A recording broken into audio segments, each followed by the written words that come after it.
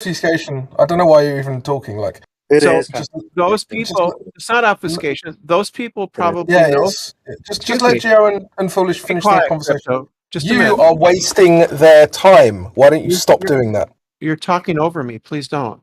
So why don't you just let hold them on, wait, finish let the her conversation? explain. Let her explain why she thinks it's not Not her. relevant, and then we can rebut, please. I think that it's a good thing that people don't have to know everything, and those people probably know things that you don't know, right? Great point. And so Okay. then all Duly noted. together, as a society, we have a greater amount of knowledge, right? Everybody doesn't have to know how to do open heart surgery, but it's nice to have people that actually know how to do that. No, I hear you on that, but I mean, the question was brought up in the context of this idea that this huge percentage of the world believes it's a globe, and this somehow that's supposed to make it stronger or more of a truth or something. Just in that context, it wasn't specifically connected to that, but that's part of the context of which I brought it up. So this idea that everybody believes it's a globe, but in reality, most people, like whatever the percentage is, don't even know the basics of it. So they're literally just blindly believing pictures from NASA or because their parents or teachers told them, whatever it may be. And they have no grounding or stability in it at all, which really means they're really more on the fence. And this idea that there's like this huge army of globe believers out there is just a house of cards. Right. No, I would disagree with that. I think that the fact that people regularly see and interact with technology that depends on there being a globe Earth just supports more the idea that the Earth is a globe. No, they just watch too much TV. And can you be specific? Can you be specific about that technology that needs to be applied? GPS, all kinds of technology. Well, that was so specific. Wait, so you assert that we couldn't trilaterate or triangulate without a globe? The GPS depends on the Earth being a globe. Yes or no? It depends on it depends on the Earth being a globe. Listen. Before you Michael, just quickly, the book you actually posted has a complete section on geodesy, and the whole point of that particular section 5 in the book that you posted, and that talks about the coordinate system that is used, and that's the coordinate system that GPS uses. Yeah, every single airline flight depends on the Earth being a globe. Every single one. This is like wild, and now it's going to be the Brenda show, and Brenda's going to just spout off all the scripts that we've heard. Let's avoid that. I agree. Let's avoid that being the Brenda show and just trying to go back and forth with her. I'm just saying what I would say. Every single airline would crash if it was a globe. By the way. Well, there's nothing wrong with good. Well, I personally think that Foolish Decisions and Gio were actually having quite an interesting conversation before it got misled into a silly path. I don't think that the claim fact that this somehow undermines belief in the globe is true. I don't think that's true. Okay, so anyway, is there any chance at all that we can go back to the original, more interesting conversation? This is the original conversation. I'm with Brenda. Foolish Decisions, you get his point, right? Which he was bringing. Yeah, this is the original conversation. Whether or not the general belief in the globe makes it more likely that the Earth is a globe, yeah, it does, I think. Cool, well, I'm out. You guys have fun. Bye. Oh, Lord. I don't like to use some arguments ad populum. Which is why I don't tend to use that. I wasn't like the bandwagon fallacy. I wasn't. No, I know you weren't, Brenda. That's not what I'm claiming. Got it. I'm trying That is a bandwagon fallacy. But also, this topic, it wasn't really about like what the truth is necessarily. It was more about the concept of the amount of people that the general concept of how many people believe the globe is actually not what it first would appear to be in terms of like, meaning on the outside, like, oh, everyone thinks it's a globe and it's so solid. But like in reality, 90+% of people actually they really don't even know what it is. And for me, I if you want to say no, then I would reflect that exact same argument back to every flat earther. In fact, I would say it's more of a belief with flat earth than it is knowledge. Because, whilst, yes, I agree, there are certain things that I have to have trust in, which I'm not going to deny, and I never do. But there's also personal experiences that I've had, and interacted with. So, as one of my favorite anecdotal stories is I used to work on oil rigs. And my job was hooking up satellite communications, for data center transmission. I think what I said, I'm sorry. No, go on, Perspective. I was just going to say, I think what I said might have started this conversation, at least led it towards it, and saying that I think that the best way to identify, at least for me, would be non-believer. Because once you start classifying yourself, then they can put up straw mans and try to say you're claiming something about the whole thing, which you could never know, and all these other things. But if you just stop believing the idea that we're on a spinning ball, then you're left with your default reality, which is what we all experience. We all have to agree that it's a stationary plane. Yeah, no, that's wrong. That's incorrect. No, I'd say that's a false dichotomy. You just say out loud so many times. No, but it is a false dichotomy. Just because you say I'm not a ball believer or whatever, doesn't mean that the default is A, stationary, or B, flat. Flat. Well, if it's not moving, what is it? What input is he going to refer and anchor his reason on when not his immediately experienced reality? Exactly. Your conclusion, you're putting your conclusion ahead of your reasoning. Non sequitur. It's not a non sequitur. Yeah, actually, his point was you're presupposing that the Earth is a globe. No, his point was.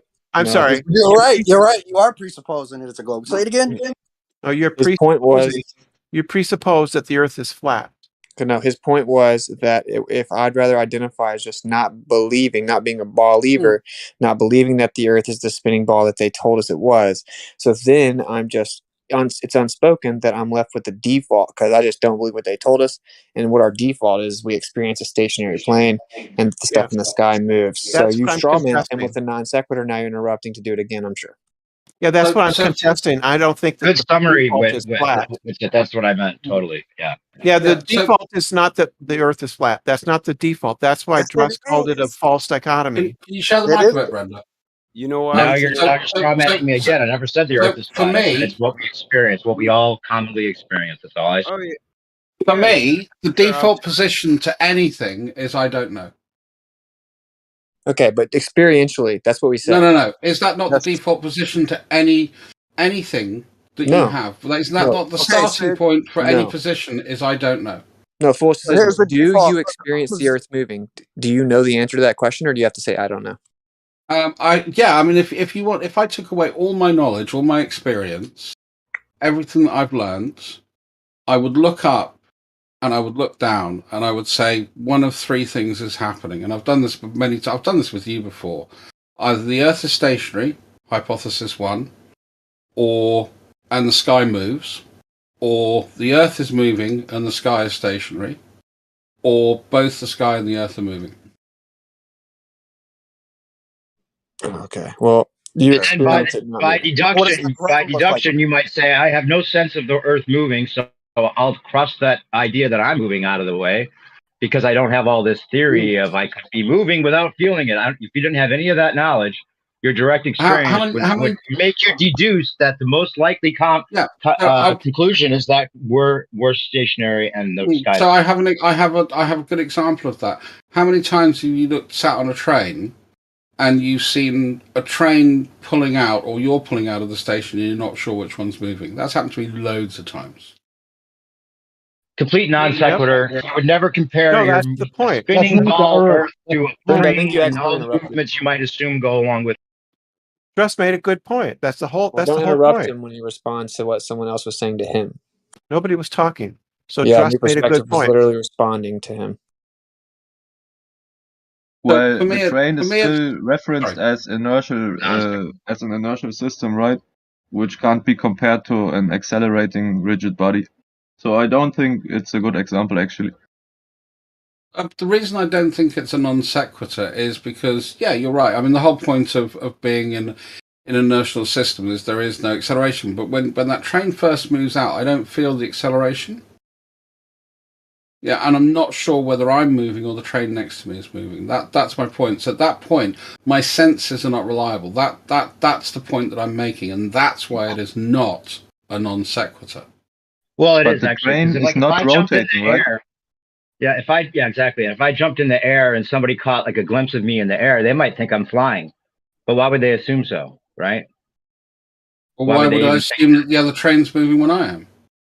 Well, that's one small example, but you're making it seem as though that would suffice as to say, oh, I'm deducing that just because I could be on a train and have this illusion that I'm moving once for a little bit, that maybe I'm actually moving in circles and rotating and flying through the air and all these other things that the globe Earth movements would require. It's totally not comparable.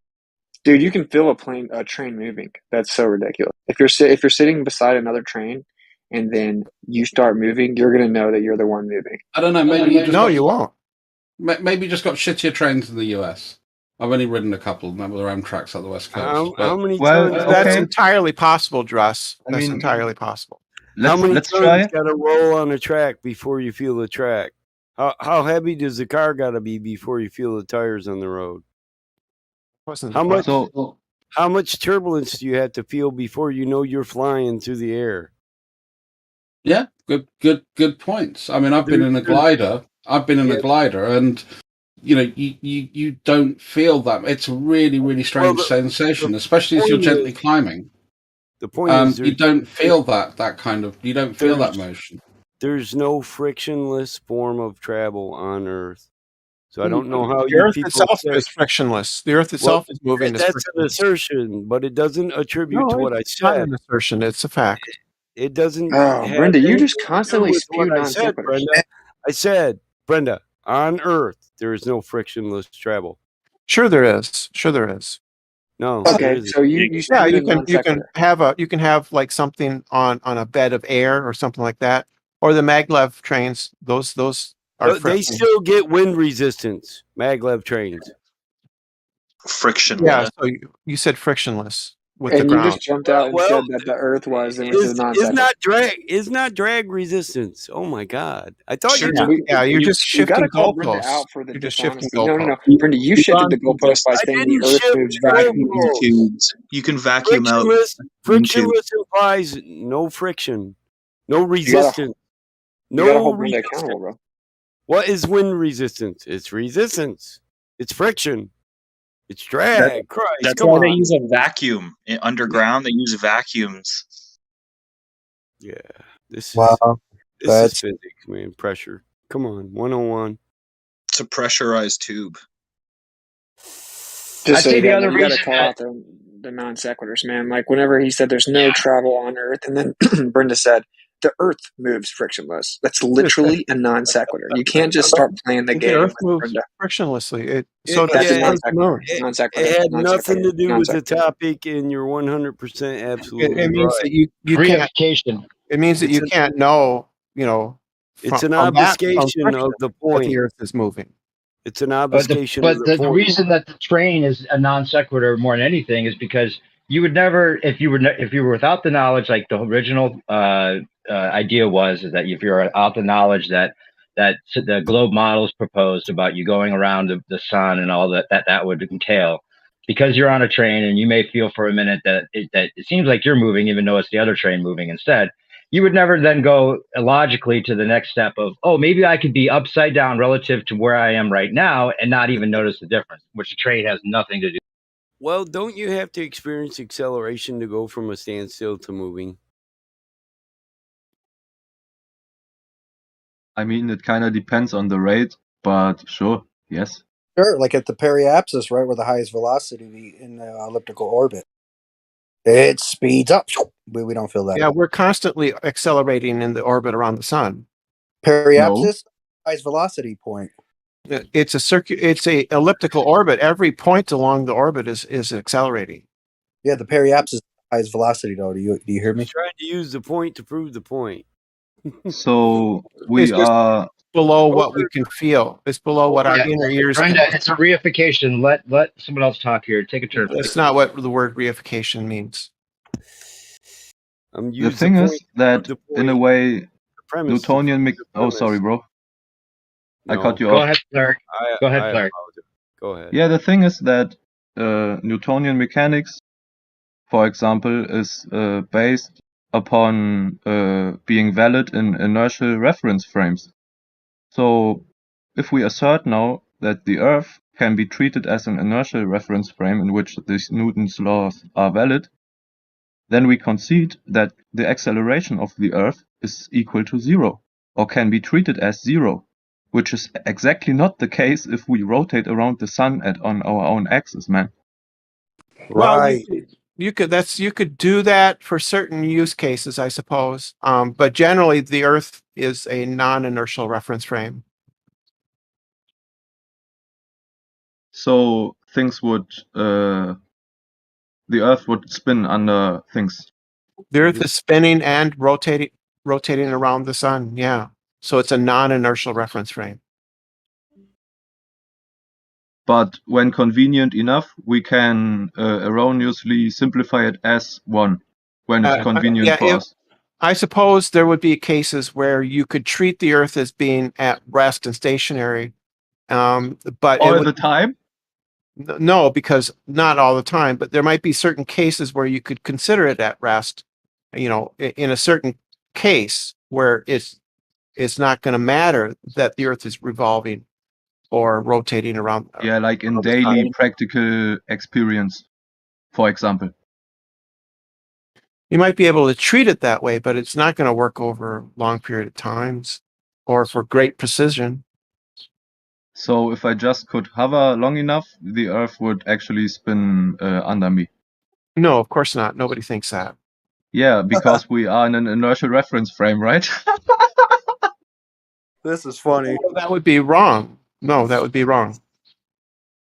That isn't even the argument. That doesn't even validate the argument you thought you were trying to make. Yeah, because of sticky gases, right? Okay, so now you know what I'm thinking, actually. No, So it's not because of sticky gases. It's because it's non-inertial, then it's accelerating, right? The Earth is a non-inertial reference frame. Yeah. Yeah, accelerating either in a linear fashion. It's rotating. It's an orbit is an acceleration. Yes, it is. It's a constant change of. It's constantly accelerating. Yes. And Because change. it's a constant change of. Oh. It's constantly changing. That's what. Okay, but that would invalidate Newtonian mechanics then. There you go. No, it doesn't. Yeah, it does. The constant change of what, Brenda, starts with a D. Man, it's tough. So I just posted one. Newtonian mechanics works with high degree of accuracy for motions near the surface of the Earth and for the motions of celestial objects. Therefore, the reference frames associated with the Earth or the solar system are good examples of inertial reference frames. Reference frames where Newtonian mechanics works, with good enough accuracy. As we showed, if the laws of Newtonian mechanics hold in one reference frame, they hold in any other, as long as the reference frames are in relative rectilinear and uniform motion. They are infinitely many such reference frames, all qualify as inertial reference frames. Yeah, I said you can treat the Earth as a inertial reference frame for certain cases, but not for all, because the Earth is not stationary. Yeah, but then we step into like a violation of non-contradiction here, because we can't have both cases. Yes, you can. The law of non-contradiction applies to the same context, the same initial conditions. But if they're different, then it doesn't apply. If they're different conditions. I mean, we are not only rotating according to the model on our own axis, but also to respect to an external center, which also rotates with respect to an external center. So how even comes we can consider it as inertial when it has not only one rotation but more than that, right? It tells incredible speeds, right? The paragraph that you quoted tells you what conditions you can use to treat it as an inertial reference frame. They say in that paragraph. Yeah, sure. I just supported my statement before. It says as long as the reference frames are in relative rectilinear or uniform motion, right? So we can treat the Earth as stationary if you consider those things on the Earth that are all, relative to each other are in uniform motion. Yeah, but it's not uniform. Which things? Yeah, they are. Right? No, it's not. You got a periapsis. You know about that, don't No, you? so if you're like in a car, right, you can treat everything within the car as inside of a inertial reference frame. You can treat them as being inside of a orbit because they're all moving uniform with respect to each other. Even if the car is going 100 miles an hour, you can treat it as an inertial reference frame. Is that how precession, axis, and orbit all work together too? Same thing. That's tough. Each one of I them mean, is hold on. Each one is a circular motion, so it's in constant acceleration because the direction and the velocity change constantly. yeah, exactly. And if we Wait, use the the what? car example, we again refer to the inertial reference frame, which the car can't be compared to the Earth having rotations. Exactly. That's exactly the point. Car's rotating with the Earth around the Earth's axis and revolving around the sun. But if the test that we're doing isn't going to be able to measure that, then we can just ignore it. Oh, there you go. Wow. So the Earth actually rotates, but we cannot feel its movement? That's correct. You can't feel it. Okay, but that in a way would be an opposite argument, right? Because if I go from common sense and immediate presented reality, what I just experienced, and everybody can go outside and verify it for themselves, what would be the immediate conclusion, right? You just use something which is not experienced and say, yeah, this could also be the case, although it doesn't correspond to reality. It does. It's just that your inner ear isn't accurate enough to pick up the rotation of the Earth or its revolution around the sun. It's just your inner ear just isn't that accurate. That's all. Is the rotation of the Earth constant though? Of course it is. You just thought we just talked about how it wasn't. It's one revolution every 24 hours. So it's first of all it's rotation. So it's constant acceleration. Yeah. Wow, crazy. Yeah, but so this is not. Is it accelerating or decelerating? No, it's constantly accelerating. Did you know that that's actually not what your model says? No, this is our model. You don't understand the Earth globe model. You never have. Your model is actually says that the Earth is slowing down. Is it still rotating? You're shifting context again. Its rotation is slowing down. Yeah, I didn't say it wasn't. I said it's rotating. Constant. I said it's rotating. You said it was constant. Yeah, it is constant. Well, if it's slowing down, how is it constant? Yeah, how long of a period of time? Oh, so it's not constant, but it might as well be. Yeah, it might as well be given the period of time. What is it? What is the rate that it's slowing down? How many centuries? I was the one that didn't know anything about it. How many millions of years will it take for it to slow down completely? It slows down every single day. Yeah, sure, but can you measure that? So wait, you think the Earth is slowing down?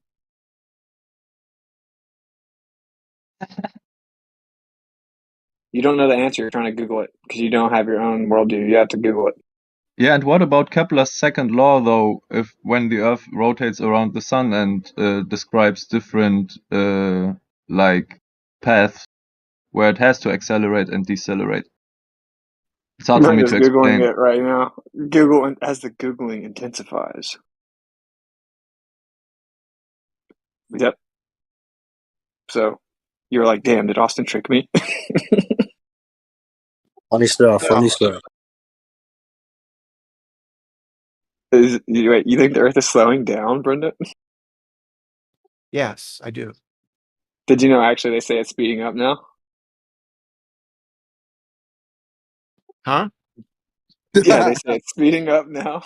No, the Earth isn't speeding up. Well, that's what your scientists say. No, they don't. Yeah, they said in 2020 it started speeding up. No. Yeah, 20 of the shortest recorded days, the Earth started speeding up in 2020, according to your religion. This is tough. This must be awkward. Yeah, it is. It's pretty awkward, man. I mean, it's like the kind. I mean, not trying to hold you to it, right? But it's like the same thing when they say there's water, 400 trillion gallons of water in outer space. Do you believe that, Brenda? They claim it.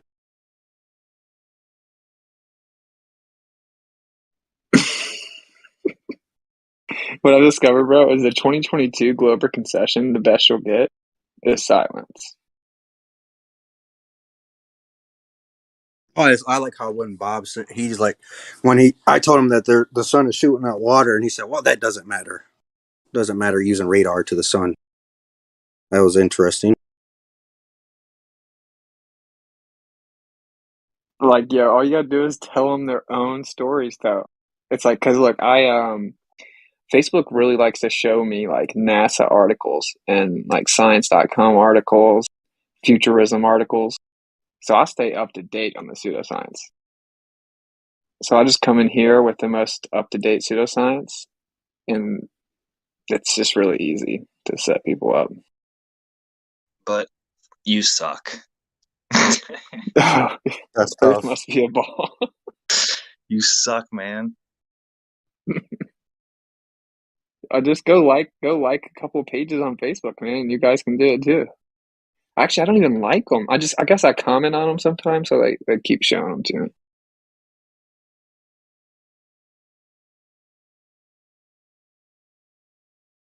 Like the craziest stuff. Like here's how a black hole sounds. Oh, new startling discovery may dismantle the universe as we know it.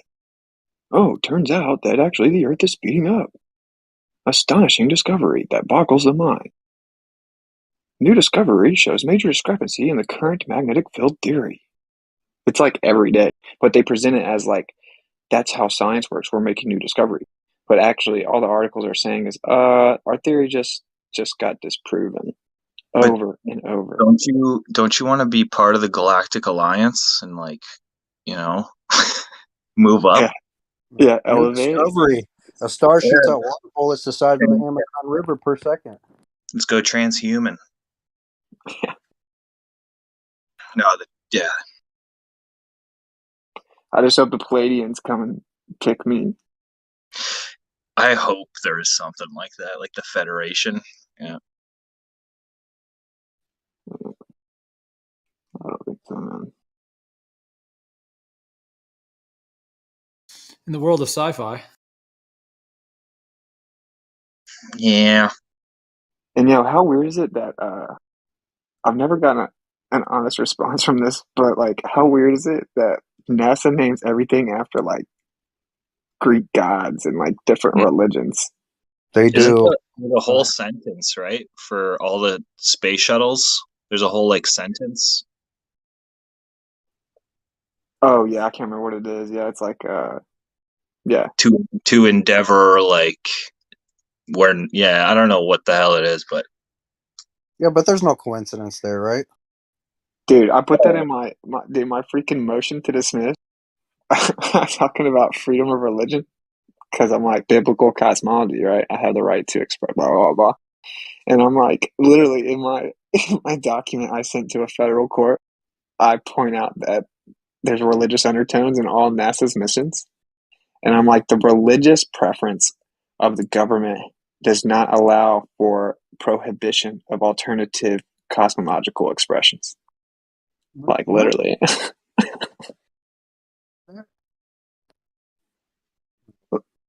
Like I call out that that NASA has like a religious bias and they censor opposing belief. Well, sure, I heard that they made some kind of like rule in the company where you can't like mention Jesus or something. I heard that from somewhere. Like you can't talk about Jesus. I heard that from somewhere. I can't remember, but I know I heard it. I'm gonna have an ex-NASA employee on my show soon. Like we're gonna get a house, so I'm gonna start doing like I have a pretty professional setup and like a professional show. I don't even want to say the name honestly because anti-flat earthers will try to like take the name. Yeah, but I think I have a name for the show. You've probably seen him. Yeah, What's the name? I'm not gonna say it.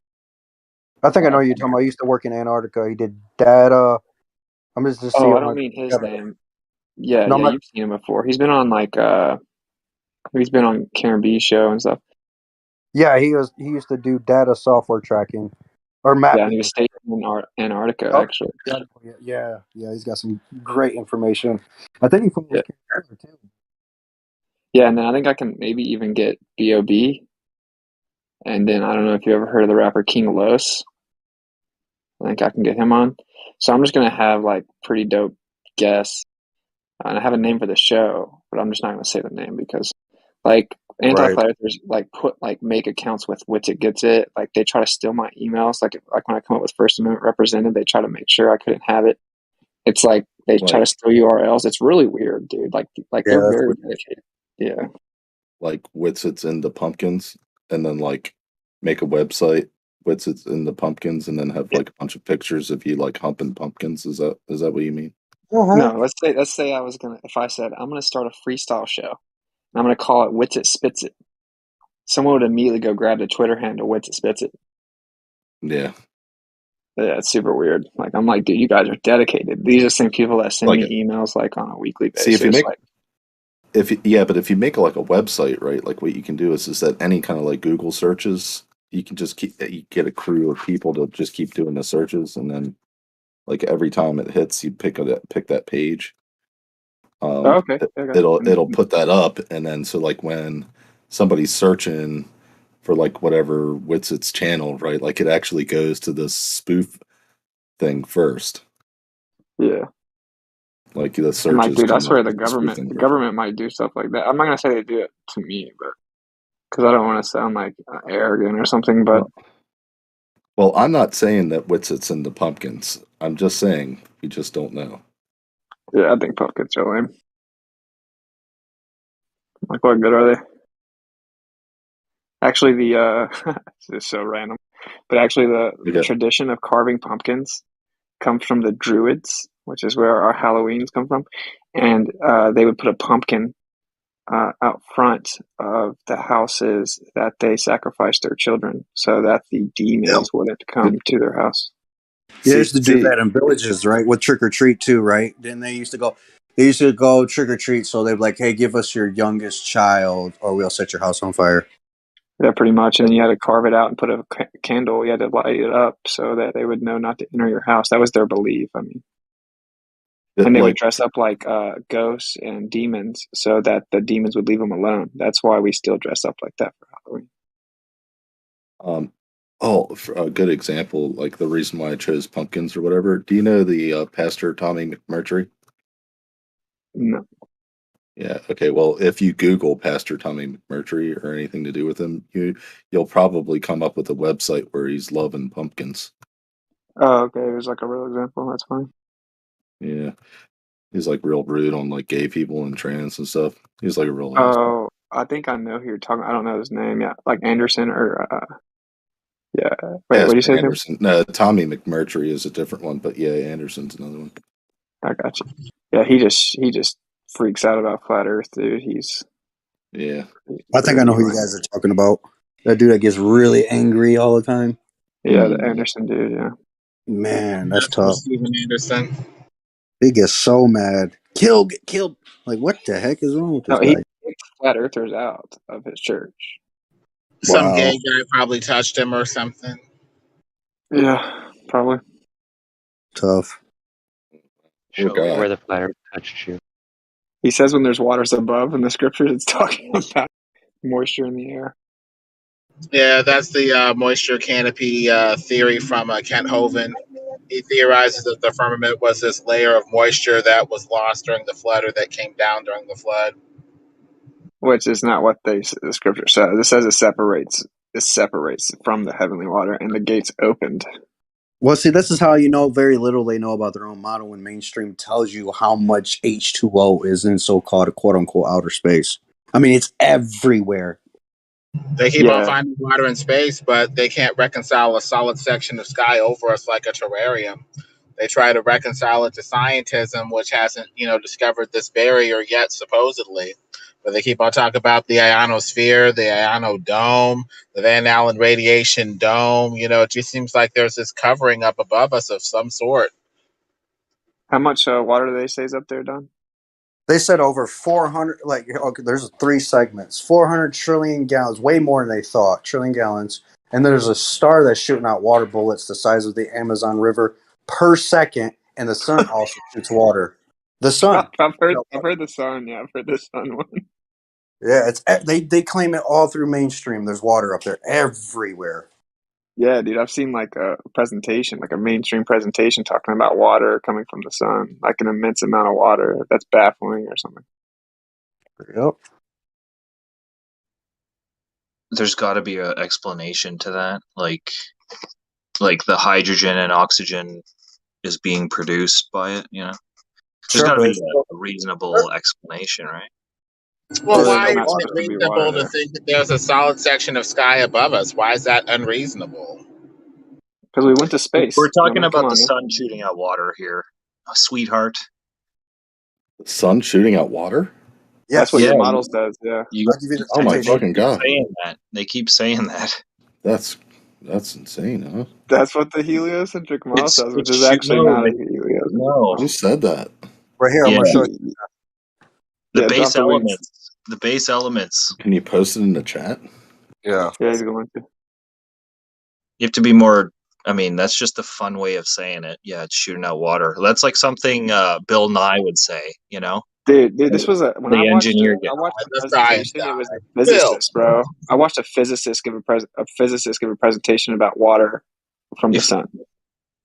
Yeah, and he was probably being really nice to the crowd, and it was a young crowd, and you know, he said it was shooting out water, and here's how, you know, and then he explained. He said that he doesn't. He said that they don't understand it yet. That's what he said. Okay. That's what he said, bro. I said, why would I make this up? I don't even bring this up. Yeah, no, that makes sense. If they don't understand it, I mean, we can take stabs at it and Google it, but I would, you know, say that the elements are being shot out of the sun. The elements. Scientists have found more water in space than they ever knew possible. There's a star. You'll remember this time with it. Wait, there's a star shooting. Wait, so what do you mean? Next week, Brenda's going to tell you, do you deny hydrogen power? Of course the sun is shooting out. There goes the neighbor. There's just a few right there. There's a few right there. That's a different star, right? So a different star. Yeah, hey, it's up there. It's all over. It doesn't actually say that it's shooting out water. Well, it says star found shooting water bullets. Is that a different star? Yeah, so the first one says the sun is spraying water into space. It says when the solar winds hit oxygen-rich rocks, water can form. This other one says scientists have found more water in space than they ever knew possible. Found a cloud of water vapor 12 billion light years away. Okay. And it's bigger than you could possibly imagine. When the solar winds hit oxygen-rich rocks, yeah, that makes sense because all the hydrogen gets, you know, yeah. Yeah, but well, they didn't actually observe that. But here's the thing. They didn't actually observe that. Here's the thing. Trying to get the distance to the sun using radar. Doesn't it matter what's between the Earth and the sun? Nobody's using radar for that, by the way. Oh, they are. What? Nobody's trying to find the distance of the sun with radar. What do they use? It's initially parallax. Light. Oh, you're telling me no Globers claim that they use radar to measure the distance to the sun? If they have, they literally do. Well, I mean, like Zeg your heroes, like Kosho, Zanuck, like Rumpus. No, they don't. Not to the sun. Yeah, Zanuck has said that over 20 times. To the moon? Yeah, I can personally attest that I've heard it out of his own mouth. So, I mean, we have 2 witnesses here. First of all, why would you need a radar? Like for our spaceships, you know, like to Well, no, like they just try to. Okay, so they try to. When we ask them, like, how do you verify the distance? They don't like to talk about the old methods because they were so consistently changed up. So they want to bring up something new, so they can say science evolved, and that's how we know more now. And so they always bring up radar. You're just lying. That's not true. Okay, well, you go ask I actually debated Tuna and Bob, and they both use radar. By the way, not for the distance to the sun. Yes, like a radar coming from the Earth to measure the distance to the sun. I told them all. They didn't. I taught them all light, seen and unseen, as the spectrum of electromagnetism, and they disagreed with that too.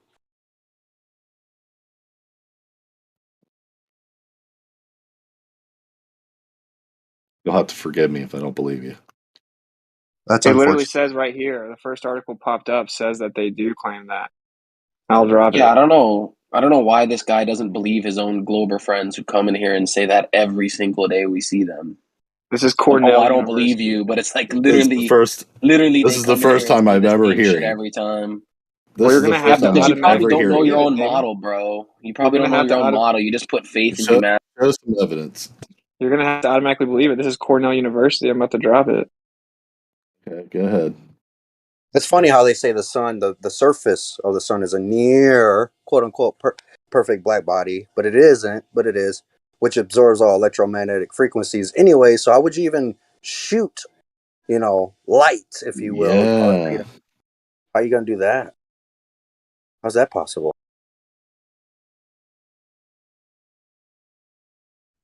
You need like radar to observe through clouds and stuff, like on orbiters, like to penetrate clouds and shit. I was just reading. Well, they said they shoot radar at Venus, I guess, and then calculate the distance to the sun. Yeah, I mean, it works like by bouncing it off. I guess it is radar, right? It bounces off and comes back. Do they have reflectors on Venus? Of course not. Yeah. Did they land? Well, they could have landed probes with reflectors. Probes. No. They claim that they okay. People always say that, like that's how we know we went to the moon. We shoot radar up there and it hits the reflector, but they claimed that they first did that in the 40s, long before the moon missions. Nothing to do with reflectors. It's just a talking point. Exactly. Every time. Oh, I hit it off the radio reflectors that they left after the Apollo mission. Oh, and then I asked them, have you ever aimed the object at somewhere else on the moon to maybe, test for it not bouncing off that part of the moon? Oh, no, I can't have access to it. It costs millions of dollars, and this machine is in control by academia. It's like, well, then all you're doing is just parroting their points. I don't need you. I already have Google. Right. Dude, they say they get one photon back. So I did a search for radar in that Control F, and every single occurrence of radar is not pointing at the sun. They do not directly measure the distance of the sun using radar. I just said they shoot it at Venus and then calculate the distance. I just said that. Nah, yeah, you did just say that, but like you were getting on me about like how everyone says that we use radar pointed at the sun to measure the distance. No, we use radar to determine the distance to the sun. That's right. That's what they say. Yeah, and this community, yes, they definitely say they use radar to get to the distance of the sun. Yes.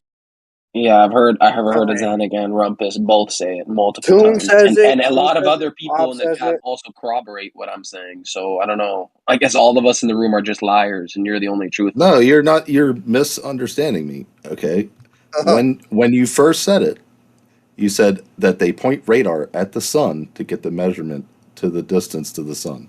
That's what you said. So your Glober Those friends. words never came out of my mouth. So well, that's how I heard them.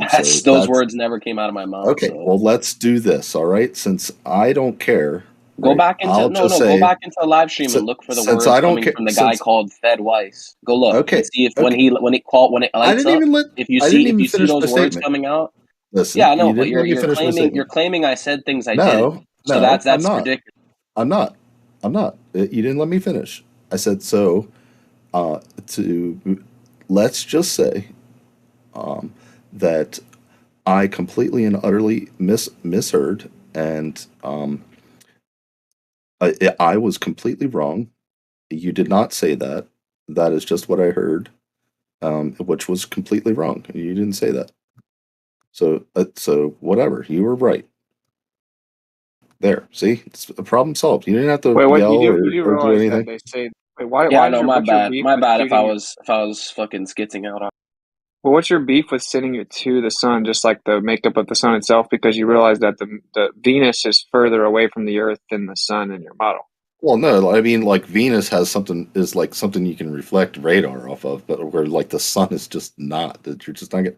First of all, it's really far away, so it's not going to be very accurate. And then the Well, sun is Venus is huge. further The sun is away, though. huge and has a lot of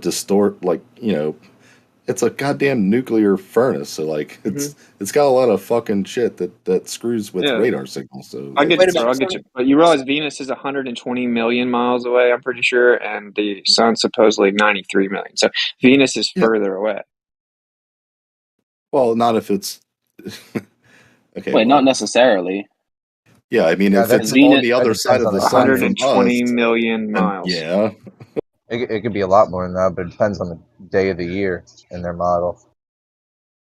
Actually, it says most times it can be much further than that.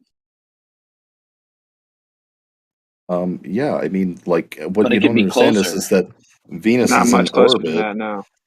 around the sun, and so it goes at a different speed around the sun than the Earth does. So at some points, Venus could be on the opposite side of the sun as us, and so Yeah, so it does say therefore it it can be would be closer. way further away from us than the sun would be from I us. know that, man. Jesus So Christ. it says like the closest it'll ever get is like 0.3 astronomical units, so like 30 Right. million miles. Yeah. And then like the average around 120, and then it can be higher than that. The true distance from the sun, Venus is, well, it says current distance, I guess. So yeah, 67 million. What's your point, Earth is life? Are you saying, do I have to cite it again? You think about how exhausting it is for us, where we just cite your model and you guys say it's wrong, and then we have to like go get No, it. we don't. It's the only thing that we say is wrong is your conclusions, not My what conclusions is actually this is is. all pseudoscience. I mean, you can believe it if you want to. Well, I mean, that's fine. You can say It's your pseudoscience. interpretation. It's your right. Yeah, It's your that's whatever. That's cool. interpretation. Dude, the distance to the sun has changed like 7 times. And if you were So alive, the It's always second time, you would have said you it'll knew it was change. right then too. It'll probably change several more times. So what? So then Like, that means well, every time that you guys act like we're crazy when we say it's not actually 93 million Wow. miles away, you were wrong. no, we weren't. Okay. So if it changes, Wow. if you changes, you weren't wrong. Well, I mean, it's a straw man, but I mean, if you want to beat it up, that's your point. Okay, so you don't think the sun's 93 million miles away? That's a straw man? Well, it's an average. It's an average? Yeah, it's an average. Interesting. The sun changes its distance from us. Yeah, It it's could not- be. It could be distance from the sun, I should say. 93.2. All right, so Damon, are you claiming that this is true, or are you just saying that it's something that you generally believe because that's what you've been told? Where are you at with that? Well, I believe it to be true. If that's what you mean, yeah. You believe it to be true, so you don't know it to be true, but it's a belief. Well, what's your definition of belief in that sense? Like, is it sort of taking on faith, as it were? No, it's belief due to evidence, right? And I have a certain amount of confidence. But when I said faith, I didn't mean like some kind of religious or spiritual faith. Even Yeah, I was no, just I mean, saying like yes. you have faith in the quote unquote scientists or the sources that what they did is legit. No, I don't have faith. No. It depends on your definition of faith, but I you don't, said confidence. Like my definition of faith would be, believing without evidence. So I don't have faith in it. No. But the evidence That's not the definition of faith. The definition of faith is complete trust or confidence in someone or something.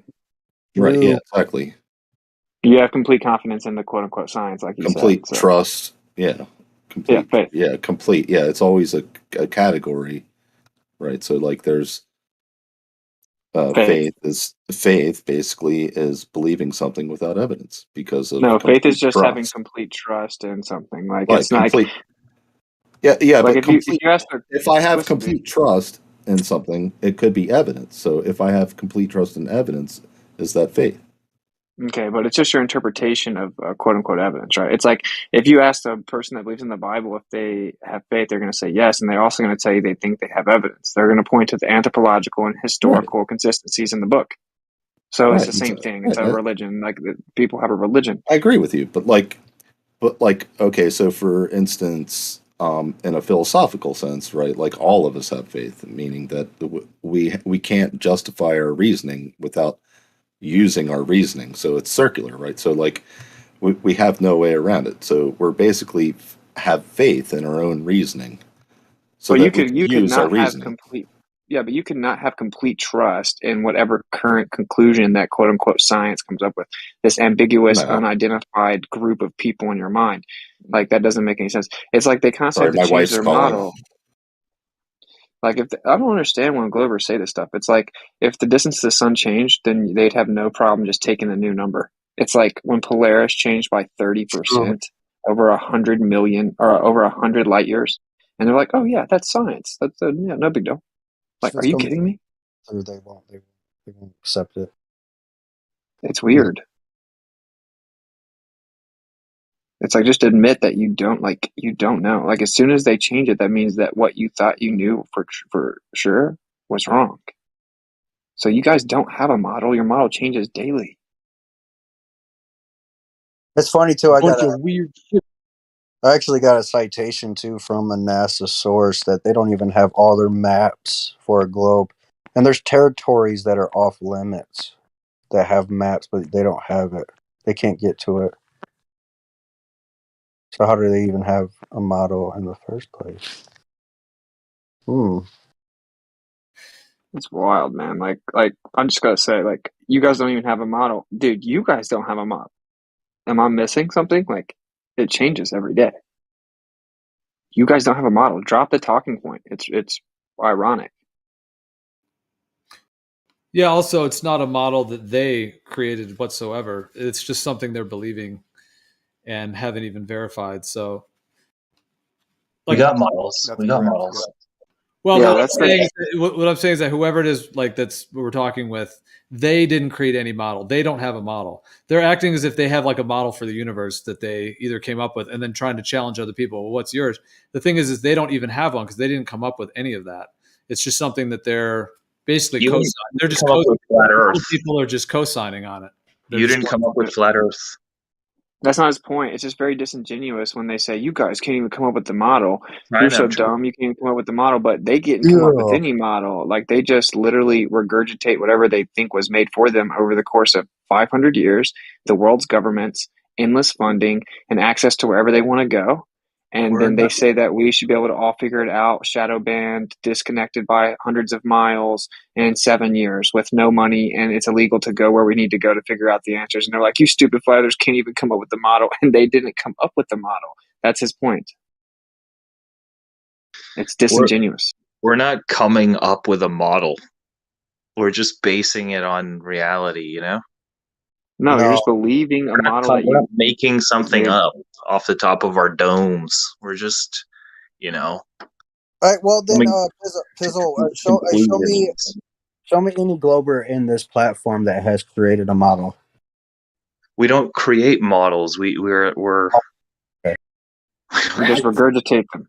What? We just regurgitate the one. Yeah, just like you regurgitate flat Earth, we regurgitate. He literally couldn't help but copy what you said, Witsit. That was disturbing. But I'm saying, Pizzle, I actually like you out of the Glovers, okay? So, but like, how do I regurgitate? Dude, we all disagree. We don't even agree. Like Exo and I think there's just a bunch of water and that the land's just in water. We don't even know. We don't make any confinement to it. We think it is water. Everything is water except for the land being the exception. Bingo. So most players don't think that. When we disagree, like between the Globers on certain things, we perform experiments independently, and if we're honest, we would come to one conclusion. Hold up. Which Glober in here, out of all these Globers, has done which experiments exactly? Because the amount of shit that I hear Globers talk about, there's no way they did that many experiments. It just seems like they're citing other people's experiments. Well, let's stick to the things that we can do. So that includes you. You're not going out and doing experiments. So what we can do is we would independently do our own research. And if we're honest Globers, then we should come to a reasonable conclusion that's very, very like on point and similar. So you would be down to do an experiment that would prove or disprove the globe? I mean, me personally, or like Like all Globers of us in together. general? Like, would you be interested in Yeah. working with flat earthers to do like an experiment? No. Well, I would do what I could, but I'm like I don't really care about it at all. But like if you told me to get on camera and like film the sun right now or some shit, I'd be like, all right, here you go. Gotcha. So check, this is my most recent one that debunks the globe. So you know how your model claims you shoot radio waves to the moon 238,000 miles away, which means it has to go through the ionosphere. And whenever we shot radio waves 2,000 miles away, Marconi did it. It was supposed to get hit by the Earth's curve at 200 miles, and so they said you can't do it, but he hit it first attempt. So they said, oh, there's this thing called the ionosphere, and it reflects off of it. Then we shot at 10,000 miles. So when we shoot long radio waves on the Earth, they say, well, it would get blocked by the curve of the Earth, but it actually bounces off the ionosphere. But these radio waves we shoot at the moon don't, right, according to your paradigm. So then if we shoot those same radio waves we shoot to the moon across the Earth, like 5,000 miles, that would debunk the globe, right? Because it couldn't be reflecting off the ionosphere because it goes through them in that spectrum. Yeah. Well, you can kind of shine like a laser through water, but if you shine it at a good enough oblate angle, you'll get it to reflect off the surface, and kind of like a mirror too. You're shining, if you shine at the right angle, you're past, it would be a direct 90-degree thing. That reflection would be a change in signal, right? Yeah, you don't get the reflection because these go through the ionosphere according to your own paradigm. You claim you shoot them to the moon. Yeah, no, I hear you. And there's different focuses. You can focus the lenses differently. You can make them, say, long range and short range. You can, the bigger the array and the antenna array, the receiver and transmitter, the better, right? Like, I don't know. Yeah, it would be an expensive experiment. I know, that's what I'm like. We have to all work I'm together. on board with it. I'm definitely on board Why with that. would you do an experiment with a flat earther? Well, see, all you got is like, on Discord. On Discord, we're limited to only so much. So, right? Yeah. So, Damon, I'm just curious. If say hypothetically someone had genius IQ and was working on like a hydrogen power generator that would save the energy crisis across the Earth, but he thought the Earth was flat, you wouldn't be interested in working with him because he thought the Earth was flat, even though he could show you a generator that works. No, I mean, I would look at his if he put it out there, right? We'd look at his research and evidence, right? Like that's what we're talking about, right? It's called reality, right? But I wouldn't work with him on an experiment testing whether the Earth was flat because he already thinks the Earth is flat. Well, we're actually, one side's actually open to being proven wrong. The other side doesn't want to even entertain it. No. See, there you go. There's two Globers who disagree. I told you I'd be down because I know that the only thing you can ask me is like to send you video or to take a picture for you. And I'm like, okay, that's nothing. And you're never even going to do it. You're never going to ask me for shit. So I'm just agreeing to be a good sport. This guy is just a different kind of Glober. He's all fucking, fair enough. So they vary and they're biased towards flat earthers, but that's not really the point. Yeah, I get it. Like everyone's different, but my point is like personality getting in the way. That's not what us. I just said. Debunks the globe. There's no way around it. If you can shoot that radio wave 4,000 miles, it debunks the globe. There's no way around it. No. Yeah, but then you went on and said Globers won't even perform experiments because of this guy. That's his personal beef. Oh yeah, I'm agreeing with you on that, man. I'm agreeing with you. You could come up with an experiment, and I would agree on whether that was a good experiment or not. But I'm not just going to do any experiment with it. Yeah, and they're not going to ask you to do anything. They're just okay, Damon. So what I just said So what I just said, would that debunk the globe? Yes or no? No, absolutely not. Okay, so how would you explain on a globe then? That's funny. What do you mean? Dude, if I shoot a radio wave 5,000 miles, it can't go through the curve of the Earth. Right, so it needs to get. So it can't go through the curve of the Earth. It get blocked. Could you rule out any other possibility? Yeah, there isn't the Earth's horizontal. Yeah, you're just asserting there's no other possible way to get a fucking signal across. You think you can get a concession with it to what would it take to earn your business? Like, what do I got to prove? Because that's the hardest part. Once you get to that point, they're going to say, I'll get back to you on that. And then you're going to be waiting for a while. There's too many assumptions in that experiment, right? That's all Wait a I'm minute. No, saying. there's not. No, there's Wasn't literally this not. already done? Wait. Hold up. This was already done, though, right? Hold You're not even following your own fucking crazy scientific rules. There's too many assumptions. No, hold up. There's too many assumptions in that, but there's not any assumptions in assuming the medium between Earth and the Sun for 93 million miles, of which most has never been charted or gone to. Dude, this is complete bias right here. This just shows how biased they are. Well, wait a minute. Yeah, you're correct on that. But wasn't this already done with Wi-Fi? Wasn't it from like over there in the east? Right? They got a signal over 200 miles. Right? Really, Wi-Fi 200 miles. Yes. I can't even get Wi-Fi World's outside my record. house. World's record was over 200 miles. Wi-Fi? Yes. That sounds like bullshit to me. Nope. Sorry, man. Photography. I can't even get Wi-Fi It's outside actually- my house, man. It's actually on that guys. I forgot his name, but he did that FE Core's gyroscope. Yeah, reportedly achieved a Wi-Fi transmission distance of 304 kilometers or 188 miles, linking Sardinia Island to central Italy. There you go. Post it. I want to take a look. Just post it, I'll please. post it. It's on www.governmenttech.com. You don't want to learn. You just want to confirm your own biases. You were the one hand-wave dismissing new information this whole time. Who? When? You, Where? man. Whenever we told you that that people claim that you shoot radar, you're like, no. When they said that there's water in between Directly us at the and the sun, sun. you're like, I already went through this, and I said I was completely and utterly wrong. How am I trying to confirm my bias? When have you ever heard a with flat an earther experiment. say that ever? Damon, I came with an experiment that would also help the globe. If it got blocked at 200 miles every time, you'd be like, okay, it's physically being obstructed by the Earth's curvature. The experiment I proposed isn't some type of bias. No, you automatically assume that if a signal would go a particular distance, right, that therefore there cannot be a globe Earth. When I was saying that you haven't rolled out anything, like how is the experiment rolling out any kind of like other way the signal can get there other than directly? Okay, let me explain it to you. So when we shot the radio wave 2,000 miles in 1904, Marconi sent a radio wave like 2,200 miles, and it was supposed to get hit by the Earth's curvature at 200 miles. So everyone said you can't do that, and then he did. So we figured out, oh, well, we know the Earth's the globe, right? So we have to figure out how this happened.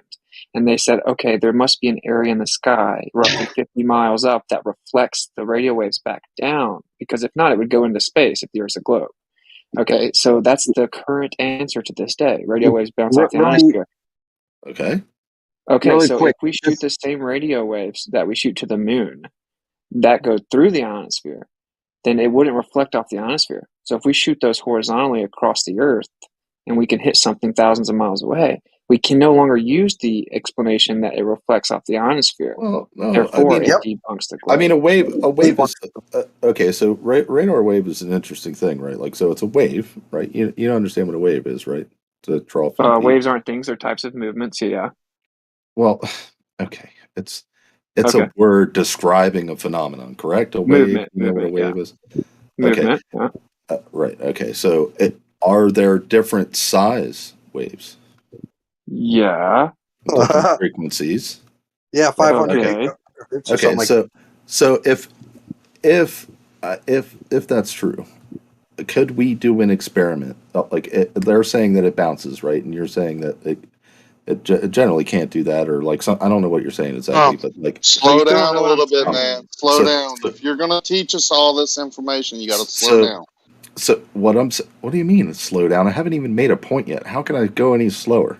Well, you just articulated you don't know my point, though. You're gonna refute my point, but you just said you don't even know. No, I just said forget it. Like whatever. Okay, fine, whatever. I'm not sure exactly what you're saying, so I said forget it. Okay, but so what I'm suggesting is that we do an experiment that would disprove the bouncing effect of these signals, as well as prove or disprove the going straight through to the moon. So what we could do is we could set up various different signals at various different frequencies and amplitudes, and we could shoot them up in the sky and see if any reflect or anything like that, or anything don't. Like we can set up different experiments to try and like figure out how, like, the direction of reflection and this and that, whatever. But like, if we were to set up an experiment to actually see if these things could reflect, like was told to you, then that would be better, right? But like, if you're just gonna say, oh well, if I shoot it directly straight, it shouldn't reach it, right, because of the curve of the Earth. No, you're not understanding. You're gonna Your rule own- out that it could Damon. possibly reflect. No, then your that's own an side assumption says it I'm not couldn't willing to poss- make. Damon, you have to listen though. You missed the most important part. Your own side says it doesn't reflect the certain types of radio waves. They're in a spectrum that don't Yeah. reflect off the ionosphere. That's why we can shoot them all the way to the No, moon, no, no, no. 250,000 miles away. You have to be within a certain degree, right? Like, so somewhere close to 90 degrees going through the ionosphere. Otherwise, it is going to deteriorate or reflect. Is depending that on- an assumption that you're comfortable making? Listen, Is they that an use- assumption that you're comfortable making? It's not an because you have assumption. the It's something authority that can be behind done you? through experiment, through different sizes of Oh, which frequencies. experiment? Which experiment? No, which side experiment? Which specific experiment? Well, I mean, it's many. Which specific experiment tested It's a whole the body of ionosphere and the science. angle? Which specific experiment tested the angle to the ionosphere and causing it to either break through or bounce off? I don't know any specifically offhand, but if you So you if are would putting like, you are putting faith. You're putting faith. if you would like me to, You look don't it know up, you're right? putting faith. Well, no, this is stuff that I learned a while ago, right? Like, so the only thing I'm putting faith in is my own memory. I think my case rests. Yeah, of course it is, right? Because you're never wrong, which is something that I can be. Like, I can be wrong. You can tell me things, and I'll say that's I'm wrong another about that. that's another lie. Yeah, we've That's heard. another lie, dude. You've never even talked to me before. No, you're already assuming what I'm like. Well, when have you ever been You wrong? talked to me for less. You Well, talked to me less than 30 seconds, and you're already assuming What? that I say Tell that me I'm a never time wrong. that you've ever been wrong You're about making these a ridiculous things. assumption, Well, dude. wait, real fast. You're Damon, we're making gonna a give him a ridiculous chance. assumption. We're gonna give him a chance. He said he can admit when he's wrong. Okay, you just said that it can only be shot at specific angles. This is NASA saying you can shoot them at different angles. So you want to admit you're wrong? That's where you get like 437 What a megahertz. different. Can I see Notice how That's a Winston little is actually vague. I mean, No, you're wrong. It's That's round. hilarious. It's round. at You're wrong. what angle? And I said somewhere close to 90 degree, right? You get a better penetration of the ionosphere, and certain angles have a better way of reflecting. And if they're too sharp, they don't reflect. And if they're, just a little bit off, they could deteriorate completely. Well, then how do they track the ISS then? It also depends on the signal too, like how powerful it is, what type of signal it is, what spectrum it's in, what the amplitude and frequency is. I mean, I don't know what the fuck you're talking about. Also, the receiver could be closer to the target. When the wave bounces off the target and then comes back, you can have the receiver a lot closer. And yes, this is how standard radar works. Yeah. That's how we see Well, that's planes and especially shit in for the the sky. ones that bounce off the ionosphere, because when it Well, wait a bounces minute. back, it's going to be a weaker signal. So Well, you wait a want the transmitter closer. Wait, do Sure, you guys know the odds? I don't know Or if you guys the know. receiver So the odds according to NASA that you'll receive one. Do you know you receive one photon? Okay. Do you know what the odds are according to NASA? 1 in 250 million. Yeah, but I mean, That's the that's odds. not a lot when we're talking about photons. 1 in 250 million chance that you get a photon back. Well, we can shoot 250 million photons in less than a second if we wanted to. No, that's not what it's saying. It's saying when you shoot all of them out, Talking about light now. you have 1 in a 250 million chance of getting one back. Just getting one Right. back out Which of all is of what them. I just said. No. Out of all of them, you have a 1 in a 250 million chance of getting one back. Not out of 250 million. Of all you'll of get one them, back. all of them. You're What's not that mean? understanding, buddy. You're not understanding. That's not a number, and that's not a scientific term. All of them. Oh my god. Yeah. If you shoot out radio waves, you got plenty of photons you're shooting out. Okay. You just need to radio receive waves one back. There's no photons in radio waves? Well, I didn't say that. I just said specifically that radar is not photons.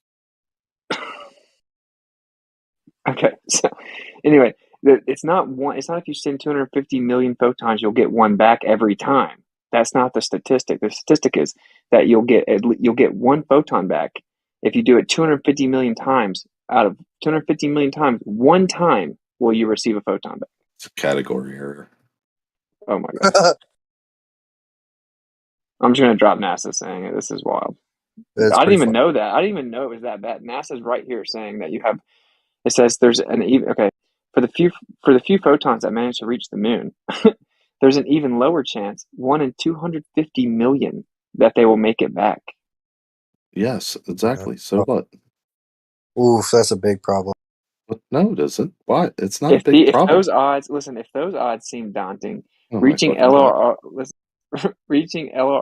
LRO's reflector is even more challenging.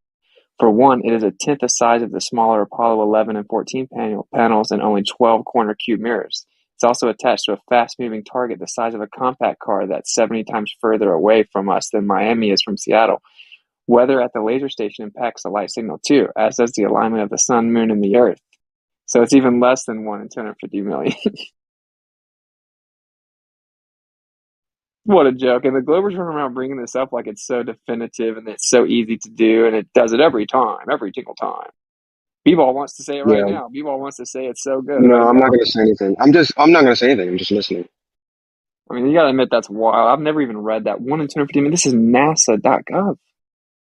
A laser source operating at 5 times 10 to the negative third watts, which is not much, operating at 632.2 nanometers. That's the wave length in 2 seconds. At minimum, shoots 1.6 times 10 to the 16th photons. And only a couple reach the Okay. moon. Yeah. Okay. No, I'm saying so in 2 seconds, right? Already 250 million divided by what is it here? 1.6 times 10 to the 16th divided by 250 million is a large fucking number. You don't get it. You still don't get it. That's not how the math works. It You is love how your math fucking so math much. works. Hey, buddy, I'm really good at math. Okay. Yeah, you are. Okay, so you don't wait, B-Ball. Do you think that's how the math works? I don't even know. I I'm not. love to let Glovers bury themselves. Go ahead. Okay, it's Why would objectively not. What are you even talking about? Right. So he just talk about a category error. He said that out I think loud. it's I think it's hilarious how you were wanting him to admit he was wrong when you will never admit you're wrong. That's not true. Ever. I will admit when I'm wrong. Okay. I I'll be still don't waiting for understand that. why we went from radar to photons, because he's talking about a laser. That's what NASA says, buddy. Wait, you don't radar they- light? Wait, you don't think radar isn't light? Wait, but you know radar and light have the I mean radar is they both have that problem with the inverse square law. So as you send it out as a pinpoint, it turns into this giant wide spread, and then on the return, it also does the same. It's also subject to the inverse square. So you're diffusing it twice, each way. When you're trying to catch one little piece, the odds are impossible, dude. And then you're also traveling 500,000 miles per hour. So how do you aim at a target, deflect it back? It's moving. It couldn't possibly even go in the speed of light, make the distance to ping off return. I mean, I don't care about your incredulity. I mean, like, it is what it is. Like, just because you don't believe it, you think I've it's seen this ridiculous. thing where they shine a laser on the moon, but the moon is not that far away. The moon is a projection. Somehow it's happening. If there's so if I have a jar of 250 million things, at like say 40 minus 1 black balls and one of them white, you could shake it up and you have 1 in 250 million chance of pulling out a white ball, correct? That's not what it's saying. Have you seen? Are you saying you'll never pull out a white ball ever?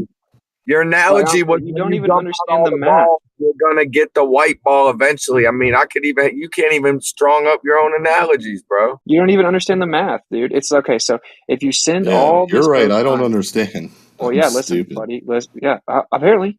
So if you send all these Okay, I'm lasers to the moon, buddy, if you send all these photons to the moon with a laser, okay, they say if you're lucky, a couple will actually reach the moon.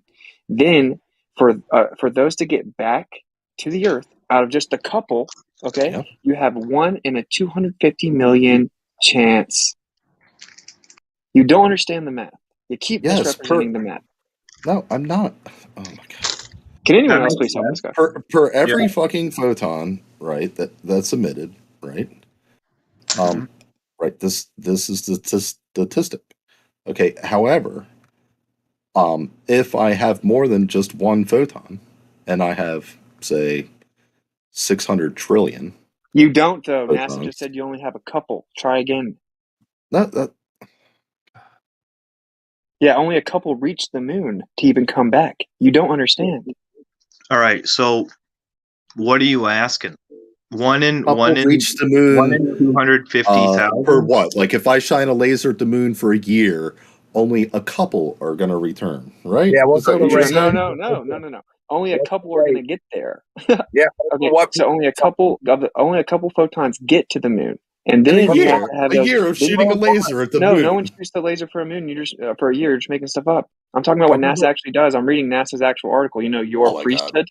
Your priesthood. I'm reading your I'm stupid. I'm sorry. You're right. I'm just too. Well, then why are you fucking interrupting so much? Yeah, you are. You did the math wrong 5 times in a row. Okay.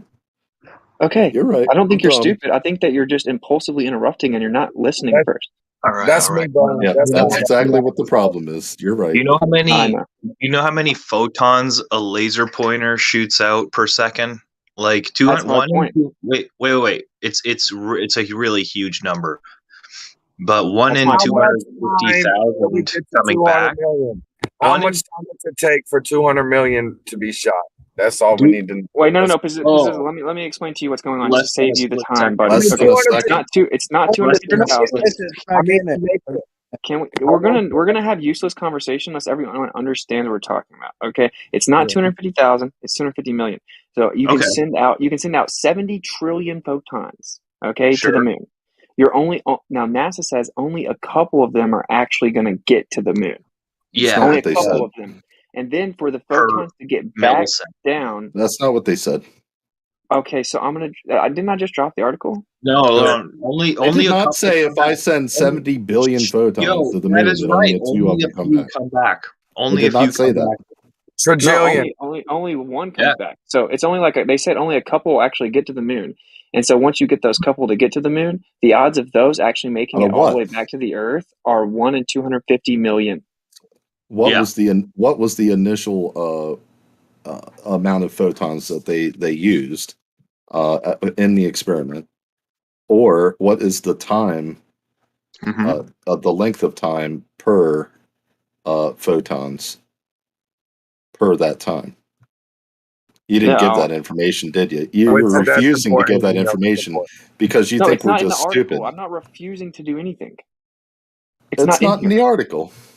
Yeah, I'll drop the article, buddy. So if I open up this article here, which it's I not haven't going to seen. say it. I have not seen it. I'm breezing through it. If it's in there, cool. I would love to get the math for this for you. It's understood. It's understood that if you're bombarding the moon with a really high power laser, it's understood that you're bombarding it with like an uncountable amount of photons.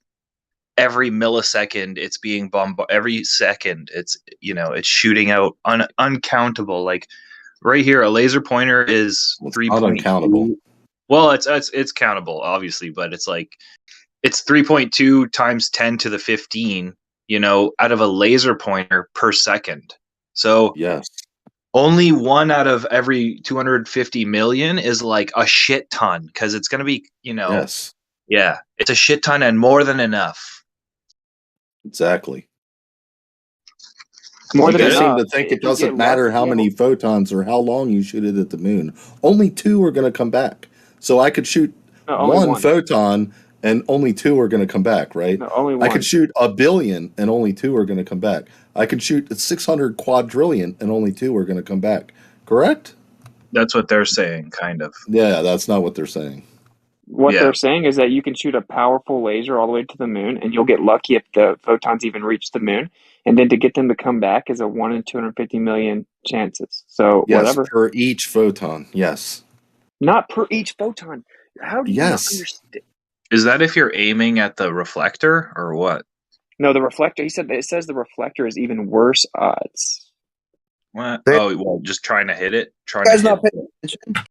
Oh my god. Well, you got this purpose. The article's right there, though. Yeah, it is. This is just. Yeah, I'm just too stupid for this, guys. I'm So sorry. that's You what begins guys as a light won. beam. Well, at least The you're Earth being is honest. flat. What begins as a light beam that's about 10 feet or a few meters wide on the ground can spread out to more than 1 mile or 2 kilometers by the time it reaches the moon's surface, and much wider when it bounces back. I'll But that just let you translates guys to, be the geniuses here. I think Sorry, I'm gonna go. that translates to a 1 in 25 million chance that a photon launched from Earth will reach the Apollo 11 reflector. For the few photons that manage to reach the moon, there's an even lower chance, 1 in 250 million, that they will make it back. If those odds seem daunting, reaching LRO's reflector is even more challenging. For one, it is a tenth the size of the smaller Apollo 11 and 14 panels with only 12 corner cube mirrors. It's also attached to a fast-moving target the size of a compact car that's 70 times further away from us than Miami is from Seattle. So to hit the reflectors, even lower odds. I just dropped the article. It's clearly talking about two different reflectors. Yeah, of course. Talking about the one they actually use now. They claim to use now. It's unfortunate how many times you had to repeat it. It's crazy.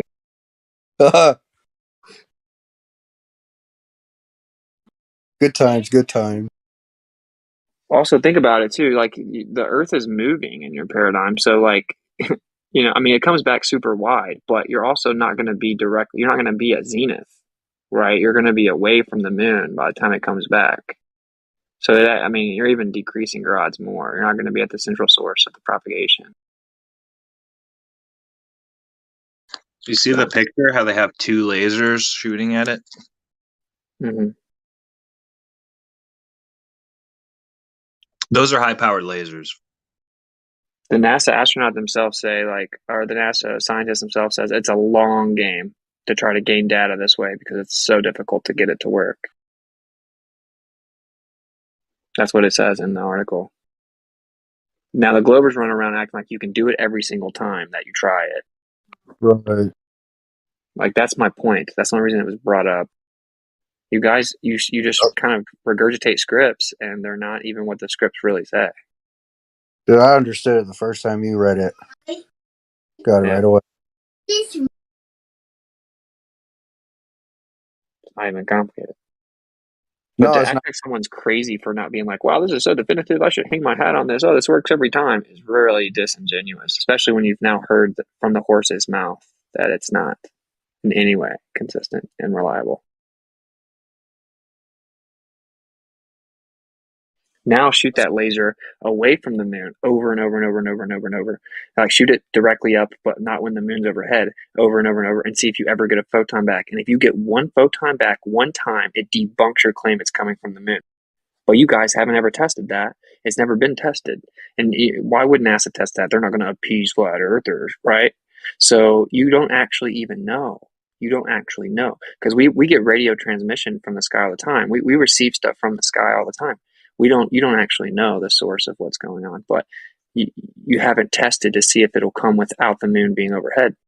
And every time I ask a Glober, like in Gamma Pandas, for example, they'll all swear up and down that they have tested that.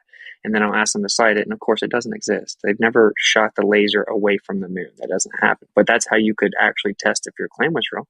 But they're going off the assumption they know it comes back. They first did it in the 40s, blah, blah, blah, blah. They don't just shoot it at the moon. They shoot it at the reflectors on the moon.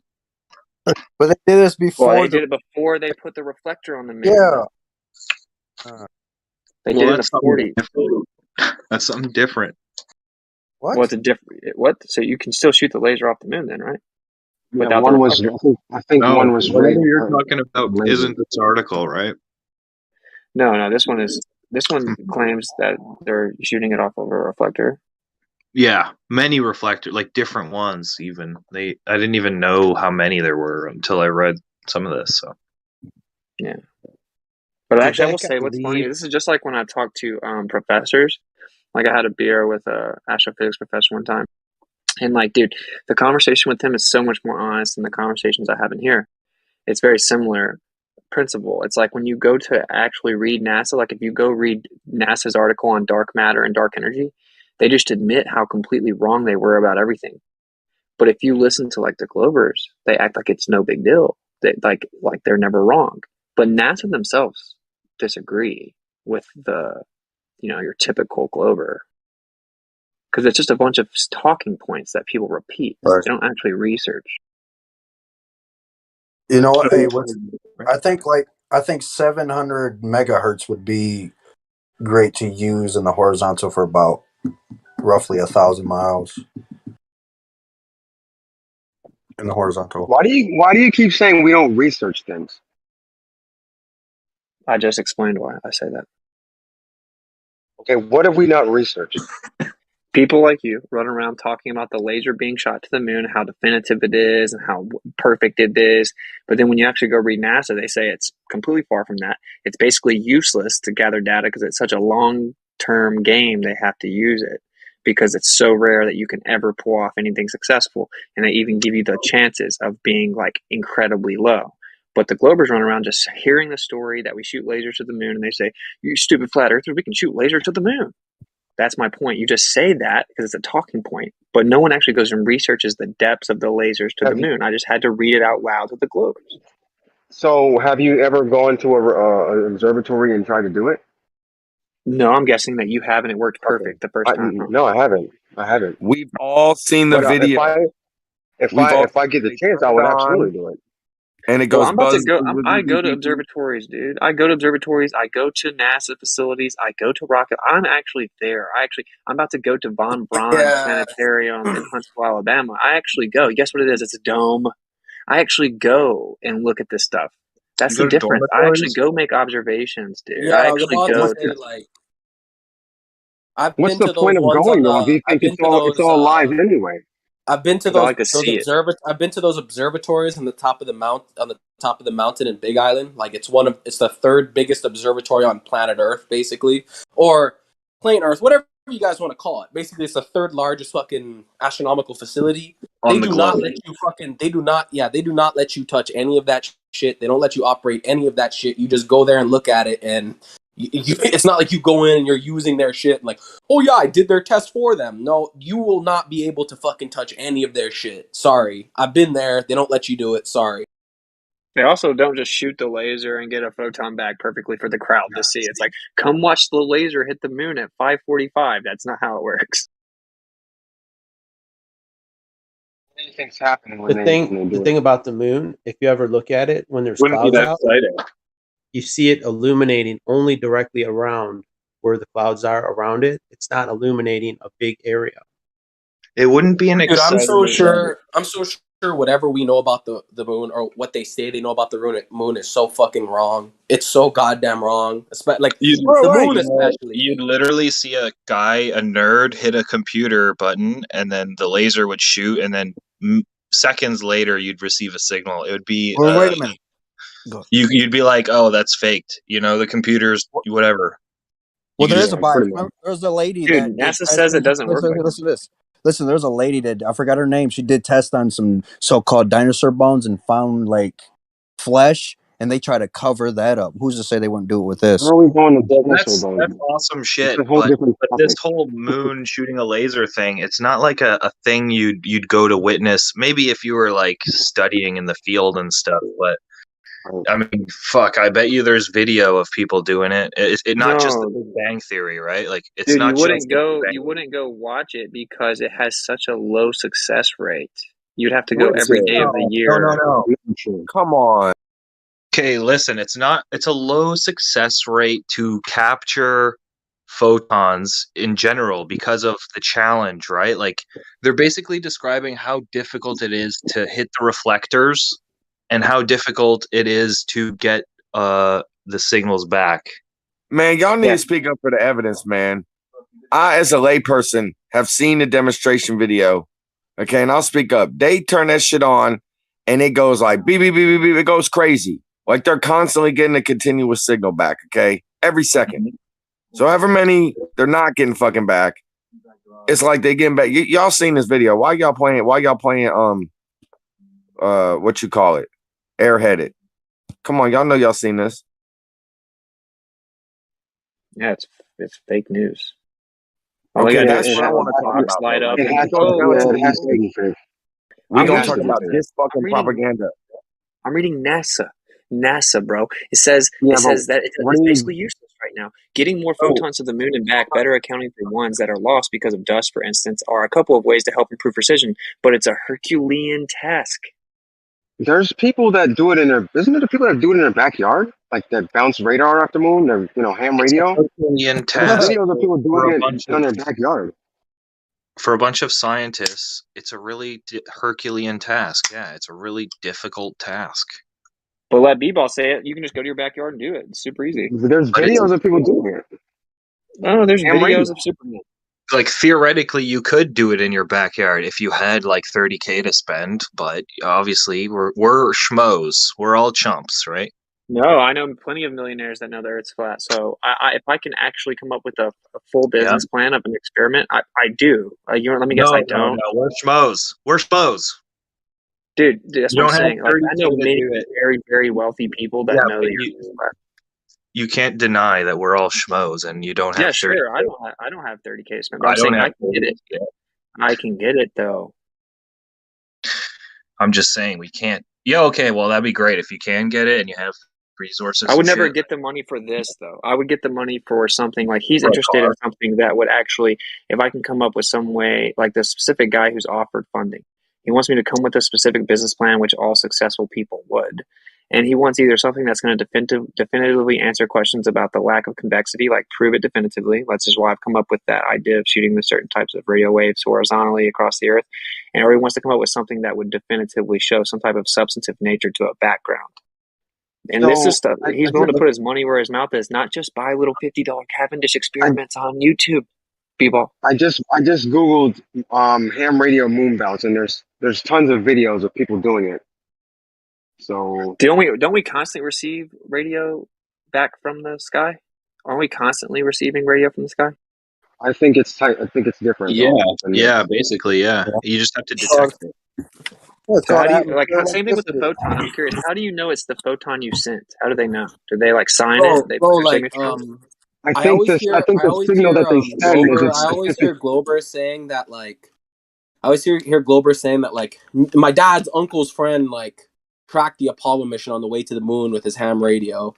So these things can't be that expensive since everyone's fucking uncle apparently did it in the 60s.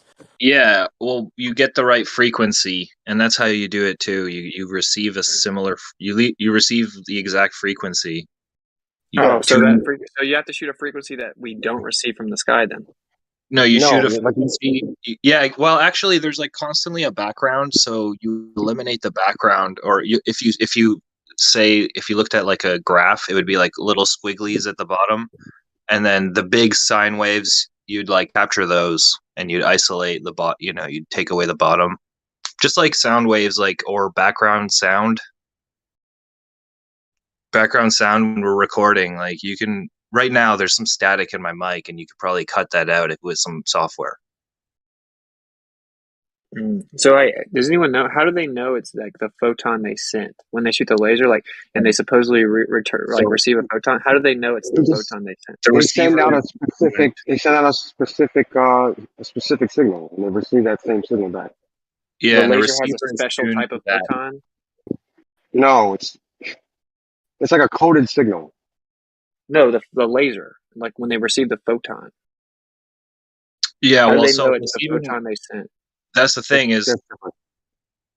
Oh well, that's a kind of a good question, I guess. If it comes from another star or something. Well, yeah, I mean, we have light coming in to the atmosphere all the time. How do they know it's their special? Did they have a Freemasonic astronaut sign his name on the photon? Well, exactly. You would see a small static. Again, if we were to put it on a graph, you'd see a static on the bottom, and then you'd see a steady bandwidth of your bandwidth. You'd see a spike exactly where your antenna, you're receiving, everything's aimed, right? We're not just dumbass scientists. They're not dumbass scientists out there. They're actually aiming it at something, and when they're capturing, they're only capturing a little bit that gets back, obviously, like you keep saying. And also a lot of that light that gets shot back misses the Earth. A lot of it refracts and bounces on an island somewhere in the ocean, right? we only Well, yeah. capture as big as our receiver is. So like if the entire Earth was like a receiver, then you know, you would see a lot more photons per second or whatever. Yeah. It spans out about 1 to 2 miles by the time it comes back, allegedly. And the duration for round trip is average of 2.5 seconds. This is all off the top of my head, so I'm not positive, but I think it's 2.4 to 2.7 seconds. And so you have a very short span, but even in that span, you're obviously not at zenith anymore under the moon. And so, yeah, I agree. You would obviously be receiving just a small portion of it. And wait, if you go further than 2 miles, how far? I haven't done the math. Like, does anyone know? Like, if you're on the Earth and you shoot at the moon, and like how far away from zenith under the moon are you going to be by the time you receive in 2.5 seconds? How far away? Because if you're more than 2 miles, you couldn't receive it back. So that would debunk it right there. All I have to do I is don't some know math. about I thought you Glovers loved math. I don't.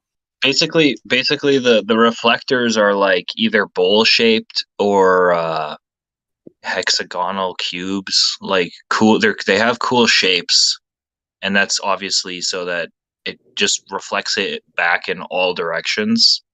Like, so that way you can always kind of get a signal back if you can hit it. Get it? Right, but here's what I'm saying. So you shoot up there. It says when it comes back, it's about 1 to 2 miles width. So if you're on the ground where you shot it, and then you're over 2 miles away, you wouldn't receive any photons back. You'd be outside of the width span. Oh. Well, for some reason, all these people that do it are getting a signal back. So I don't know. Again, how do you differentiate the photons, B-ball? I think they would know. They've done it. Oh, so appeal to authority. Got it. But that's why it's like a disco ball. So you do have to be within its cone of vision or whatever. If you want to visualize it like a cone of light, then the disco ball effect, you know, it kind of increases your odds. That's why it's shaped like a bowl or a disco ball with many, many reflectors on it. Yeah, but that's not answering my question. Like, you would, if you can do the math, okay, we have a specific axial rotation, you would actually know the specific speed relative to your latitude, right, on the globe Earth.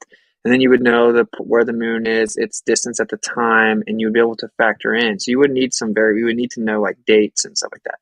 And then, which I'm just on a phone, but I'm saying if you're over 2 miles away from zenith by the time within 2.5 seconds, then you couldn't receive it back.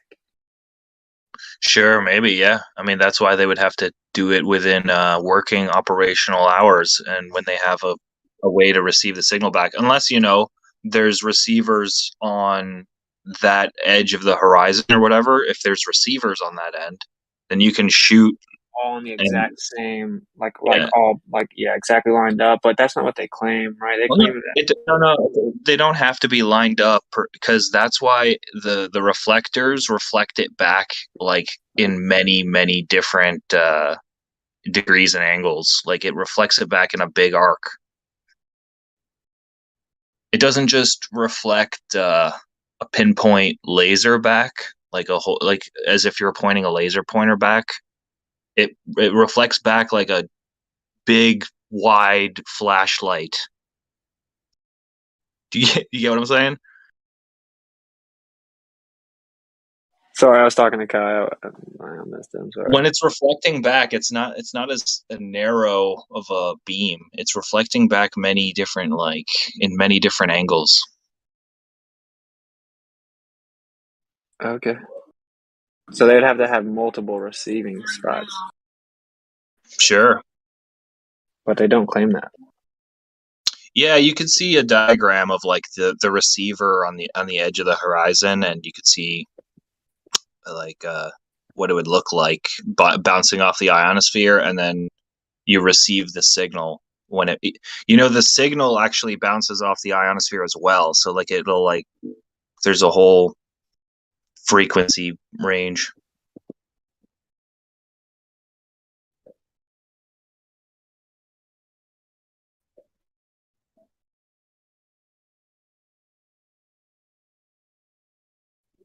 A lot of these questions, though, I love because I can kind of answer, but you won't believe me, and I can only answer in like in remedial terms.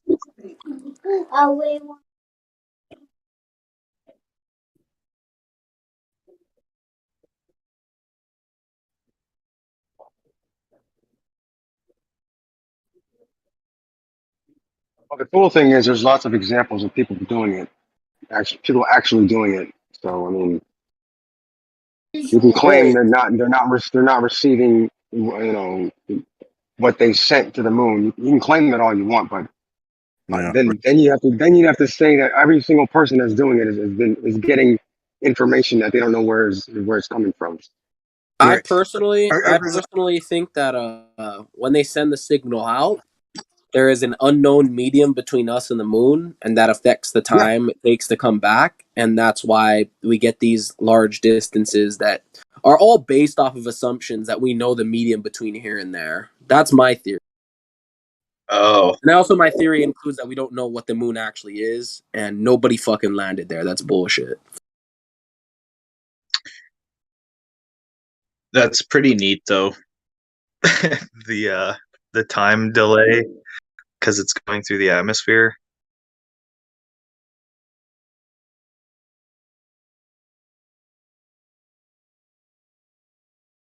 Basically, all these experiments rest off of assumptions. And these assumptions you guys are comfortable making because the authority backs it. But then if we have an experiment that has some sort of assumptions, you guys automatically are now uncomfortable with assumptions, which I find to be very biased. Well, the way you can test this is you can aim this at like a faraway building and see if you get the signal back and how long it takes, and then aim it at the moon, and then aim it away from the moon. Or you can aim I a don't think radio you listen. frequency. Wait.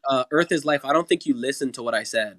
No, What I said is the time going there and back might be influenced by an unknown medium between us and the moon that we don't know about. That's what I said. So me testing how long it takes a radio wave to hit a building across from me would not be the same thing because I know the medium between me and the building, right? Right. That's true. That's it. There you go. Yeah, but you're still receiving it back, right? It'd be the same thing. Right. Well, I'm not sure. I'm not sure if I'm how I can explain it better. You think we don't know the medium between us and the moon, right? You think it's somehow bouncing off something in some unknown medium between us and the moon. No, that's not what I said. And just coming back in the exact same time that it would give us the distance to the moon for some reason. Right? Not bouncing off the medium, but going through the medium at maybe say a slower speed, right? Not once did I say it would bounce off the medium between here and the moon. In my theory, it would bounce off the moon, but the medium between the moon and here might slow down that light. Because, here's the thing, is I can assume that because you guys assume that there's nothing between here and there, which is a mighty fine assumption, given that nobody really shoots rockets very high up, except for NASA, and they're liars. There's the atmosphere and there's like forces, right? There's forces there as well.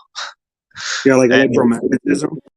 Sure, and gravity and no, yeah, gravity is nothing. Electromagnetism, that's something. Sure. But even then, you would be able to calculate for those. If you're saying the light bounces off the moon and comes back, and that there's this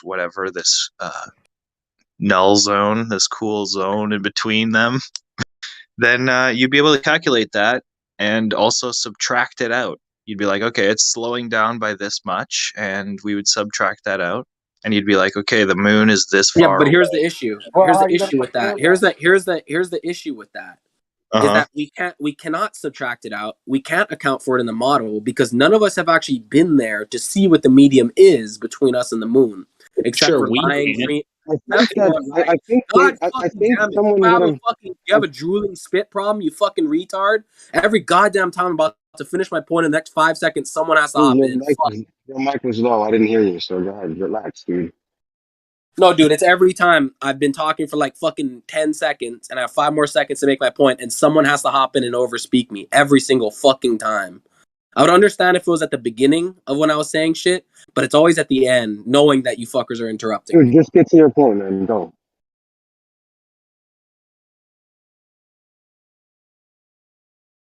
Are you going to finish? You're saying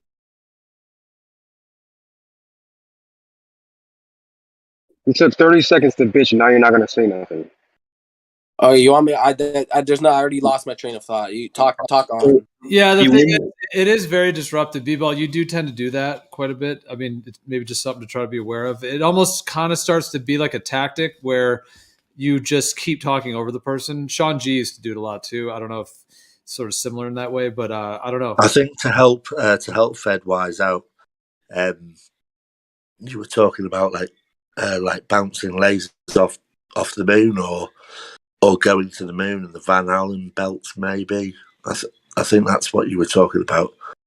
Just if that helps. Yeah, the fucking laser going to the moon. Right. So you shoot a laser. You're on Earth. You shoot a laser at the moon. Then the laser beam comes back a couple seconds later. Then you say, well, because there's a vacuum between us and the moon, i.e., that's the assumption right there. We know that the moon is this distance. Where I come in and where my problem with the thing is, you're basically assuming like basically miles and like thousands of miles of vacuum is what you're assuming.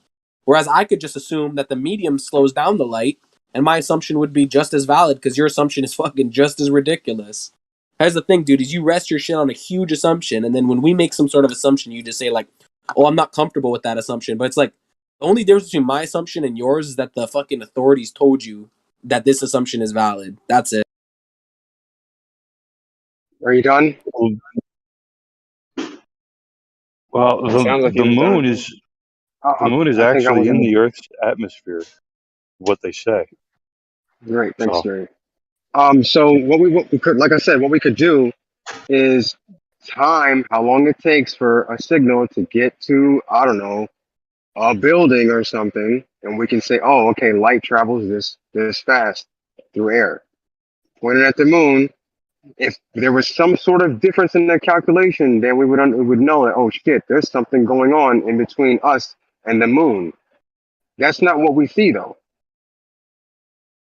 I don't think you understood my point at all. Actually, the way you responded to it shows me that you didn't understand my point at all. My point was, Do you think God that? fucking damn it, never mind. You Let don't me want to just fucking hear me. You don't want to hear me. Fuck. Do you think that after all these years, people bouncing things off the moon, that no one would have figured out that holy shit, we're getting a slower speed from light when we shoot lasers to the moon? You don't think no one would have figured that out yet?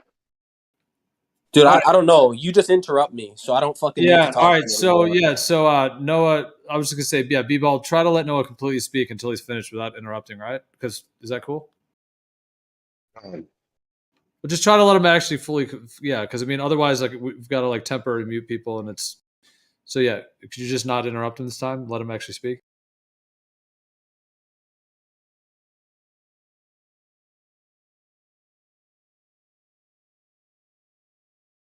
And the silence. Yeah. All right, dude. He's not going to interrupt you. Noah, you're good.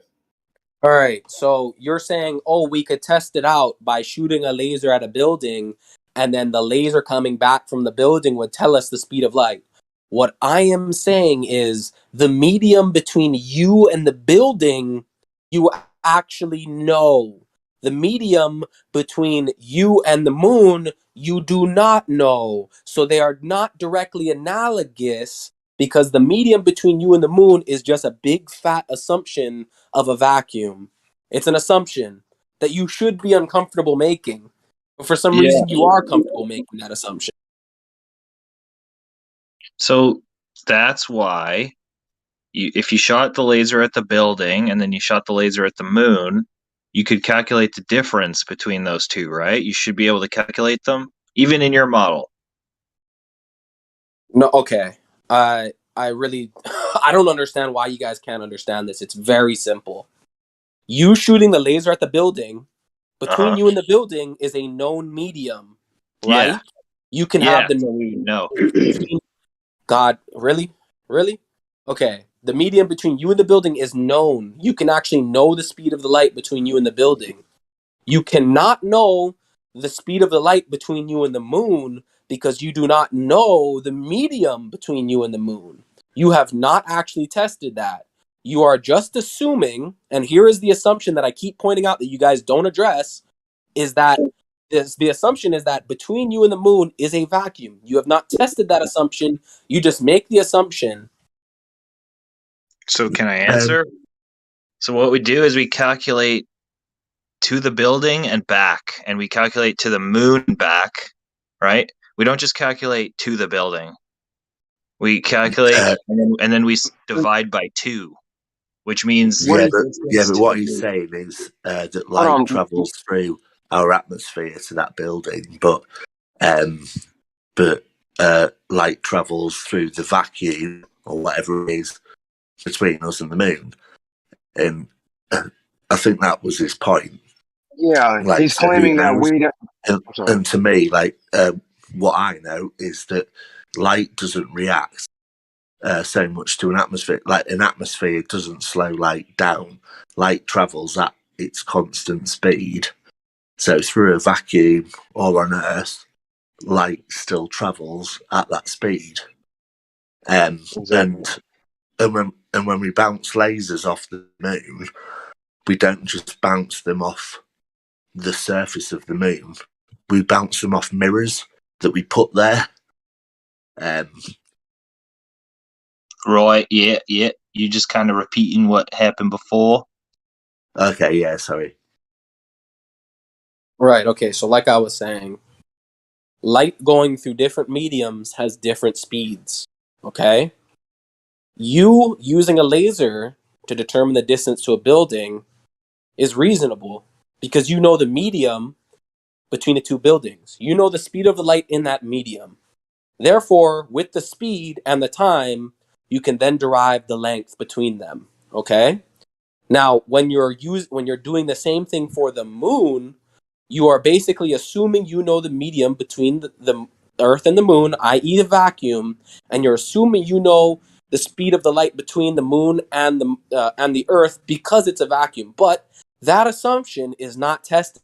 It is a big fat assumption for thousands of miles. It's thousands of miles of assuming you know the medium that light particle is going, whatever you want to call it, photon, whatever the fuck you guys are comfortable with. You're assuming you know the speed of the light between those 2 points. You do not, because you have not tested the medium between those 2 points. I really don't. This is the last time I explain it because I really don't have any. No, they have tested. Hold on. I think the assumption is on your. I think the assumption is on your part. I think the assumption is on your part, assuming that no one has been to space. That's a pretty big assumption. No. The big assumption. The big assumption is that someone's been to the moon and tested the medium all the way throughout their fucking trip to the moon, and then said, "Oh yes, it is a vacuum from here to there." That's your assumption. My assumption is we don't know. We don't know the medium of the heaven. God fucking damn it! I'm gonna fucking end my life. It's not an assumption. Right, so you're making an assumption that someone went to the moon, tested the medium between which, oh my god. No, I'm not assuming. Oh my god. I'm not assuming that somebody went to the moon. And you're changing that somebody went to but that aside, all right, I'm done. But that aside, nobody had to go to space to test how light reacts in a vacuum and in water and in air and through a prism and through glass and all that stuff. Like, those tests can be done on Earth. We didn't have to go to space to do those tests anyway. All we could do what we could do is just test it in a vacuum, right? We assume, if you say we assume it's a vacuum, right? So we can use a vacuum chamber and test the speed of light in a vacuum chamber and see if it comes out to the same value. Is that not feasible? Same value as what? Listen, Fed, all you have to do is in our hypothetical, you assume that the building is the same distance as the moon. Then the only variable is the changing in layers, or whatever you want to say, the changing in atmosphere, or whatever's in between. So you assume the building is in the same level ground, and then assume it's the same distance as the moon. Okay. So Well, we shoot the laser at both, and the only difference that's going to affect the laser is the medium between the two, right? Okay, so here's the thing, dude. I've explained myself like 5 times so far. If you want to discuss this with me, you're going to have to properly steelman my fucking argument. And if you don't, then there's really no point in me talking to you guys because I've explained it 5 times. Edwin Hubble himself said the medium assumption could be wrong and it would make everything much more local and the Earth much younger.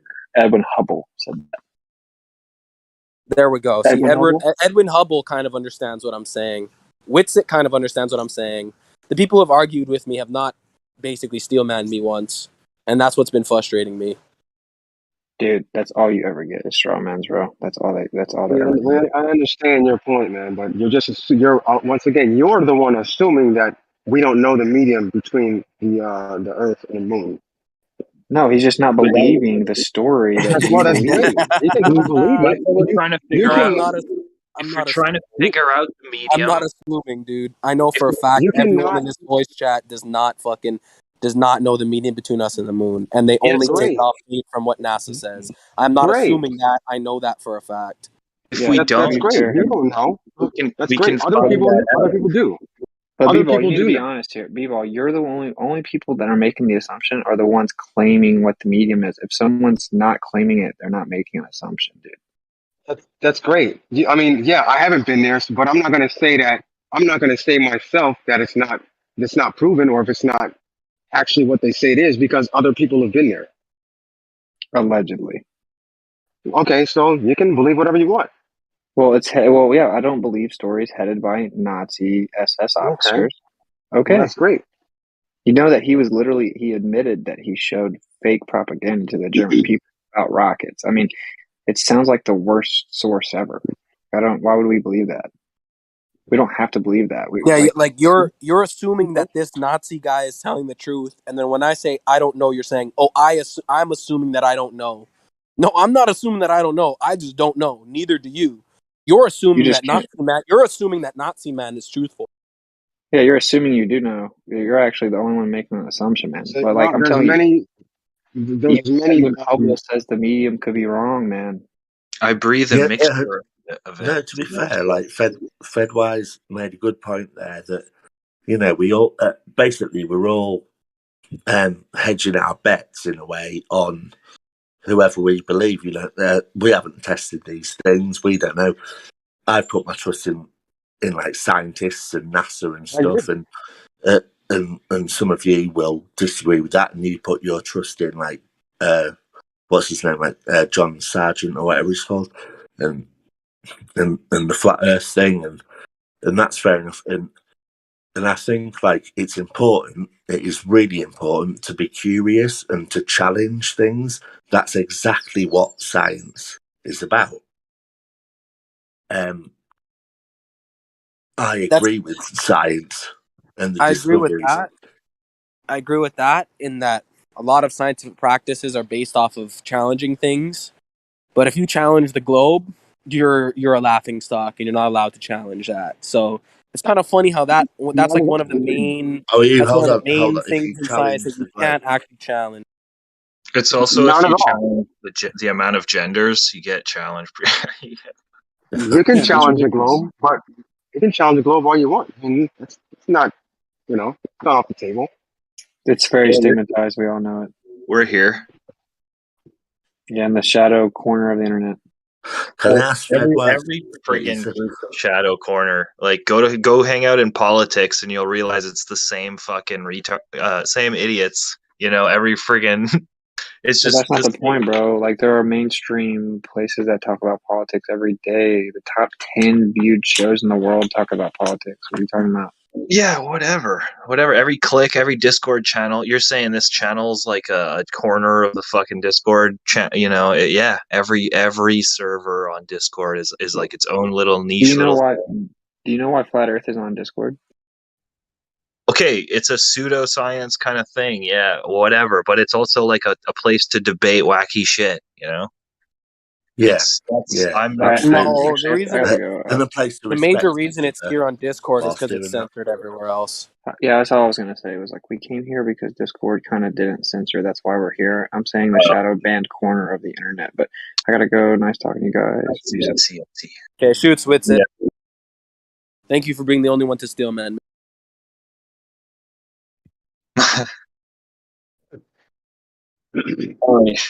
Yeah, if you want to figure out the medium, you just have to you have to isolate the variables. So have something the same distance and then figure out the medium. Yeah, that's you clearly didn't get it. I mean, yeah, no, I get it. If you point one horizontally and one vertically, you'd be able to figure out the difference. It has nothing to do with vertical or horizontal, but nice try. You said on the same level, and you're pointing it at a building. You're pointing it at something on the same level, right?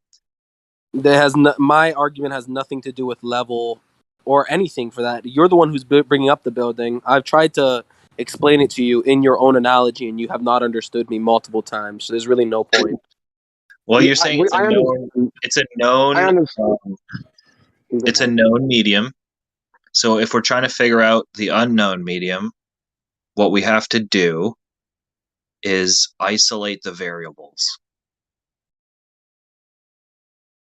Okay, here's the thing.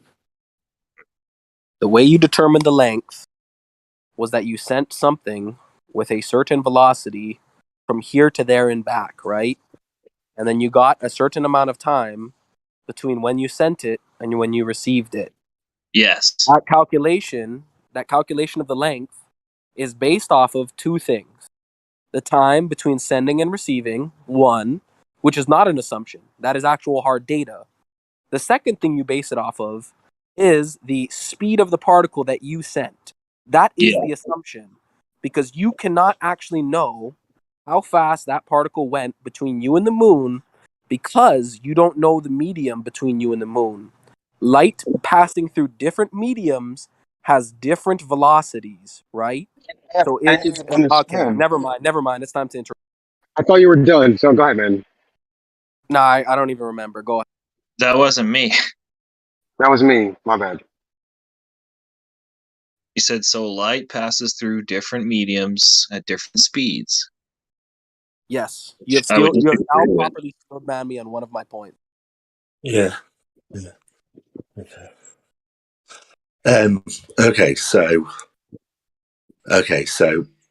with that thought there, do you believe that regardless of the medium's light is passing through, do you believe that we're sending like lasers to the moon on reflectors that we've put there to reflect the light back? Yeah, I don't know about that either. Are we changing our output, or is it the same? Well, I know we're assuming it's speed, we're assuming it's velocity, or whatever. But are we changing it, or do we have to isolate that variable as well? Okay, so the part that you steel man me correctly, that light passes through different mediums at different velocities, right? Mm-hmm. Now, what you guys do is you have two things that you base the distance off of: time sent and time basically difference between when you sent it and when you received the thing.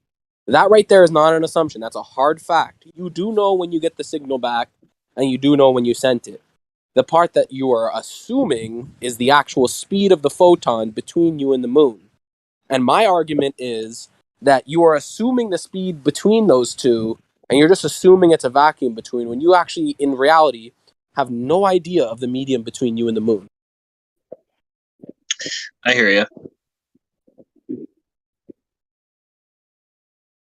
Now, if you want to, basically, if you believe that, sorry, if you believe the shit that NASA told you, and that you are, I guess, comfortable with making those assumptions, then I understand that you have a very reasonable argument.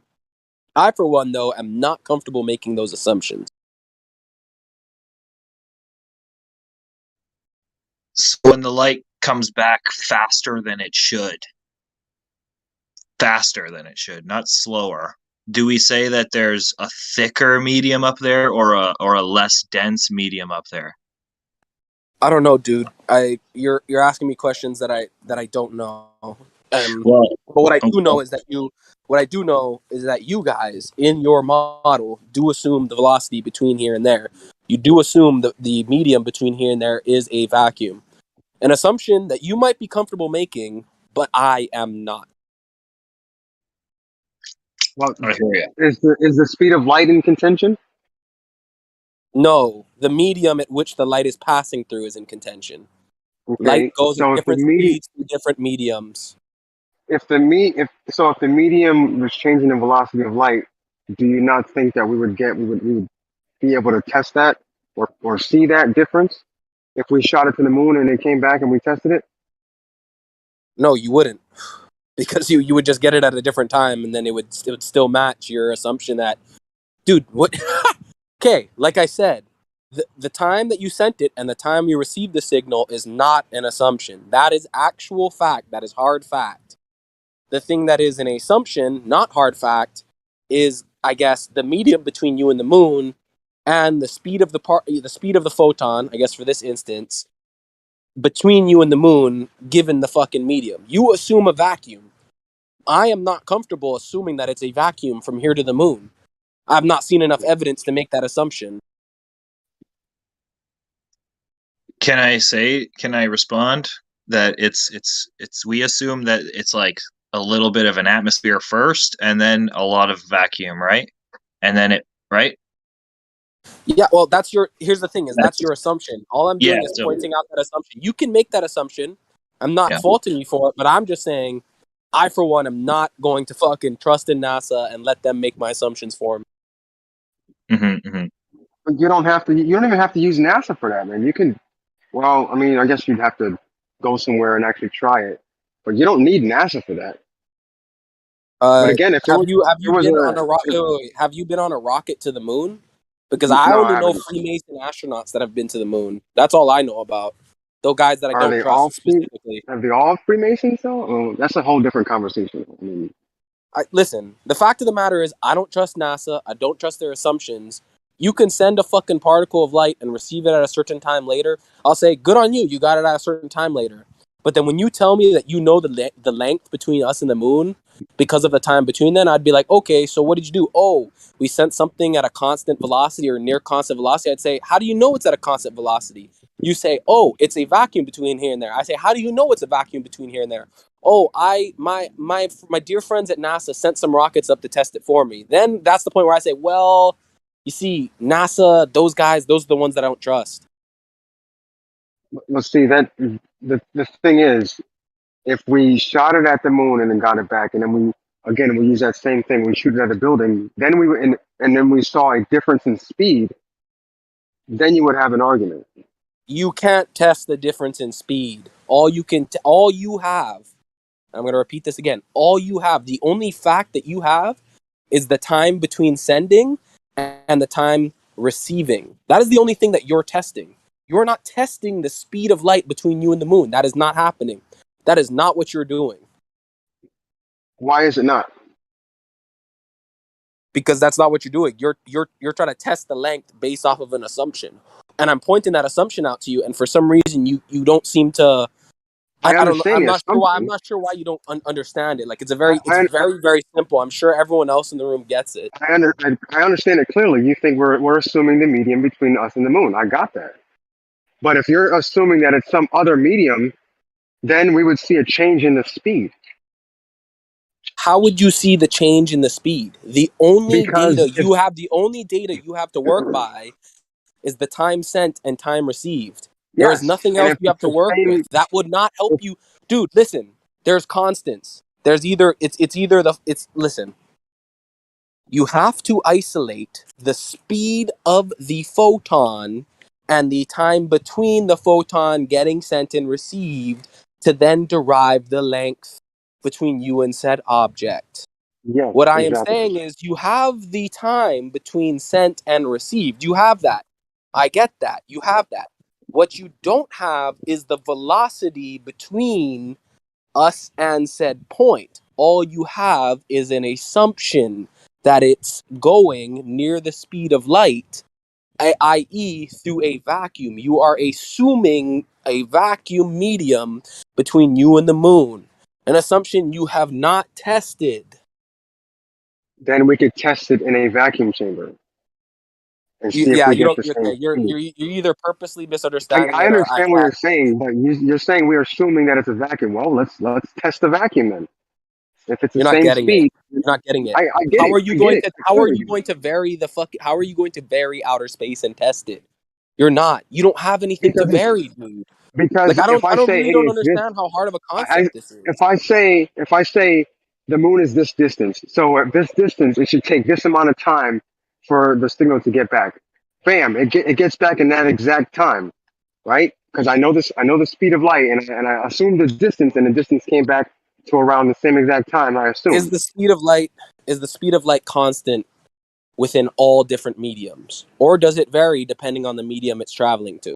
I think it's It's faster in a constant. medium. It's constant. It's constant. Slightly, ever so Okay, wait. slightly So if faster I in a medium. so wait, In a vacuum. wait, hold up. So you're saying no matter what medium I'm sending light through, it's always going to take the same amount of time to get through it? Is that what you're saying now? No, I'm not saying that. Okay. So then you understand. So then You you understand. You rephrased it because you're a bitch. You rephrased it. Is what? Yeah. You Excuse me? rephrased it. So the first thing was a yes. The speed of light is constant, but the speed at which light travels through a medium is not, because it's bouncing all over the place and it takes some time.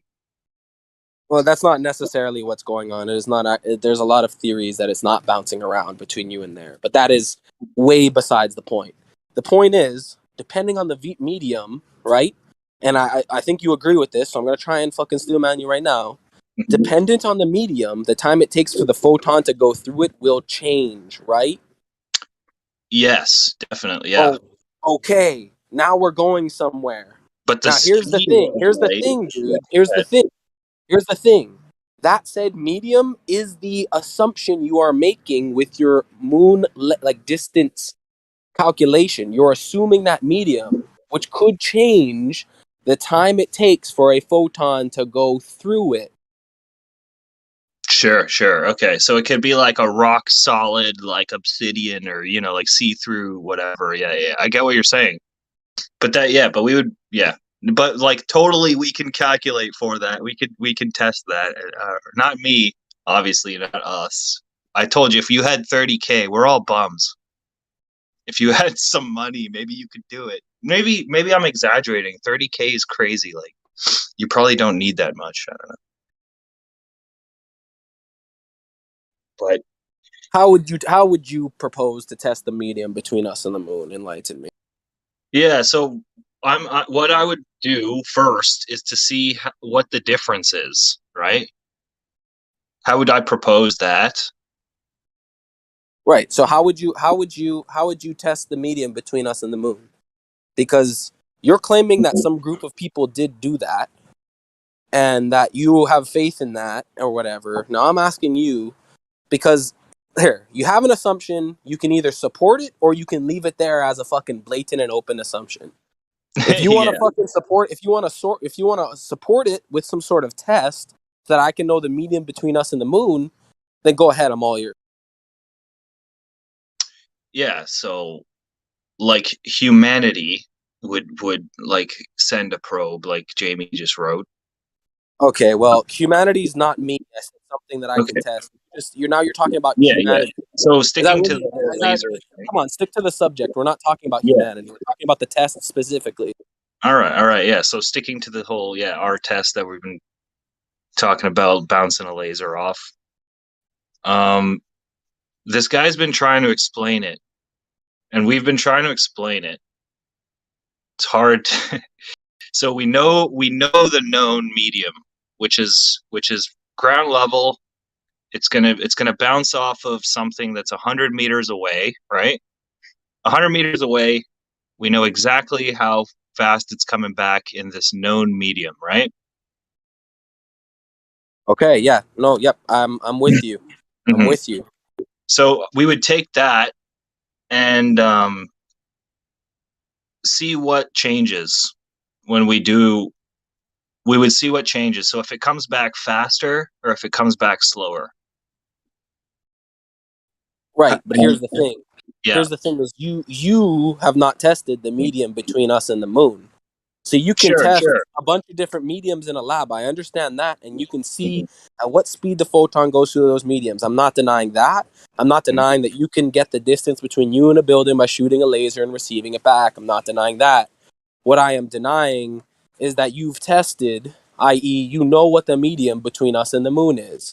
That is what I'm denying. If you can refute that in some way, i.e., some test that I can see you're correct in, I'm all ears. But I still haven't gotten that test because it comes down to, how do you know the medium between us and the moon, right? If you can answer that question clearly and concisely, you have a point. If you can't, then really, like, I'm just wasting my time more. So how we would do it is we would shoot a laser through the atmosphere and through the void space, and then it would hit the moon. It would bounce back through that void space, through our atmosphere, and back to our receiver. We can calculate how thick the atmosphere is, and then what's beyond it. Is it denser or less dense? And we can basically say that there's the contention. The thing that scientists have calculated is that there's nothing out there. So they call it a vacuum, but it's more like all the atoms are being hoovered up by the Earth. Okay, stop right there. Uh-huh. How are you proving between me and the moon, not humanity, not NASA, you sir, sir, are going to give me a way to prove it? You're not going to say humanity did it. You're not going to, no, you're going to give me a way to prove it or look into it that is going to prove without resting my shit on authority. Now, how are you proving between us and the moon for fucking hundreds of miles, probably thousands, that basically it is some sort of not vacuum but very near vacuum? How are you proving that, and how are you not just assuming it? Yeah, we are. I wouldn't be able to prove it, and we are assuming it. And also, I gotta say, it comes back faster than it should on ground level, because there's nothing out there. So like, fuck, I forgot what I was gonna say, but it comes back faster. So we know that there's less shit out there, less atmosphere. Like, Yeah, that you kind of just talked past me. I'm kind of tired at this point. I've been talked past, and like, really, no one has answered my questions. I've repeated their assumptions to them, repeated what they know is not an assumption, i.e., the time between the signal being sent and received.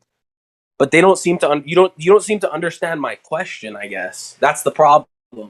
I really don't know if this is going to go anywhere because I've been trying for half an hour and you still haven't understood my question.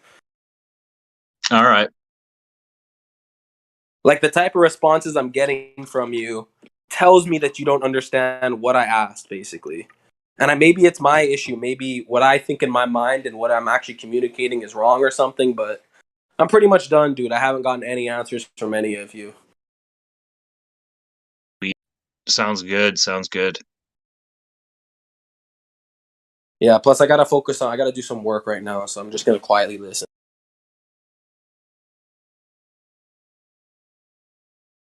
The speed is so negligible. Yeah, no, yeah, go ahead. Yeah.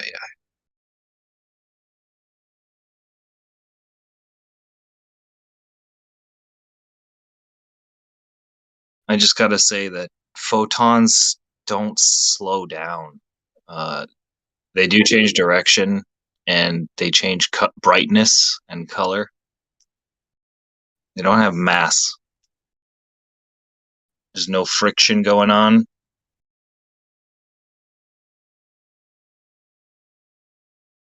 So then why does it take longer for it to go between certain mediums? Because it's changing its path. So if you looked at the individual photon, you'd see it going right. Right, but I heard read into some quantum shit. They're saying that that's not what's happening, because when you see yourself through, say, something like glass, it's most of the photons are just going straight through, right? But their speed is definitely changing, right?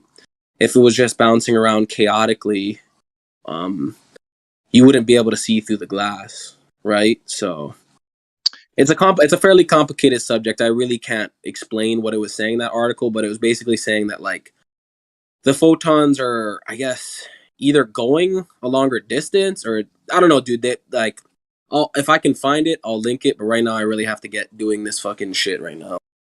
Yeah, you said photons don't slow down, right? But when it enters in a different, maybe a more dense medium, it might take longer to go over the course of a meter, right? Yes. And how do we measure speed? How do we measure speed? Well, you could probably go down to the subatomic level with like a really powerful microscope, and each individual photon would be like changing its direction and bouncing like off. You would have to get down so subatomic, or I don't know, not subatomic, but What's your name? it's Piz. Yeah, so how do we measure speed? The speed of the photons? How do we measure speed? How do we measure speed? Like how long something takes? How long something takes to travel over a set distance? Yeah. Sure. Yeah. So you said the photon doesn't slow down, but it does take longer to travel a distance, right? Through a medium, it can take longer than it would if it was just going. Yeah. But like if you were looking at in each individual if you were riding a photon like a cowboy, you'd be bouncing all over the place inside of that medium. Do you get it? Instead of just going in a straight line, you'd be like bouncing left and right. So we measure speed. We measure speed by how long something takes to travel a distance, right? And the photon will take longer to travel over a distance, right? The whole thing will take longer to travel through the medium that it's in. Yeah, it'll take longer to travel over a distance. Let's say a meter. Yep, sure. Yep. So in one instance, it's gonna go faster over the course of a meter. In another instance, it might go slower over the course of a meter, right? Faster would mean that there's not, like, the medium is like empty space. Yeah, we have a vacuum. It goes fast through a vacuum. Then we send it through a medium and it goes slower. I mean, it takes longer to go over the course of a meter. So like 0 would be vacuum in terms of, I mean, like, okay, 100. Did you hear what I just said? Yeah, to travel a meter. Yes, it would. In a vacuum, it's going to go faster. And then if we send it through a more dense medium, it's going to go slower, right? Technically, yes. Yeah, and how do we measure speed? How long it takes something to travel over a distance? Yep. So the photons are going to, you said it doesn't get slower, but it does take longer to travel the course of a meter? It'll take longer, yeah, and the photons are also traveling like greater distances within that medium. Yeah. Do you not realize you're double speaking right now? No, we're not. I'm not. Okay, so the thing's going to take longer to travel the course of a meter. Yes. And we measure speed by how long something takes to travel over a distance. Yes. So if it takes longer to travel over a distance, its speed is slower, right? If it takes longer to travel over a certain distance, the speed is slower. Yes. Yes, and that's what's happening with light when we send it through a more dense medium. It's going slower, right? Taking longer to travel the course of a meter. It's diffracting and refracting off of particles within the medium. However, at the atomic scale, like the photons are bouncing off of things. They're moving the same speed, but they're traveling a much bigger distance. So it takes longer for them to travel through the medium. Which means it's going slower, because if it takes longer to travel over the course of a meter, that would be slower, right? Can I give you an analogy without you like cutting me off and going bonkers? I don't know. Can you answer my No? question? I know this is just scary for you because you're in the middle of double speaking me. Uh-huh. What's the question? Go ahead. If something is taking longer to travel over the course of a meter, is it going slower? Yes. And light will travel slow. Will take longer to travel over the course of a meter through a more dense medium, right? Yes, because of a certain reason. However, the light. So tell me how it's not, Ned. Now tell me how it's Trying to not get- going slower, even though Listen, we he's just agreed that trying. it's going slower. He's trying to get you to say that light is traveling at a different speed.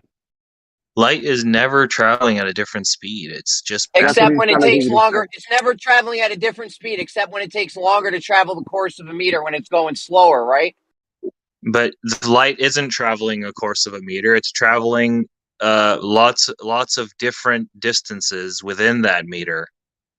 Do you understand? It's not just traveling a meter. Each photon is traveling maybe, is going in different directions within the medium. It's bouncing several times before it makes it to the other side. So the light is definitely taking longer to travel the course of a meter, and it's not going slower. Dude, you don't realize how I don't know how you don't understand this. That means slower. No, you don't. You don't understand it. I understand how speed works. If something goes it goes X amount of. If something goes fast through one medium and then takes longer to travel through another medium, and it takes a longer time, how do we get speed? Time and distance, right? Yep. Mm-hmm. So if something takes longer, it's gonna be what? It's gonna be a slower speed. Say slower. Say it. You almost said it. I said it. You cut me off because you were yelling at me. Slower. Yes. I said it. Yeah, it's gonna be slower. Yeah. Yeah, slower. I know. To travel through slower, that medium at 1 meter. Yeah, you have to have the full sentence. Slower. It'll be slower. Yeah. And no, we know. You lagged there. You went all robot. But it's not going slower, even though it went slower. I know. Yeah. So, you want me to give you a couple analogies, or like I could? Nah, I'm good, bro. I'm good. Okay. Because Jeremy is definitely a scholar in relativity.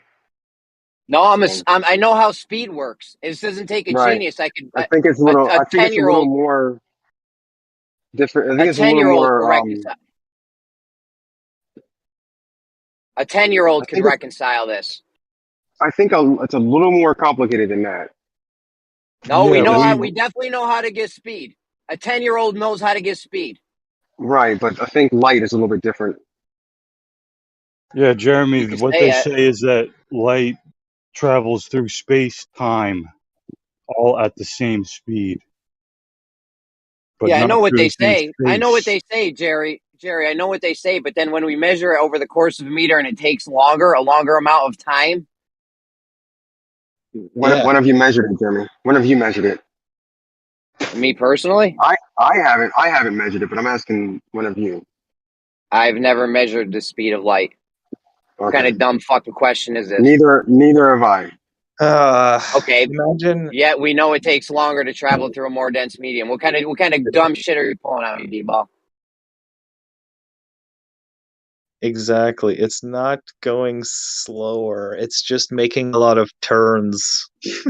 It's not going slower. It just takes a longer amount of time to travel over the same distance, but not slower. I know. We know the double Exactly. speak. We've all So, yeah. heard the double speak. Hey, No, but how much dude. of Okay, you? listen. It's so easy to like put into words. You can set a car to cruise control, right? And stay at a constant speed.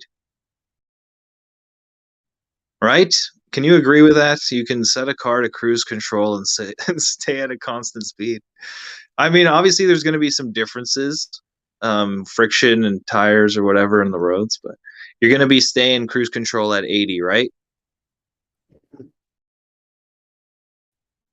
If you make turns, it'll take you longer. You'll lag behind. You know, if you're playing a car game with a shadow, you would, if you made turns, every movement you make, you'd see your shadow just continue going forward, forward, and you'd lag behind.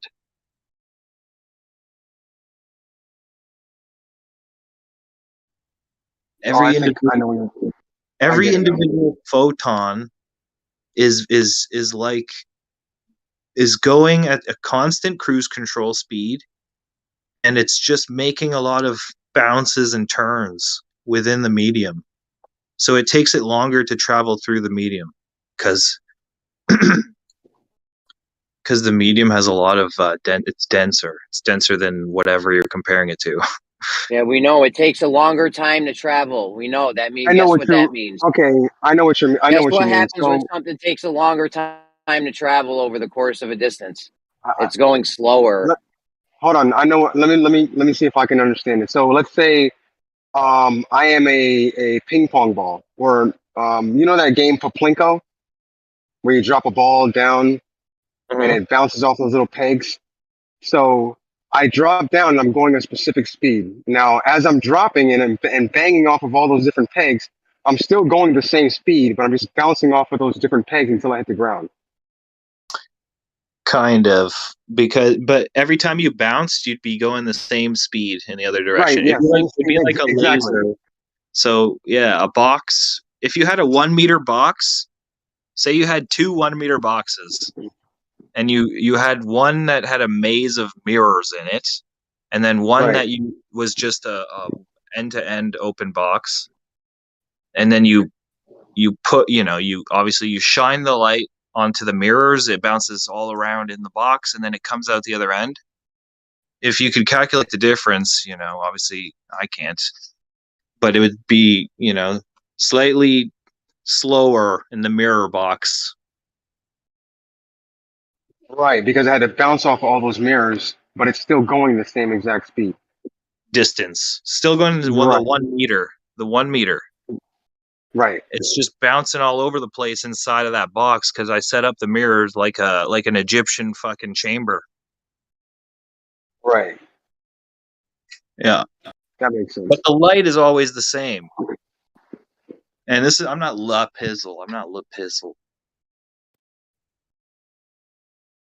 I was just referring to the chat there.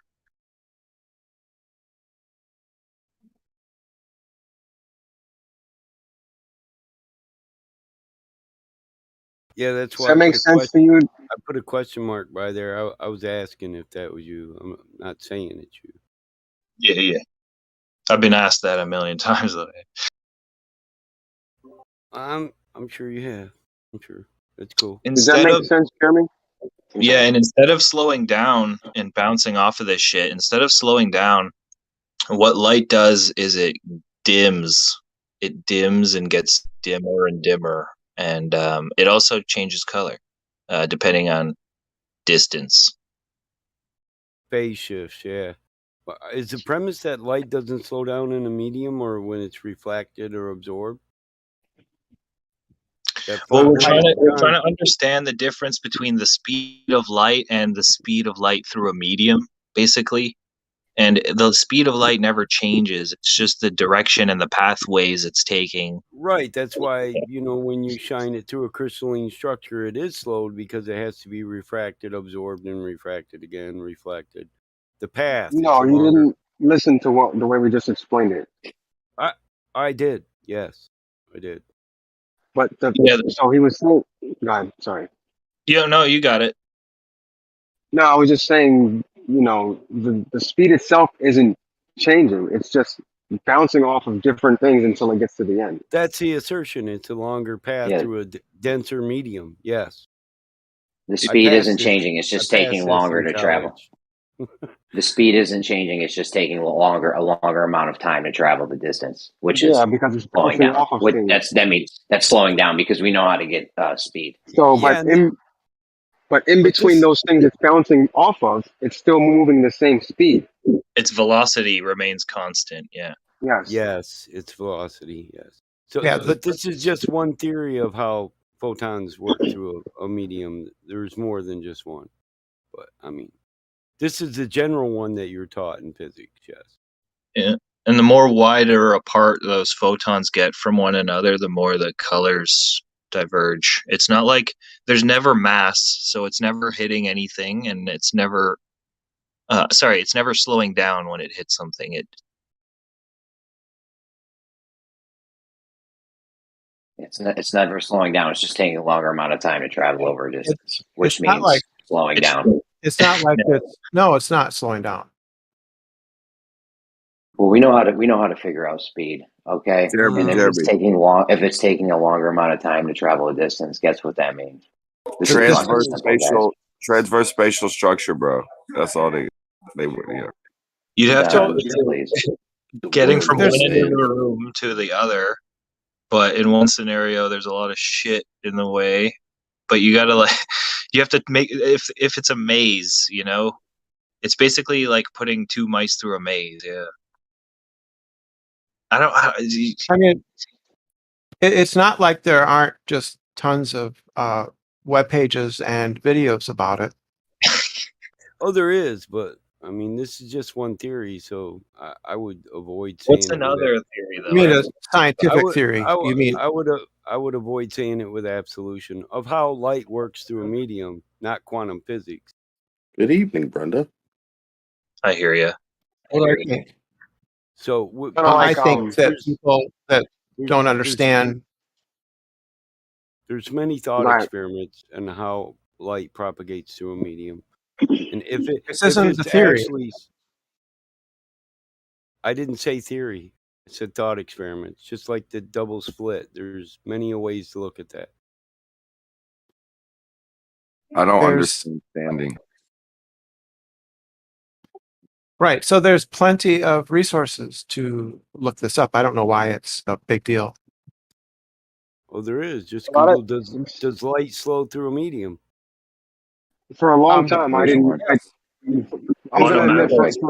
In a vacuum-like space. Hold on a second, real quick. The group velocity. Hold on, real quick. Hello.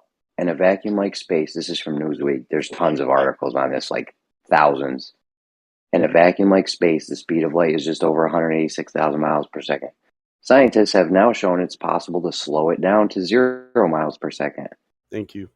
Did you hear the part where they said slow it down? Yeah. That's just a popular magazine. That's clickbait title. Yeah. Yeah, exactly. What is that? TMZ article? Yeah, that's just a layman's thing. Like, Neil deGrasse Tyson says, he doesn't count. This article doesn't count. Nothing counts. I know 90% of them will say that light does slow through a medium due to the fact that it's refracted. Yeah. Now, you're just getting really specific into how the refraction slows it down.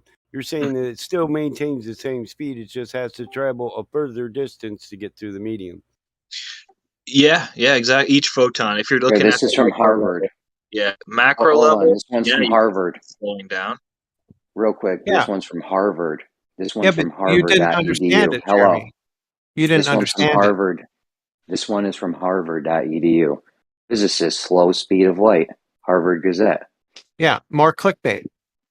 Here's one from Stanford. The Earth is a globe. How And did this they is how we slow? know. B-ball, it's so Just fucking fucking with stupid, you. B-ball. Well, why do Fucking you? with you. That's a very good point, actually. Why do you cherry pick what you want to believe and what you don't? So Like, where do so you you draw the where concede. do you, So you where do you draw the concede that line? Harvard has. Do you concede that Harvard has slowed down the speed of light, or you think they're lying to you? Where do you draw the line though? Is For what you Harvard lying? No, Is we're Harvard talking lying about to your us? sources, not what Jeremy believes. We're talking about what do you believe it? science says. Is it true? Do you think No, that's do true, you? Jeremy?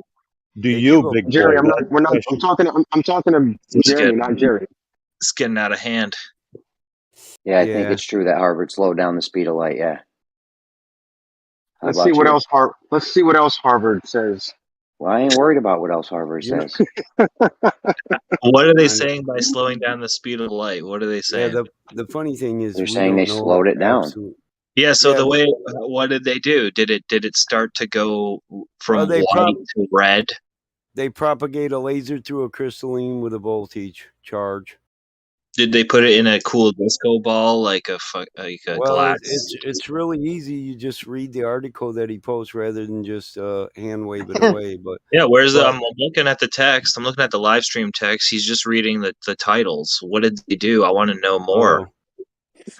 Oh, You know okay. what to Well, do. You got the source. you have Walk to into learn Harvard, to tell them be that. quick. Oh, go ahead. Normally, when I say something controversial, I like to start it out with a citation. So here's just one of the first Coughing. ones that I read on it. Yo, just keep coughing into the mic. That's great. That's good. Well, Yeah, are you sorry. going to get COVID through the No, internet? it's fine. You're a mod. It's fine. So Harvard has a Department of Earth and Planetary Science. Well, yeah, there's. Get there. Well, here's what it says. That's It says, awesome. A neat way to Right. slow down light. It never slows down. See, look, it's just phasing. You know what? That means they've managed to make it bounce so many times that Yep. it's phasing. And to understand that, we have to go back to what me and Kosho were talking about like 3 days ago. And like, you know, obviously the server's been around forever. It's probably been brought up a billion times.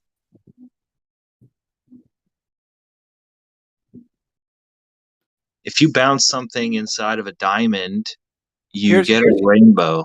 Go here's ahead. what it- Here we go. You ready?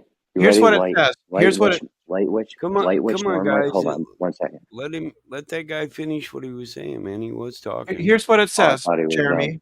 Jeremy. It says when Yeah, atoms are I'm gonna read slowed. it. Right. Thanks, Brenda. What? I'm gonna read it. I'm gonna read it right now. Light, which normally travels about 240,000 miles from the moon to Earth in less than 2 seconds, has been slowed to the speed of a minivan in rush hour traffic. Okay, this is from Harvard.edu. Yes. I'll post the citation right now. Yes. And if you scroll down, Jeremy, it says when the atoms are slowed to a modest 100 miles an hour or so, the experimenters load the atoms into what they call an optical molasses web of more laser beams.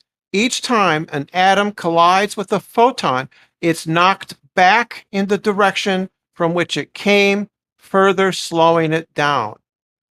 So it slowed down. And- Good. I'm glad we agree. Right. It slowed down. So Good. no, so they're just literally knocking the photons back the way they came, right? Yeah. So it's Even slowing it. what you So it's read. slowing the forward progression. Even what you read said they slowed it down. My God, you're stupid. The thing you read and the thing I read both said they slowed Jeremy, it down. can you post the article? I think he understands Yeah, your I'll post it premise. right He's just telling you slowed means slowed. Would he better state it with it slowed the forward progress? Would that appease you?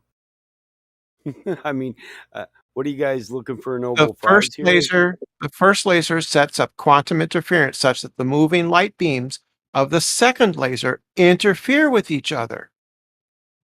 Right? I posted it. I posted the article. They say slowed down So light several times. All right. So the first sentence: 240,000 first miles from paragraph. the moon to the Earth. Do you believe that part, or is that part a Okay. lie? And then did you read the next sentence where they slowed it down? Yeah. Okay, slow it down. But the first part, do you believe that good. part? I'm glad we agree. I'm glad we agree. They slowed light down. Good. So 240,000 miles from the Earth to the moon. I mean, just from the moon to the Earth. Is that part a lie? I don't. Did you read the second part where they said they slowed light down? I did. Okay, good. So I'm glad we both agree that they slowed light down. Okay. Right. Cool. Moon, Earth, 240,000 miles. Cherry pick much? Dude, I don't have to believe that shit. That's your fairy tale fantasy. Well, where do you draw the line, though? Like, I don't know, man. I'm just fucking. Draw the with you. line It's at what? entirely on your what own he people. wants. It's I'm using entirely your what own he wants. people. I'm using your own people to kill you with. You don't like it? No. That's tough titty. If But you just don't like because it, that's there's tough. a word in there, it doesn't mean anything, Jeremy. You're just not understanding it. You don't understand it. Go back to sweeping floors. Yeah, you can't be personally attacking and insulting people like that. That's a triggering event right there. Yeah, it's funny how when people are battling to be the right person, I'm the only one that's right. They throw respect out the window and they forget they're talking to another human being. But it says it speaks volumes. It speaks volumes about the people that are doing it. Yeah, like if these guys start attacking you, Brenda, you're kind of asking for it. No, there ain't gonna be no personal We'll do attacks or chicken nothing. sounds pretty soon, and then Yeah, I'm just saying that was kind of out of the fucking blue.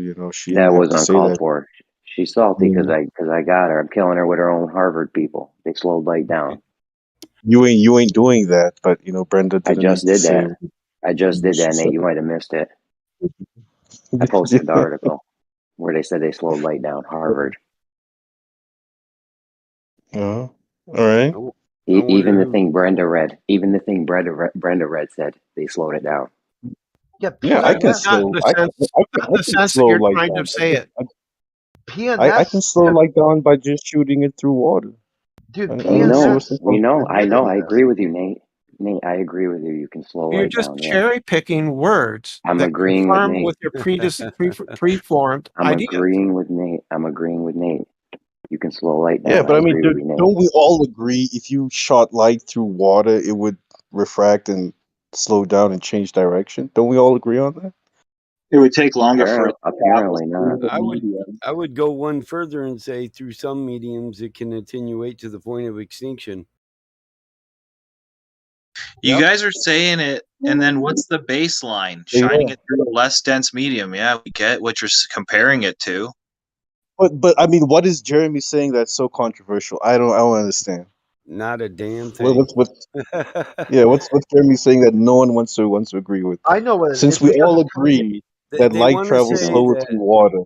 Yeah, they don't want to agree to that. You have to be specific. The thing is, they want to say the speed of light is constant everywhere. Which not it just is. not just They're in worried a that- vacuum where it's uninterrupted. Yeah, it is. But what is attenuation? The Speed loss of light of is intensity. constant. The velocity is constant. So attenuation absolutely defies that. Attenuation is the loss of intensity as light is absorbed, scattered, refracted. It attenuates, which is the loss of intensity. It can be attenuated to the point of extinction, but you're arguing it can't be slowed. To me, it's really obtuse. You're saying light can't be slowed down. Like man, what is man, the Walker. Hey, really quick. So the way we were talking about it earlier was like because for a long time I didn't understand when they say the speed of light is constant, but it kind of slows down sometimes. But the way I was explaining it is that if you bounce it, if you sign it in a box, right, and it bounces off a bunch of mirrors inside that box, every time it bounces off a different mirror, it's still going the same speed. But when it gets to the end of the box, it's taken longer for it to get from one side of the box to the other because of how many times it bounced inside the box. Inside the box, Yeah, right? That's one way you could see it. I mean, light doesn't really travel like that, but you could see it like that. You could simplify it that way. It disregards But the loss of intensity. I mean, though. to say light slows down, there's nothing wrong with that. We can slow light down. We do it every day. If you shoot it through a mirror, it's not certain the type of photon crystal. itself that's slowing down, though, right? It's just because it's being bounced off of different objects, It's not so to slow. speak.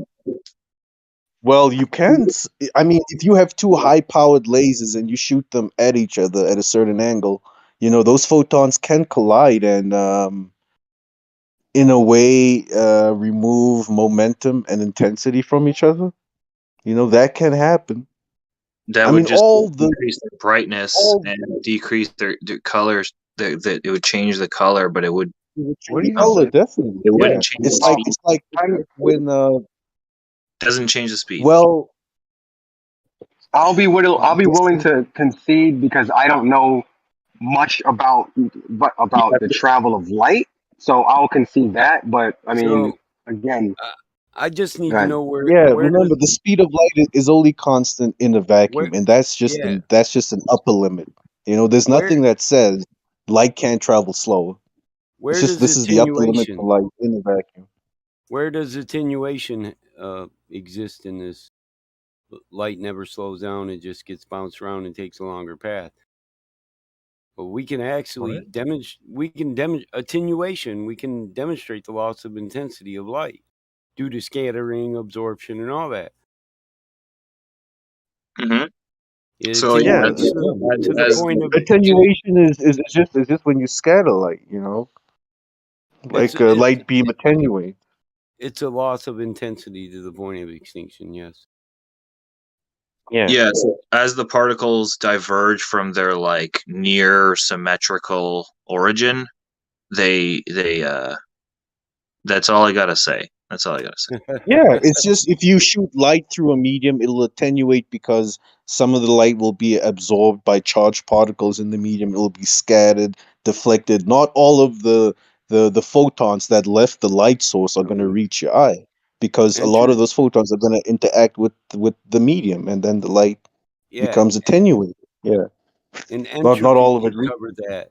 Entropy could cover that. Nothing has infinite energy to do infinite work. Yeah, but I just want to understand what was Jeremy saying that was wrong though? Because it sounds like you guys are just saying he's wrong, but we all agree light slows down when you shoot it through a medium or crystals or. So does mainstream science. We all agree, but we use different terminology. So you're even saying it a little weird there, Nate.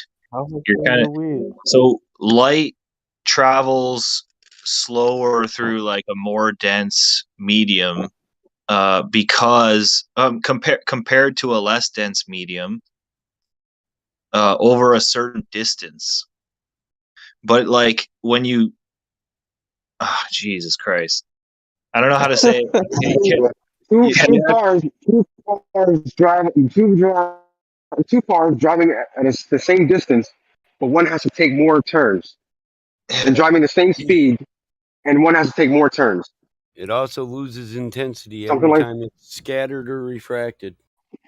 yeah, but the car would have to drive this. The two cars driving the same exact speed, but one gets to the end faster because the other one has to take too many turns. I don't think that's a good analogy. Yeah, you'd have to think of But I mean, this. those are two different like. You Does the car analogies. lose intensity? Jeez. Or a loss of energy for the car? Is the car losing energy every time it's turning? Yeah, I was about to bring that up. It's like How does light maintain the energy? Theoretically, no. I mean, you got to theoretically no. I'm just trying to use a theoretical. Like they're both traveling the same speed, right? But one gets to the end faster because the other one has to take more turns. But theoretically, it wouldn't lose energy every time it turns. Yeah, if that but makes in sense. reality, there's more happening there than just an extended path. It's also losing intensity every time it's refracted, absorbed, scattered. So you're not fully covering it. And I mean, I'm just going to keep asking, how does attenuation fit in there? Because we know attenuation is real. We can demonstrate Yeah, but it. attenuation speaks to a whole beam of light, not a single photon particle. Well, a who photon views it? doesn't Yeah, attenuate, it's a beam of light. who here has viewed a single photon particle? Maybe the effect of one, but not an actual photon particle. Not me. So how could they Well, speak I mean, on we see absolution? photons all the time. That's how we see.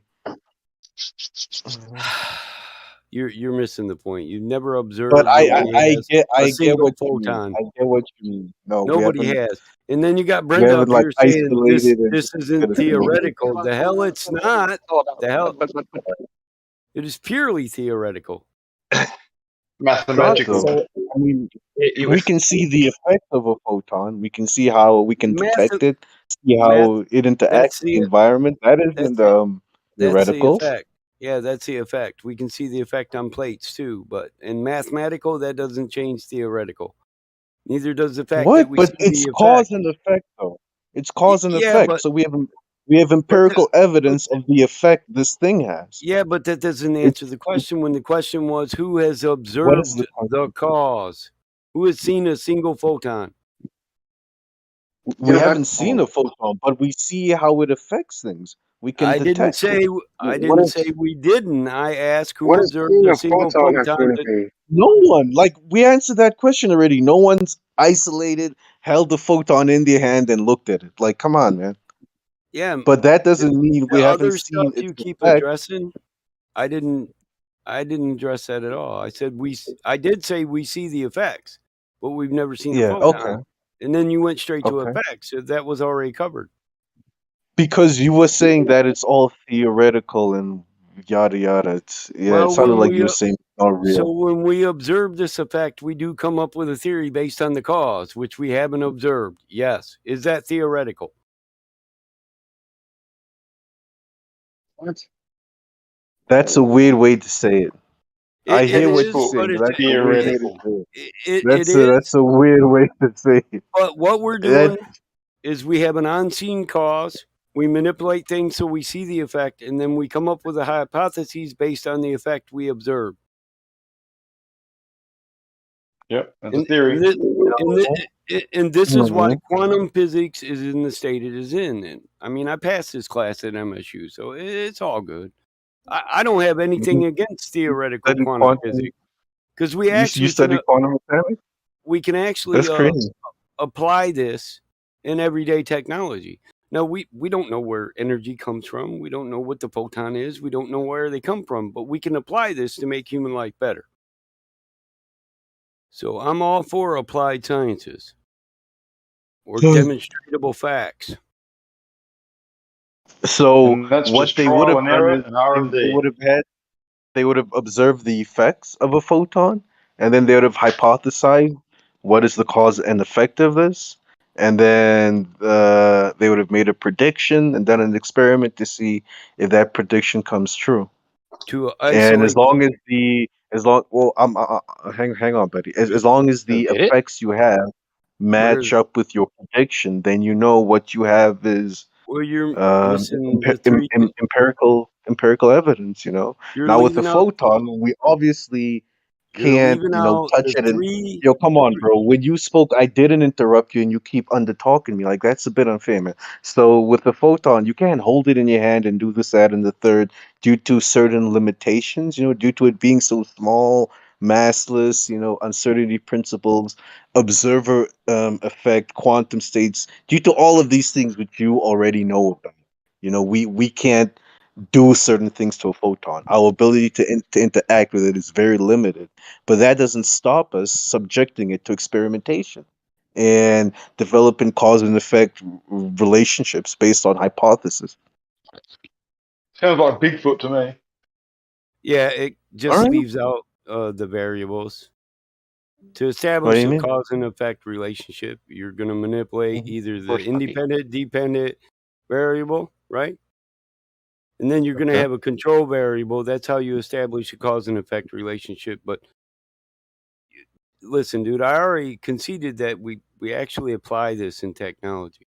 So even though we don't understand it, there's a lot of things we really don't understand where electricity comes from, but we have a hell of a lot of electrical appliances, don't we?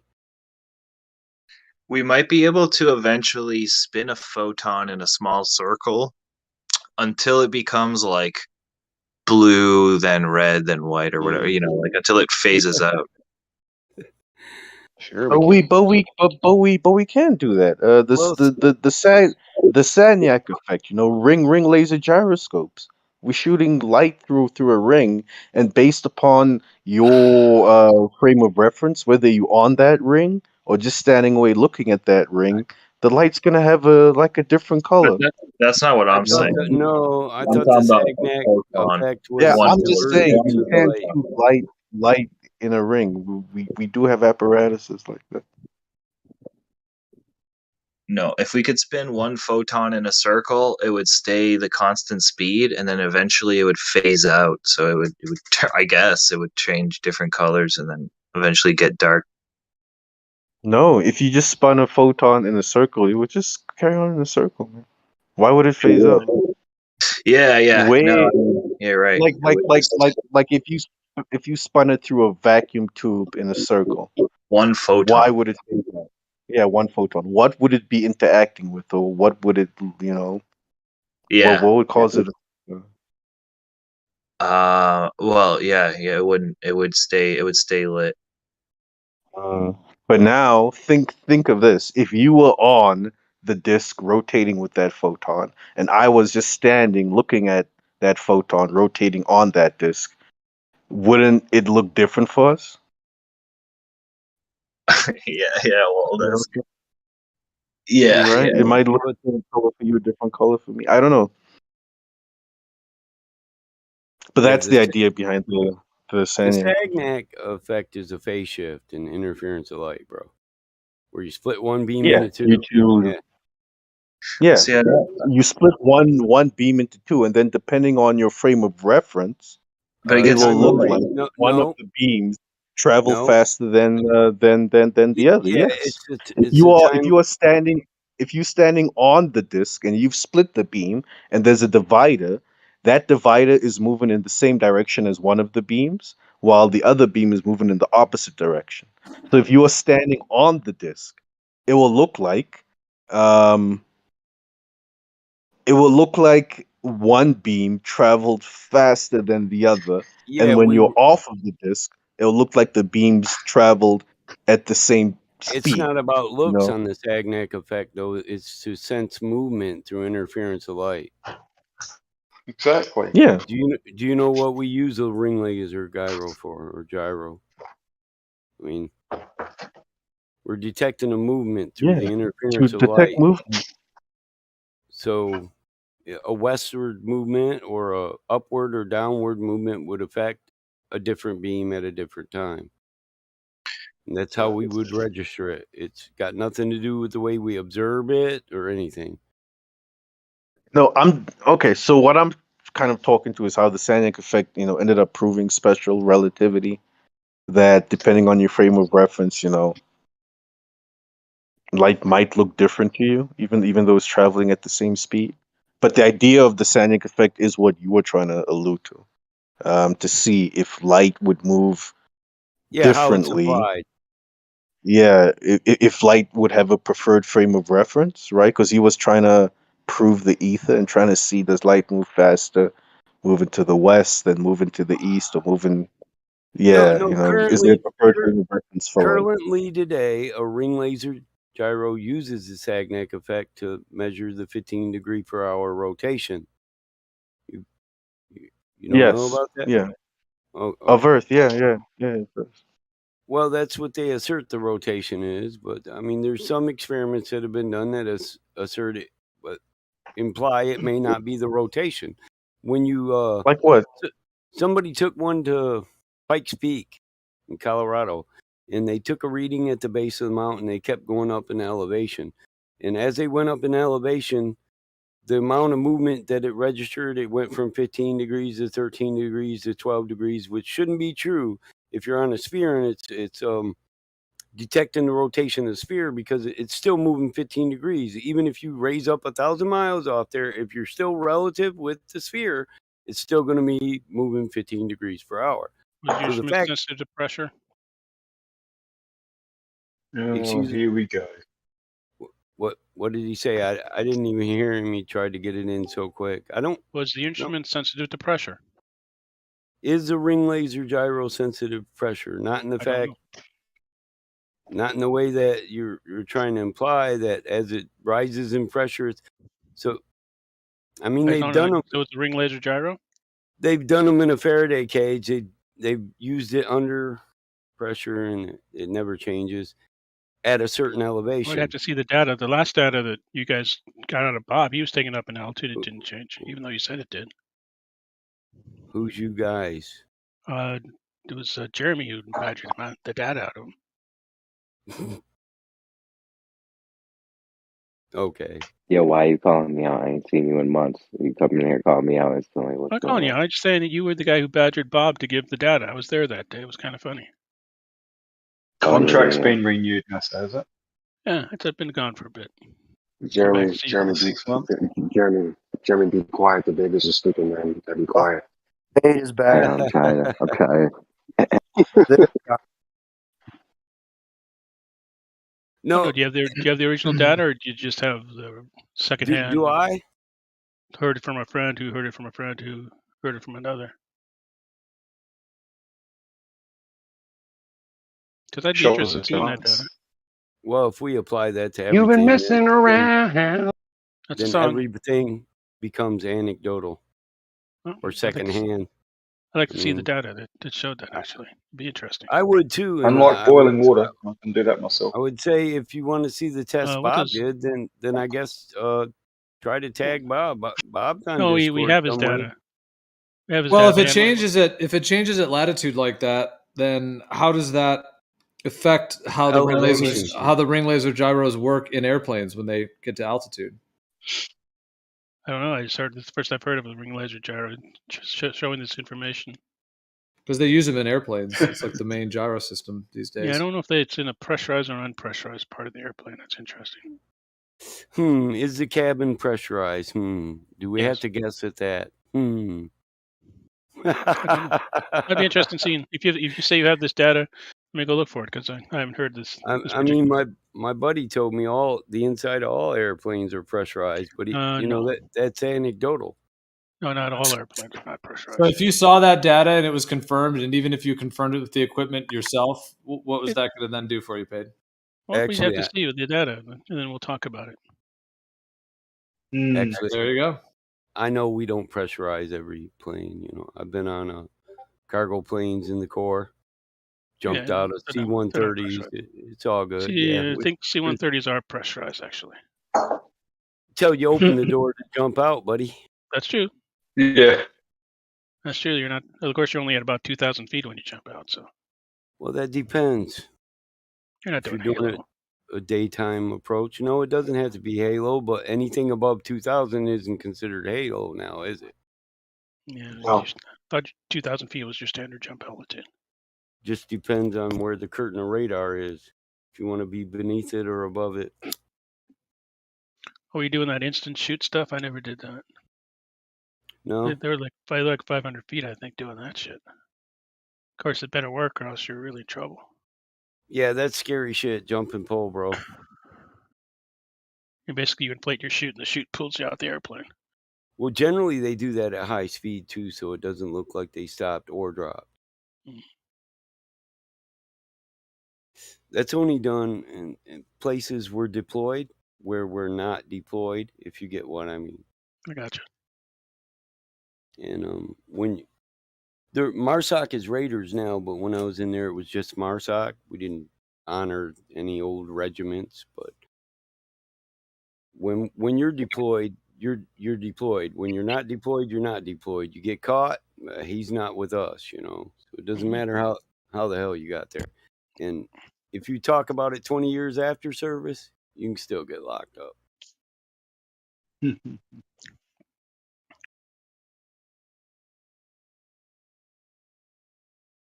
Yo, Paid NASA show. Jeremy says you don't know how to calculate speed and the speed of light. Well, Jeremy has a lot of mistaken ideas. Yeah, of course he does, Jeremy. Right now. Just assumes a lot of stuff. No, I can't VC right now. Come on, Hank. You said you can't. Oh.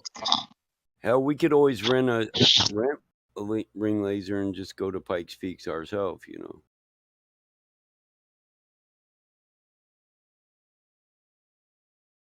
You can Yeah, rent they're the not cheap site. though. Maybe we could get Bubs. I'm not worried about money. Yeah, Bob's data showed that. Actually, it didn't. But Well, it'd be better with both sides there, so there couldn't be this and that right there. So yeah. Oh yeah, no, we should definitely do it again at different areas and different regions at different environments, different altitudes. That would be awesome to fully. Yeah, why not? All that. I've actually cited. I think that one would be worthy, Gio. I'd fund that. Yeah, that would be awesome, and then we could put them into like a computer model. Yeah, and really you cool. could do it in multiple places and compare the differential or the difference. Yeah, because I think like the idea that it's like a vortexing ether. So then if can we actually measure the different vortex rates in different areas? why would Aether affect a ring laser gyro? Interference of light. So it's inside a sealed container. Faraday. Oh dear. Does Ether permeates everything. The Faraday effect, does Come on. magnetism affect the propagation of light? It No. can, yes. No. What's the Faraday effect then? I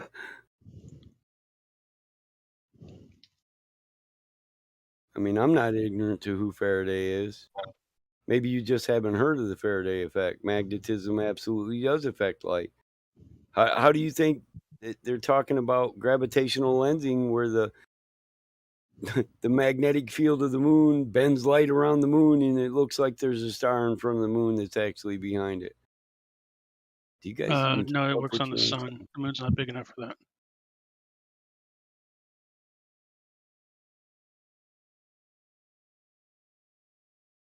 So definitive. Oh, so you do know about the Faraday effect?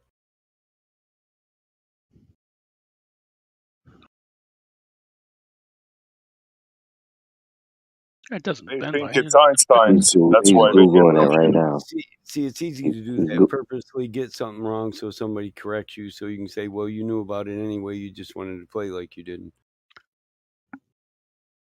Has to do with polarization. So what? Keep reading. It's polarization, rotation, right? Keep reading. That was a quick search, was it not? Come on. I gotta make sure when That's I a talk slow to you guys, search. when I talk to you guys, I gotta make sure, because you guys tend to cherry pick stuff. I'm not cherry picking. I'm quoting Faraday effect. I didn't cherry pick anything about it. Wait. You're talking about cherry picking, but you stopped at it deals with polarization. Yes, he did. That's what deals and with didn't continue to say what the Faraday effect actually is, which is The polarization. rotation of a plane, the rotation of a plane of polarization and a plane of vibration of beam of light and magnetic field can defer does that mean or to you? interfere. It can defer light. You can And what? even defer light, move light. Defer. No, it doesn't move it. Defer, not defer.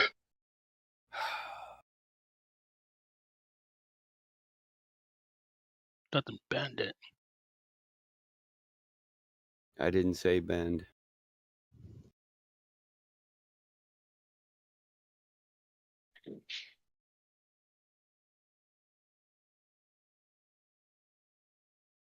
So what do you think this proves?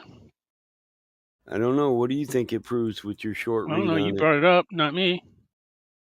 What did I bring it up relating to? I have no idea. That's why I'm asking.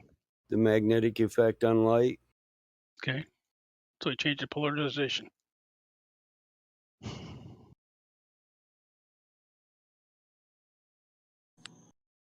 Again. Yeah, he's a rotation. Yeah, it's the polarization. So what?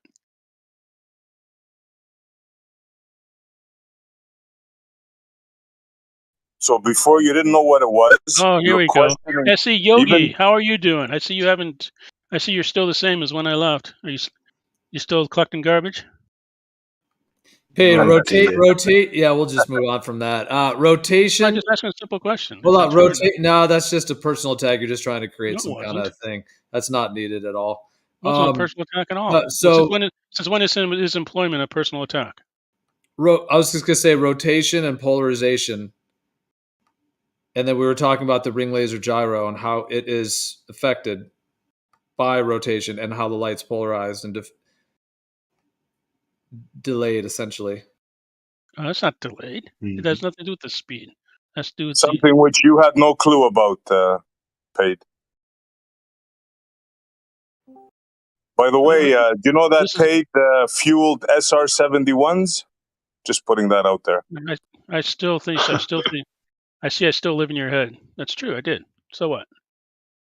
No, you're the one with the ad-homs. You're the one that's triggered. I'm just letting the people know. I asked a simple question, and I guess I attack you by asking your employment. Oh, I think there was a conversation going on, SD, before you jumped in and wanted to attack somebody. So, I mean, come on. I didn't attack. I just made a statement, and he attacked me. I didn't attack. I asked you if you're still employed with the same employer. I didn't realize that was just leave the personal shit out of it now, sir. I'm sorry. He's a little girl, hiding in behind the microphone. He wouldn't dare talk to a person like that. That's not a person. You wouldn't dare talk to a person like that. How come you're calling me for asking his We'll let employment, it but he slide. calls me We'll let it slide. I mean, that's not a personal attack. How come on the I don't want to hold on moderation. I don't want to start meeting people. Please calm down. Please take order. So I think. How come I get called I think out it for was a personal going. attack? I think it was going well until SD jumped in. I just want to know why I get called out for what's not a personal attack, and he calls me a little girl, and that's obviously a personal attack. It doesn't get I'm called just out responding. I'm Well, responding sometimes you to do you. act like a little girl, but I mean that's that's not the point. What I was going to say I want was, to know why there's a double standard in this room. Hold on. Well, you guys You haven't would have- talked in a while, and it seemed like you. I don't know who No, threw I mean, the I first just- punch. I think probably Paid did, but By asking his employment. I'm sorry, I didn't dude. realize I was- Yeah, no, you were like. You didn't. Well, we I were didn't in realize the that- I didn't Faraday realize that was a effect, and personal we were attack. actually getting polarization of light and all of that, and it seemed like you just wanted an out. I don't so you understand just what personal tried to pull the okay. ripcord and create some kind of drama. So what's the we don't, we so don't what's need. the- So let's just get back to the actual topic. So what's the polarization light got to do with Shinola? The point is, you had no clue. He was telling you something, and you had no clue about it. Then you went and you researched it, and you weren't man enough to admit that you learned something. Oh, I knew about this. It's well known. It's a couple Sure, hundred years old. sure. It's not a big deal, though. You guys, once again, you find some little effect and you think that this explains everything. It's not. It affects the polarized light and the ring laser gyro, but it's all good. The light and the ring laser gyro. Yeah, I don't throw my pearls among swine, so it's all good. Yeah, but the thing about the light and the ring laser gyro is it goes in a circle, so it should cancel out any magnetic field, shouldn't it? No. Oh, okay. It's strictly on rotational lights. The rotation. That's the part you No, left out. no, it rotates. By rotation, it's a polarization in a circular manner. Doesn't change the fact it goes in a circle. Yeah, and Gio was plane. talking about a rotating field. Hold on, you guys are messing up the rotation. The rotation is. What do lights do in a ring laser gyro? No, that's the wrong rotation. The rotation would be in the beam of the light. It's The light of not. the. Yes, that would be the rotation that the Faraday effect would cause. Not the fact that it's going in a circle. The fact that it would be rotating. It's the a beam itself rotating would be. magnetic field in a No. polarized light. Yes. No, that's not what it. No, Yes, it is. no.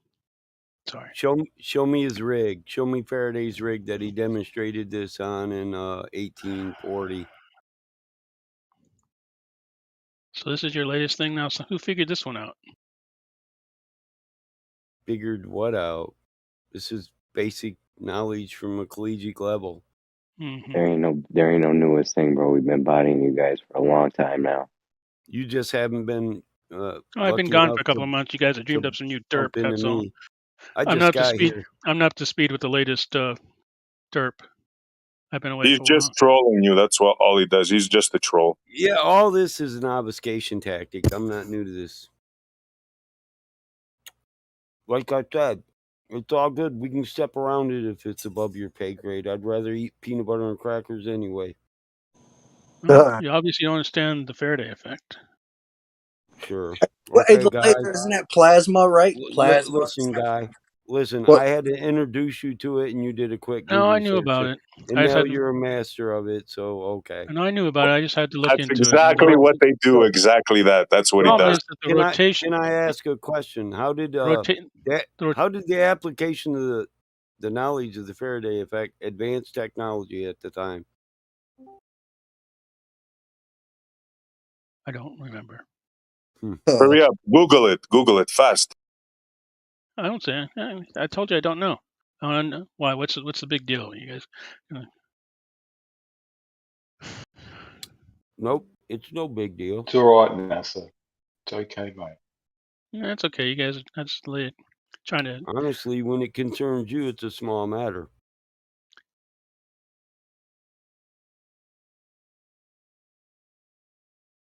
One more month off.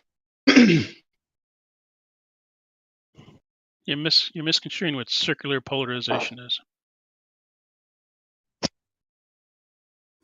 Maybe ask him if he knows how to calculate speed. Oh, see, the problem is, I told you that before, but you still going by that the light thing, where the light actually travels goes a longer distance at the same speed, so it takes longer to get somewhere. No, that you guys got away from that. I don't know. Like I said, I've been gone for a couple of months. I don't know the latest derp.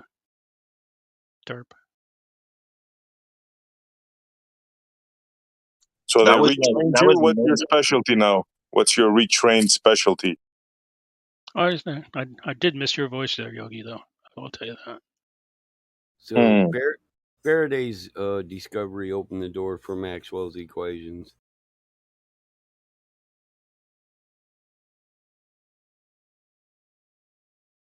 If you know what those are.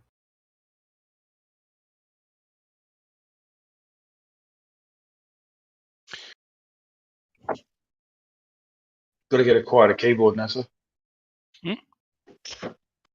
Need a quieter keyboard, mate. I haven't typed anything in a long time. Oh, fair enough.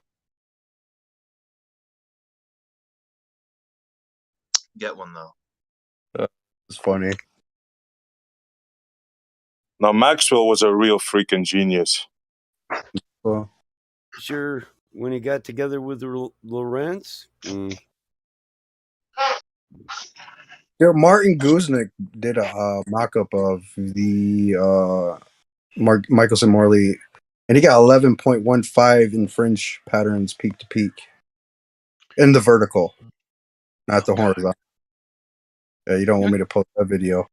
You understand we've redone them every time we go to the Maxwell Morley experiment and try to repeat it. They find nothing, no matter Yeah, how. no, that's correct. In the horizontal, you need to establish the vertical, as in put it sideways. I'll post it. You guys have no explanation for this one. It's tough. Every time they go and look for it, the luminiferous ether, they don't find it. They even got I think they're down to like 10 to the minus 17 centimeters per second now. Okay, so this guy got failure, mate. This guy got 11.15 peaks at 180 degrees. It goes clockwise. Then at another 180 degrees, it goes counter clockwise. Explain that. Show me the fringe. I'm gonna post it. You need to watch this video.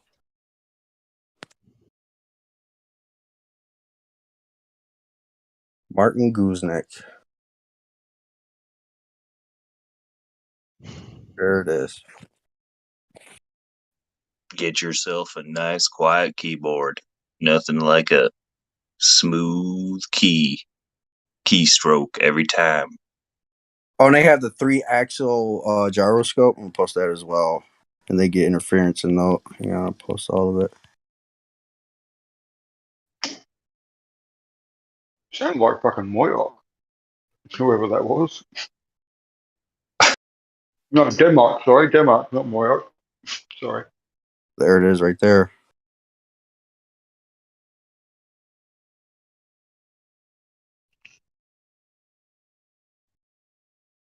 Why am I so tired? I can't sleep. Denmark cracks me up half the time. Can't decide Damock's the smartest flat earther or the dumbest flat earther. Yeah. So, Pay, what do you think about my new evidence? It's your normal scientific standard. Scientific standard observation. Yeah, it's your Solely on normal. observation. It's your normal scientific interpretation of stuff. What do you mean? You haven't changed. It means you're wrong.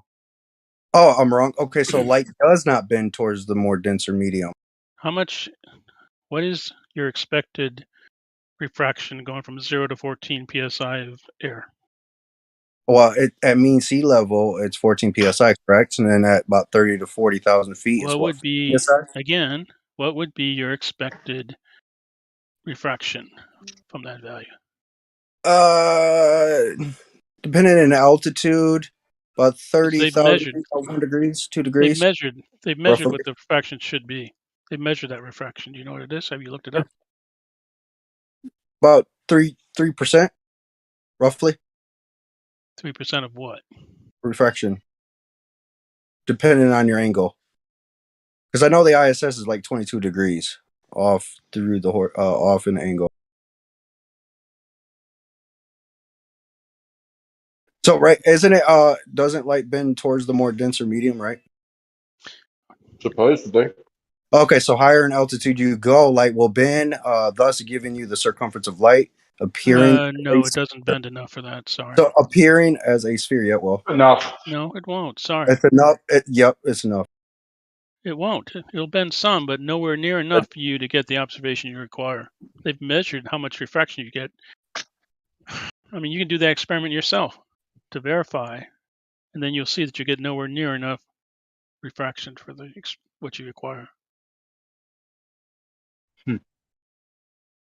So you're telling me the circle of your vision plus the circumference of light over a flat plane won't appear as a sphere higher you go in altitude? I have no idea what you just said. He thinks He'll deny that.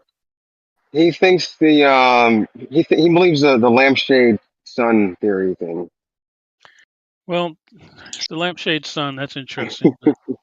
It would look like that till you got to a certain altitude. Then you'd be like, oh shit, it's actually getting further away. No. He's trying to explain it with refraction too, which just doesn't work because there's not enough refraction. It would look like a sphere based on the densities. I get what you're trying to say. It would look like a hemisphere. You know, you'd be, and then at a certain altitude, like way above the ISS kind of thing, you'd start to notice it visually. You'd start to see that it's actually receding away from you, not just your cone of vision getting bigger. Yeah, basically because he shines a light on a map, and the edge of the light is curved. That represents the curvature of the Earth. That's what he thinks. That's what we're seeing. Depending on your angle of incident, right, of light, you know, you guys put the sun in a less denser medium, right, and you'll get Rayleigh scattering, diffraction, and refraction at the edges. So you will get compuscular rays and anti-compuscular rays. So let's say I'm not in that circle of light. Would I be able to see the sun? If I'm what if I'm just outside of it? No, it'd be past your horizon, your personal horizon, and you'd see like its reflection off of the clouds and shit, right? You'd see like light, like orange light on the horizon. You'd see just what you see here in real life. That's exactly what you'd see just before the sun Yeah, comes just up. explain a sunset or a sunrise. Yeah. Yeah, that's because it works on a globe. It has to work on a flat Earth too. I guess that's good. No, because if the world is indeed flat, what we see is what we see, isn't it? It's not going to change. If it turns out, oh shit, the world's flat, we should see shit different. No, we see it how we see it. Right. No, I think it'd be a little bit. But we're trying to explain why we see it the way we see it. But the problem is if you try and model what you were talking about, then you'd have to explain that away with other weird phenomena. Yeah, just like you. Dark No, we matter. can no. We can just no. All we need is a sphere and a light source. No, you said weird theories, right? What the fuck do you think dark Yeah, energy is? Well, yeah. atmosphere. Well, let's see. Dark energy and dark matter. That's not what we're talking about here. Atmospheric Okay. extinction of light due to attenuation and scattering. That's not a weird theory. Ray of That's scattering. There you go. Ray of No, scattering. but I'm talking about seeing it's a the demonstratable. spotlight sun over a flat Earth. Yeah, I'm talking about light attenuating to the atmosphere to the point of extinction. If it's All extinct, right. that means you can't see it. Okay, something the size of the sun going away. We're not going to be able to see it. Oh, so you And forget that we differ on the size of the sun then. okay, so how? Okay, Oh, how big? how I big is the wouldn't know. sun? If I say because of refraction we can't triangulate something that at a stellar or universal distance, then how would I then give you the size of the sun? There you go. Okay, so we can observe the sun, can we not? Yes, we can observe the sun. Now, if you're saying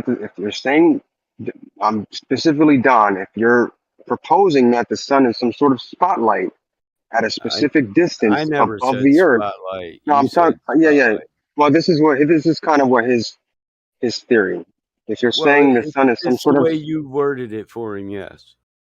okay, Much. the The way it's sun is worded some for me. sort of spotlight, the circle of creating this circle of light. At what distance do you think this spotlight sun is above the surface of the Earth? You see, that's not my argument. My case is just how we perceive light over Earth and how it will appear as a sphere in higher altitudes.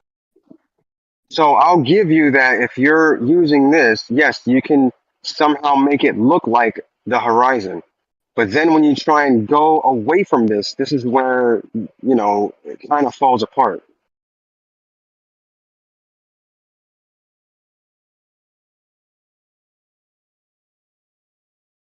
You Going know, away when from what? I keep, Explain. Wait a minute. Go away from what? your spotlight sun making, when your circle of light. See, even on a globe, there's a circle of light. You realize that, right? No, there's a terminator line. Sure, it's a circle. And there's correct? and there's a distant. Okay, got it. Yeah, circle. But can you model this out? I'm working with a couple people to try to figure it out. Okay. It is quite difficult due to the refraction. I gotta have light bend up. Okay. Well, once you understand what it's actually doing, that it's refracting and getting absorbed, and it never slows down its speed, its velocity. Yeah, you got me? Yeah, it depends on the medium. No, even in the medium, it's just the pathways are longer. It's not slowing down. It's changing its brightness and its color, but it's never slowing down. It doesn't. It has no mass, so it doesn't slow down. Yeah, that's your theory. No, Yep. That is your theory. Actually, Don, the best way to do. Listen, I'm sorry. Go ahead. Light has mass. Google it; it'll come right up. Google academia and mainstream Who science said that light do has not mass? agree with you. Who said light has mass? I think that was that was Dawn. Don said light has mass? Not Don, Dawn. Is that at rest or at motion? What is? I don't get it. That's a good one. Light has no mass. It has rest mass. Oh, Google it. Google rest mass of light and look at the doctor that calculated what it is, and just shut the fuck up. It doesn't. Light always moves at the fastest possible speed within the medium.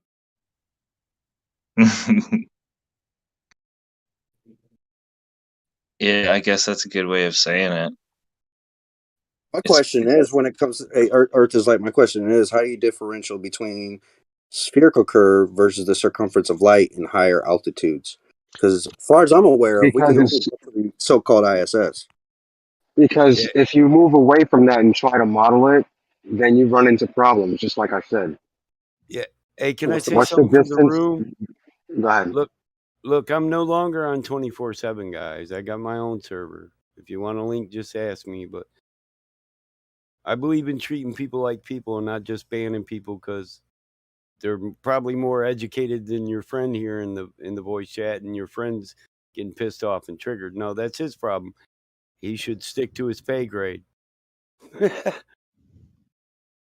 Professor Phil's on my server. I have plenty of good conversations with him, civil.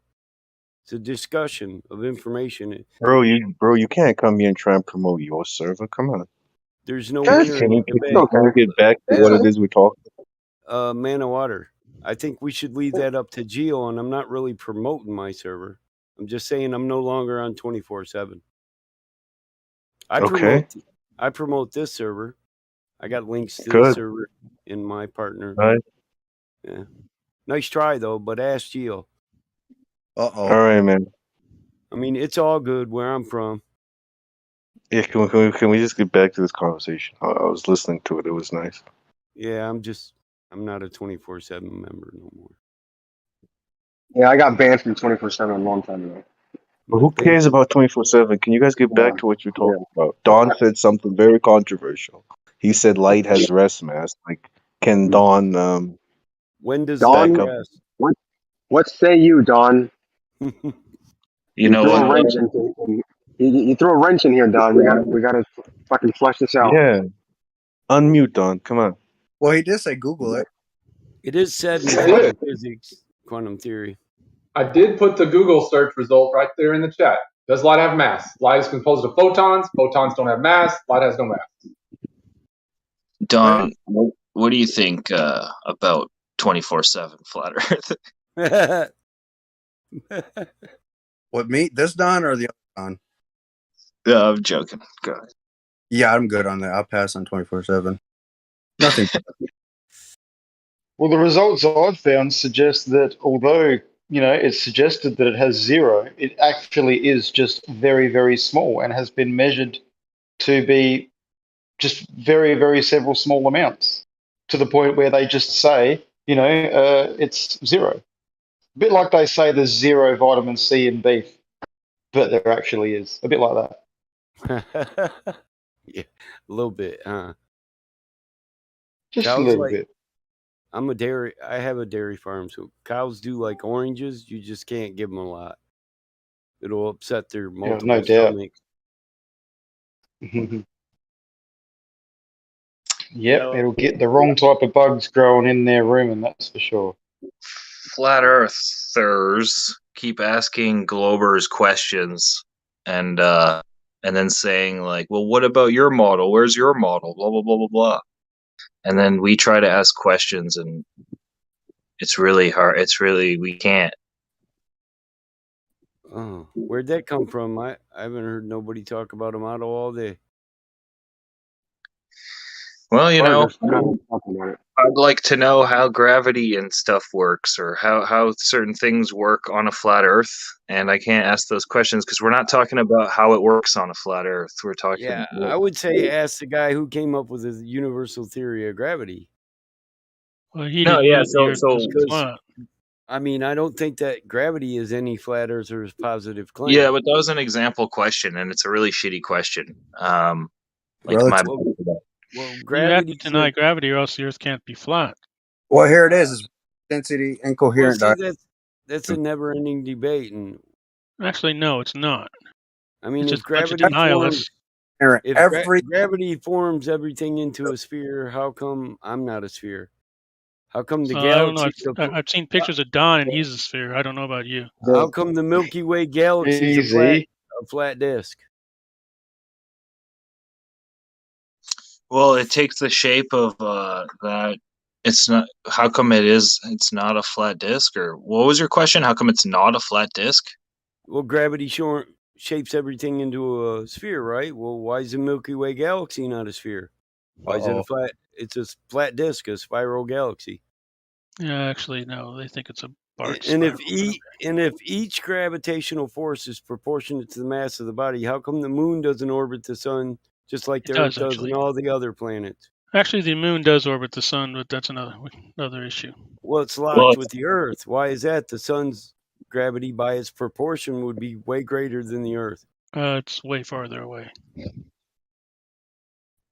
On a universal scale, we're way far away from the sun. That's what you're saying. Well, compared to the moon, yes. It'd be a minuscule difference, dude. Actually, no. In this case, it's quite a big difference. No. It's a relative thing. Oh. Look, it'd be closer when it's doing an eclipse, and further away when it's on the opposite. It's pretty much the same distance. On the opposite side. Yeah, when they're on the same side, they do tug harder, right? That's why tides are a little bit higher during new moons. Jeez. That's high tide and low tide. How can you have high tides on two different sides of the planet, one facing the moon and the other one the opposite the moon at the same time? Because that's the way it works. Because you rotate through the bulge. Well, you can have, but no, high tide is explained by them being on the same side. Or the opposite sides. So opposite sides, yeah, but that's not. Actually, that's just a regular tide. That's just regular tides. Have you studied tides, really? High tide is when they're both on the same side.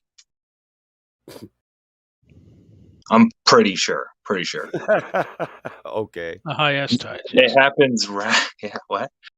You also said regular tide. I'm interested in what regular tide means. Exactly. So regular tide is just the ebb and flow. It's the bulges. The bulges are always there, always pointing at the moon and the sun. How do the tides work on the flat Earth? Well, the regular tide. This to is you what I is said. If you study tides, you'll find out the side facing the moon will have high side, but so will the opposite side of the planet at the exact same time. That's correct. If the sun is on that side. But if the gravity... No. It's the way the gravity works. No. We're rotating through the bulge. Why is it no Glober can agree on the bulges? Because it's a complicated issue, and you guys like to strawman it, and there's several things going on. I'm not strawmanning, and I'm asking. And there's several things going on at the same time, and to tell you the truth, there are. Why don't you let this guy respond about tides? The dude brought up tides. He's talking about regular tides. He said regular tides are the ebb and flow. Excuse me, the ebb and flow is the tide. We've When explained it it fairly ebbs well. out, it's called a low tide. When it ebbs in, it's called a high tide. So why? So why are you interjecting when Well, I this just want to dude's know. trying to talk about We're tides? trying to. He's told you fairly well the model. I'd like to know how tides work on the flat Earth. He thinks that the bulge is only on one side. Well, it's on two sides because it's a bulge. But... So how's it work on the flat Earth, by the way? Could you tell me that? Yeah, sheesh, electromagnetism, tectonic plates. No, it doesn't work. The sun shoots out electrons. Well, actually, currently they're studying the hydraulic nature of tides. You should ask Pro Phil about that too. Hydraulic nature of tides. Yes, the hydraulic nature of tides and heating and cooling. The underground. Yeah, when you heat up one side of the Earth and you got underground aquifers, they expand. This pushes water. This pushes water in a hydraulic nature out of ground and onto the surface. And on the opposite side, it's cooling where it contracts, and then you can fill the aquifers back up. Except that you get high tides at night and low tides during the middle of the day. So, I mean, it really is independent of the time of day. This isn't my ideal or a flat Earth. Oh, okay. I was going to say because it sucks. Because the tides and the time of day are not related to one another. It's actually mainstream science. Why is it so hard to finish a sentence with you? I'm sorry. I thought you were done. No, He didn't want an answer in the first place. Don gave him an answer, and then he said, "No, that's stupid." Well, it is because water's not. It doesn't work that way. There's no. You do not want an answer. Listen, You just want to the trigger sun people. gives off protons, electrons. Unless you can provide some evidence of that, statement without evidence can be dismissed without evidence. And then you guys there is such a thing as tidal heating. Yes. go. So the sun will repel salt water. Do you know that? It does. Wow. How? There you go. Wow. How? What? How? Yeah. How? Because salt water is a great conductor. Yeah, but in the meantime, though, like I've said, the tides and the time of day have very little in common because you can have high tide in the middle of the night and low tide in the middle of the day. You think that if the sun was pushing away water, you would always have a low tide during the day, right? But you No. don't. Exactly. The wind plays a part as The well. wind. Oh, sheesh. The wind has to play with waves, but nothing with tides. So there's tidal heating on some of the moons of Jupiter or Saturn, or basically the planet's gravity stretches the actual crust and core of the planet enough to actually generate heat, which is different from actually Sure tides does. on the ocean. Uh-huh. I'm just saying there is such thing as tidal heating, but it is not related to tides in the ocean. And you know this because of Saturn. You know this because of Saturn's moon. I'm not. I mean, there are cases where, yes. Okay. To answer your question, yes. Yeah. I think it may be Jupiter too, by the way. Both of them.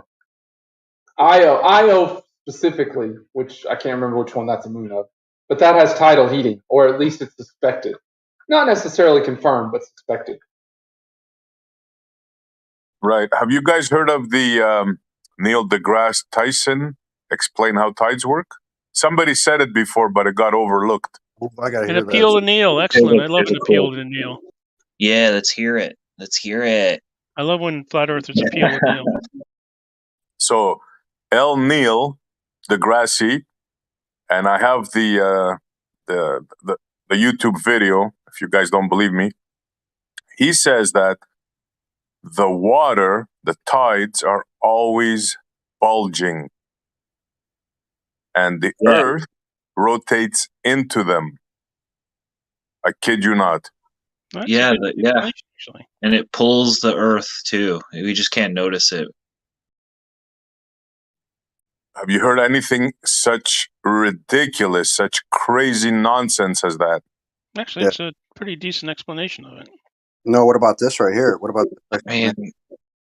the magnetic field generated by the ocean is quite small. Sure, it's small, but it will actually, repel. no.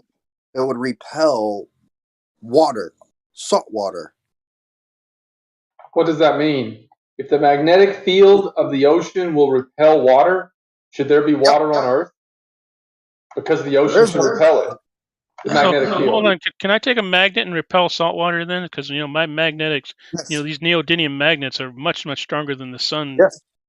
You can. Yeah, but the magnetic field, isn't what's causing the tidal force. I'll give you a cool experiment. Take pyrolytic graphite and put it on a neodymium magnet. Get a magnifying glass. Just by the rays of the sun, you can repel that pyrolytic graphite. We're not talking about pyrolytic graphite. We're talking about salt water now. What the sun can do. We're talking about salt water now. Diamagnetism. Talking about Diamagnetism is a repelling force anyway, and it's very small. And you've totally misunderstood diamagnetics. No, it's not small. There's actually diamagnetic fields in the ionosphere. No, but okay. Okay, I'm gonna post it. You have totally misunderstood diamagnetism. I've told you that before. This is so ridiculous. Are you suggesting that it would push the water? Well, according to him, I believe we can push water with magnets. I've never seen that happen. Welcome to Don's world. We're just living in it. Look what I just posted, guys.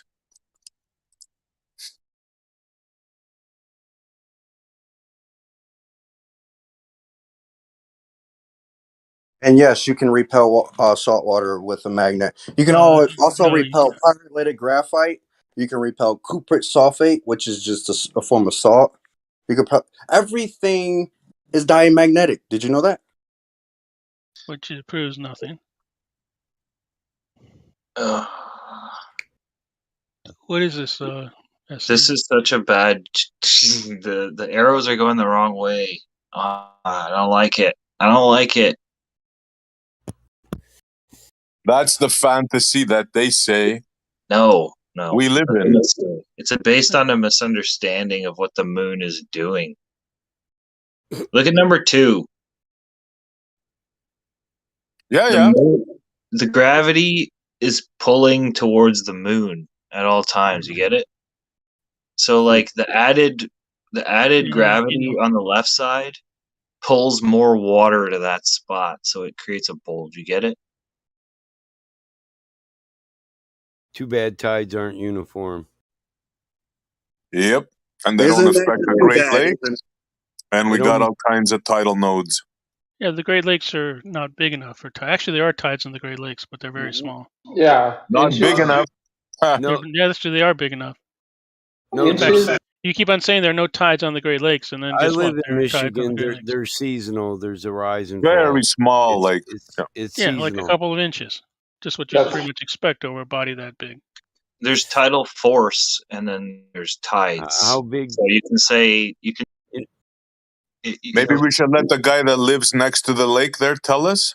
Yeah, you know, Lake Michigan is as big as the state of Michigan. You know that, right? It goes from It's the pretty bottom. big. It's all the way huge, to yeah. the top. Yeah. Is it, compared to the oceans, is it big or large, small? Does it have tides? That's kind of a dumb question, isn't it? Does it have observable tides? But in no way is it like small. an inch or two. An inch or two. No, it has seasonal tides, and it has to do with droughts and rainfall. It has lunar tides too, but they're quite small. In the Actually, it doesn't. Actually, it doesn't. I have to show it to you. Well, University of Michigan tried to prove it did, and they failed. I live here, dude. Should I support Paige, the you're going to DNR? tell a guy that lives there what goes on there, right, Paige? I've lived there too. That's what you're going to do now. Just here we go. Look, the first thing, true tide change water level caused by the gravitation do occur in semi-diurnal twice daily patterns in the Great Lakes. Here we go. There you go. From NOAA.gov. So I posted it for you, Hey Nassau Shill. From NOAA?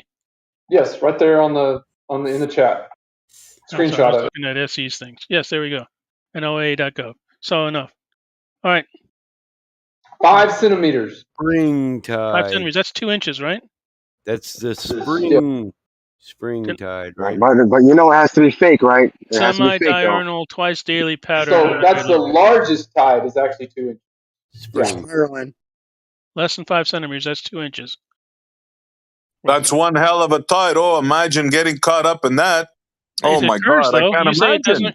You say it doesn't occur, and there it is. It occurs. So Very slightly, I said. Very small. Well, okay, we agree then. So what's the problem? So we agree. So Semi-diurnal. why is twice it so daily pattern. small compared to all the other tides? Because the oceans are much bigger than the Great Lakes. I mean, so 2 inches. The Great Lakes are what? 1/100th the size of the ocean.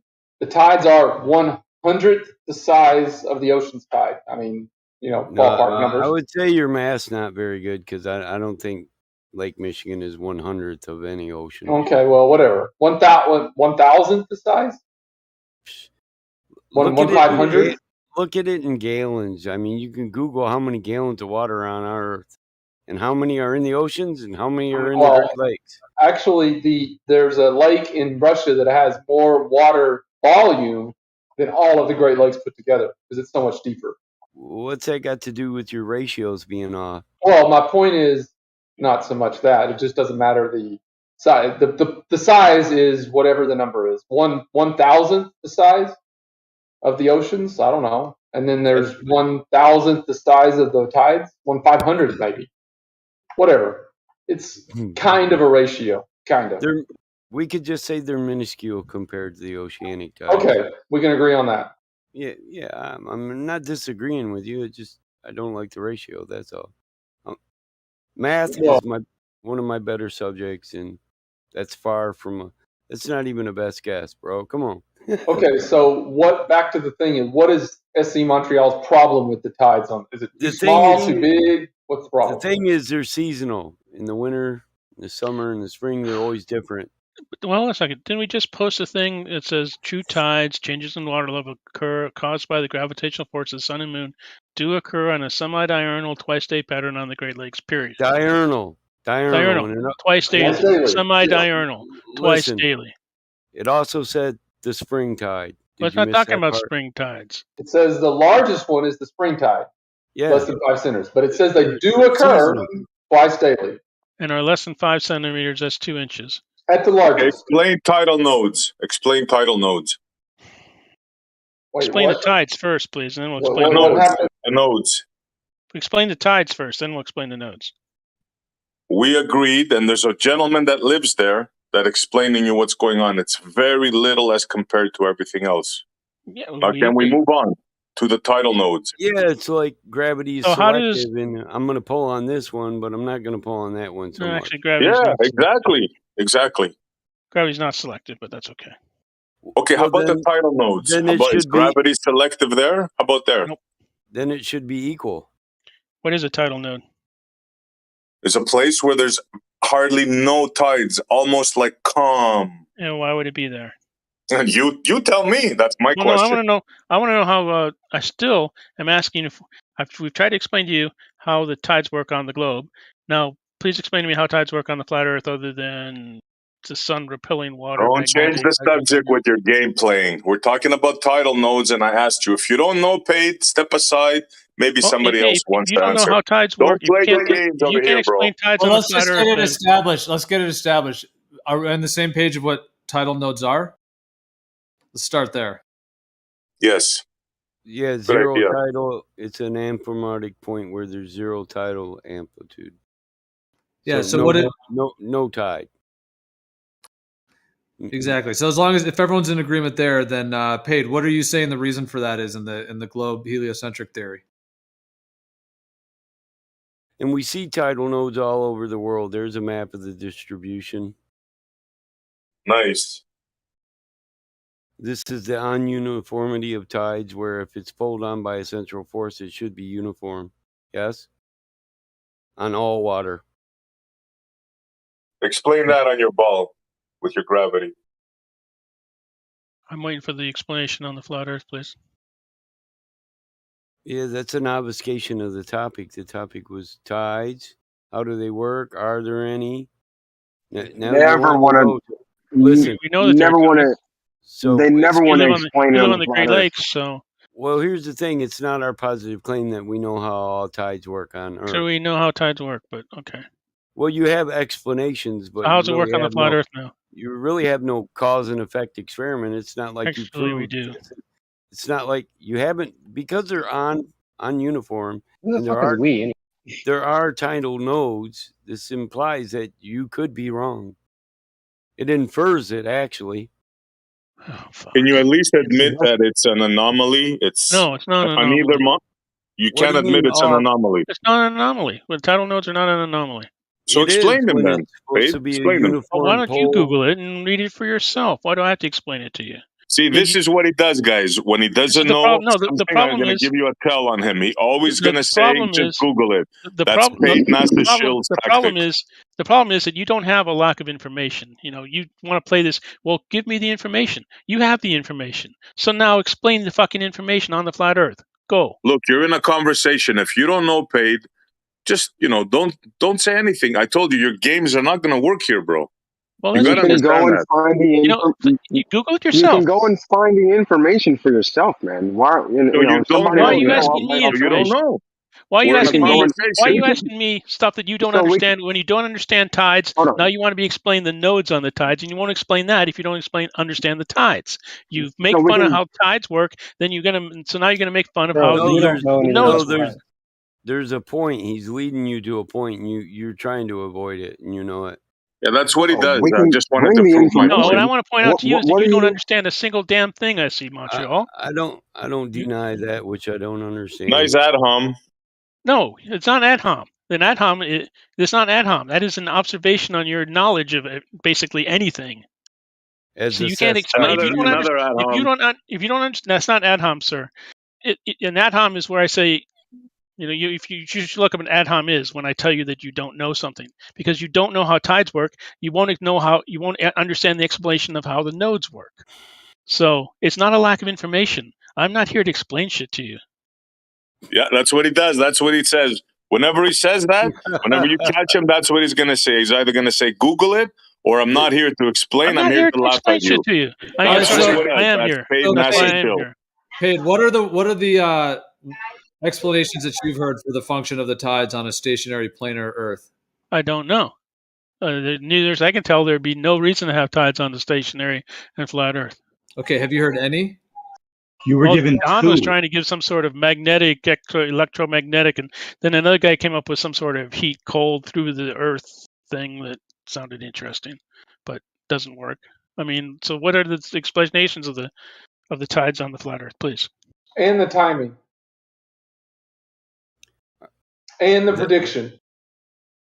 You see how he changed the subject? He turned it around. But you see how you don't want to answer anything we ask him? What it is. But you see how you don't want to answer?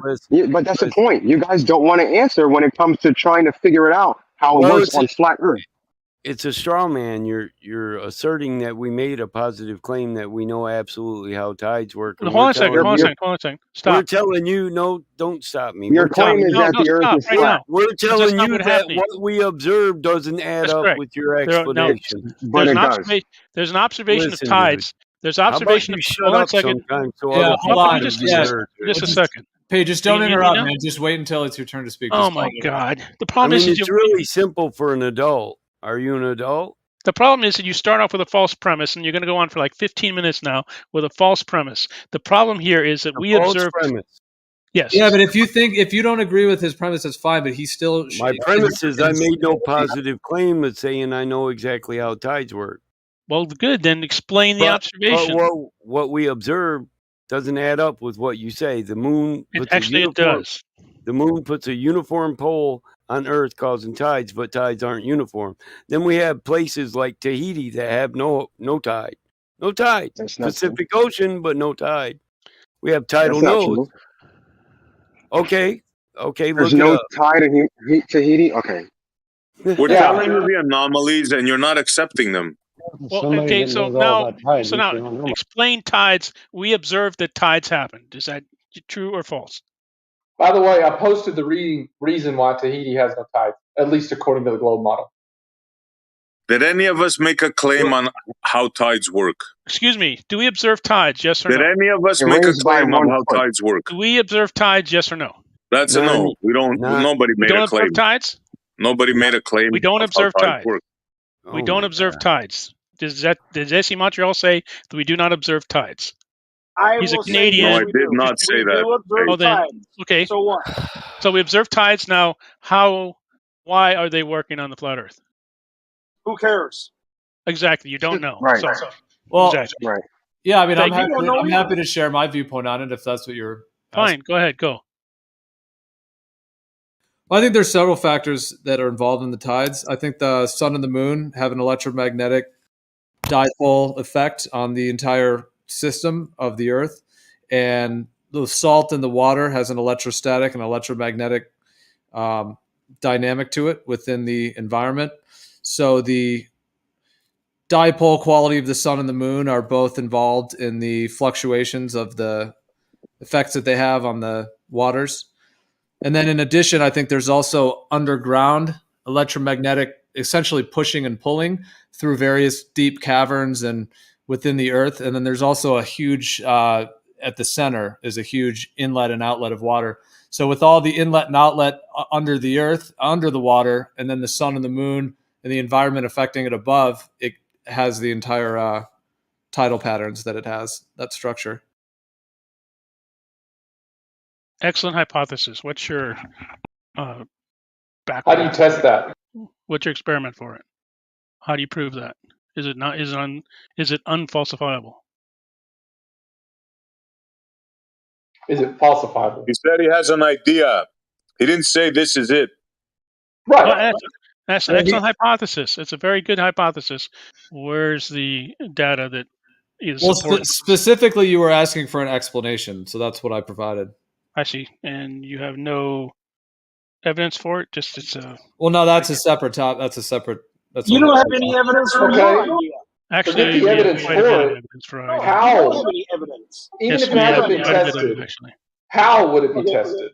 Well, I mean, one thing that is the case for sure is that the cycle of the moon, the 24 hours and 50 minutes, that 50-minute difference does seem to correlate with the 50-minute shift in the tidal times each day. So there does seem to be that cyclical 50-minute correlation with the moon and the Okay, tides. you do know that correlation is not causation, right? Oh, fuck off. I agree. I don't think it is not necessarily, but it is a direct correlation, and it's very likely that there is. It's likely that there is a causation because of that correlation, but we can't necessarily get to the moon to be able. We'd have to get to the moon to, or be able to measure everything between it to fully know for sure. Yeah. So you don't know. So basically, what you're saying is you don't know for sure what causes it. Well, the rest of the world seems to agree. What causes what? The correlation with the tides. You're saying you don't know what causes the tides, right? Who are you addressing that to? Me? You, Gio. No, that's not what I'm saying. I know how the tides work. No. Okay. How? How do you know? Oh, there's a lot of ways. That would be an entire additional thing to discuss as well. But Well, okay. Can you tell us how do you know that the moon causes the tides? no, I didn't say it does. He gave his explanation for it, then he gave the globe explanation for it. Oh, I'm sorry. Okay, so you say you know what causes tides? What causes it? Well, first we were talking about the moon and whether it's causative. Secondly, I also gave an explanation there. I don't know if I don't want to necessarily repeat it, but I think there's everything is electrostatic and electromagnetic. So the entire what could be referred to as the ether, the atmosphere, has charge to it. The sun and the moon are a dipole system that create a field of charge between the ground and the earth, and that dynamic with those, especially the sun and the moon, are correlated with the tides because there's the salt in the water. The ocean water has a electrostatic ionic pull to it that can be when charged. Therefore, that's what's actually pulling the water. It's actually the salt in the water that's pulling it, not the actual sun and moon doing it directly with electromagstatics. And then I also think under the earth there are essentially deep caverns and regions under the earth, and especially in the southern region, which is the southern rim of the magnetic field, and then also in the northern region, there are significant reuptake and cyclical water exchange areas, and then those water exchange areas are happening deep under the ocean floor as well. So that has an electrostatic and electromagnetic push and pull process to it as well. So with the underneath and the above is creating the tidal frequencies. Okay, yeah, sorry, I didn't know that was you. Okay, now how do you know this is the cause? You say you know it. No, it sounds legitimate to me. It makes sense, but how do you know that is the cause? I actually think he started that with "I have an ideal," and he didn't say "I know this to be true," but that got lost somewhere in all this. Yeah, all that's this. Paid Nash's shill steering the subject away from what we were talking about, tidal nodes. Nicely done. Which you don't understand. I mean, you don't understand the tides. Tell me.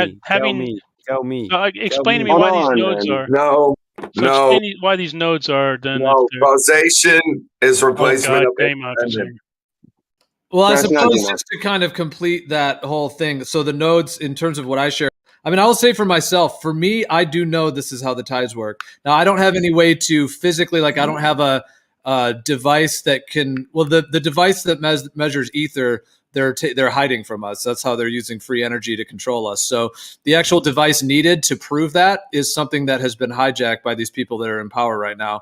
So unfortunately, I don't have that device to then present to prove it physically to you. I know it through my own understanding of creation and my own kind of connection spiritually with myself and with consciousness and the creation of this realm. And on those levels. But again, that's not something I can physically prove to anyone else. That's my own understanding of it.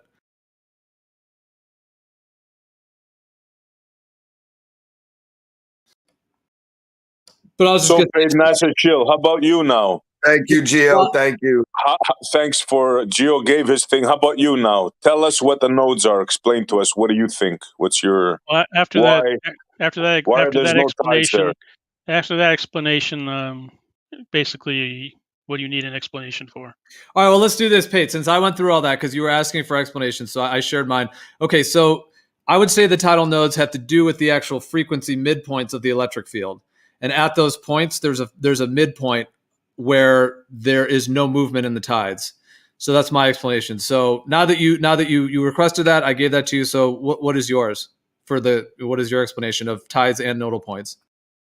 Well, you know what tides are, and the nodal points are just the fact that the nodal points are much more difficult to explain because you have to understand the tides first. He's not going to give you an explanation. Watch. You're not going to say they have to do. is You're not out going to there. say they have to do with the gravitational field. It does, yes. So I had to say it for you. So it would be gravitational anomalies cause No, tidal not nodes? gravitational anomaly. It's more complex than that. It's a complex system. So the gravity is selective in that area since Gravity is you not admitted gravity? selective. Gravity is always the same. It's just that the system is complex. Well, the mass of the moon should have a uniform pole, though, right? But the distribution of water across the surface is non-uniform. By the theory of universal gravitation, it should be proportionate to the mass, and yes, it should be uniform. Yet the distribution of water across the sphere is not uniform. Thinner or deeper? Certain parts of the ocean is deeper than others. So is it your implication that tidal nodes are in more shallow areas? I believe so. Hold on now. I'm asking NASA's Shield. So- Let him do it. He says it's complex. Well, it is complex. Complex system. You're asking All a very things- difficult question when you don't understand the things are basics. complex. No, some things are simple. Other things are not. You can You're give asking a a very remedial- complex question when you're asking a very complex question about a system you don't even understand the first I thing can about. give a remedial answer for many complex processes. Well, So not yes, this no. Yes, you can. So you don't know, Paid. You don't The know, point is right? you don't how to know. give how to tell you SC Montreal. I don't even know how to tell you to wipe your ass because I don't think you know. I mean, I could give you the mainstream Beautiful. I love it. explanation. So you have no clue. Okay, we got it. Thank you, NASA Shield. Thank you for You your don't have a clue, participation. sir. For You adding don't have a clue. absolutely nothing to the You don't conversation. have a Thank clue. you. So Essie, how about you either Google it to tell us, or you can just tell us from Why are your you knowledge. white knighting for Paid? I'm not white knighting I at don't all. need anyone I to mean, white knight for you. obviously Essie. obviously we don't know, and you do know. So Well, it seems like you guys don't want to say it's gravity because of the obvious reasons. That gravity is an unproven. That's right. Actually, unproven gravity. theory. I'm Gravity looking is at it right actually. now. I mean, if Gravity is you actually guys fairly can't well even say the. I mean, okay, so they claim that the gravity of the moon and the gravity of the sun are what affects the tides in the global. Yeah, but that's not tidal nodes though. You said tidal nodes specifically, right?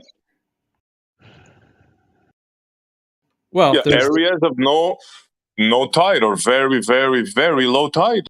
So what I'm looking at is a geographical location which has zero tide amplitude for one harmonic constitute of the tide. The tidal range, the peak to peak amplitude or height difference between high tide and low tide for that harmonic constitute increases with distance from this point. So basically, the topography underneath the water is has to do with the tidal nodes. The topography of the water? Well, No, actually, the ground under the water. The topography under the water, yeah. You know what the You know that the ocean is not like the ocean is not like your bathtub, right? The mainstream explanation has to do with resonance waves and incidence reflected waves, yes. But it says at certain incidences they cancel each other out, and that's a real remedial answer to the global explanation of why there are tidal nodes. Gravitational waves, resonant waves, and reflected waves. No, they're not gravitational waves. I don't see anywhere in title nodes has They're anything to do with. selective gravitational waves. They're not selective gravitational waves, you idiot. You wouldn't say that if you were in Oh, front of me. You you know know, that, right? let's check Oh, I would this out. actually.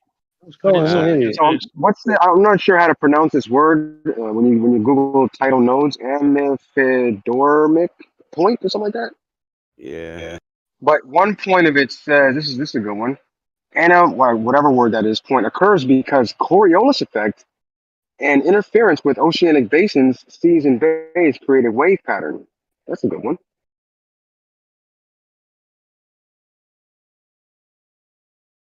So selective gravity. It's Got it. amphidromic. So here, I'll amphidromic. Okay, good. Thanks. Yeah.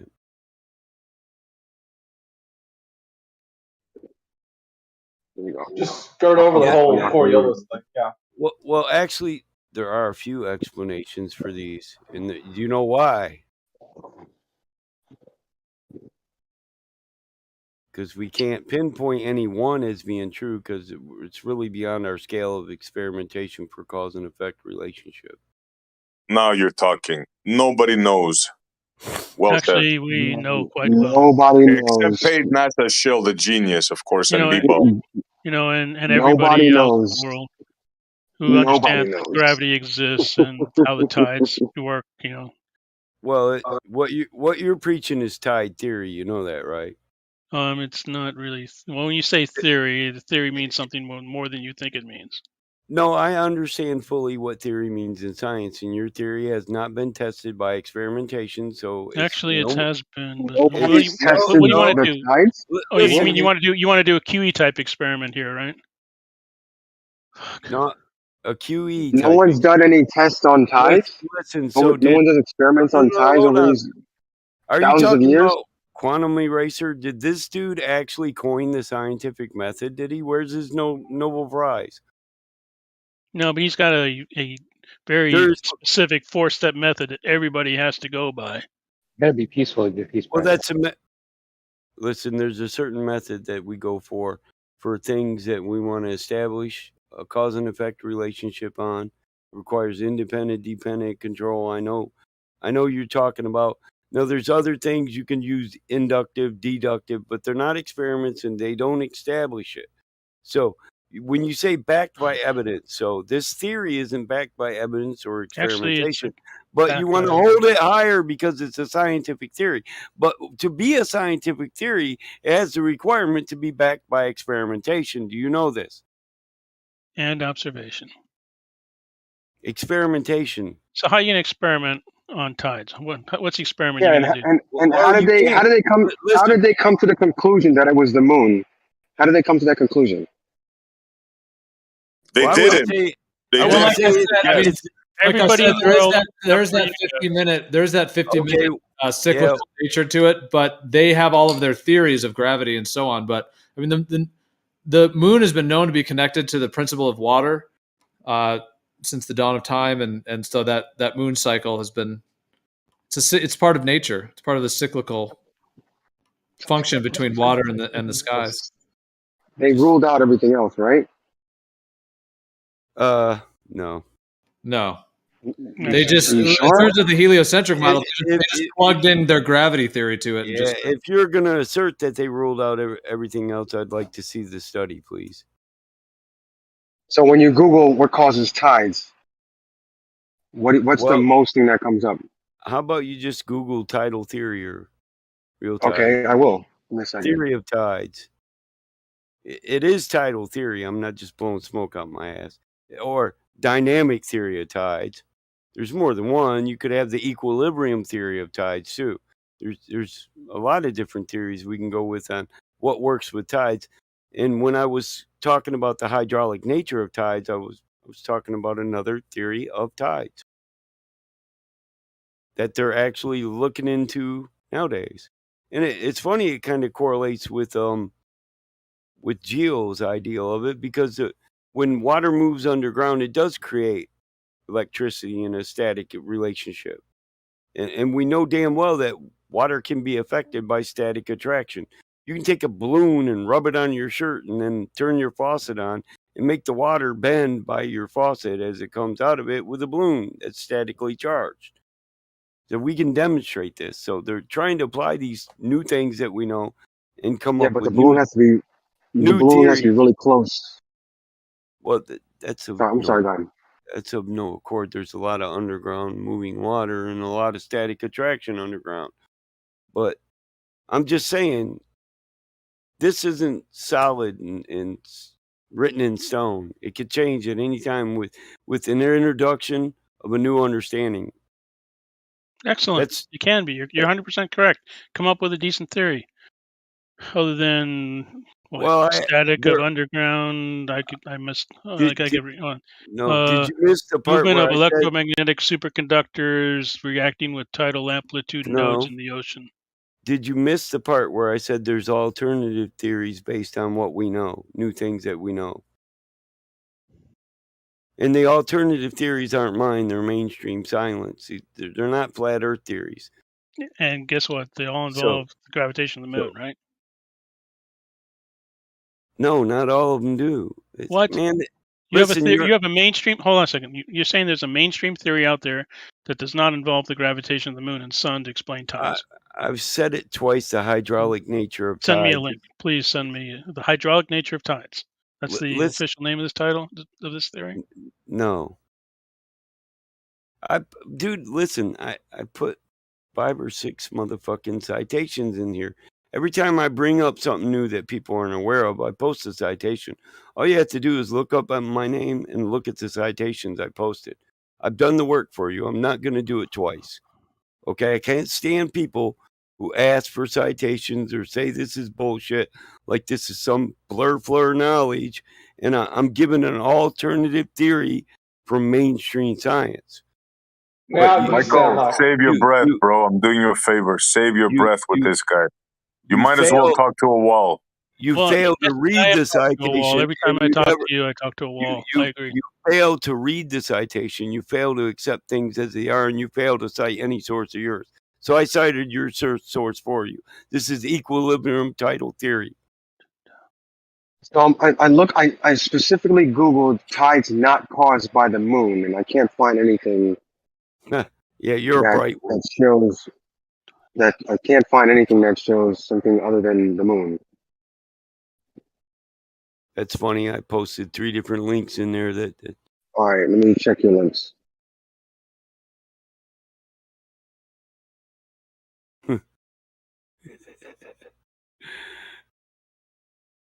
You guys crack me up. And I don't know what search engine you hold on a use. second. The one, let's see. I'm reading your link here. Let's see. There's several factors to modify the movement of water in real tide situations. The sun and moon. The moon's gravitational effect is greater than the sun due to its closer proximity to the Earth. Excellent. Geography, friction, basin oscillations. Yeah, this is pretty much mainstream stuff. So how do you say that this doesn't involve this when number 1 on the list of 8 things that Well, which one is it? Because I did post. Ocean Teacher, Global Academy. Yeah, that's your equilibrium theory. That's the theory we're talking about now. That's tidal Right. theory. And what's number 1? Number 1 on the list, the sun and moon. The moon's gravitational effect. That's the first word. In that tidal theory, yes. Okay, so this is mainstream stuff. That's number. Basically the same stuff. So what's the next theory? I don't know. This one is basically the gravitational. Thank you. Let me save that. I love when flat earthers post stuff that say that they don't do, and then they end up proving what they say is correct. They do that a lot, actually. Well, this one is basically mainstream. Number 1 on the thing of 8 things is the sun and moon. Number 2 is geography. 3, friction, basin oscillation, lunar and terrestrial orbits, the Earth's orbits, the Earth's declination tilt, which causes seasons, by the way, and the moon's seems like you were creating a straw man claiming. No, this is not a straw man. This is his. He was very post. clear about what the citations were. This is his post. This is his post. Yes, we're going over his post. Not mine. All right, what's the next one? Right, but you're building some straw man about how it proves something that he never claimed it did. He said it didn't involve gravity, and it's pretty much. No, I did not say that. I didn't say it didn't evolve the moon. I said it included the hydraulic nature of tides. It adds extra variables to the already given tidal theory. And somehow you got lost. Honestly, I think you just don't listen to anything. No. What happened is that the number one on his list of 8 things was right the there. gravitational. I honestly think you just don't listen to what people So say. we're saying that we're discussing alternate theories of tides, and the one you hear you posted 11 minutes after the hour is basically 8 things. Number one of which is the moon and sun gravitational field. So where's the other one you posted? See, the alternative is to just the moon causes tides, and that's the theory you quote nonstop. Just the moon, but we actually know there's more factors. The moon is the major factor. Yes, correct. Okay, but you can't just say it's not gravitational. I didn't say it wasn't. I didn't. This is shit you're putting in my mouth. Well, I only pointed out there's more than one theory that include other variables. You're making it something I didn't say it was. But it's all good. It's what I expect. It's par for the course.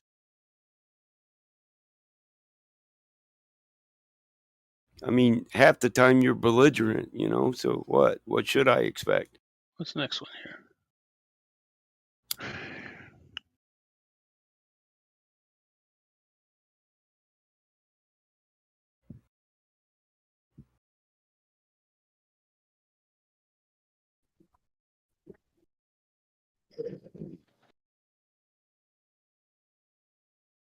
Colloidal line, co-tidal lines rotate left in the northern hemisphere, That's right about in the tidal southern nodes. hemisphere.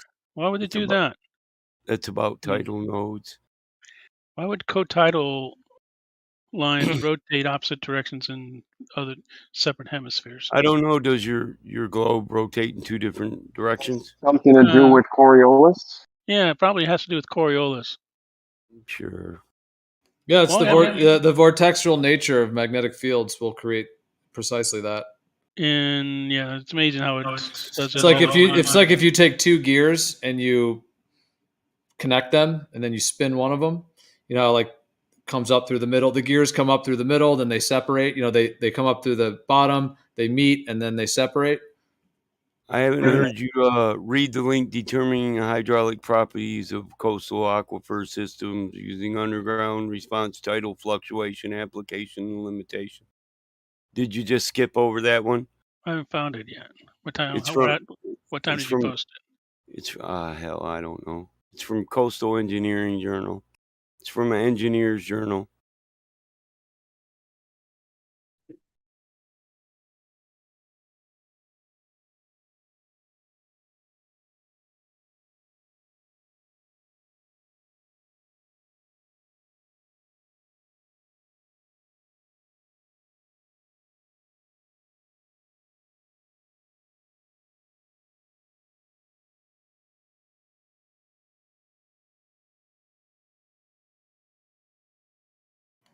What was the thing you were saying rotates in the north and the south?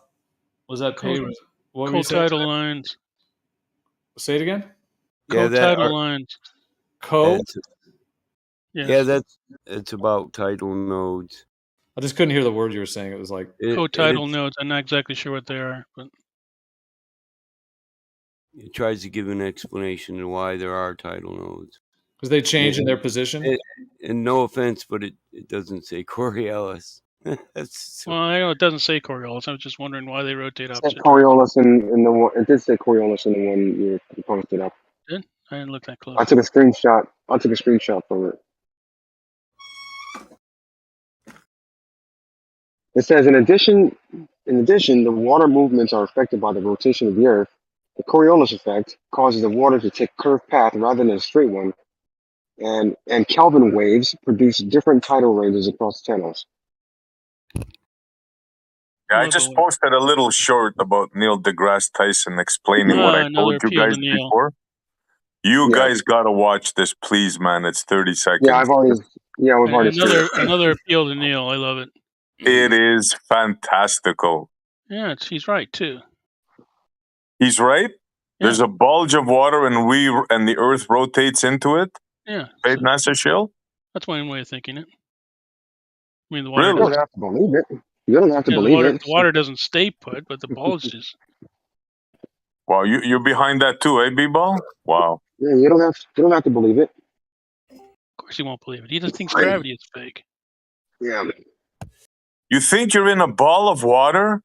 Are you serious, man? Yeah, we are in a ball of water. In case you haven't noticed, the planet is mostly water. Wow. You guys heard it. Where are we then? Well, that's not what their Yeah, model. I mean, the model is not that the actual Earth itself is made up of mostly water. It's just that the surface is covered with it. Right. Did you see the short clip, Gio? Yeah. I didn't watch. I opened it, but I haven't seen it because it probably needs audio, right? I've seen it before. Please, bro, watch it. Please, please. What's wrong with it? I've seen this interview. What's wrong with it? I mean, I what is the Earth then? I've seen cuts from this thing. SE, what is the Earth? Craziest thing. What is it then? Where are we standing on? Bro, he says we're rotating in a pool of water. We're in water. If that's not it, if that's not it, then what are we on then? What's your theory? Why are you asking me a question? I'm curious. He is saying that we are rotating in water. We are in water. You're agreeing with him. I heard that. I got it. What is your theory? I don't have no clue. I'm not God. I don't know what it is. Thank you. But it's not that. I can tell you that. It's not that. Okay, I don't know what it is, but I know what it's not. Typical flat earther. It's anything except what everybody else thinks it is. It's something else. I don't know what it is, but it's something else. Yeah. I'm going to go get a picnic basket now. You think you're rotating in water, man. And you're laughing at me? The bulge, you moron. Can you listen to what he said. Are you guys listening to these guys? Yeah, it's just evolving now into insults. It's just listen to what he said. Listen to what he said. Have a normal conversation. They just can't do it. No, you can't have a normal conversation with you because you aren't listening to what he says. All right, so what does he say? Because I haven't watched it yet. We are rotating through the bulge of water. That is correct. The bulge of water is pretty much stationary. It's like if you will, a wave. It's like a wave. You know, the wave moves, but the water itself stays stationary, but the energy moves through. Do you think waves actually move or not? This is what he's saying tides are? It's similar. Oh, man. Oh, yeah. Oh, man. Wait till you see it, Gio. Wait till you see it.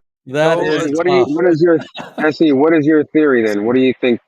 If it's not a sphere, then what is it?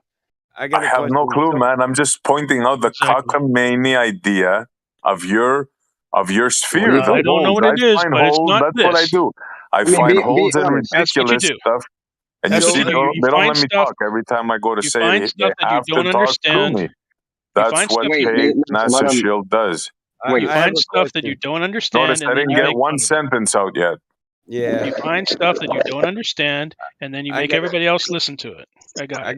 I got a question for you, NASA Still. So what you're saying is the ellipsoid rotates, but the water stays still? Something like that, yes. Something like that.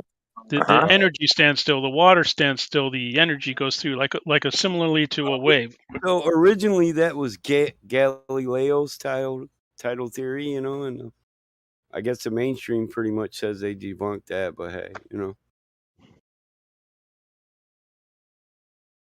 You know, a lot of people, Plato had a theory on tides, you know. Galileo, he had a theory on tides. A lot of people had theories on tides. There's just one we stick with now. But you notice how triggered they get when you find holes in their miraculous spinning ball? They just go crazy. Yeah. Most of the holes you see are your misunderstandings of basic science.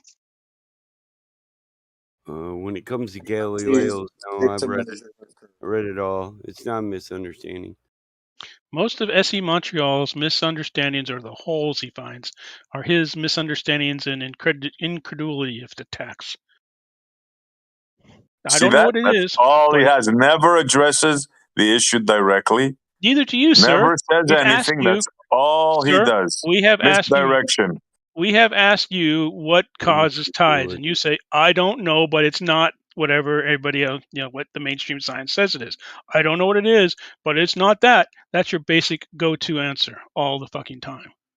So you're saying the mainstream thing to tides is that there's always a bulge over the Earth and we rotate into it? You're saying that's the mainstream science?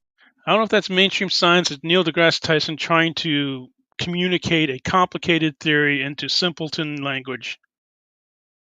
Yeah, he's saying the ellipsoid, the ellipsoid that the gravitational model shows water wrapped around, that ellipsoid rotates within that water bubble. That's basically what he's saying. But the thing is that everybody else says they move relative to each other. So who should we accept, mainstream science, or should we accept you? They're similar answers. The answers are not either or. Well, there is either or. Not really. No. Either the gravitational model keeps the ocean somewhat stationary and the ellipsoid rotates within the bubble of water, or they both rotate together on an axis. Both the ocean, the water is rotating pretty much with the globe, but the bulge is in one spot in space relative to the moon, sun, earth orientation. Well, all three of those things change position though. So then the equator would change, the bulge would change. This is what deGrasse explains. Look at what I just posted. The Earth rotates into that bulge of water. Complete and utter nonsense. Like I said, once again, I don't know what it is, but it's not that because I'm SE Montreal. I just showed you a thing, and I explained to you that it's nonsense. Now you believe that? You believe you're rotating in a pool of water? Genius? You don't rotate in a pool of water. You're misinterpreting the diagram once again. I've tried to explain it to us then. Genius, explain it to us. I've tried. No, I can't explain anything to you, Essie, because you lack the basic foundations of science. You see? Once again, nothing but an ad hom. Not ad hom. That's the fourth time. This is paid NASA Shield's comeback. Saying that you do not understand science is not an ad hom. It is a observation that you do not understand basic science. Well, hold on. Explain it to us. Hang on. It is technically an ad hom because you're attacking his character and not the actual point he's making. No, I'm attacking his knowledge. If you disagree with whatever the point, whatever it may be, or you think it is what Neil deGrasse Tyson is saying, you should actually assert that rather than just attacking his person. That's the definition of an ad hom. You started going into how he doesn't understand things and he's, whatever. And he's kind of doing it to you too. He's kind of laughing at you a little bit or kind of ridiculing this idea a little bit without completely personally attacking you, but kind of is because you believe it. No, he's attacking the idea because the idea is ludicrous. So do you have any evidence for this bulge of water? Yes, tides. Really? Yes. High tide, low tide. What is that? High tide, low tide occurred 90 degrees from one another. So because we have the high tide and low tide, that's evidence of the bulge. Well, what do you think? 90 degrees from one another. Oh my gosh. That is are the high tides, low tides 6 hours apart, roughly? Who cares? Exactly. Doesn't mean that there's a big bulge that's always right there. Well, what do you think it happens every 12 hours? The water goes up and the water goes down. Just like what we experience. Because the Earth rotates looking from your perspective, that would be what you would see. That's correct. No, you're claiming this is evidence, and it's not evidence. It's an idea.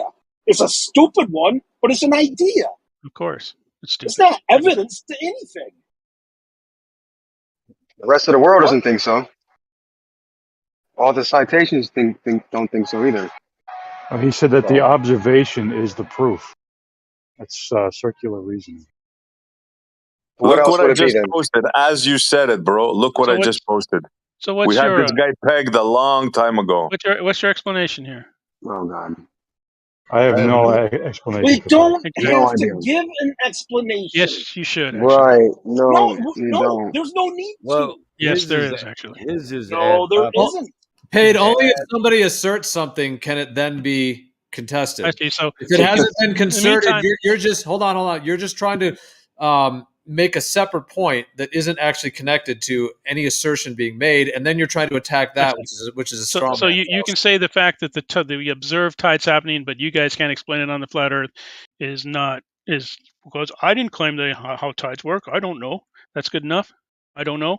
Well, everybody's sharing their viewpoints, so you'd have to.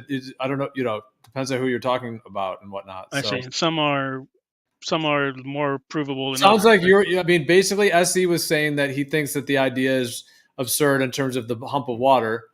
And then I guess you're just attacking him because he says he doesn't know. The thing is that there's an assertion of a bulge of water. He's not making an assertion. If he made an assertion, you could then attack it, and then you wouldn't be attacking it. Hang on, let me just finish. Then you're not attacking a straw man. You're actually attacking something he actually asserted. So by saying I don't know, he basically skates on everything. Then he can just make fun of everything. If you said you didn't. I don't know. Yes, I don't know what it is, but it's not that. Because I don't know. You're asserting it is something, and so he is. I don't know what it is. It's nothing. It's anything else except that. He says it's not that. So it doesn't. I mean, come on. Well, you say you can skate on that? You think that's acceptable? No. What we're saying is that you don't have evidence that it's that. Okay. What kind of evidence would you require? We don't have evidence except for the hundreds and thousands of freaking citations we can pull up. What kind of evidence would you require?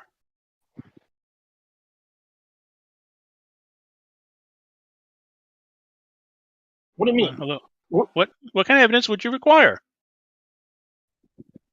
An image of that bulge of water. An image of the bulge of water, which is what? Well, you're 10 feet high. Bulge of water. You're which is claiming 10 feet high. I don't know. The correlation of the tides and the position of the moon. And again, correlation is not causation. Okay, you need to what get else that would in if your we can head. rule everything out? If we can rule everything out, then Except what when else it would happens. it Except when it happens all the time in relative to the moon and sun position, and you're saying it's not cause. It always happens 100% of the time. We don't get high tide when it's 90 degrees off of the moon. Oh, no, but that's just correlation. It's definitely not causation. Do you think high and low tides are or the two high tides that you experience in a day are exactly 12 hours apart? Do you think the high and low tides are exactly 12 hours apart? High and low tides are 6 hours apart, aren't they? Roughly?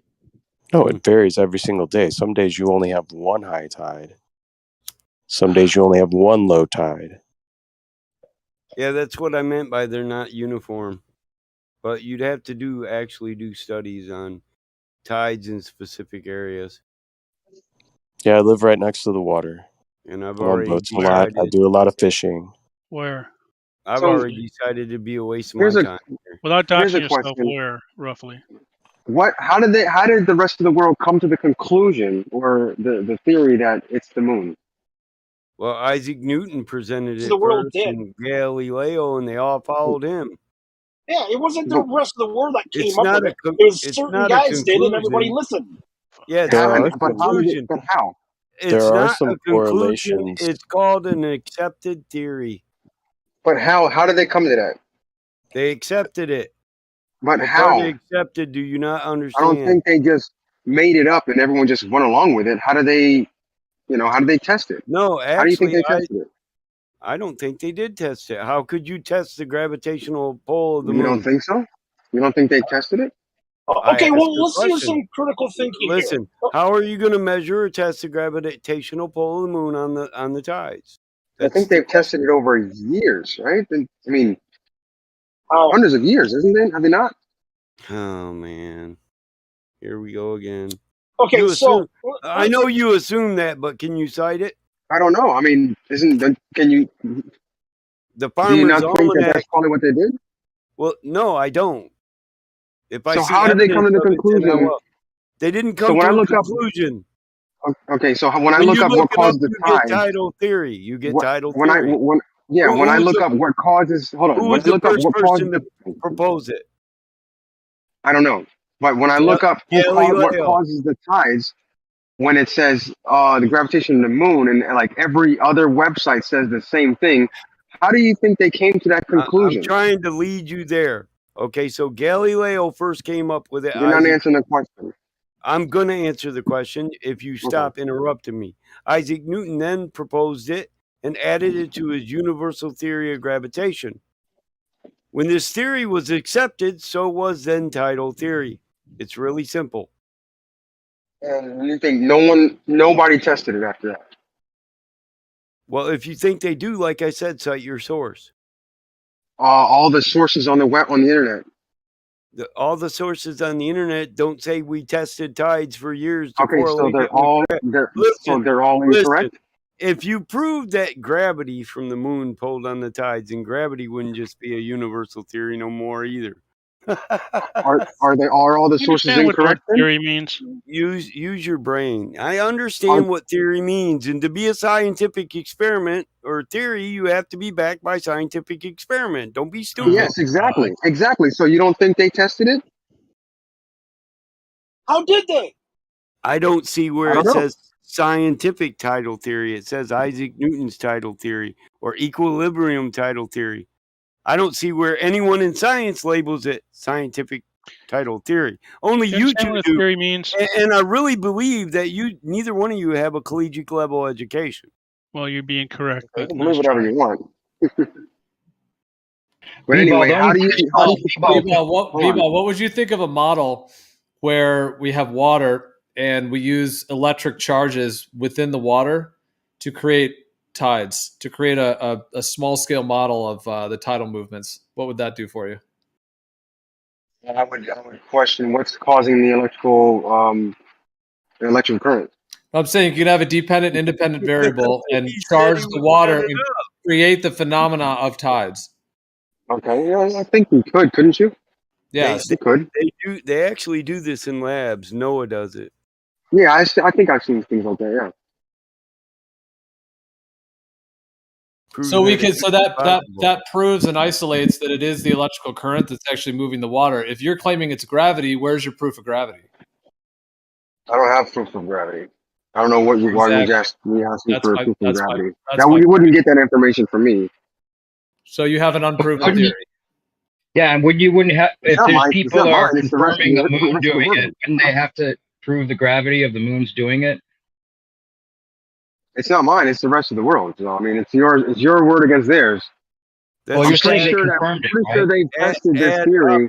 If it wasn't the gravity of the moon, I think they would have figured that out a long time ago.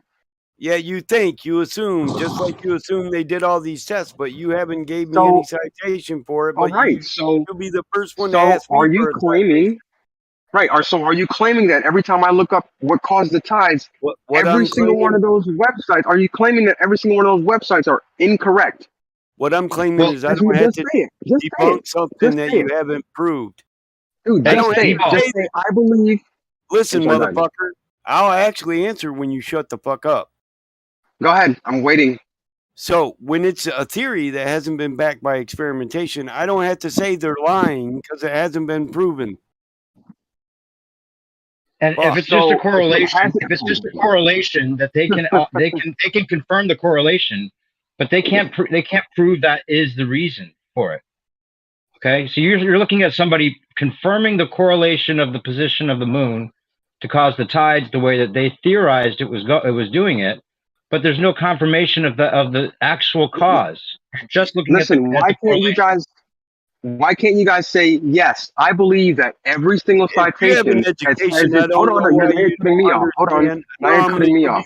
Same thing. I'm giving you the same thing you gave me. Why is it so hard to understand that we don't have to debunk that which isn't proven?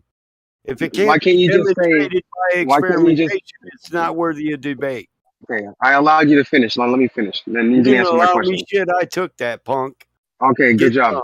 So I guess every single time I look up what causes the tides. Why don't you just admit and say yes? I believe they're all incorrect, and I believe they're all either lying or they got something wrong. Listen, just say it. Incorrect doesn't mean lying, and I don't use your words to describe something in my. So what's going on then? What's going on when they say it's the moon? What is that? Is that a lie or is it incorrect? He already explained it. I already explained it. No, you didn't. No, you didn't explain it. Wait, people, why are you trying to lock somebody into saying that they believe something is incorrect? Theory. Okay, It's an you believe they're incorrect, accepted right? theory that's popular but hasn't been proven or experimented How on. has it not been? How do you think it's not been proven? How do you experiment? Listen, how are you going to manipulate the variable, the gravitational pull? Here we go. Let's go to QEs now. Listen, 4-step dude, process. One, He's two, claiming three, that it four. hasn't been proven. Stop with the interruption. That's a claim. Listen, just because you can't back your shit with experimentation doesn't mean you have to be so belligerent. Okay, You're wearing thin on my nerves, guy. Where are you at? Would you like to get together? I haven't been belligerent, man. No, I haven't been dude, belligerent. just You've kind of been cutting me off. You're just rude. You can't shut No, up I'm and let actually another not person rude. talk while you're answering. You ask me 1,000 times the same shit, but you don't shut the fuck up to let me answer. B-ball, yeah, you are doing that again, man. It's like And it's getting really irritating, guy. Why In should real you have life, to answer this? I'd have sewed that mouth shut for you by now, dude. Okay. And accept Okay. it. Now who's being belligerent? I Now got who's being bail money. belligerent? I got bail money. I'm not pressed. Okay. Now who's being belligerent? Yeah, I am because I've had my pull, and I'm now responding to your rudeness. I haven't been rude once. Yes, interrupting people after you've asked them the same question 20 Yeah, times. I think there was a time you interrupted me as well, so it's going back and forth. So Well, can we look at it logically, please? It's not just me you do it to. You do it to everybody in here. Hey, can we move on from the personal stuff real quick, please? B-Ball, you realize that we're discussing whether there's been a reverse engineered idea of our reality created, or if it's more like it seems like people used to think for thousands of years. So if we are dealing with us being right about it not being what they're trying to tell us, then you're going to find all kinds of anomalies that they've explained with correlation because it has to fit this heliocentric idea. Why is it that you're like picking on one little thing and saying you believe these people are saying they're incorrect? Well, obviously a lot of things are incorrect if it's correlation based on an idea that's reverse engineered from the start. Okay, so you believe that they're all incorrect then. I mean, that's all you got to say if you believe they're incorrect. Now, how do we figure out what actually is? It's about not knowing if they're correct or not, and you can admit that you don't know that because you don't believe they need experimentation. But okay, so how over all these years of people saying it's the moon is what's causing the tides, where do you think that they figured out that someone one day decided, oh, it's actually the moon? Do you think they just made that up? Or do you think it's a correlation, hold on, wait, bro. I'm done. It's a Wait, you're correlation. done. Explain this.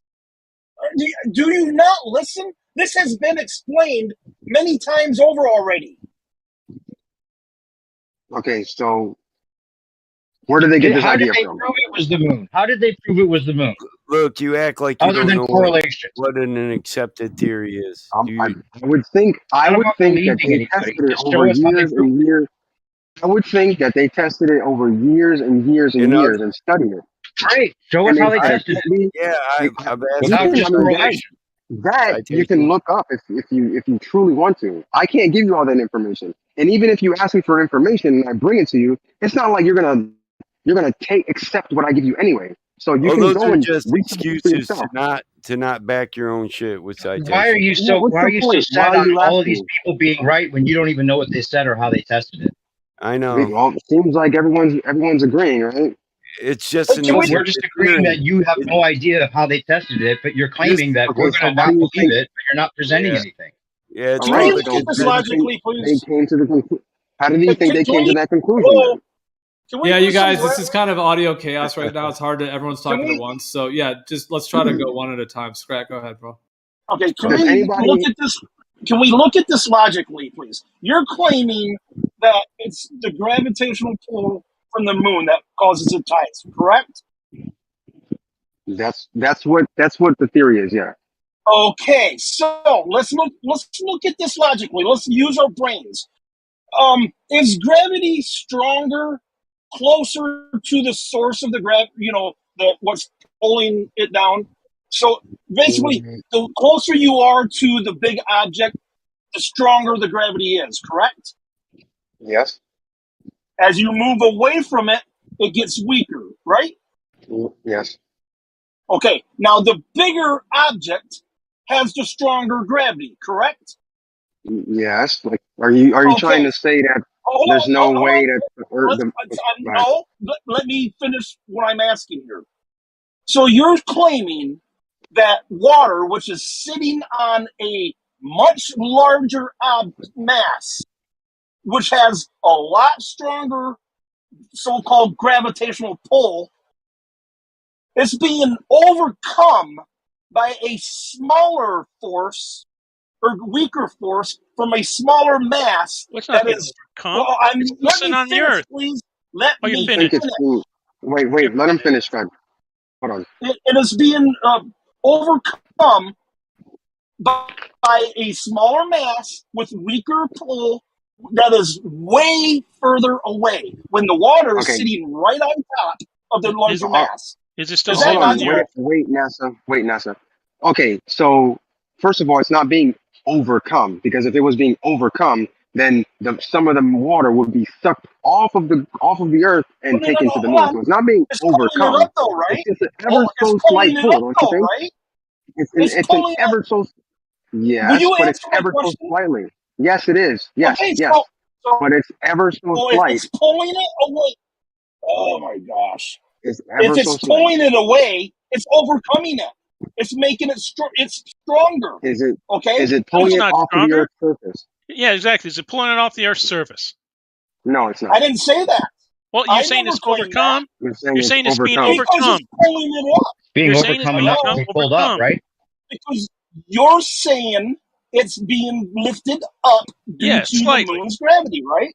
Slightly. It doesn't matter if it's slightly or not. Yes, it it's does. still doing it, right? So it's slightly overcoming the Earth's gravity, right? Okay, so what's your problem? That is completely illogical. No, it's not. If you were because the rest of the water is still on the rest of the water is still on the surface of the Earth. Okay, you got to stop and let someone respond, man.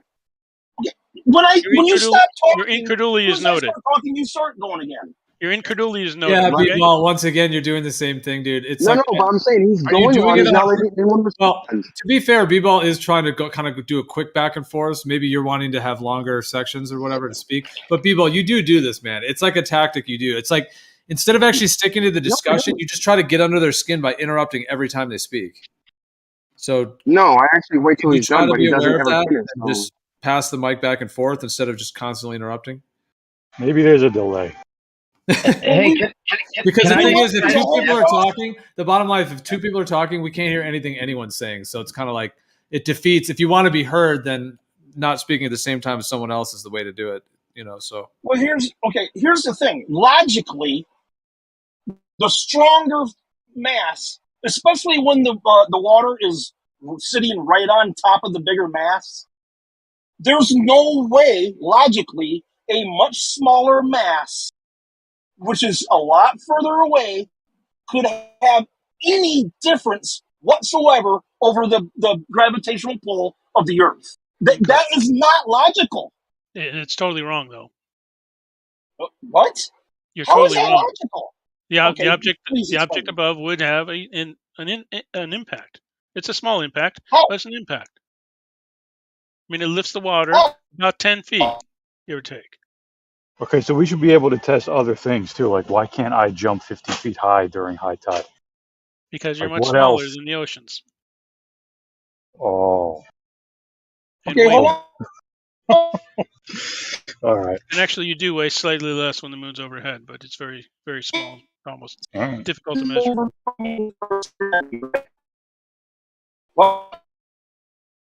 You're roboting, whoever that is. Scat, you're roboting. Since he's roboting real quick, I just want to give B-Ball a compliment, actually. If I heard right. B-Ball, did you just say a minute ago you have no proof of gravity? All I can offer you is what is on the internet. Right, what's theorized, right? Yep. Yeah, so then why are you questioning whether if you can't prove that gravity exists, then you realize anything having to do with gravity is only theory. Oh, that's bullshit. So why are you saying that the moon's gravity is proven to cause the tides? Okay, how would I prove gravity to you? moron. How would I prove gravity to you? Yeah, well, With how would an actual experiment? What kind of experiment? Which one would you do? One with an independent and dependent variable. Thank you, Mr. Okay, QE. be specific. Be specific. I don't think there is. I don't think gravity exists the way you think it does. So that would be up to you.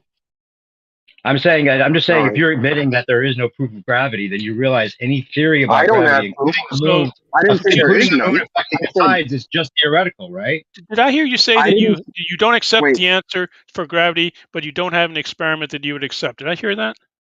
No, I'm not. I'm saying B-Ball admitted there's no proof of gravity. I It's all said, theory. no. So even the moon's gravity on the tides is also theory, and that's all we can say about it. It's theoretical. Yeah, evidence that gravity works the way that it's predicted to work. Let me respond. I said, I don't have proof. I can't. There's nothing that I can give you that's going to prove it to you. There are sources. Can you hear me? Just go. You hear me?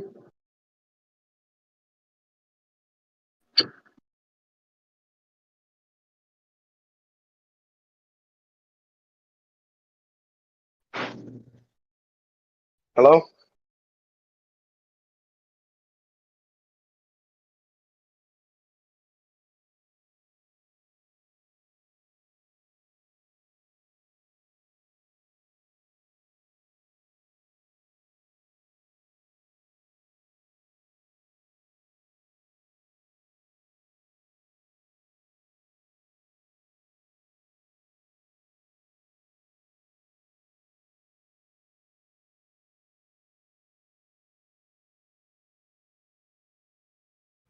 He thought he lost connection. Nobody said anything. You're like, hopefully he'll leave. No, I'm just kidding. Anyway, correlation is not causation. You agree with that? Correlation is not causation. You don't like Newton's First time famous listener, Sagan's standard, Hitchens razor. There's many philosophical concepts that say, if you can't prove it, shut the fuck up. Is anyone? Can you hear me now? Can you hear me now? Hello? So what was everybody talking about earlier, man? Hello? Can anybody hear me? A whole bunch of stuff, bro. We had a good conversation, as a matter of fact. Hell yeah. Anybody hear me? I thought I heard it. I think somebody was saying correlation is not causation. I don't know. Was that me? I've never heard that before. Am I the only one who hears this guy? Or are you purposely ignoring him?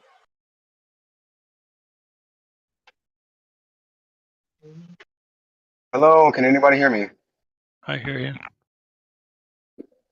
So to get back to what I was saying, I said, I cannot give you, I don't have any proof. That's not to say that there's not evidence out there for it or something you can look for. It's not to say there is either. Okay, well, you can't really ask me to prove it to you because that don't ever happen. No, I'm not asking for that. I'm just saying that correlation is not causation. Yeah, correlation is not causation. So anything that's theoretical is just theoretical, and you're acting like thinking that the tides aren't caused by the moon, which has been proven somehow. It hasn't. It's just a correlation. It's just a theory. That's all it is. What I'm saying is that over the years and I believe they actually did test it. I mean, you can say whatever you want, but they've ruled out pretty much, I believe they pretty much ruled out everything else. Okay, well, here's the thing. When you're in a debate, if you bring up an issue, you need to be able to support what you say. Yeah, extraordinary claims require extraordinary proofs. Okay, so I can bring up websites and I can bring up all this stuff, but what good would that do for you? The tides being caused by the moon are not an extraordinary claim. I'm sorry. Yes, they are. No, they are not. Since it's on well-established. It's only extraordinary to you guys. No, it's a well-accepted theory, guy. And fine, it's a theory. So what?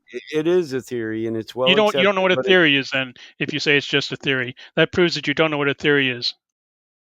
Well, it's a theory that we're spinning and going around the sun. You That's don't know what a theory. You don't know what theory. If you say just listen. If you kind of hold on a second, stop right now. If you say just a theory and think that theories are not powerful, what's the then you don't know what a theory principle? is. What's the falsifiability principle? Fine, falsify the fact that the moons don't cause tides. Well, how can you? Go. No, I asked what the principle is, and it's a statement that says a hypothesis or a theory to be considered scientific, it must be falsifiable. But you can't falsify this because we can't test on the moon. We can't test on the moon's gravitational pull. We can't manipulate any of the variables. So it's actually, we test the moon's gravitational pull for at least 60 years now, maybe even longer. Citation that we've tested the moon's gravitational pull. Are you serious? Am I laughing? Well, you should be, because that was pretty funny. No, just because you accept the theory don't mean you tested anything. You're just assuming. Again, if you don't, why ask for a citation? You say just a theory. Why ask for a citation then? You say you postulate we have tested on this. I asked for a citation. You say we've tested it, so I assume you know the test. So cite your source. It's that simple. That's what you do in an academic level debate. Oh, so you want me to cite you the fact that we know about the moon's gravity? Fuck. No. And what are you going to do? No, not that we know. What are you going to do? A year. LOL. And what are you going to do when we bring you this citation? Shut up. I'm not talking to you. You said we've tested it. I want Wait a the minute, citation you can't for the test. Hold on, Yeah, man. shut up, man. This Someone dude just asked me posted a one. That was question, pretty and good. I'm responding to him. You weren't in it. Christ. You pissed all over everybody long enough, dude. Take a break. Yeah, B-Ball, just don't interrupt, dude, please. All right, when he's done, I'm going to respond. Yeah, you can have your chance. Well, if you're going to claim a test, just like you do to flat earthers, you say cite the source for the test, show me the experiment. Well, I'm only asking the same. All right, let's let Mike fully make his point, and then B-Ball, you can fully respond without interruptions so we can hear what's being said. Well, my claim is that if you claim there's a test and you know of it, then you should be able to cite it. It's that simple. But they want to stand on the knowing of the accepting of a theory, which is call it a scientific theory. I don't care. Just give me the citation for the test. Because there's requirements to be a scientific theory, and you don't want to meet the rec room. So whatever. All right, what's your response, B-Ball? So you're asking for a citation, right? What are you going to do once we bring you the citation? Are you going to look at it and accept it? And then what? Are you going to deny it? Listen, tell us that it's wrong? Am I going to predict the future? I'm going to reach in the back of my pants. And I'm going to get a big old handful and throw it on it. B-Ball, you're asking him to evaluate the citation before you've even given it to him. I know. It's like, not all. Here's what I'm going to do. Not all scientific studies or experiments, the data and collection and conclusions are accepted by the mainstream community. That's why we have a thing called a consensus. So is there a requirement that just because you give a test, I accept it? No, that's not scientific. Right. So don't ask for a citation. And here's my favorite razor. I love to give these philosophical razors, and I'm going to apply this one to you two.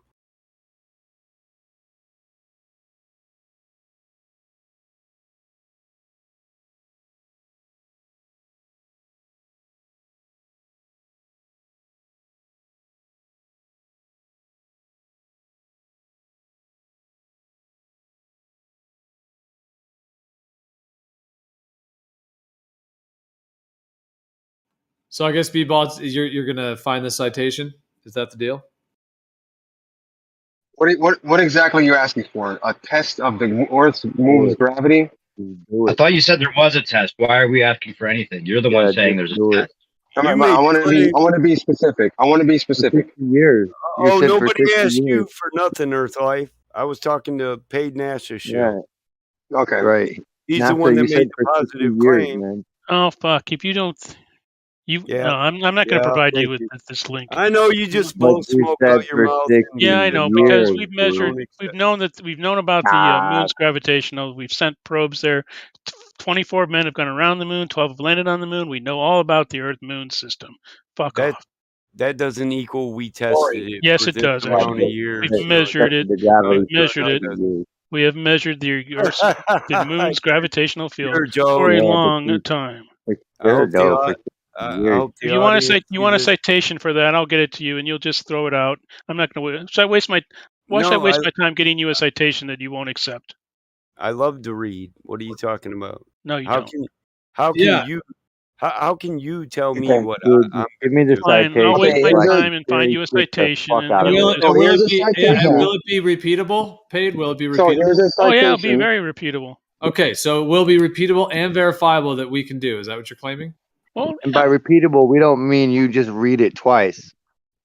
and never attribute to malice that which can be adequately Earth is Life has posted a couple of them. explained with Those are good enough incompetence for or me. stupidity. Go for it. That's from Harvard. So you can read it. Twice.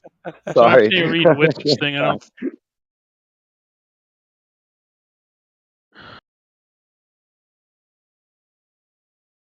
And it is from NASA. So Yeah, we're, so? we're I'm automatically hand waving you. Sorry. we're starting with the NASA. All right.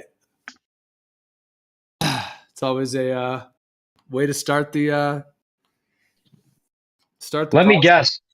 It's going to be a correlation between where the moon is and how the tides work, and it's going to be unprovable, and it's not scientific. It's just going to be a correlation that they claim is gravity. And you need their phallic rockets to shoot the equipment to probe whatever they claim they're probing. No, this actually doesn't even tie into tides, but it's a measurable value for a lunar gravity relative to the value at the landing site.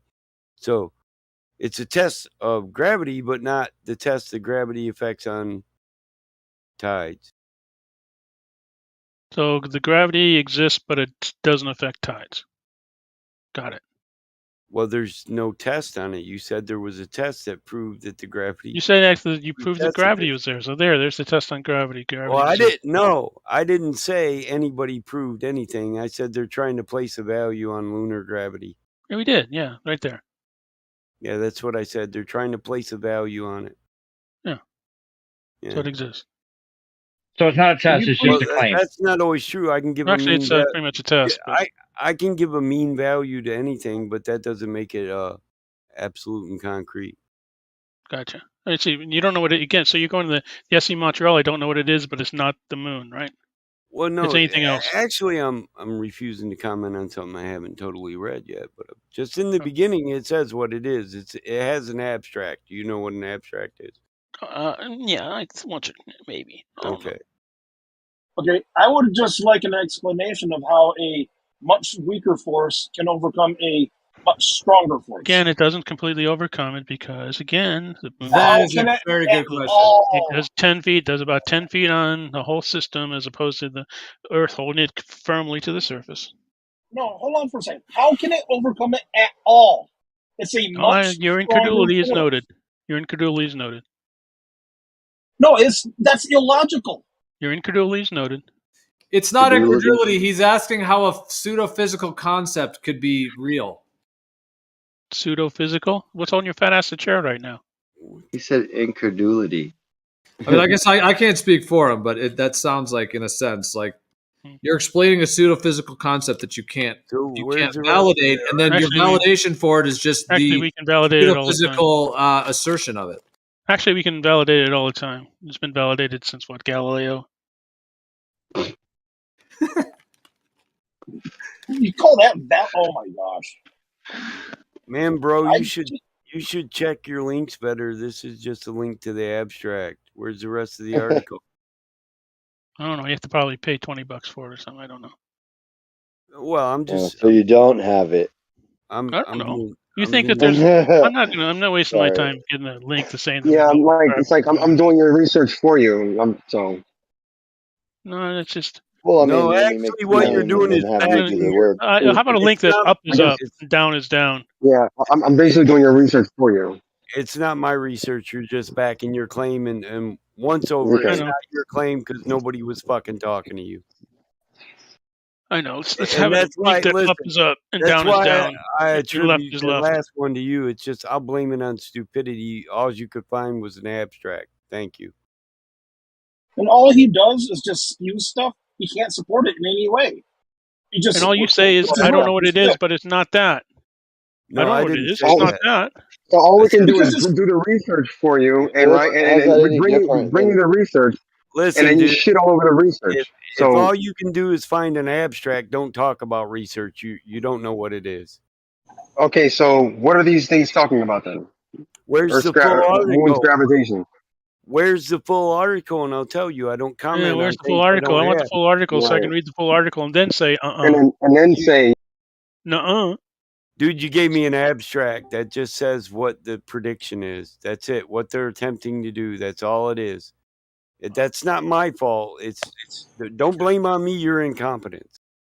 so all of these different things I'm looking at here is your assertion that they are incorrect about the moon's gravity. I'm talking only about your link. It's just an abstract, and it's just Nobody's telling you what claiming anything's it's incorrect. just telling you what they're attempting to do. Now I'd have to see the process, the test, and before I could critique anything. So I will say once again that I will not comment on something I haven't fully Right. read or educated myself on.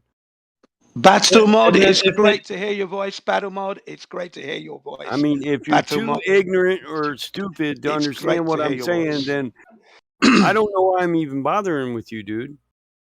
Now I'm ignorant and stupid. It's You great. know, It's great I mean, to hear if you're your gonna voice. make Battle if mode. you're gonna make a claim and you're gonna get pissed off when somebody asks you to back it up, why are you in a scientific forum? What's up, you're the Jim? one Hey, asking for the Nice information. one. What's Yes, up, I Jim? did ask you to back your claim with Nice one, citation. Jim. Yes, I did. But once again, I Okay, wasn't so all asking you. I was asking NASA shill who did nothing. He's not trying to get past the abstract. He's not trying to prove his premise. He's relaxing on you, and you're incompetent. You two work real now well together. I'm incompetent, Yes, but I'm yes. the one doing the research for you, Well, you're right? Well, B-Ball, do you have the full article? Dude, Because I think it was what said I'm before referring that to. somebody that you have to pay for it. So if you didn't pay for it, you haven't even read the article. Is that the deal? No, I just got the freaking the link. So I you mean, if don't you have want to do the so research, you're you can do the. presenting something. I'm basically doing the research for you. So hold on, Right? you're presenting an Hold on. abstract. Hold on, What you're lets you presenting an download it? abstract and claiming that that's research. Mm-hmm. I'm glad So somebody. how do we okay, so how do we research things then? Well, first, do you know what an abstract is when you do? Yeah, it's basically like an outline. Yeah. Yeah. So that's all you gave me was the outline. That's it. Okay. Okay. How is that research? Am I supposed to? What else do you? Okay. What? Experiment? It's only the Okay, what else summary. do you It's want? only a summary. It's not the actual. Listen, don't ask me what else I need because I was real clear about citation on test of the gravitational effects of the moon on the tides. Because he stated, not you, he stated that we've done it for years. B-Ball, based on your understanding of the gravitational effects the moon has on the tides, if we pick a day where there is a single high tide, would you be able to predict the moon's position at that high tide? So high? Maybe I couldn't, but I'm pretty sure it can be done. Would you expect the moon to be directly overhead during the single high tide? I don't know. Okay, you don't know. So you don't know. Okay. So wouldn't you want to start there with your research and maybe looking at tide charts and the position of the moon? Well, what I would like to know is what exactly when I look up these things, and I've been asking this question for a long time, right? I don't think anybody has tried to answer it. Why have they come to this conclusion that it's the moon influencing the tides? Because there is some sort of effect that the moon seems to have on the tides, meaning typically during a full moon, you're going to get higher high tides. So in my area, typically during the full moon is the time in which we have single high and single low tides throughout the day. Right? So there seems to be some correlation there. Now, if it was the moon's gravitational effect on the water, wouldn't you expect the moon to be at zenith during high tide? I don't know. Again, you don't know. Okay. No.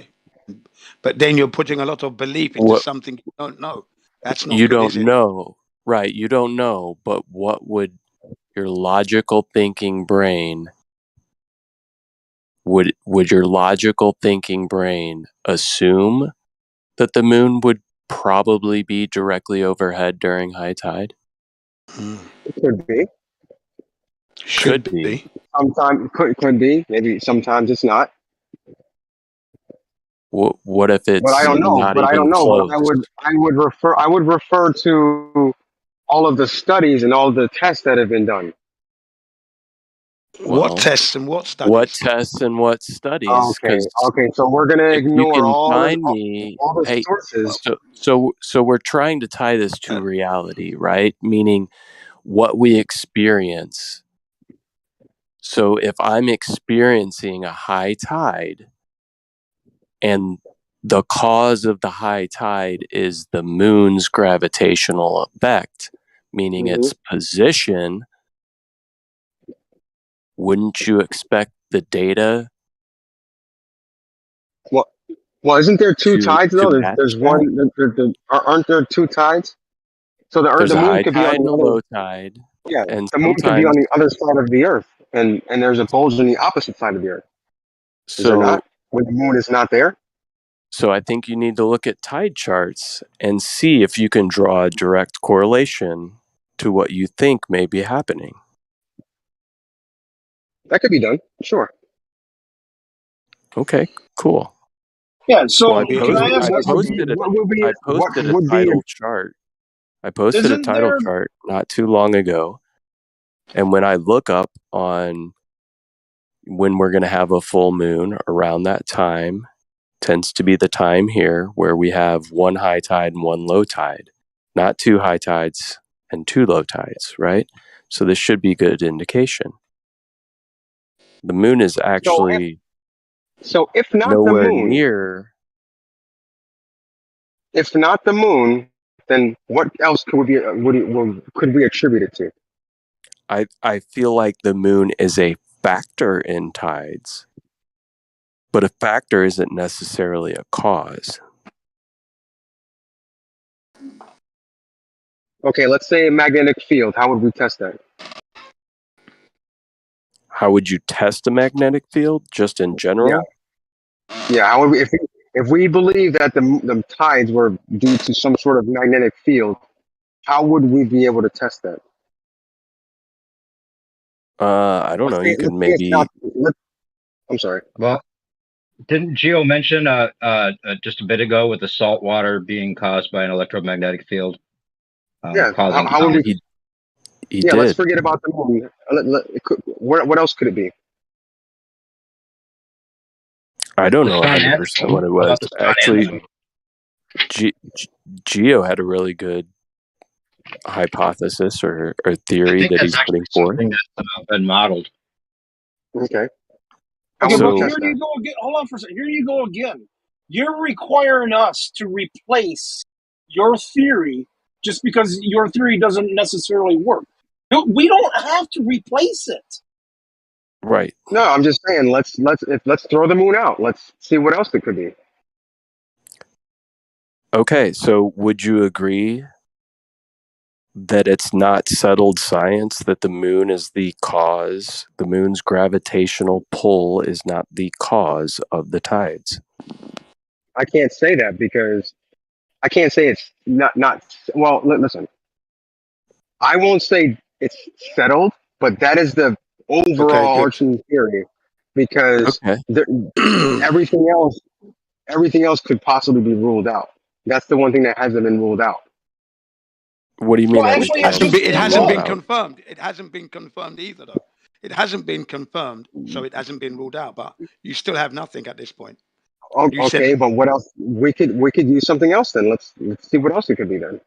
oh yeah, that's a good idea. I mean, could it be Yeah. that the water itself is elastic? It's swelling. Wait, can we take a breath of relief? We're all on the same page. B-ball agrees it's not settled. Now we can go from here. I agree. Yeah. So what else could it be? We don't know. Maybe we need to further investigate that, right? Instead of just making blanket statements based on assumptions because there's been some sort of alleged consensus, right? But until then, we kind of have to like say, okay, well, we don't have any other theory. Correct. So, correct. Right. We don't have any other theory. So but it's still not everyone settled. says it's the moon. But Well, no, not everyone saying it's the moon doesn't make it settled either. That's correct. You have to say that this is a hypothesis that hasn't been confirmed or proven. It's just a theory, and that's all it is. That they say that the moon's magnetic. Yeah, that's all this it goes is. back It's to not fact. saying that this goes back to saying that all the sources that claim it's the moon are somehow incorrect in their Correct. That's correct. I will say that. No, it's not. They're not incorrect, B-ball. We're not saying they're incorrect. We're saying it's not settled. They're going on the theory. Confirmed. They're settled on the theory, and that's what they want to go with. But that doesn't make it settled. Exactly. They're just parroting a theory, right? So you can have a consensus, you can have a majority, you can have a popular statement that all people believe, but it can be wrong. It can still be wrong just because. It's so as of right now, the best theory. Overall, for right now, the best theory is that it could be the moon, right? It could be. Yes, that's the best The theory. most popular theory. It's not necessarily the best theory. It's the most popular theory. Isn't that a fallacious reasoning? Plea to authority or consensus? No, I said it could be. I didn't say it. I said it could be. Could be something else, but everything else has been ruled out. Yeah, I don't think everything else has been ruled out because typically people don't go searching for the answers to questions they think they already have the answer to. So I don't think everything else has been ruled out. Everything How else can you say that everything's been ruled out? They just haven't been I proven. know. And you can't say it's the best theory because listen, how many alternative theories are there? Many. I think you showed a one of your things. They had like 8 different other theories or something like that. Oh, there's like one 6. Of your links. But most of them include the lunar and solar aspect of this theory. Right. So there are no independent of this theory theories. So how could it be the best one? It's pretty much the only one. And like he said, that's because it's been accepted and nobody's looking anywhere else. Same way as universal gravitation. But the ideal to think that which we see here applies to the entire universe that we see. That's really, it's reaching. This is where the flat earthers come in. We challenge what we're being told. We're trying to offer up our understanding of hypotheses, and ideas. You know, I've heard more times here. You must not know what a scientific theory How you doing? is. I have a bachelor's of science in engineering with a major in mechanical, but I don't know I don't know what it's crazy. Theory means in science. Yes, I do, and I also know that to call it a scientific theory, it has to meet certain criteria. And if that criteria isn't met, then it's not a scientific theory. It's just a colloquial theory, a best guess. So, and most people, another thing I know is that people get mad when you point that out. That if it doesn't meet the criteria, it's not a scientific theory. And now all of a sudden, their scientific theory doesn't overtrump this what they thought was an uneducated flat earther. I'm 50 years old. I got a lot of experience and a lot of education. I think you. I don't know. But there's certain parts of things that you kind of go against. So I mean, no, actually, we can, here's the problem and we do with that Earth life. you don't give me a chance to say what I actually believe. You constantly you ask questions, and then while you're trying to answer it, you're putting words in my mouth for me. And honestly, in real life, I wouldn't even bother with a person like you. I wouldn't get frustrated. I wouldn't get mad. I wouldn't punch you in the face. I'd just walk on by you. Yeah, because you're trying to corral him into a consensus kind of mentality, which is not what flat earthers do. Like I've been saying, we are challenging the language being used. For example, that word center of gravity, I don't use that anymore. So if I'm going to load a package on my motorcycle, so as not to upset the balance, I'm going to be put it into the center of balance. I don't use the word momentum. Yes. That's The right. center of momentum. Yep. Center of momentum, center of balance is what I'm doing. Right. And we're talking about G forces. I would say acceleration force or lateral force. There's no G coming in there. No gravity again. So this is what we're doing. We're challenging and changing the language because we have the right to do that. And I'm doing that. There you go. So please, I remember Gem Panda saying of the 24/7 server, our standards are too high and we're using the scientific method. And he started saying we should do away with the scientific method. Yeah, go on. The reason I ask for citation is so I don't make comments out of ignorance on things I'm not aware of. So I can't stand a person that wants me to respond to a statement they said that I have no knowledge on that they're referring to. So to speak out of ignorance makes you an ignorant man. It actually makes you stupid.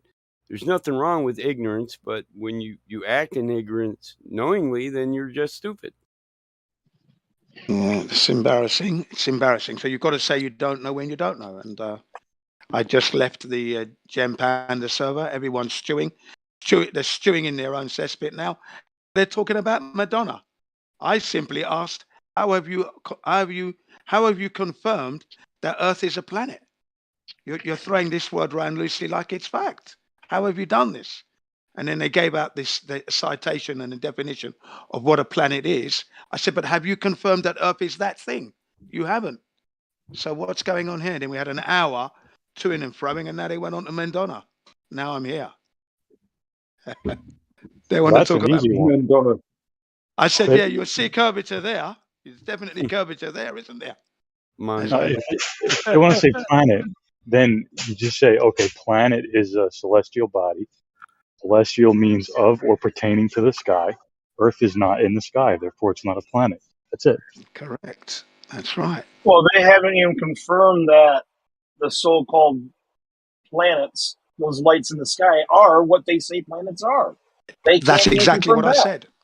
That's exactly what I said. I said exactly that. No one's been up there. Oh, the Cassini satellite. I said, that's not out there. We don't have that technology. So stop the fantasy.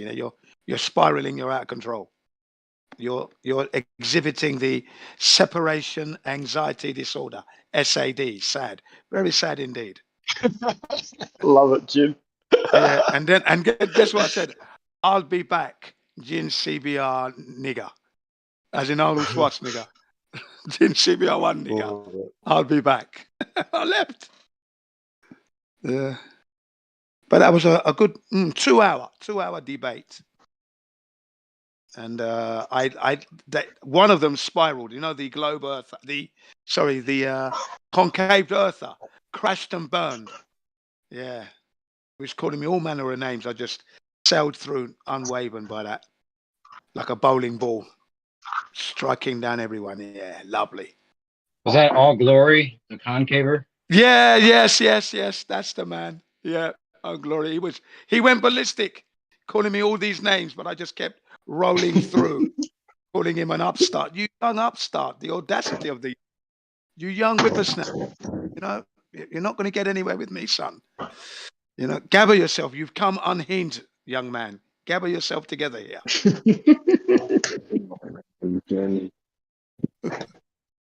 Yeah. And then they went on to Madonna. I thought, okay, so you conceded. Flat Earth truth triumphs again. Okay, good. And I always address the audience. You see that audience? They'd rather talk about Madonna than talk about how the Earth isn't a spinning ball. But like I said to you folks, you have been listening. How have you confirmed the Earth is indeed a planet hurtling through the universe at 2.3 million miles an hour? Please be honest to yourself. Panda hates that when I do that. You don't preach here. Don't come here preaching. So, Jim, we've been talking about the tides. What do you think? What do you think are the cause of the tides? I used to think it was the Earth breathing. That's what I used to think. Okay. Yeah, I like that. That's all I could say. That's it. I've got nothing else. I think it's. I see it that way as well. Yeah, there is a intake and an exhale and an inhale, and yeah, it's a living entity. This Earth, of course it is. Is this the Schumann resonance of sorts? Could or be possibly related. Because, you know, the Earth does swell up when it's about to produce a new island and it breaks through the crust.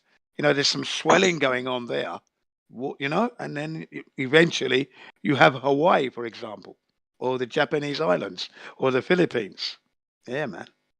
So it's the Earth breathing is my best hypothesis at this point. Earth breathing. All right. Yeah. Yeah, Earth's breath rate is the Schumann resonance. However many breaths per minute. There you go. Now, could you say that on a globe as well? Could a globe breathe? Oh, I guess it could do. Yeah, of course it could do. Why not? Yeah, I think so too. Yeah. Well, I don't know. Could it possibly be that when the Earth was created, it was created to have the tides to clean the oceans and stuff, and move things around, and it was also it was fixed to be correlated with the moon, so that people could know when the tide was coming in.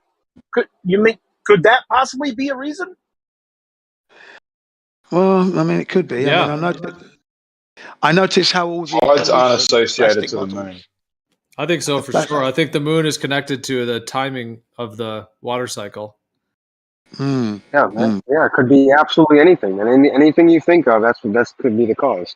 That's right. It could be, because what about the sun? The sun could also be playing part of this. Temperature variations. I mean, come on. Yes, yeah, I think so as Combination. well. The sun and the moon, they're both involved. Yeah.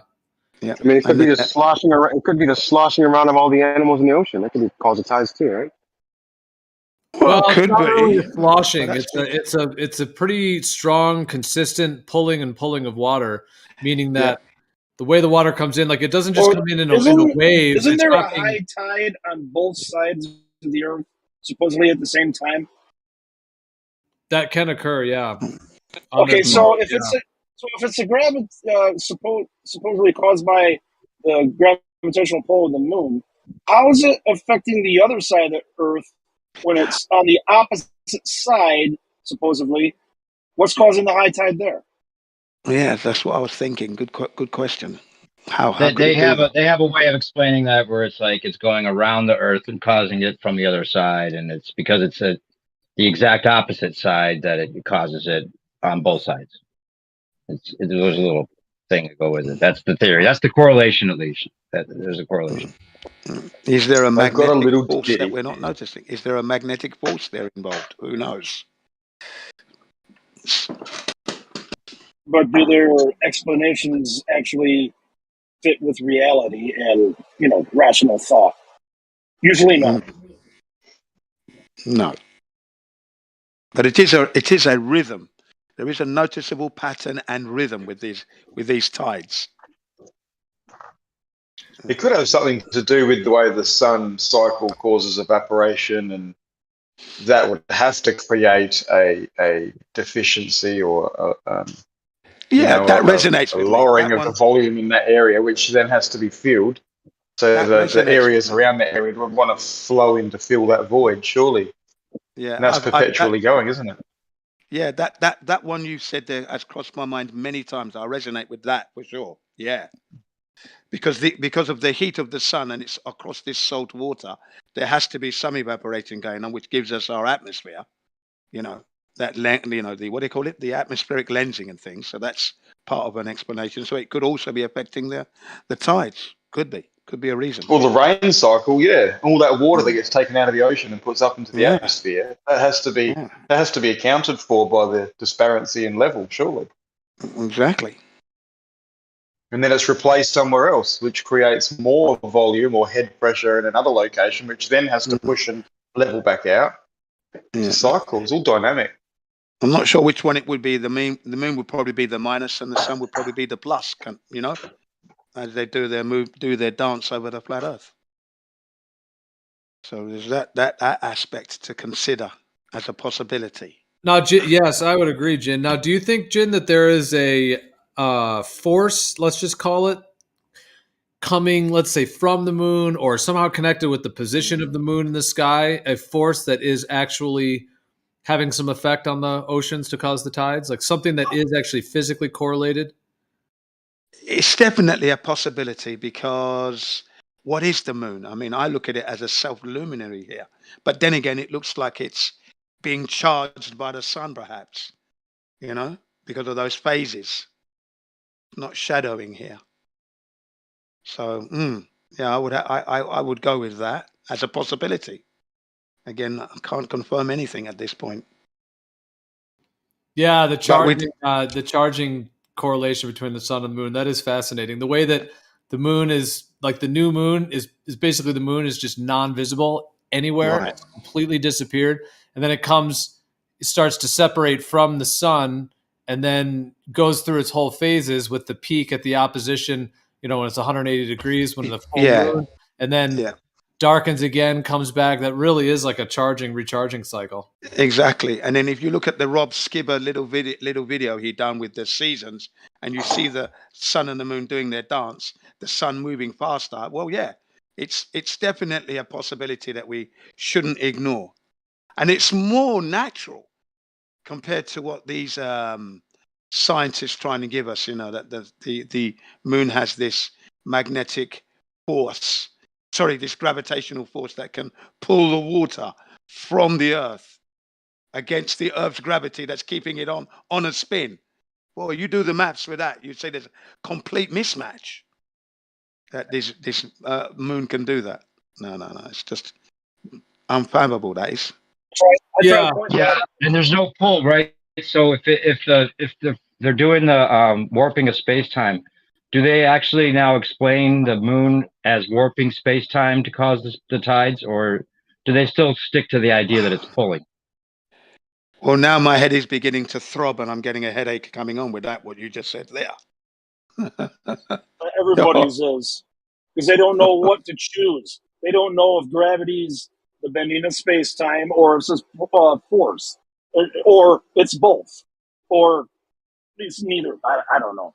Well, they don't know. They theorize that it's bending of space-time, but they no longer even try to claim that it's pulling of object to object. They actually have to re-explain everything, even when it's Newtonian seeming that it's the warping of space-time that makes it seem like a Newtonian's acting the way we used to think of it, but it's still the warping of space-time. So how do they explain the moon's gravity as warping space-time to push the tides up rather than pull them?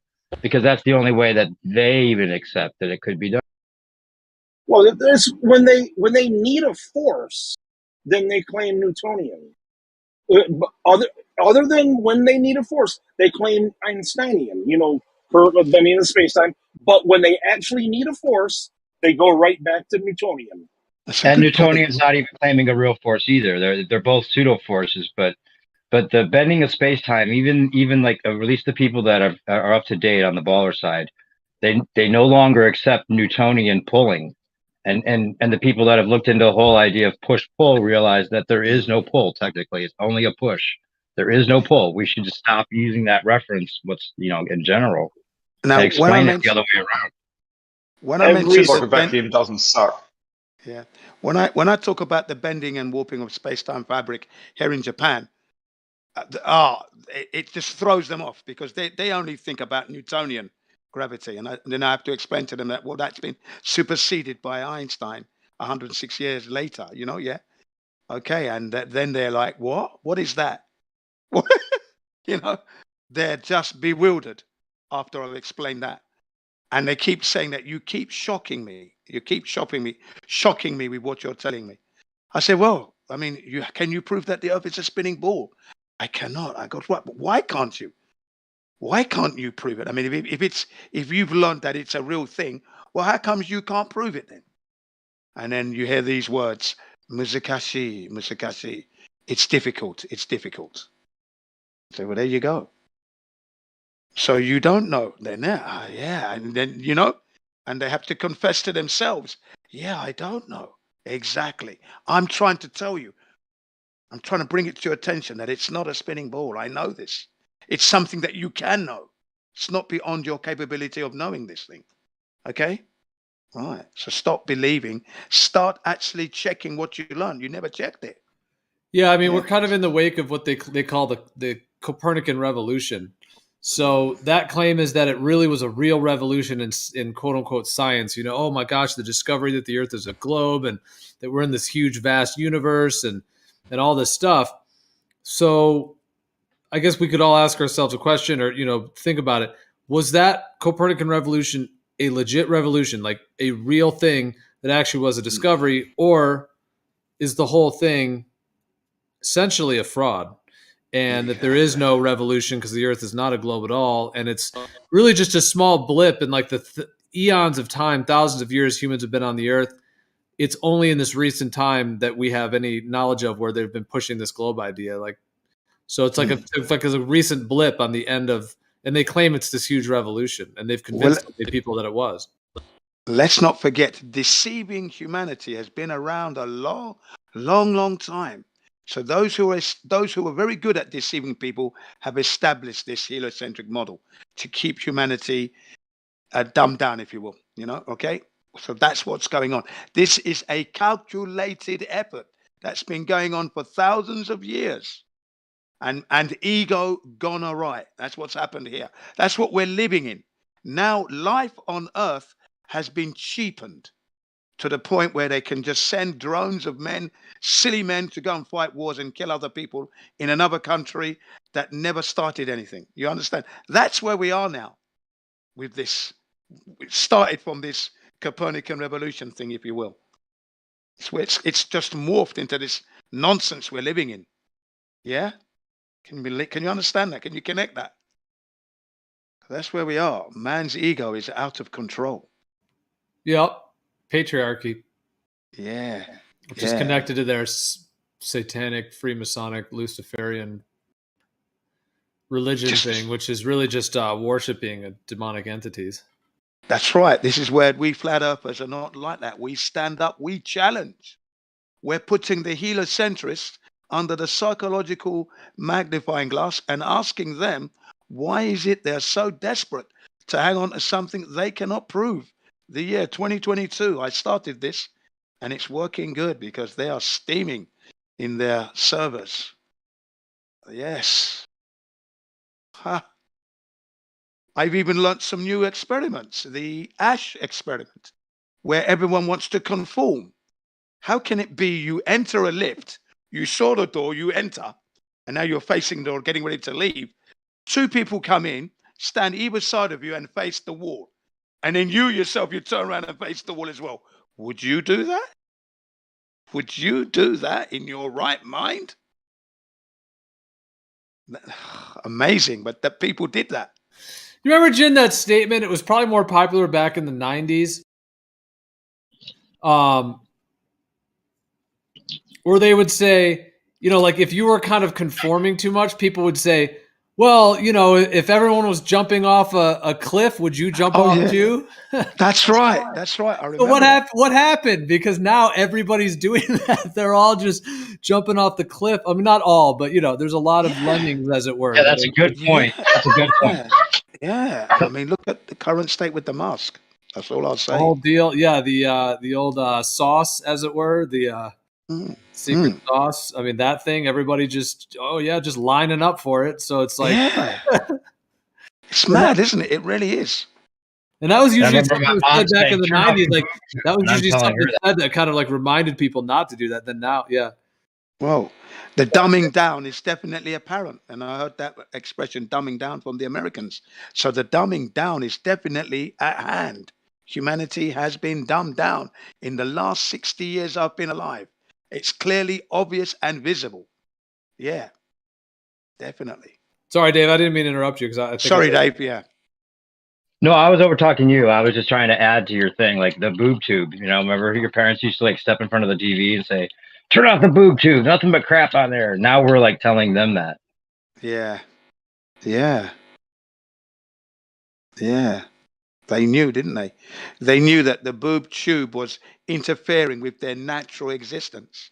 They knew it. They saw it as a poison. Yeah, I remember that. People saying not watching the TV. Yeah, don't watch the TV. And I used to say, as a rebuttal, how you going? This is what I used to say. Yeah, how you going to learn anything? That's what I used to say as a teenager, kid growing up at elementary school. Hey, you see what happened to Justin Bieber? Oh, what happened? See what happened to your boy? Because of the sauce, probably. Oh right. I don't know. Needlecraft injury. Wait, what happened? His face is half of his face is paralyzed from a virus that comes from monkeypox. Apparently, He's half his, and he has his wife had something too. His wife had heart problems a little while ago. yeah, blood clots. Apparently, yeah, they're probably fully boosted. I am so glad that I put nature first before myself, that I found that I became a flat earther. I am so glad, because if I didn't, and you heard me just say that, how would you learn off a TV? If I was in that frame of mind, I probably would have been lining up. Do you know that? I probably would have been lining up to get it. So I'm just so glad. So wait, I'm just finding out about this. So just to go back to for a second, Justin Bieber. So what happened? Like I'm just looking it up. I didn't hear. So he has this facial condition now. Yeah, it's called Ramsay Hunt syndrome. Yeah. And it comes from the monkeypox virus. Okay, hang on. They reckon it's from the shingles. They're blaming it on the monkeypox, right? Not the. I'll link an article to. Yeah, real quick. Did you guys hear about SADS? Sudden. He has a video of him though on his Instagram. His face. Yeah, is like, they have it here. Hold on. So it's called SADS. Wow. Is the new one. It's a sudden adult death syndrome. Oh my god. Oh, they're gonna have to come up with all the excuses, man. Okay, so we obviously we have to be aware because we're live streaming and all that. But as long as we try to, I don't know, use as much code words as possible. But Issa, yeah, I know, fuck him as well. But okay, so do you think that this was caused by the sauce? I mean, it looks like using monkeypox to cover it up, or what do you think? I think it's all sauce related. Yeah. You know, these are common things, right? You know what's crazy is you ever heard of SIDS? So SIDS came out right after they started giving sauce to the kids, back years ago. And then now you got SADS. Yeah. Oh my god. You know what I'm saying? So I mean, it's I don't know. To me, it's pretty fucking blatant. Wow, that's intense. But now we I was watching this little video clip of Justin Bieber speaking, and he had to cancel his tour. Intense, his eyes drooping, and he's it's paralyzed or something. Wow, that's intense, especially to him, because he's been known as just this icon and the whole thing. Now we can finally get to the bottom of this. Is this going to affect his singing and whatnot? That's crazy. I can't imagine being able to express his voice if his face is paralyzed like that. Now we know if the Weeknd has the same condition, then we know the truth, right? Right? Weeknd, Justin Bieber. No, never mind. Everybody else. Wow, that's really poignant. I'm kind of. You know what's crazy? It starts as a painful rash around the ear, on the face, or on the mouth. and it's apparently a virus that goes to the nerve in the head. Wow. Usually the fifth cranial nerve, From right next to Mount the ear. Sinai. Pretty scary shit. Definitely don't want to get something like this. Well, it'd be good. It'd be good for Halloween parties and that. I remember though hearing that some people that got COVID though, some of them were brain dead too, like some cases. So, like some people, I guess the virus can actually go to the brain. No. Yeah, they were also saying early on though that those tests where they were sticking stuff up your nose. Yeah. Like that was fucking with like the blood-brain or some kind of barriers thing. I don't know. Yeah, the blood-brain barrier. Bang on. I don't know. I don't know. There was kind of conspiracy theory shit around that though, where it wasn't legit. I don't know though. But that's what they were saying. It was implanting something into your blood-brain barrier. Not even implanting, but just breaking it, which is not healthy. Yeah. Now, breaking it would be very painful. Right. Honest, Or something like the idea that excruciatingly painful. Right, and then it would, I guess, but there was something up with the with something that it wasn't. It was like it was doing something. I don't know if they were putting. I don't think they were putting anything in, but I think it disturbed it a little bit. Yeah, I understood it that it was implanting something onto. I could see how you would come to that conclusion, Jen. Yeah. However, I don't know. I don't know. Well, I don't know. Yeah, I'm not sure if it's true or not, but that's what I'm saying. You guys ever got that test done? No, you must be mad. To travel, and it was so uncomfortable. It was not painful. It was uncomfortable. Yeah, I'm never going to do that. No one's going to put anything up my nose so I can travel. That's not happening. Yeah, I was adamant that I would never get one of those, and never did. Yes, I. Crazy. You can. In 2020, if you refused to have that test, you would be given a fine. Basically, you'd be fined. You can refuse legally, and then you'd go to the special part of the customs. They'll take your passport and then write your name down and then they issue a fine.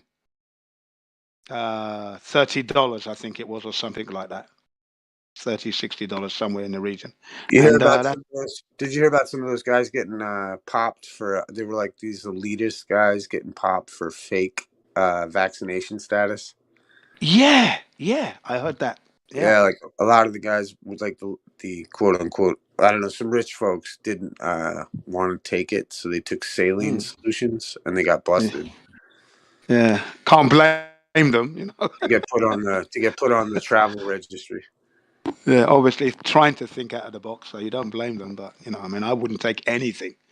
And also the quarantine thing, you can refuse that as well, as long as you got the legal your legal position. You don't have to be quarantined either. So I've got. You didn't have to quarantine in Japan? No. So what happened when like they locked down and everything was closed? You went out? Oh yeah, we didn't have lockdown here in Japan. There was no lockdown. No one was locked down. The Prime Minister Abe, Shinzo Abe, said that he doesn't have the law or the power to force anyone to be locked down in their house or to take any injection or to do anything like that. So what he's saying is, I'm asking for your cooperation during this pandemic, is what he was saying. And at the same time, this is in the beginning of 2020, allow your children to go to the park and play so that they don't get stressed up of being in the house whilst they're not at school. But I was thinking, well, if this is mad bloody thing flying around in the air, it's airborne, why would I want my children outside playing? Yeah. I mean, we knew already I knew in 2019 November that it was a nonsense, but I was just listening to what he said, and I was saying to my students, I said, does that make sense? Do you remember those videos coming from China, people like dropping dead on the streets? Yeah. Suddenly collapsing. Yeah. Silly. Just stupid. Probably following the jab, probably too. I don't know. It's not. It's just another lot of acting. I It's think. like part of instilling fear, I guess. Like That's this right. is Yeah. very bad virus. It's gonna kill half of the world. Remember, this is China that says they've got a space station in space, and they sent 3 astronauts up there the other day. Do you remember? Remember that, China? Yes. Yeah. So maintain your health. Right. I'm off to go cycling now. I'll be back later, gentlemen, ladies and gents. So I'll catch you on the flip side. Very interesting, though. Keep up the good fight. This was very stimulating. Very stimulating. I am now Take care, energized. Jen. Have a Thank good you. one, mate. Yeah, nice one, man. Flat Earth Truth with house music. What a combination.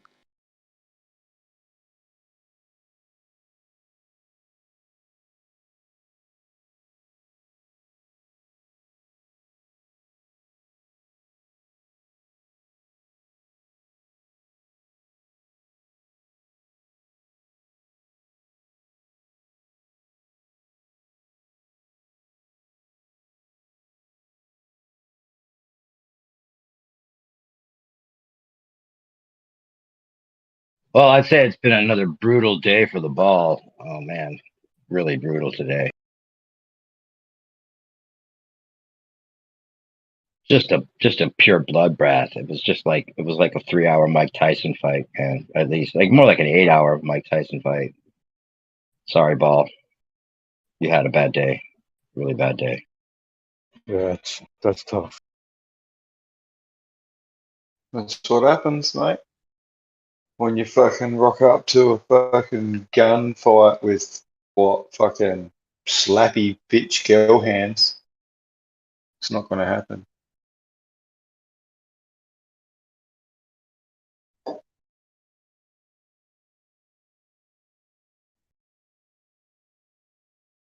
Sads. That's crazy. Sads and SIDS.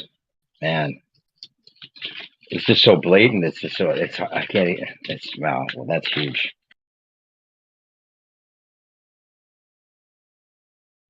What gets me too is like, just like it's like a direct correlation between like, when they thought it was great to give it to everybody as kids. Right. And then Right. like, they come up with like, oh, sudden infant fucking death syndrome, like, because all of a sudden out of left field, and then right after 2 years of this shit, they've got like, oh, it's sudden adult death syndrome. Like, excuse me? Yeah, and apparently it can come from, I guess, I'm reading here that it's resident following on mRNA COVID vaccine. I guess there's been some cases of it after the vaccine. Well, my issue is like, how did like when was the first case of like being allergic to peanut butter and like being allergic to shellfish? Because like I think that's all connected. Like, definitely, yeah. These things damage the immune system and actually create things like allergies, which they then sell a bunch of drugs for, pharmaceuticals for. What's crazy too, man? Like when you get like, or like, I guess when you're having like a baby, it's like these insurance companies have these packages, and I guess like that's what when you go to like have a baby or something, it's like they're just ready to give you everything in the package. You know what I mean? It's like it's all like insurance based. You know what I mean? Like healthcare. It's not like anything. Like Right. beneficial. We get so much back. We give this many shots. We get our premium and Like max out the insurance and yeah. And then the doctors are like, trying to fucking ask you. I don't know. Just it's so crazy. It's just so weird. Yeah, it is intense that it's like standard practice to just take your newborn child that just came into the world and then instantly inject them with vitamin K. They call it vitamin K. What is it really? But it's like they claim it, K1, which that whole thing is a huge weird deception where they claim that like there's blood clotting, and so they have to give this vitamin K shot to the baby right after it's born. But oh man, there's a whole deception involved with that. And then they do all these other sort of unnatural treatment of the newborn and whatnot, and then they start giving them all their Well, dude, I heard a friend of mine. Yep. Friend of mine, like they had a kid, and it was like, I guess they looked it up. It was like the K1, the K shot or whatever. Like they, it's only effective after like or up until like 6 hours of birth, and like they were trying to give the baby the shot like 12 hours, like 24 hours after. And it was like, wait a minute, it doesn't work after 6. So why would you try to use it again? And that's just because they get to open the package and charge the insurance company for that dosage. Yeah. Oh, damn. That's crazy. But like, think of it like, like it literally says on the CDC, like, don't use that. Like, it's ineffective after 6 hours. And then they sit there trying to give it to you 24 hours after the birth. And it's like, excuse me? Like, it's ineffective. Why would you even do it?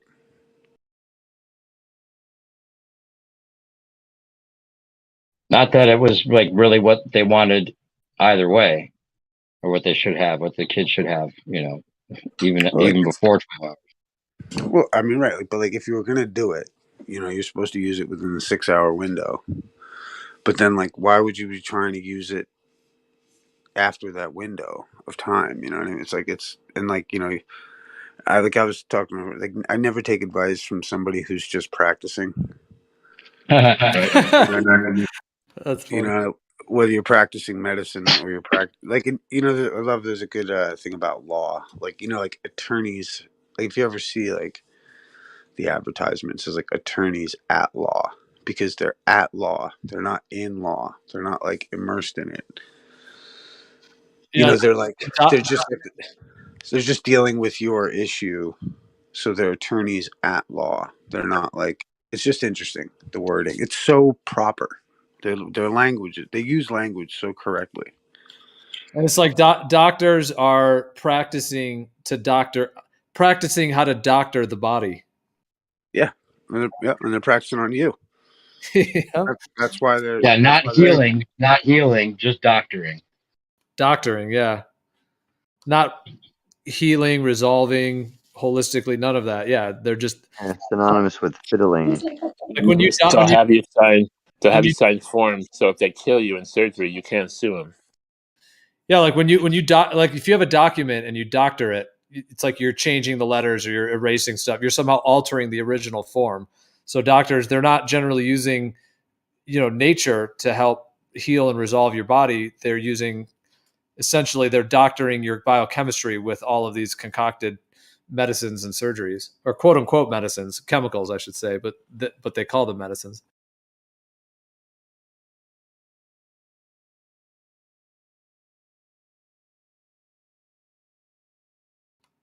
Doctoring biochemistry.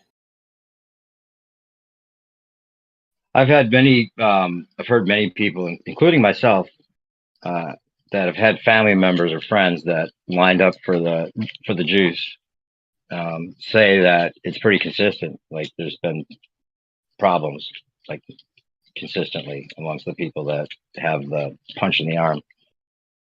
Everybody here confirm that? I'm terrible about talking about this. I always slip up on accident. Kool-Aid. Yeah, what up, Graham? What's up, man? What'd you hear us talking about your boy Justin? Who's Justin? Oh, Bieber. Oh, my cousin. Yeah, your boy. He got the face paralysis. What happened to Justin Bieber? He's all hit up from the Kool-Aid. The Kool-Aid. What happened? His face is paralyzed. Bell's palsy. Says who?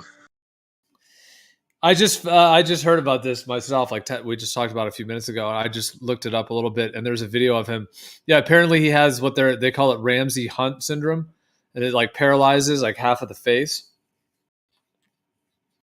So he can't smile out of the one side of his mouth. It looks like his eyelid is kind of like drooping and kind of like twitching, and it doesn't seem like he can talk normally, because like in that video, it seemed like he was real restricted from his ability to talk.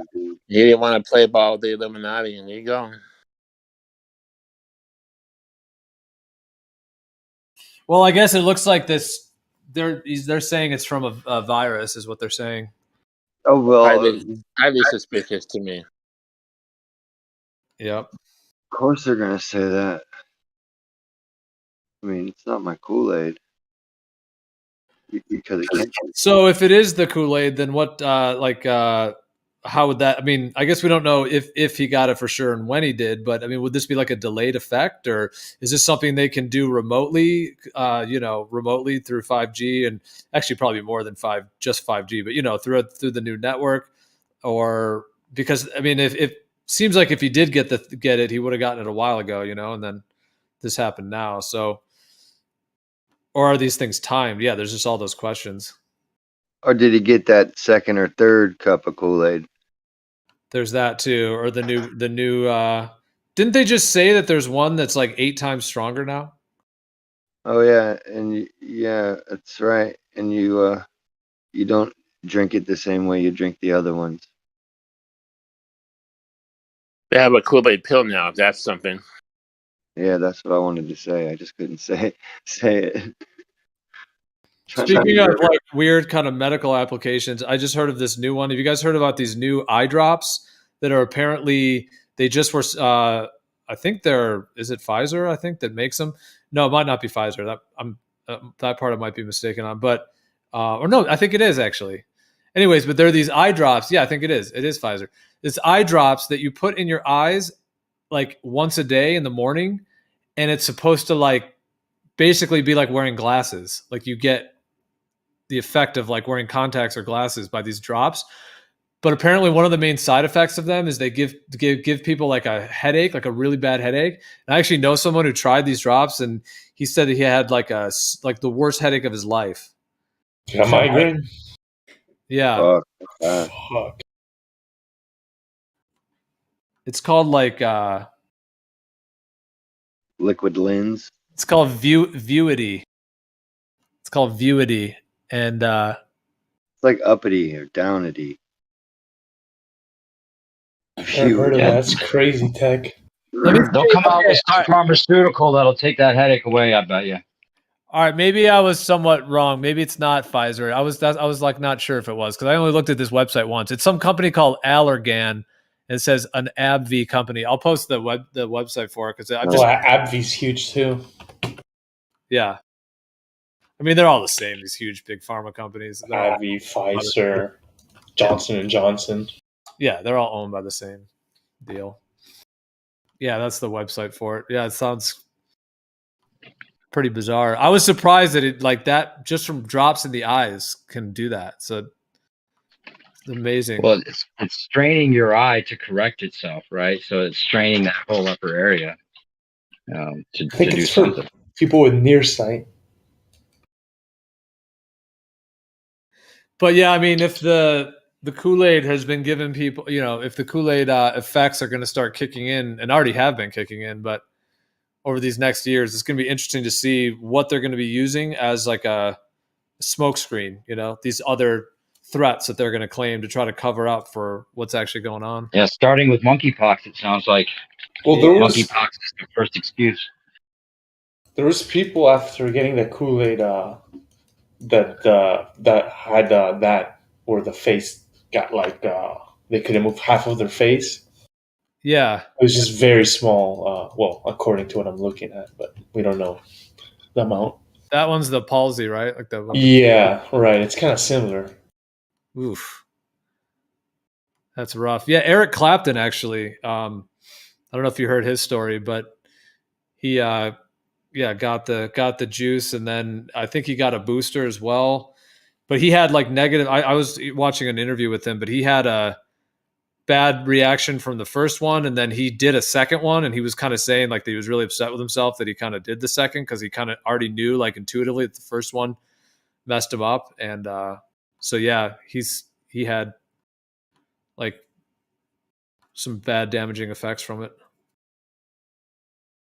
Yeah, and in his hand, in fact, he had to like relearn how to play the guitar and shit. But that was right after, right? Drinking it. I think so. Yeah. I mean, I don't know about like in the seconds afterwards, but maybe in the following days or weeks or whatever. I just watched this. I don't know his whole story, but I did watch like a portion of an interview with him and just hearing him talk about it. And yeah, I think it caused some like nervous system damage to his ability to be able to play guitar in the same way. That's so fucked.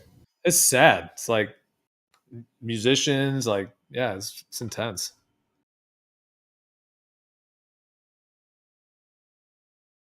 Yeah, Foo Fighters drummer just happened to have his heart explode. You know, I wonder what. I mean, how many of these famous people with all the money is this going to have to happen to that they all get together and go, look, this is obviously there's a correlation here that we should be paying attention to that we're avoiding, and let's do something. How observably flat does it need to be before enough people realise that fucking blah blah blah blah? It's the same shit over and over again. Cold Dis just won't allow it. Just won't happen to the masses, mate. Yeah, but I mean, this one's intense because like people's physical health is like at stake. Yet they line up for a fourth and a fifth. They'll do it. You know. No, if you start seeing like massive cases of like health problems, people are gonna lose their shit, dude. It would backfire so bad. People would lose their shit, I think. Especially in America. They have the excuses all lined up. They're saying it's from the people without the juice that they're getting it. You know, I've had family members that have recently got the thing that they were the CV thing, and then say, it's because my husband went to a meeting with somebody that was unjuiced, and so that's the reason he brought it home from an unjuiced person, even though I'm supposed to be protected from the juice is supposed to protect me from the thing. But I got the thing because of the people that are unjuiced. I mean, it's crazy the way they have this psychologically set up to, defend itself. It makes no sense, and it's still people are buying it.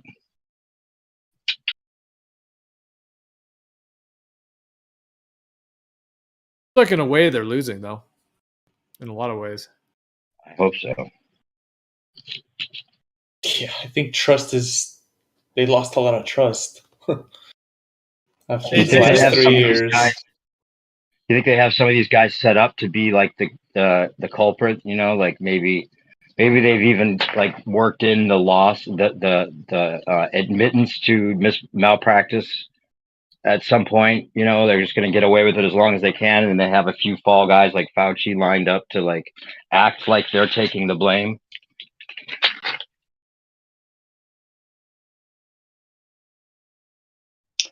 Problem, reaction, solution every time.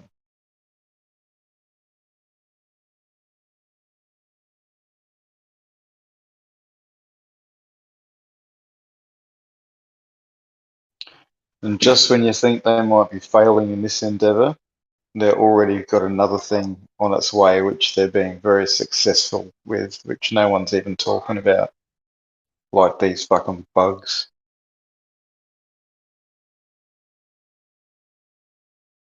Well, I think that before the last 2 years, let's just say before 2020, essentially, I think that on a collective scale, they had clearly an enormous amount of people convinced of their whole, kind of essentially like just fraud that they're running.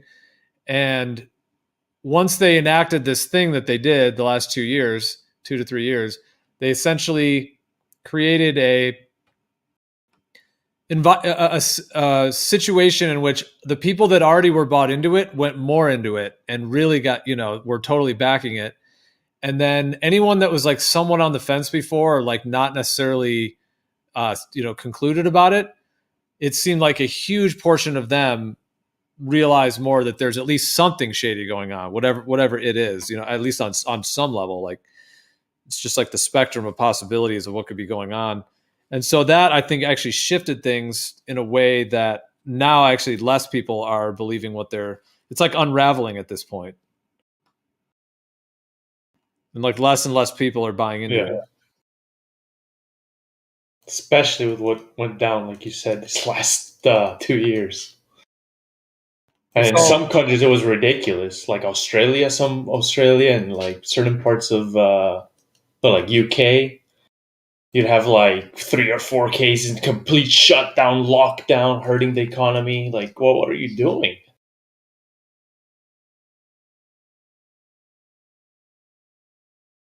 Just didn't make sense.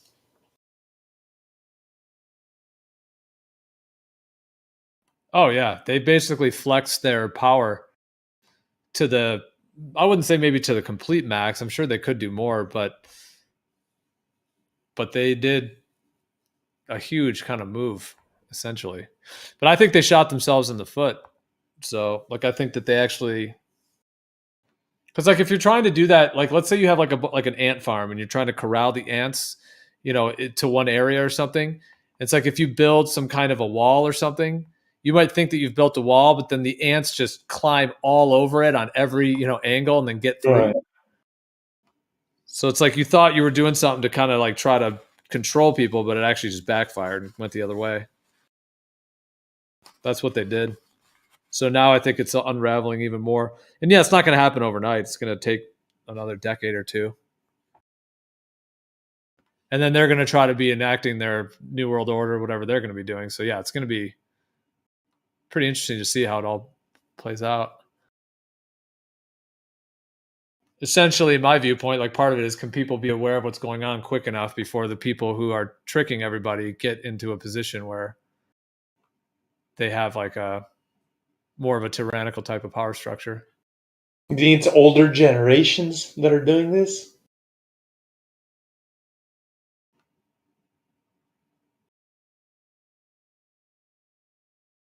They're not human.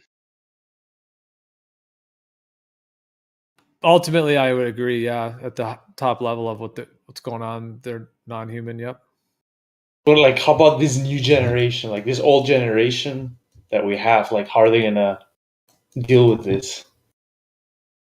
Because eventually, like, even if there's non-humans participating in something like this, they have to deal with humans, right? At one point or not.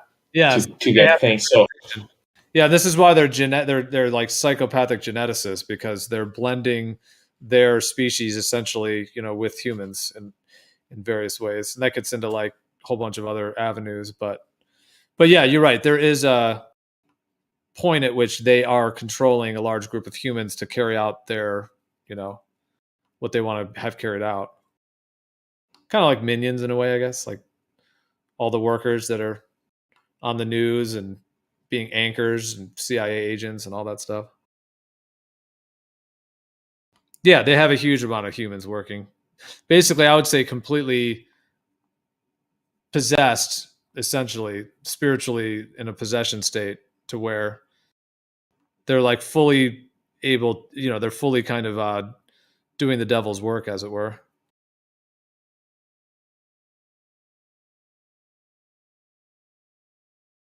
Knowingly or unknowingly, or both.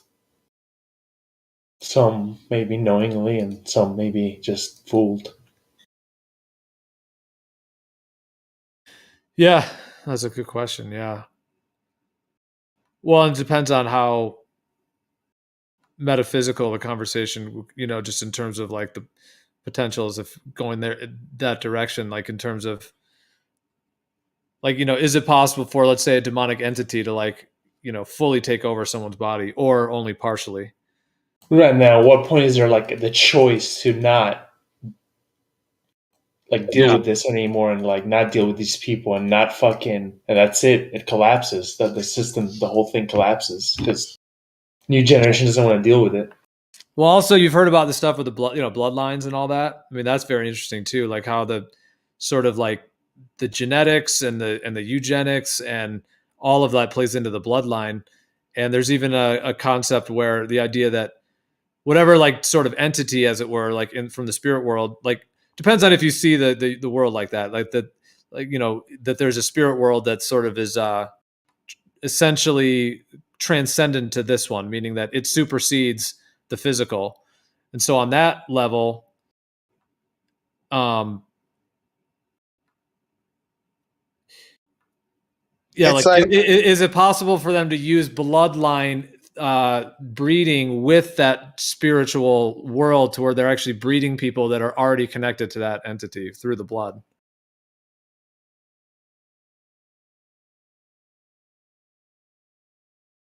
Sorry, Isa, I didn't mean to interrupt you there because I know you wanted to jump in. Oh, me? Oh, you're good, brother.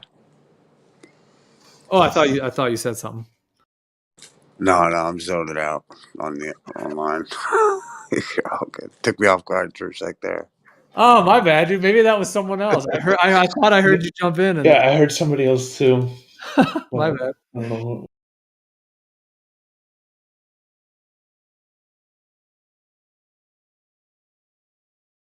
Hopefully, it's not a spirit. Well, if it is, it's a good one. Well, it's a pretty intense concept. Like if spirit is connected to the blood, and if they've somehow genetically modified or somehow are like a different species that has a different blood, and if their blood is connected to like a demonic entity or a series of demonic type, whether that's Satan or the devil or evil, however one would want to describe that.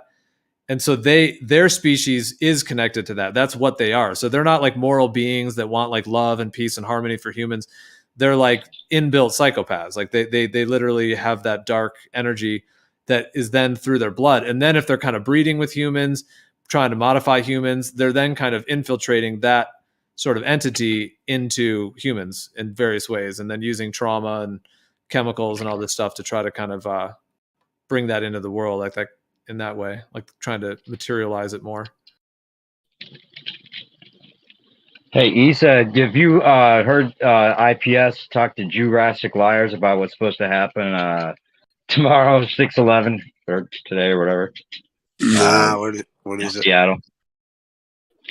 Something big in Seattle, I guess, is the main conclusion based on his correlation of dates, and it's all connected to Elvis and all this breakdown of the dates between Elvis.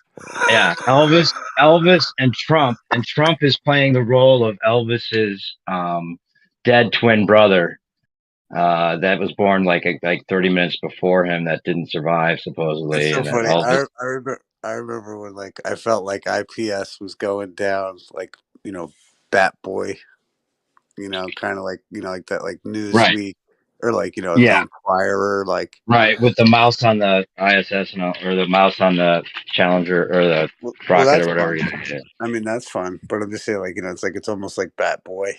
You know what I mean? Like it's like the work he's done and the dates that he correlates, it's mind blowing. Regardless of how true it might be with the exact dates, he thinks that Trump's going to get his head wound on, I don't know, April 4th or August 4th. I don't know when.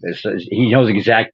Like he claims that Trump is going to be getting the head wound and he's going to play the part of the Antichrist and blah, blah, blah, because he has to survive the head wound and all that. And he knows the exact date and city that it's going to happen in.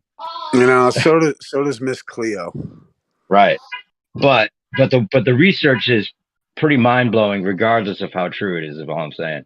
It might be worth just checking in on before tomorrow if anyone's interested. No, that sounds fun. You heard about the Obama Antichrist theory based on his name? No. Yeah, like 2008. Yeah. No, I can't. Yeah, the Akhenaten shit. You know about Akhenaten? Oh yeah.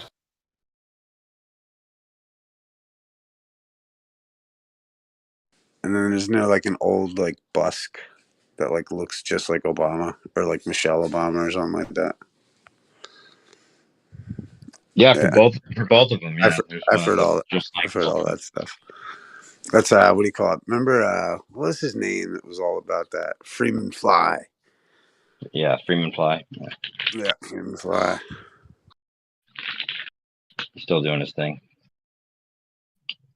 Yeah, but it's funny too because like a lot of that like Freeman Fly, like Tessarian crowd, they all like you know, they were like, hey, we can't be flat earthers because we got all these books about space, you know. Right. Yeah. I think it's interesting when someone puts out, I mean, this guy is putting all his research and, you know, people like that have faith in whatever he's saying with an exact date and exact occurrence, except for tomorrow. He doesn't say what's going to happen, but I guess, yeah, tomorrow in Seattle, David Hogg and crew are going to be there doing like a march for freedom. You know, and it's interesting that it's timed with that. And there's a whole bunch of other things that kind of pre-predict 6/11 as a big thing. Even, and in fact, the QAnoners they're claiming that 6/11 or IPS's interpretation of the main QAnon guy is saying that Kennedy, you know, the Kennedy Sr., not just Kennedy Jr., but that Kennedy Sr. is alive and will really reveal himself on 6/11, which is tomorrow.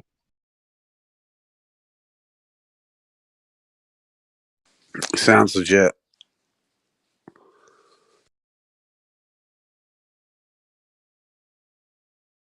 Totally. Did you meet IPS, Isa? You've hung out with them in person? Almost. I went out to Colorado, and well, we started this thing called FEMA camp. Yeah, I remember that. And then IPS, you know, like we all, like, you know, I was really friendly with IPS for a while, and then what do you call it? I went out to Colorado, but I went late. I went on a late flight, so I got out there the second day of it. And I guess he had taken a bunch of people's money to go get a pizza and then dipped. Right. And yeah, I remember hearing that. Yeah, and I didn't get a chance to meet him, but yeah, it's funny because I met Timmy that trip. I hung out with Tim Osmond, smoked a blunt, and fucking we did a live stream. Yeah, live stream. I saw that. Nice. In the car with Tim Osmond. Yeah. Everyone was like scared to go meet him, and I was like, "Oh, shut the fuck up." And I went to hang out with him. We hung out, dude. I like that kid. He's always, you know, because of me and him hanging out, he's always good in my book. He still calls into IPS. Good. Yeah, no, Timmy's. I mean, I haven't talked to the brother in a while, but you know, it's like, you know, he was making fun of flat Earth before making fun of flat Earth was cool. You know, I love that kid, dude. Funny as fuck, dude. Last I saw of him was when he met Whitsitt at the meetup that Whitsitt didn't even know who he was. I told you about this, right? I thought I sent you the link, maybe. Maybe you did. I don't know if I'd watched it. He just got shut down, basically. You know. Yeah, he basically like Whitsitt was doing like one of his you know, streams and where he goes out in public, and then he was like he was going around and talking to people about flat Earth and stuff. And so, like, you know, Whitsitt obviously had it on his channel that he was going to be there, kind of thing. So it seems like Timmy just, like, you know, went there, you know, kind of stalker style, like he's going to go for Whitsitt, you know, and then confront him. And so in that live stream, yeah, it's like he comes up and, you know, just starts going at, you know, just debating. And then Austin quickly is like, oh my God, this guy's like a hardcore Glober dude, you know, but I don't think he knew who he was at the time, but and then it was funny though, because Timmy was just being so like, just pressing, you know, why the Earth's not not flat and all this stuff, and like, and they got into like a debate style, and it went on for quite a while, and then eventually, like, Whitsitt was like, dude, he's like, I want to go talk to other people, man. He's like, I don't really want to debate. You're obviously decided, right? Yeah, like super rigid globe perspective, you know, dude that shows up, and meanwhile, Whitsitt's like wanting to just go around and talk to new people, but yeah, I watched. Yeah, it was a interesting meeting of energies there. Yeah, I just have like, I don't know, for me it's like Timmy's part of my initial flat Earth experience, man. You know what I mean? Like he was just here when I got here, you know what I mean? And I remember him, and you know, I don't know, it was such a, I always thought he was hilarious. I thought he was so funny, dude, because I mean, in my eyes, I look at Timmy like he's like been a flat earther since like 2001, and he's like mad that everybody caught on. Like, you know what I mean? He's trying to like kick people off the boat. Yeah, you know dude. what I mean? Like, he's like, that's good. You're not cool enough. He's like, you're a fucking normie. He's like, get off the boat. Like, you know, I just love that about that kid, dude. Well, he's down with some of the conspiracies, which makes him like a little bit more acceptable. At least he realizes that we're not being told the truth about Dude, everything. have you ever heard him rip into somebody over 9/11 or fucking vaccines? Dude, he is such an ally. I love that kid, man. But I mean, dude, think of it like this. I don't know, at least for me anyway. It's like flat Earth is just not the hill to die on, dude. You know what I mean? Like you can't prove it from either perspective. Like, so it's just such a silly hill to fight over. Well, it's the biggest one, and it does seem like the people that realize that the lie could actually be that big can open themselves up to a lot more things, which is why again, it might be important. It's like caviar, though. It's like some people get it, some people don't. It's like, and you can't force somebody's palate to be interested in it, and it's irrelevant whether or not they get it. It's irrelevant whether or not you convince anyone about the shape of the Earth.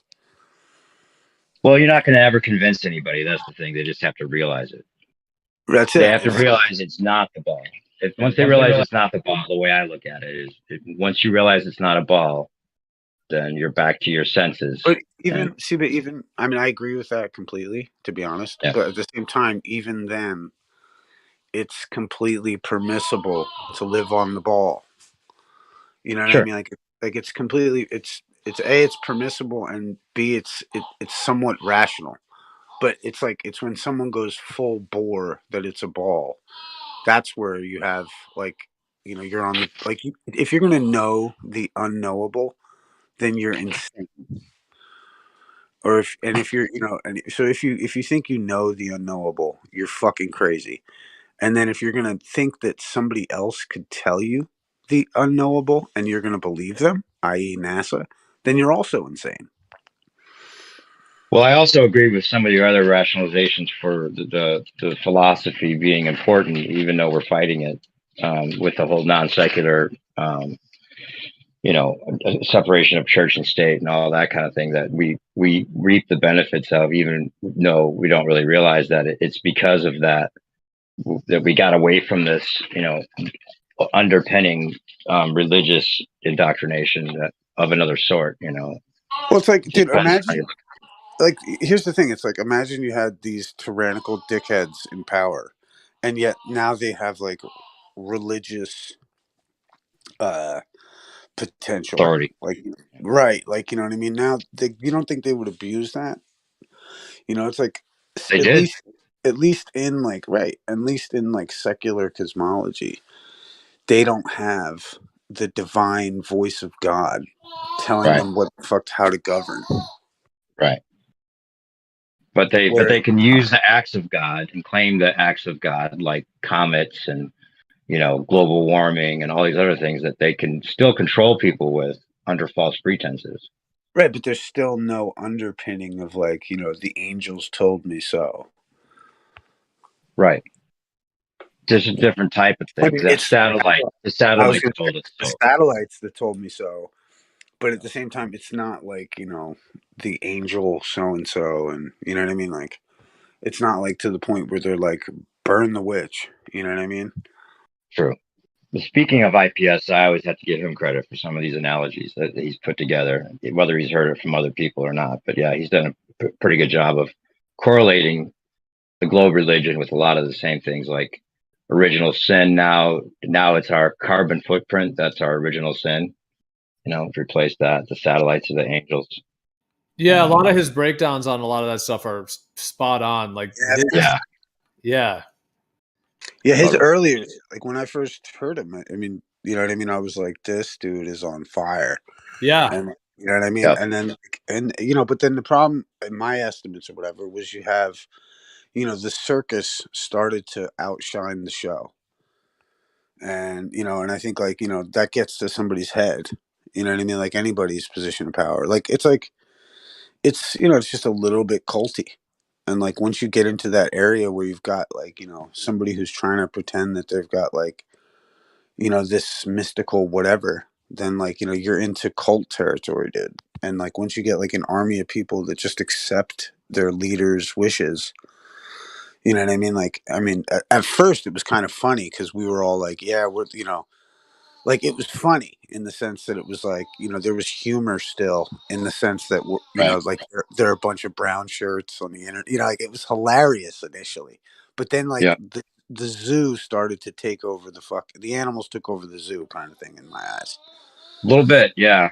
And he embraced it. I mean, he's so Of course. wicked No, well, smart. as long as you're the leader, it doesn't matter how crazy the zoo gets, as long as they're all your animals. Like, you know what I mean? Like, I get it. You know what I mean? But Oh, he like, lost a lot of us. That's for sure. He lost a lot. I mean, I still listen to him, but I'm not a wrencher or anything.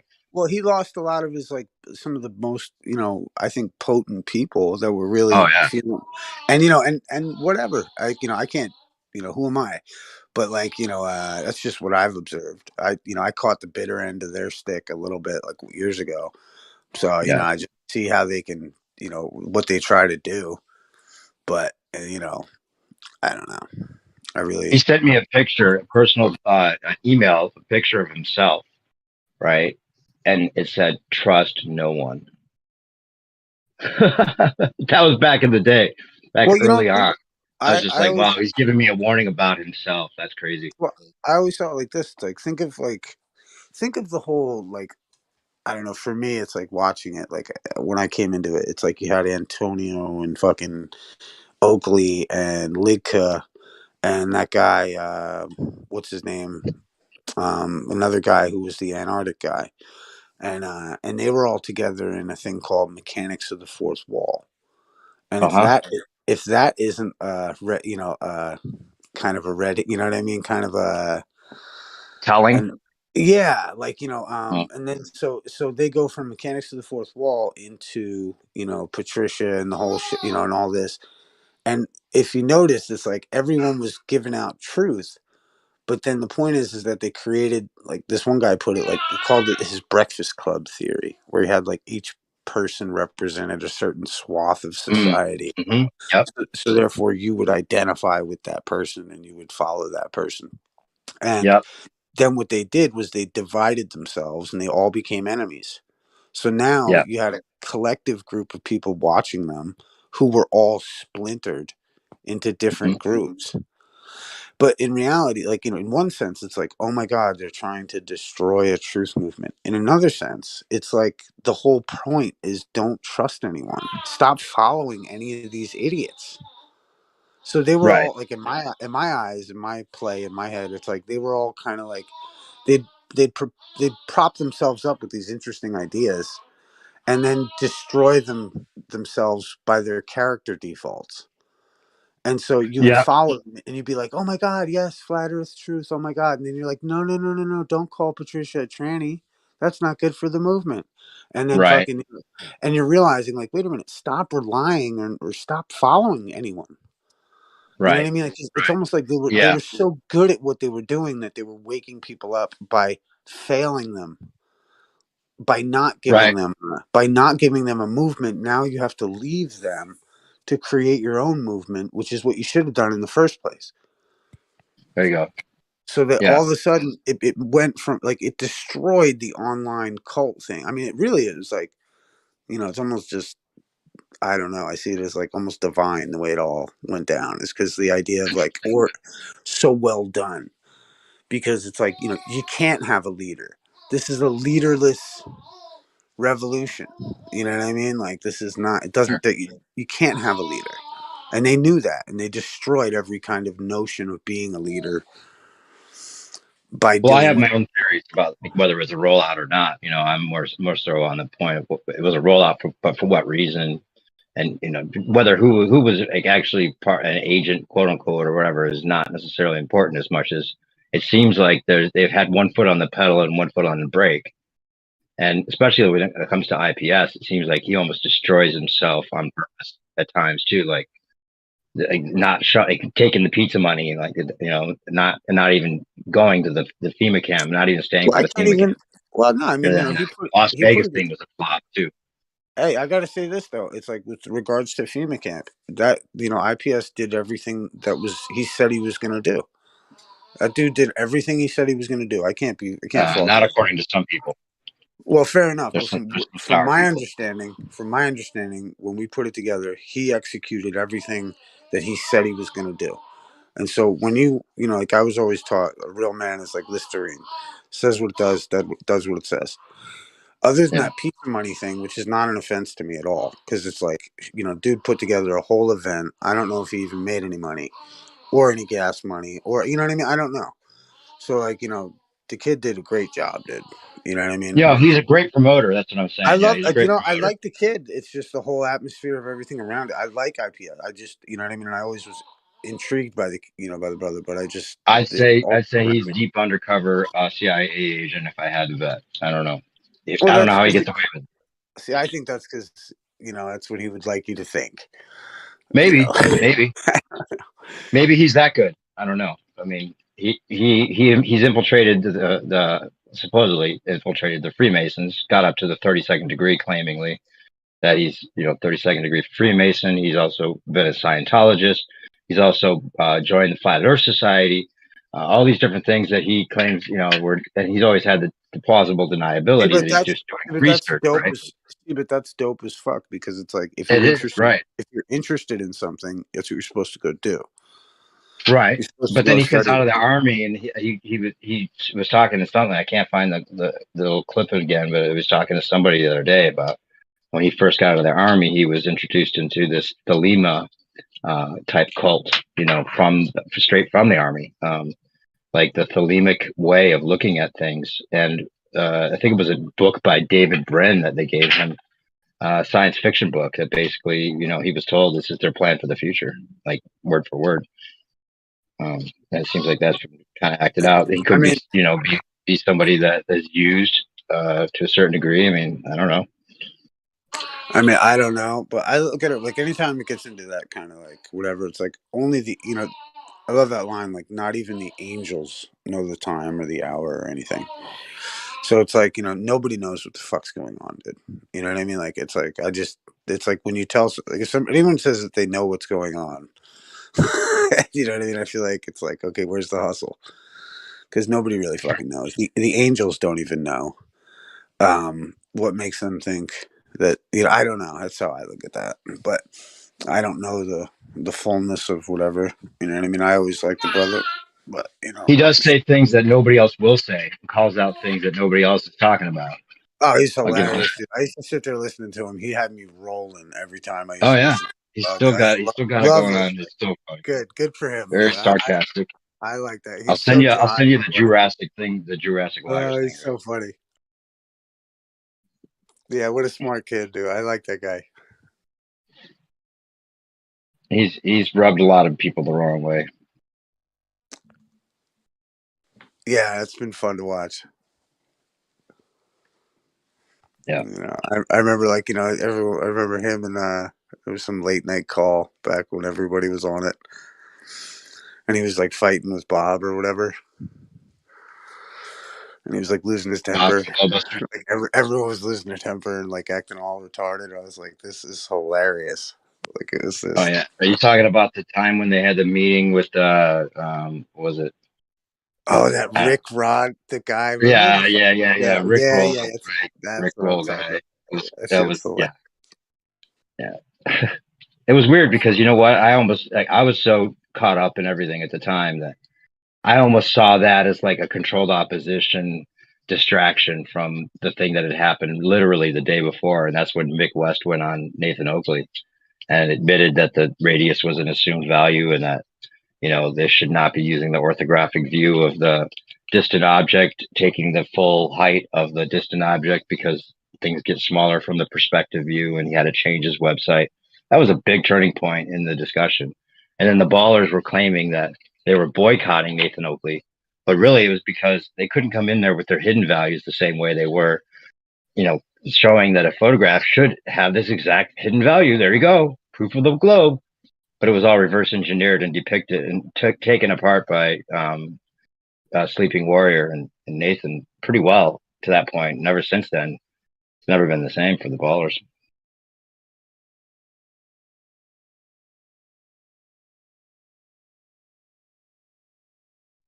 Yeah, it's been a fun time for sure. Yeah, 2016 won. And, 2016 Flat Earth won, man. If anyone was paying attention, it was over already.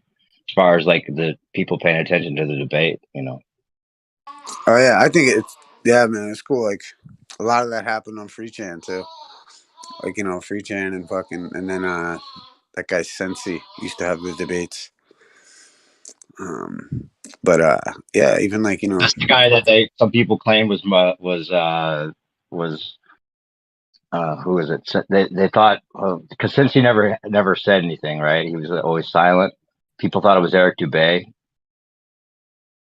Yeah, people didn't know who it was.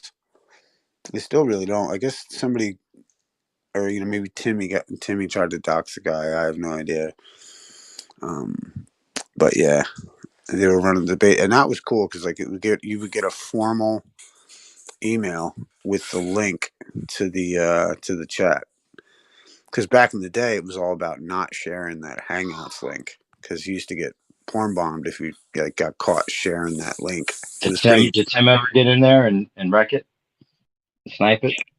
No, nope. Because everyone was pretty good about the email, but yeah, I don't. Plus, Timmy's always got a streak of justice to him, man. Like, as long as both sides are getting a fair shake, I don't. He's not like a problem. It's like when people started, even when I noticed it back in the day, it was like, Timmy would try to voice, or like early on in some of the flat Earth discussions, if you came in with the globe Earth arguments, they just fucking banned you and just got rid of you. And they were like, we don't have time. We don't even want to talk to you. Like a lot of the people, I think, Weiss, like if you listen to Weiss debate, like he used to always even they would be like, oh, I can't believe you go and hang out with these fucking people because we were into debating it. And the thing is that you can see when those guys go to debate now that they almost should have done a little more legwork in the debate rooms because they don't debate very well, in my opinion. They just make accusations. They're just like, well, 666. And you're like, oh my God, why are we doing this? As opposed to making the better arguments that have been made. Yeah, it's debatable. It's also, you have a pretty good humor about even if, if Tim did something that was a little bit uncalled for, as long as it was funny, it's okay, right? So yeah, it's debatable about whether he was always righteous in what he did, but definitely fucked up a lot of hang. No. He did a lot of dirt on people too. Also, you know what I mean? Yeah. I'm not saying that. I'm saying in the sense of like I remember one time John LeBon had a show, and I wanted to get on the show, and they wouldn't let me on the show, and then he just emailed me the link. You know what I mean? So that I could get on the show, so I could make my opinion without being accused, without defending myself. Right. So he gave and I remember that because he gave me the opportunity to speak when they were trying to shut me down. Like he doesn't. That's what's cool about Timmy is he does not tolerate the at least from what Right. Right. To a certain degree. Yeah. Yeah, and granted, he's a baller, and he's, and that at least was. I have no idea where he's at now, but I'm sure he still is. But it's just I don't know. There's some semblance to. That's why I used to fight for his right to speak. Yeah. Because so many people didn't want him to speak, and I thought that was unfair. Right. But I think of it it's like the same thing. You stick to a certain set of principles, and some people will be like, oh, well, they did this and they did that. Well, it's like it's debate principles. Right. Freedom of speech. Mm-hmm. I used to even think flat earthers are over here going on to all the NASA channels, like the earth is flat, the earth is flat. It's like Timmy was just reverse trolling flat earthers. So in the flat earth chats, he was coming and saying the earth is a ball, the earth is a ball. And they're freaking out. Like NASA was freaking out. And I'm like, that's not what either side really wants. So why is anyone doing that? Plus, he was there at the very beginning, even talking with Cathexis and you and some of these other people, when it was all kind of new. Because I went back for context and listened to some of those hangouts that I missed at the very beginning, and he was still debating it himself. Like he was almost on board at first, and then he looked into it further, and he said something that I have found to be more true than I suspected when I first heard him say that, which is that if it's not a ball, it's almost as if it's designed to make one think it is on purpose.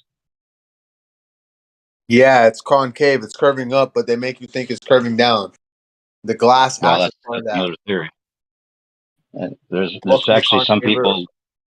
people that have given more credit to the concave Earth theory than I ever suspected as well. See, but the concave Earth concept comes in kind of weird because, let's say if the Earth is like a bowl, then the water just fills it. So, there's that kind of a concave Earth, and then there's the LSC kind of version of concave Earth. Yeah, But we all think it's a bowl at least because the oceans have to be held in by something, and it's upturned edge with the higher elevation, and that's just basically it's so crazy. flat. It's so crazy that Antarctica is the highest elevated place. That is crazy. So it's automatically a bowl of some sort to begin with, as far as like just if you had to take on the shape of like the ocean floor and everything, maybe. But it's just trippy that it's a matter of fact that Antarctica is the highest. It's the top of the mountain, mate. Right, either it's the tippy top of the ball, or it's the bowl. It's the crest of the bowl around the outside. So cool.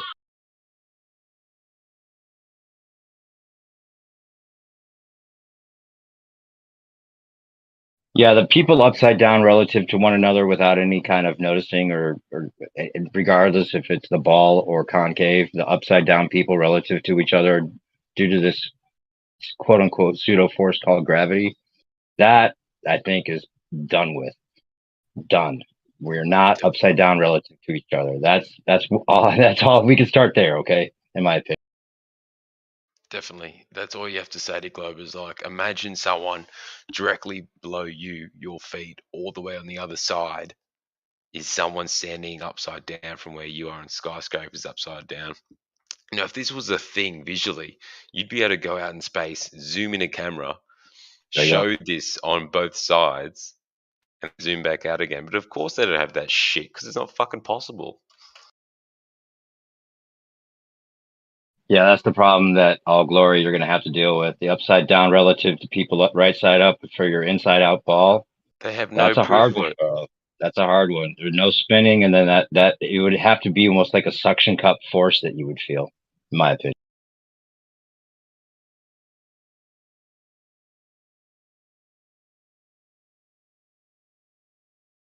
I mean, when they say concave Earth, does that just mean hollow Earth? It's a similar concept, but it's not it's very similar that people would be it's inside like a toroidal Earth. Is that what they mean by it? But it's not but a hollow Earth was like people are on the outside and on the inside. The concave Earth is like there's no outside, there's just an inside. I mean, that makes sense. So I don't think there should be an argument between a concave Earth and a flat Earth.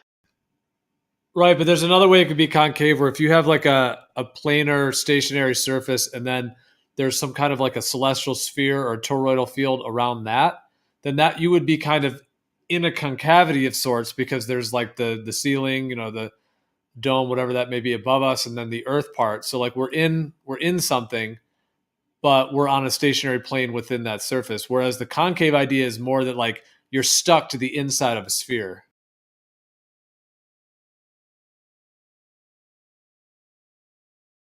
Yeah, that's the true concave LIC version, which doesn't.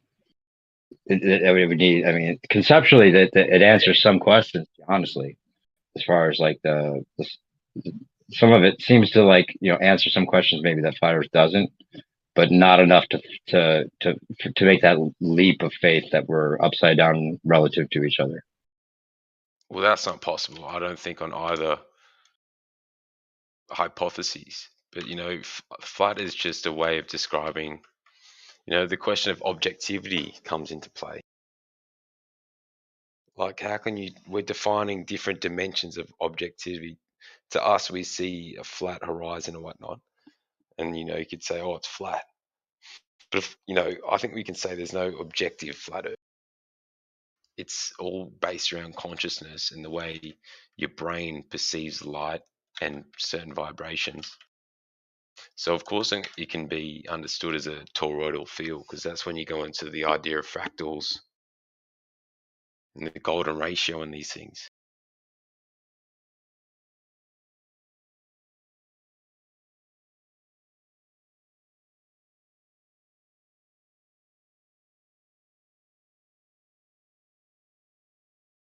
My question is, who's writing the code and what's its ultimate goal?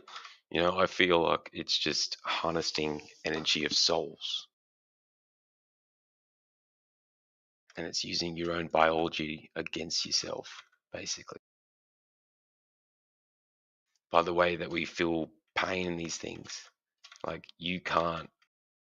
The only reason you want to stay alive and avoid suffering in these things is because we know how pain feels in comparison to other things, like feeling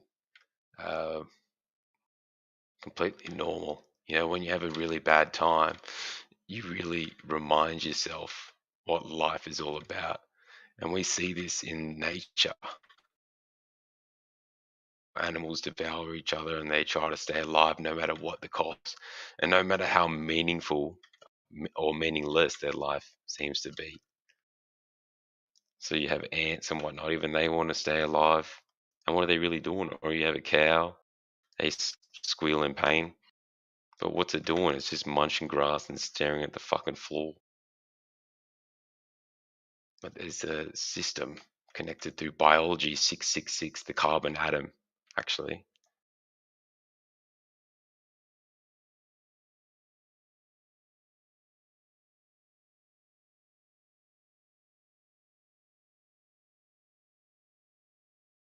The carbon atom has 6 protons, 6 neutrons, 6 electrons.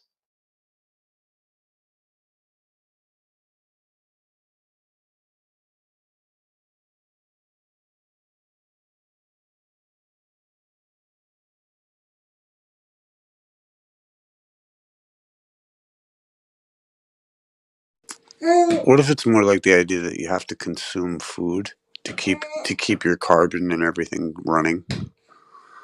So it's like the 666 is like depleting or like the using of the nutrients.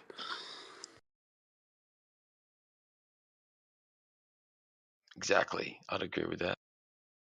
But it also uses our mind, and it uses it feeds off a metaphysical source as well.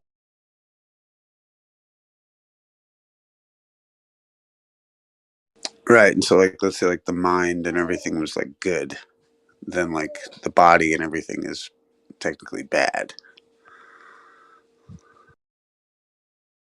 I reckon. But you need the body to provide for the palace of the mind.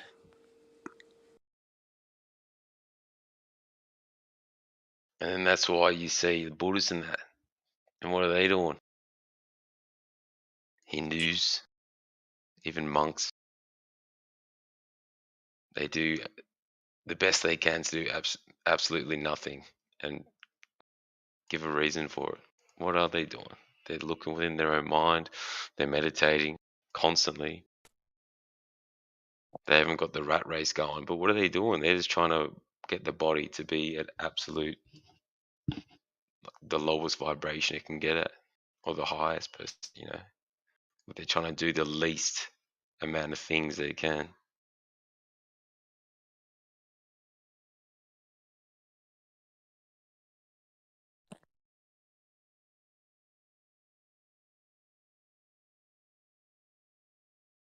Like, it's crazy that like Buddhists get away, monks and shit, and they do it at the Buddhist temples. They're just praying all day and taking food from donations. People actually give them food, and they live in these nice temples and shit, but they're doing absolutely nothing for a job. And they get away with this on a religious point of view, right? It's interesting. You haven't really got many Westerners doing that these days. It's mainly the Eastern fellas, but you know, people used to do it as monks and whatnot. And then you look at before Christianity, they're all still doing that.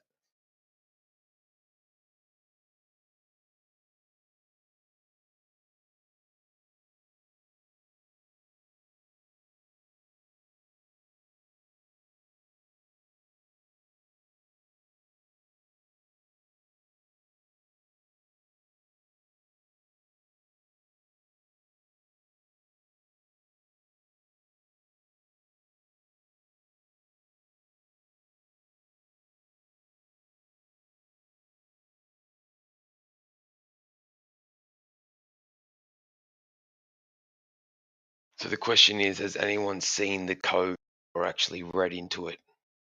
I've seen the reptilian eyes. Uh-oh. Eyes behind You've seen consciousness. reptilian eyes? Behind our mind, they call it the veil. Yes. There's like a wall of reptilian eyes that watch you. What do you mean? Like, so what, you took your eyeballs? What do you mean? How did... I was in a ritual state around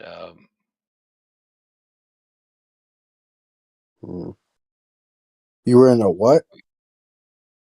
I was in a ritualistic state, and I had done the necessary mantras and the movements.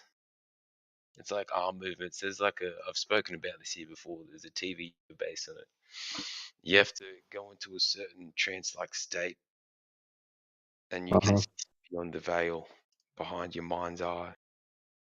And there's like Are we a talking about like shrooms or acid? yeah.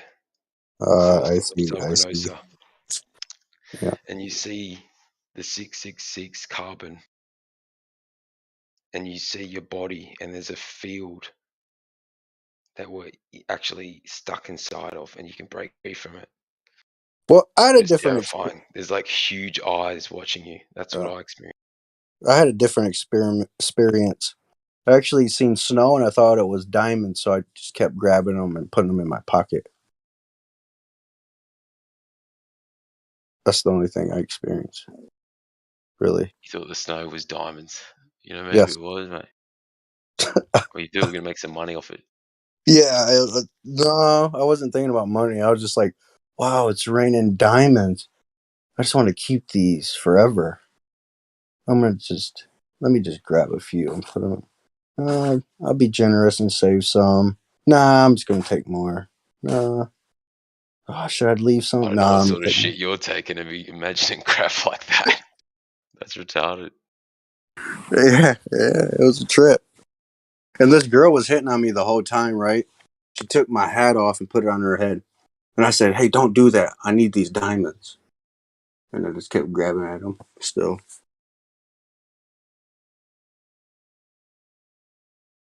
Yo, when a girl wears your hat, that means she's down. Here's the funny thing. I didn't even care. I just wanted the diamonds.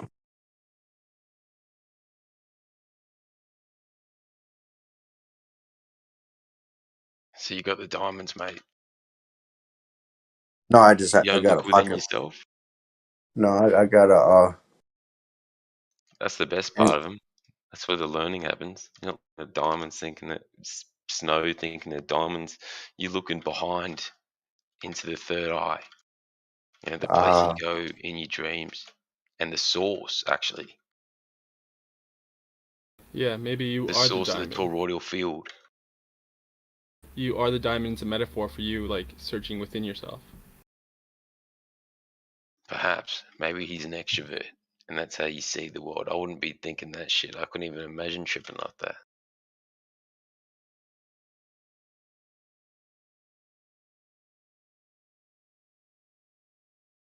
Yeah, you know, some people don't even have. Yeah, well, I guess some people don't even have inner voices. Yeah, some people can't even imagine things like a picture in their head or a model that they can create from their third eye. It's created from the pineal gland. That's the seat of consciousness. Well, I honestly can't imagine people not being able to imagine. So exactly, can and they're just fucking NPCs. Well, imagination is all right, but you gotta know when to put it in check. and how we don't even define, or we can't even study it in so-called science. You know, people don't look into what the imagination is, and they don't even look into what dreams are, because most people aren't even in tune with that ability to, you know, its fullest extent, or they're so disillusioned that they're not, you know, pointed towards that way of thinking, or even just approaching imagination itself as a thought, like the fourth wall almost. People can't do that. You know, they're never taught it at school, that's for sure.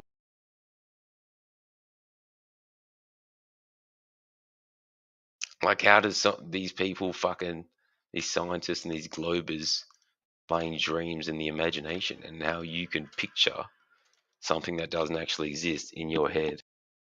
You can see it in front of you. And how do they explain this? Whereas the esotericists, the Gnostics, have proven this for thousands of years. And this is what we're all in tune to, this energy.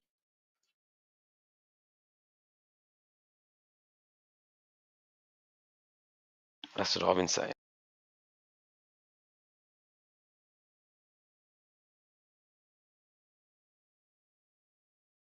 I don't know. What do you think, mate? I think I'm on a Discord server called Earth Awakening.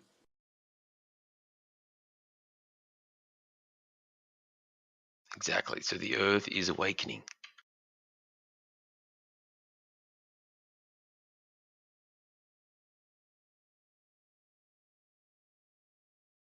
I feel like I'm kind of like tripping with you, but not tripping with you. Does that make sense? We do that often on this server, mate.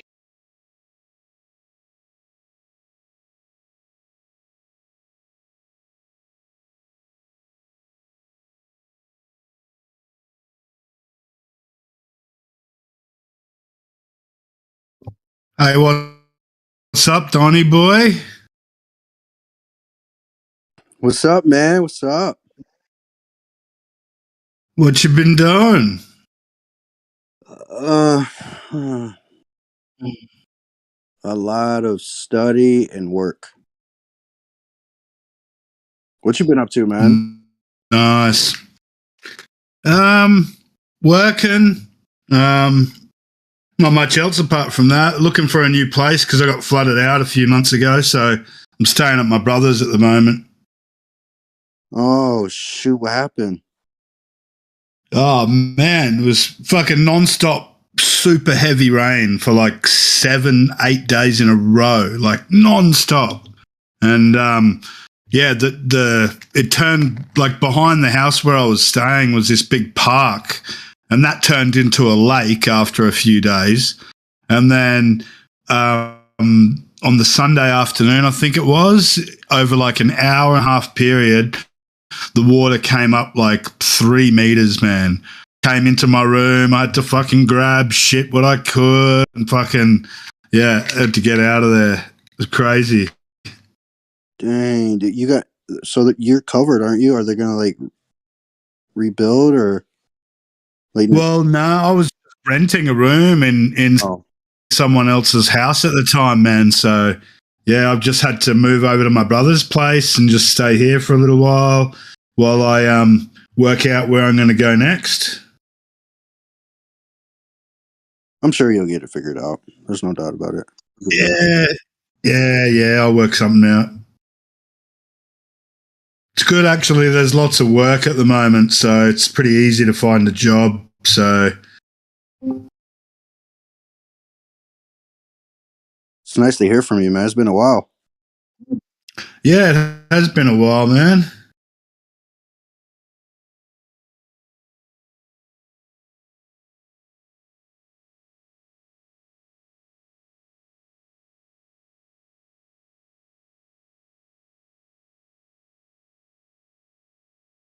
You still go over? Have you been over to Flat Earth Science for pseudoscience lately, or no? A couple of times here and there.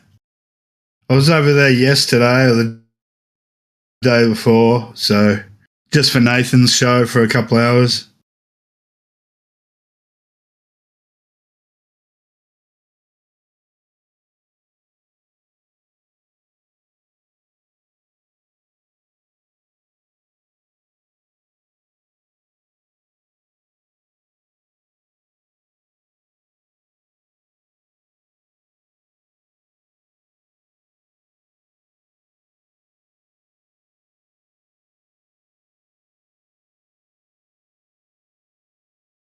Hey, check this out, Rams. I observe. I would say it's not proof, but a new piece of evidence that really isn't talked about much. I call it circumference of light. You care for me to explain it? Yeah, sure, man. So you know how it's 14 psi at mean sea level, right? And higher in altitude you go, it's supposedly less dense. Sure. Yeah. Light bends towards the more denser medium, correct? Refraction. Well, apparently, isn't that what they say? A part of gravity or some shit? Well, I mean, it's just that's what they claim. So I use it it's like a hostile witness, right? So higher in altitude you go, the circumference of light or a small local sun would have the Earth appear as a sphere. Due to our vision and Rayleigh scattering, if you will, the incident of light will diffract and refract in our atmo, producing a slight distorted, kind of slightly, but it's still a circumference of light. Now at higher altitude, you'll get images of like that hard, sharp cutoff. That's because that's the max visible distance of the camera. Like you get those 360 fisheye lens where it shows that hard cutoff. And there's images that I have where it shows that light dissipates. It's the end of light. There's no hard cutoff, if you will. It is circle of light. It will appear as a sphere. Yeah, I think I know what you're getting at. It's difficult to describe, but yeah, I think I know what you're getting at. Yeah. I use a lot of rocket footage, and I, believe it or not, use ISS images as well. Righto.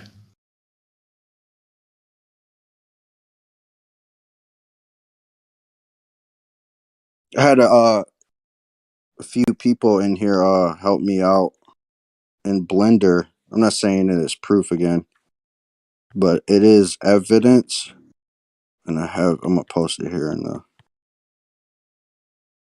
It's just a 19-second clip. I have the whole clip on my channel, but you can see that right there. Looks like a sphere. I was just thinking, you know how an ISS, they're floating around in ISS? Wouldn't there be some Earth's gravity from that distance, don't you think? Just common sense is not that far from the Earth. You know what I mean? Yeah, but they always So explain there's it not away. even a little bit of downward. Do you see what I'm seeing? The bullshit?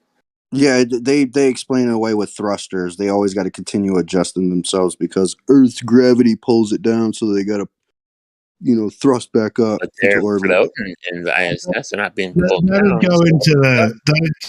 go into the whole falling around the Earth fucking nonsense. Did you know that? Did you know in the ionosphere though, there's diamagnetic fields that can apply propulsion. My bad. And they actually, over 240 students from university are going to make a CubeSat that they will put in the ionosphere, and it will propel by electromagnetism alone.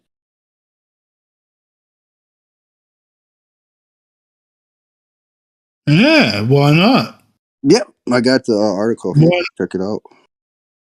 Yeah, why not use like the forces and shit that are going on to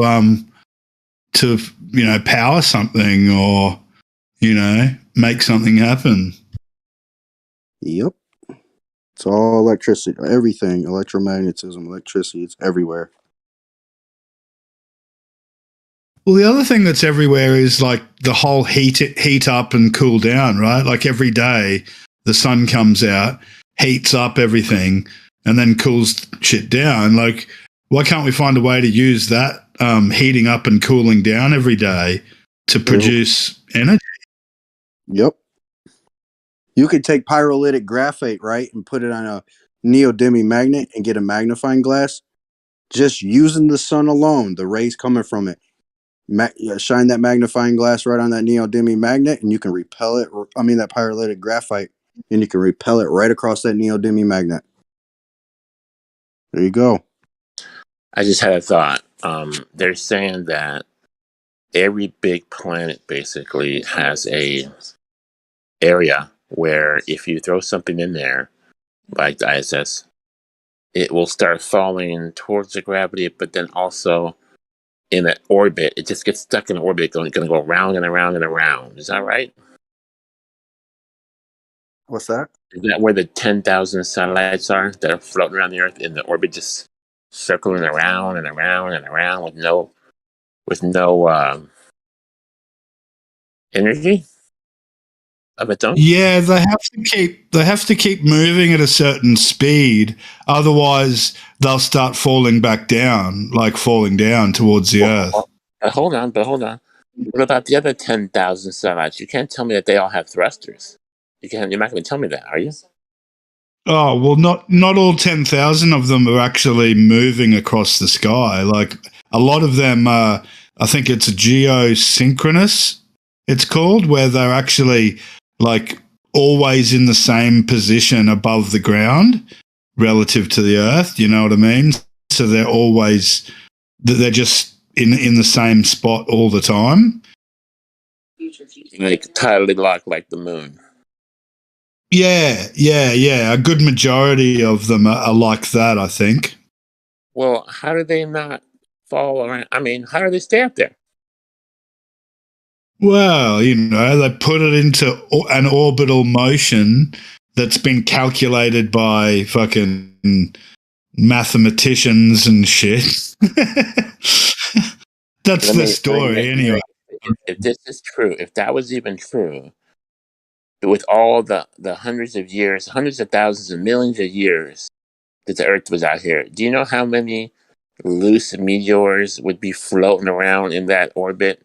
Loose asteroids and little bits of space matter would be get caught in that orbit after so many millions, should I say billions of years? No? See my point? If there's this orbit that shit's gonna float around, why wouldn't it attract natural meteors and debris and rocks and satellites, right? Yes or no? Am I crazy? Well, no, not really, because like the meteors or whatever that come towards near the Earth or whatever, they'd have to come in at exactly the right angle to fall into the grasp of Earth's gravity.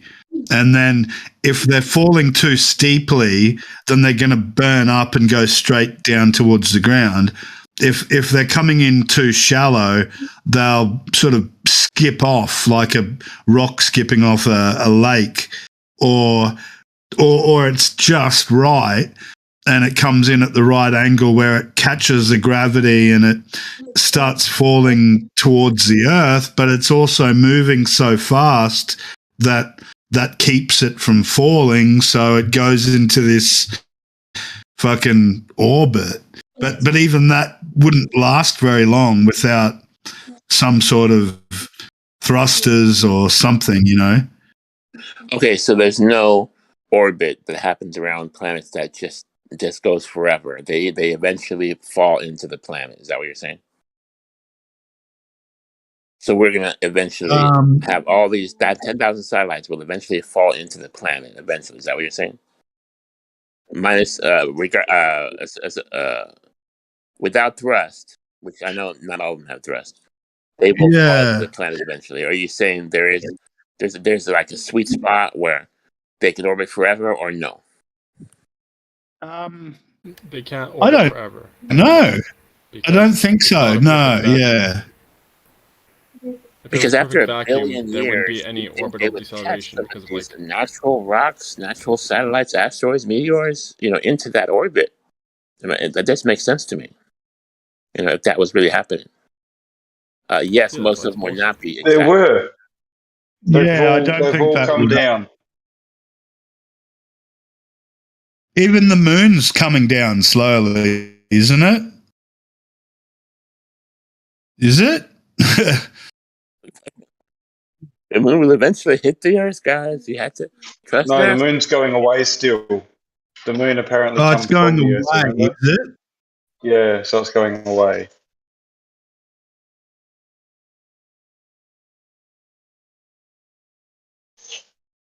Panspermia people. Remember that story? Of the body hitting Earth and then turning into breaking off a whole bunch of crap that spun around the Earth for ages, and then that just eventually clumped together to form the moon. You got it, mate. Narnia. Good story, that one, eh?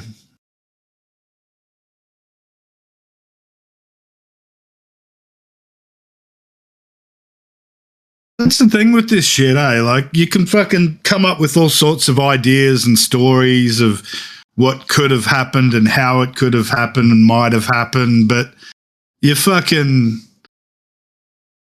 never gonna know. Like, you're only ever gonna have theories and ideas. Speaking of theories, do they have their story straight on how the moon got there? Did an asteroid hit Earth and it broke off into two? Yeah, that's their story. That's already been proved to be physically impossible. So The question is, it was a cue ball.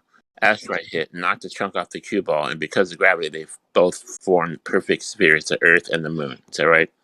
Right. Oh, this big ass fucking thing hit the Earth, broke off a massive chunk of it, and all of that debris ended up fucking in orbit around the Earth. And then after lots and lots and lots and lots of time, that stuff clumped together to form the moon. And that's it.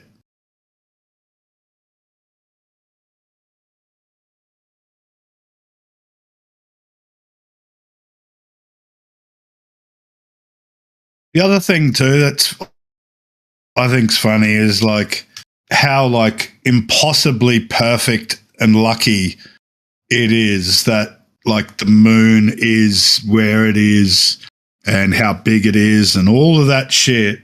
Otherwise, like life wouldn't happen here. Like, in the heliocentric model, like the fact that there's life here as it is like hitting the lottery like fucking 100 times in a row, like as far as luck goes when it comes to the Earth and the sun and the position of them and the moon.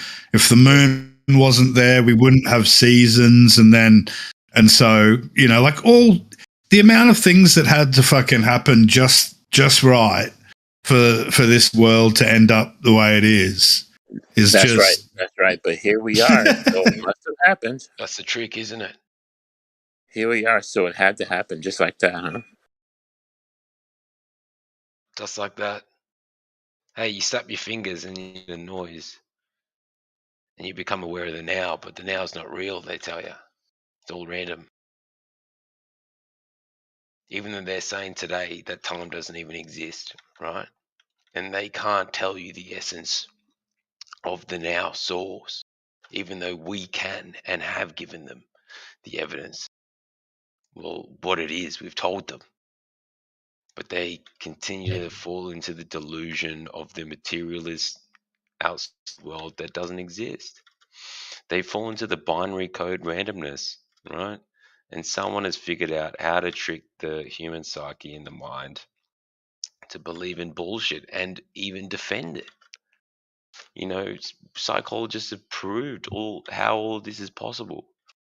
That's right. You know, I asked evolutionists, atheists the question, and I get different answers. But the last one, I asked them, listen, I get a jar, I put water, heat, and clay in there, and after how many years will I get life? And the last guy said, oh, about 1.5 billion years you'll have life. Life just springs forth when the conditions are right.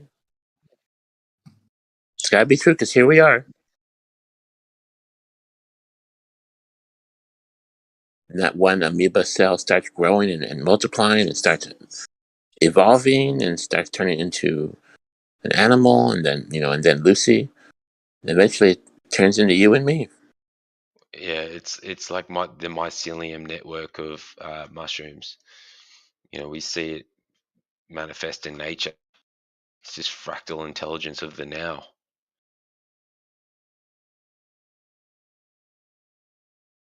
And it's a system of binary. There's an outside and inside.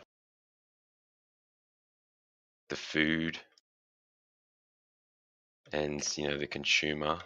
We see this fractal in everything. If life happened even once, I would expect that it would start happening all the time from non-life. You should just see it happen all the time. I don't see why it happened one time and that's it. Yeah, it's bullshit.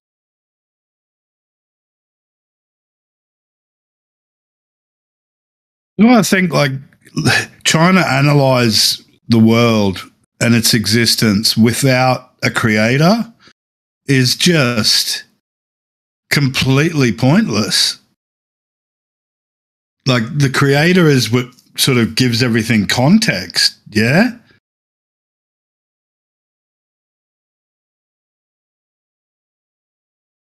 But then you got to ask the creator and how much you trust the creator. And there's a separation actually from the reality we experience and our conscious creator.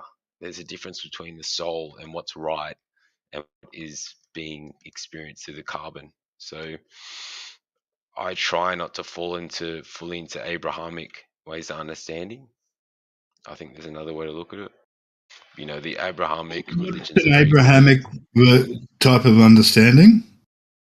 It's very good at identifying what's sinful and what's right. I agree with that, but I still, personal understanding is, if you follow the light at death, you actually reincarnate, and so it's a trap. So it's called the inverted God, and that's the ruler of this world, and that's called the demiurge in Gnostic understanding. So there still is that greater good and that greater God, but it's not what we're told it is entirely.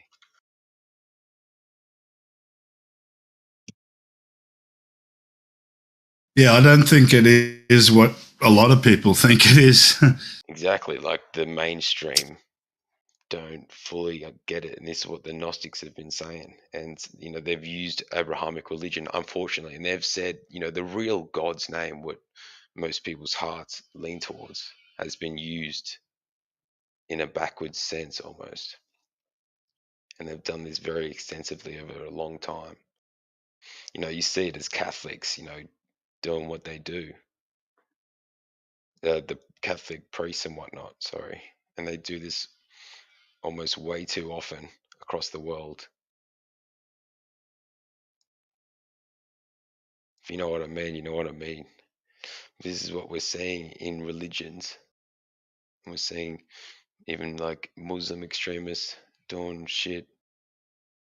Somehow everyone thinks murder's fine, and that's been with the Abrahamic religion. It's been religion for a long time, so apparently murder, according to everything, isn't a problem. So then we've got to ask, what are true sins about? Because all these murder's wrong, right? When you do it just one-on-one, like you randomly kill someone on the street, say, or you do something like that. But if you're in like a big tribe or a big army and you murder the other team, that's completely fine. So somehow there's a difference there, right? There's something spiritually. Well, it's not necessarily completely fine. Like, I mean, if you're saying it's completely fine because, like, in the context of there not being any consequences, then that's one thing. But the person that committed the murder, they've got to live with it. You know what I mean? And the family that had the person murdered, they have to live with it too. So there's going to be an ongoing consequences. You know, the person you killed or family members of the person you killed might, you know, one day come after you now because of what you did, you know. So although there might not be the sort of justice, legal courts and fucking jail sort of justice that we have today, but back then it was sort of more of a real world natural justice. Definitely. But you know, when you're looking at tribes and like, wars, that's when right and wrong become.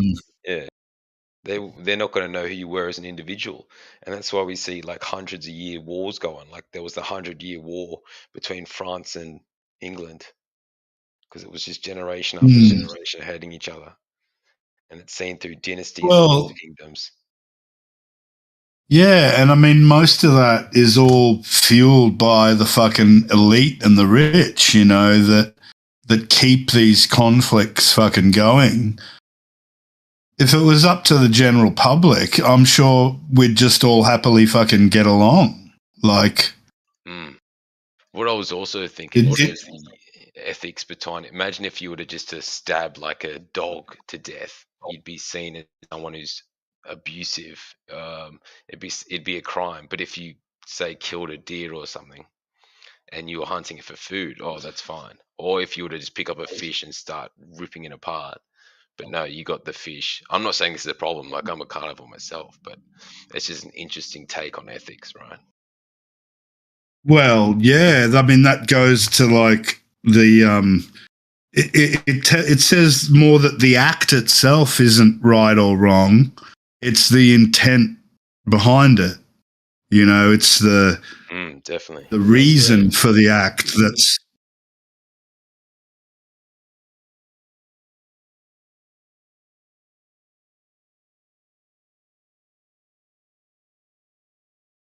So, like killing someone, yeah. I mean, obviously, that's an undesirable thing to happen, but sometimes it's necessary. Sometimes, you know, it has to be done.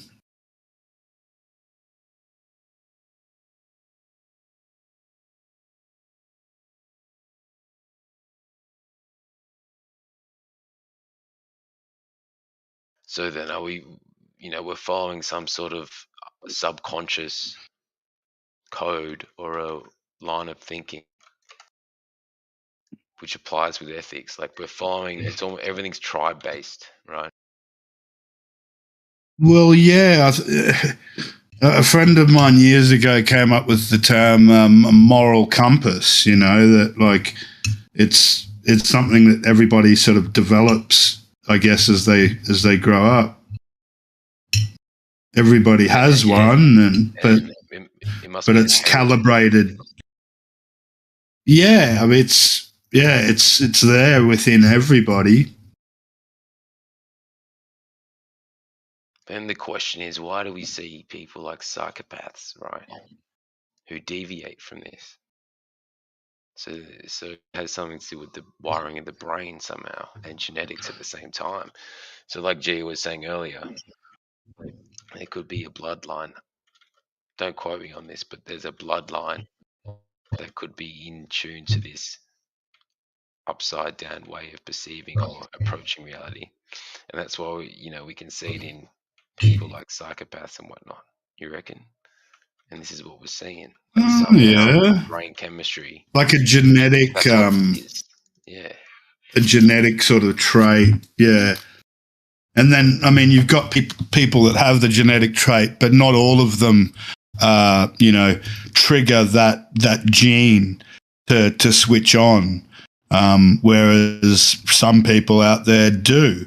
And I guess that would be environmental and social, because one person that's, maybe has that gene to be a psychopath, one of them might become super ambitious in sport or something, and then so they end up being able to channel that, I guess, psychopathic sort of mind and energy to a sport or to a job or a career or something that's a good thing, and maybe someone else who doesn't have the same opportunities to find that job or that career or whatever, that purpose that allows them to channel that psychopathic energy. So it ends up coming out, in violence and all sorts of other shit. Because, I mean, if I was a psychopath, the first thing I'd do is join the fucking military or the police. Exactly. And that's not where you want psychopaths. Just like you don't want sociopaths in politics, but that's pretty much all we've got. So,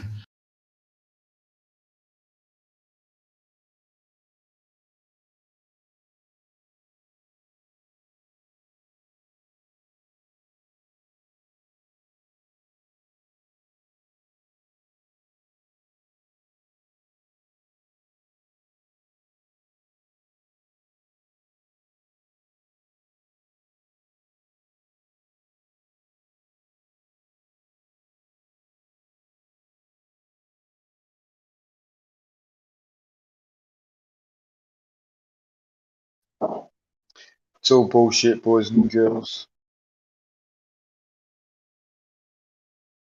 I saw yesterday, I think there was a video I saw on YouTube, somebody saying that the school shooting in Texas where all those kids got killed, somebody's saying that was a hoax now.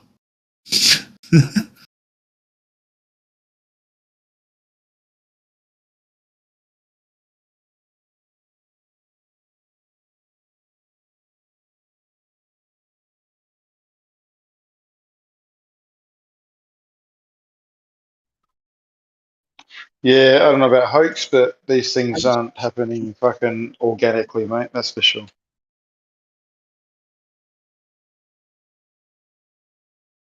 Well, for me, it just says how fucked up the US is as a community, as a society, that they create so many fucking depressed and fucking sad and angry and people, like.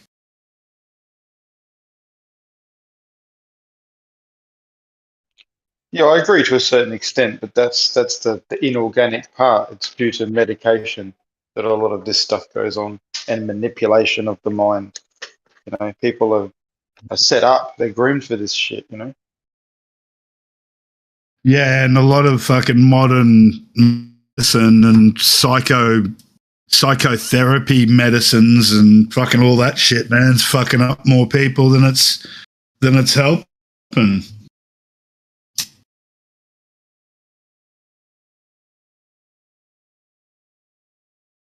Yeah, the scary thing is, well, they're checking people in Australia for 0.05 alcohol and whether they've got the metabolite of fucking THC in their system.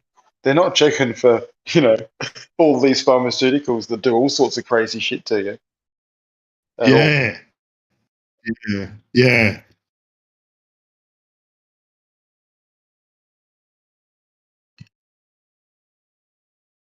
Not to mention the people out there that are fucking, even just sober, I wouldn't fucking want them to drive,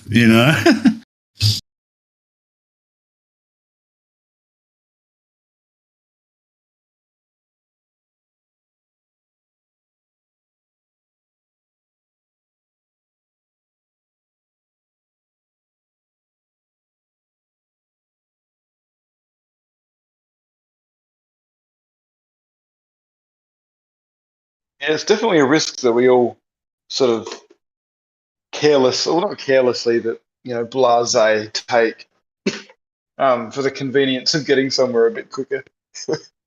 at the end of the day. Yeah.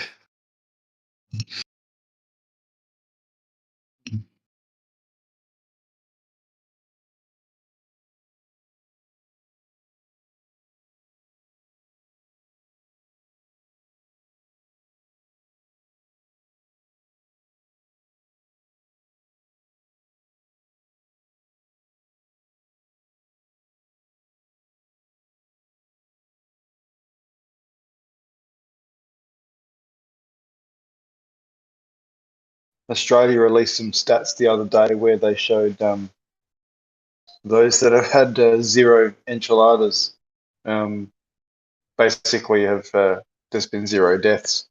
So that was pretty interesting. Yeah.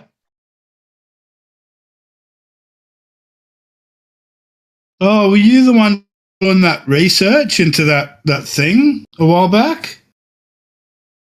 I remember that image that you showed us of that little thing in the blood sample. Yeah, that's me, mate. Yeah. Ongoing. Oh, yeah. How's that going? Still going? Okay. Yes, it's a controversial topic, mate. Yeah. Yes. Yes.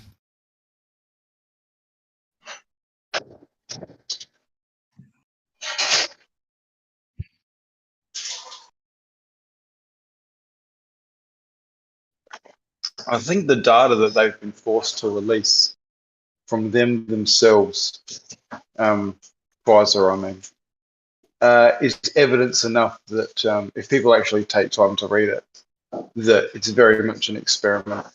And if people were informed of the trials leading up to when they went live with people, no one would have partaken in it. No one at all.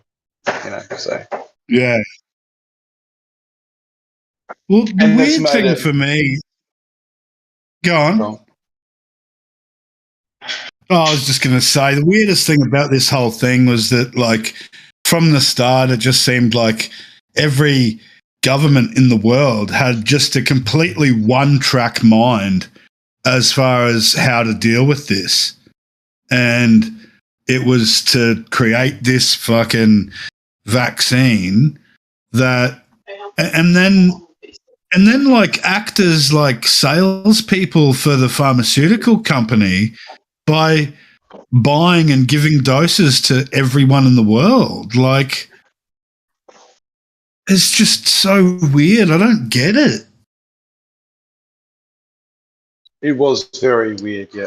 Very orchestrated. And even the terminology, like acting in lockstep and all these things that they, flatten the curve, all that terminology that they were using globe-wide was very ominous, in my opinion. Yeah.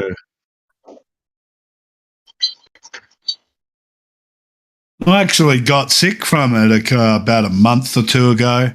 And, like, it was just a fucking sniffle, a bit of a chesty cough, mate, for a few days. Like, I was just like, I can't believe the fucking whole world got turned upside down and shit for this. Like, what the fuck?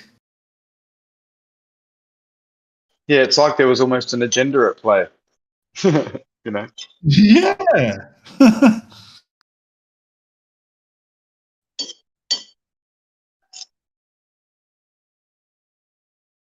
I just hope they don't do it again for fucking monkeypox, mate.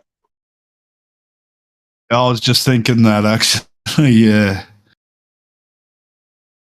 Well, Or I think if they the next try, I big hope that people don't fall for it. Well, that's inevitable. Turn the televisions off, turn the radio off. That's pretty much all you need to do. You won't hear about it. Well, I think the next big thing is going to be the American dollar starting to. I mean, inflation is starting to really take hold now, and people have been talking about that for years and years. How they've been basically putting that off and off, and eventually it's just going to come down, and other countries around the world will stop using US dollars to buy oil, and like then the US is fucked, Hmm. Yeah. It's amazing how they put it off, put it off, and then for some reason they can't just slowly unwind it. You know, they've got to just let it go full swing back the other way and fuck everything up. Obviously by design. Yeah, like instead of back in 08, 09, like just handling the situation the right way, maybe it would have been a little bit worse off than it was for a couple of years. But at least it would have recovered properly, you know, whereas now it just got pushed back, you know, and they just keep literally just printing money. And I mean, to just give Ukraine $40 billion, I mean, if I was an American, I'd be fucking outraged. Like, while their own bridges and roads are fucked, and Yeah, why don't you buy me some gas with that $40 billion instead of sending it to outside the country? Why don't you spend it in the country first? well, $40 billion happens to be about the same amount of money it takes to solve the homelessness problem in the US.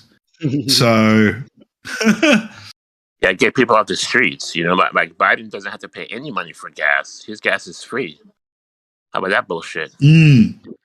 I know. I like in Austin Powers how, you know, Dr. Evil does that whole, you know, he wants $1 million, and they all laugh like, 1 million, that's nothing, you know, you've got to want more than that. And now they just flippantly throw around numbers like 40 billion, like it's nothing.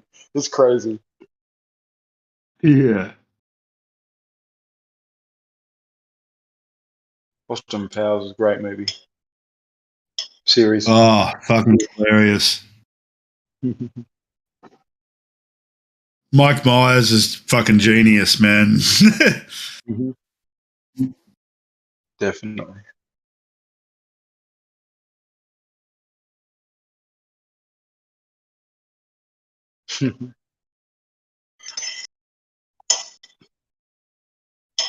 How's all the memes that are used with Dr. Evil and the his little sidekick chick? You know, they're not taking the bloody enchilada, you know, release the bloody monkeypox or whatever it is. I like those memes. I'll have to post one so you get me. I haven't seen those. That was a really funny show, Austin Powers. You know, I spent so many years since I've seen it. I wonder if I see it again, will I see any kind of conspiracy, flat Earth in it? I wonder, you know. Well, they're in the moon, looking down for a start. They're on the moon looking down, looking down on Earth. Dr. Evil, yeah, he's got his base up in the moon.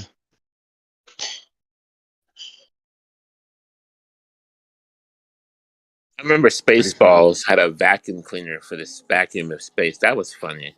I didn't realize it was how funny it was until I came to the flat Earth.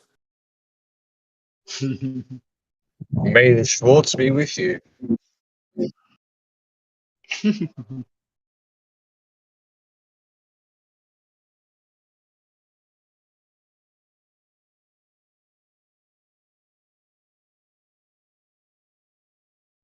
So you guys know that there's some of these movies that don't have a flat Earth map like in the background, just like strangely.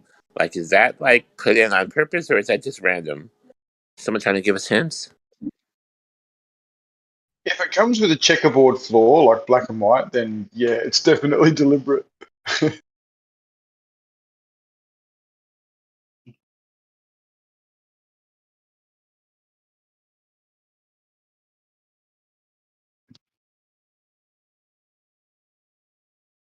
Actually, one of those classic fucking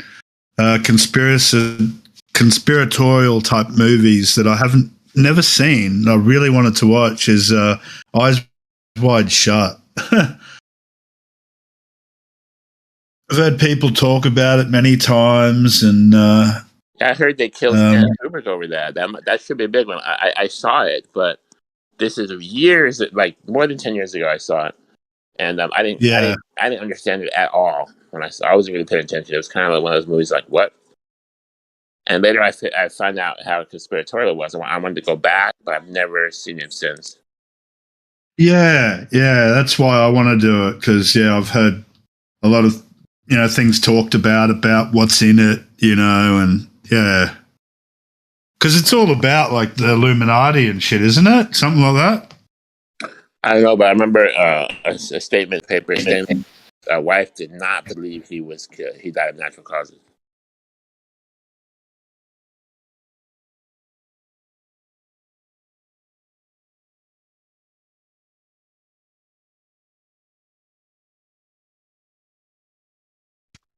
Well, I mean, there was a scene with Nicole Kidman, and they were all in these hooded robes, right?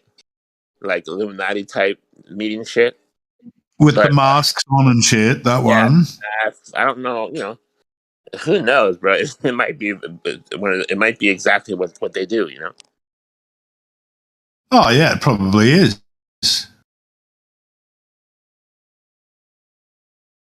I was in 24/7, and I think it was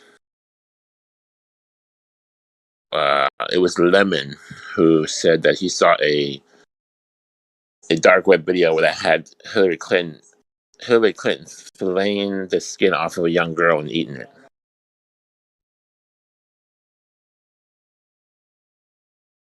And those are the kind of videos they try to find, and they try to block them when they find them. Well, my first thought there would be, why the fuck would she allow anybody to film her doing that? Well, that's my first thought. That was Epstein. That was Epstein's catalog, mate. He had dirt like that on lots of people, mate. That's what makes me think maybe there's possibly some truthers or some whistleblowers or somebody that that wants to get the word out. Maybe it was secretly filmed. I don't know. Maybe there's some people working for the forces of good that want to expose these people, and when they do expose it, it's so freaking crazy. You don't know if it's faked. If it's so crazy, it can't be true. Like if you were one of those people, like Hillary or someone like that, then and you were gonna do something like that, then you'd want to know fucking everything about who's around and where you're doing it, and fucking because you'd want to be. If they're really doing that shit, you can never be foolproof. There's always going to be if someone has the cameras. You can never trust anybody. You think it's like your secret, but nothing's really secret. You know what I mean? Like there's going to be a leak. Probably an initiation. Eventually. Like for an Illuminati initiation, somebody's going to film it. Maybe they film it and they have that on you, and then they hold that over your head. No, exactly. She's doing what she needs to do to get into the club she wants to get into. She doesn't care. Or it could just be totally made up. Because we know she's an evil fucking corrupt fucking bitch.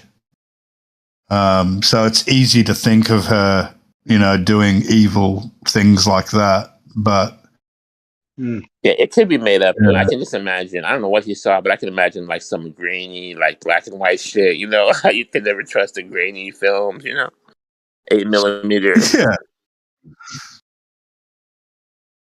What I saw was clearly Hillary Clinton, but it was still like, how do you know it's actually real? That still could have very much been staged. Like you just don't know. Yeah, could be an actor, or could be special effects and shit. Like Did somebody in here see that? Anything now? Did somebody in here see that video? Yeah, I've seen the one. I don't know if there's just one, but I have seen one many years ago now. Can I ask where you were that you saw it? I think it was a website called gore.com. Oh, okay. GORE.com. And but it was many years ago. Did you think maybe it was real, or you think maybe it's fake? Looking back. Dude, everything on that site was fucking real. It was full on and real. It was just crazy. So that was just one of those things, and it's just like, oh, there's Hillary Clinton. Dude, that's All right. terrifying to me. I'm just thinking maybe the guys behind that website, maybe, maybe that's their product, is to sell to people the idea that, wow, these things are real. These things, like when they're not, because who knows? Fuck, you never know. Because if you can fake that shit, then you're gonna get clicks, man. You're gonna make money just as a business model of just putting out outlandish fucking accusations and claims and videos and photos and stories about, these people who are horrible people for the shit that they've actually done, that we know that they've done in the world. Yeah. There's a long list of dead bodies behind the Clintons, mate. So Oh, fuck yeah. And that's no conspiracy either. That's total factual, cold reality.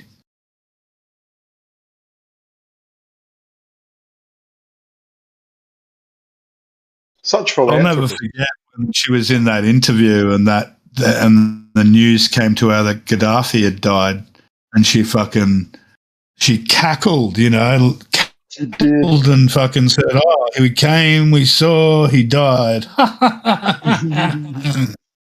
What a fucking horrible human being, man. You know how they say money is the root of all evil? And it does seem like, in some way, the wealthiest people seem to be the ones killing the most amount of people.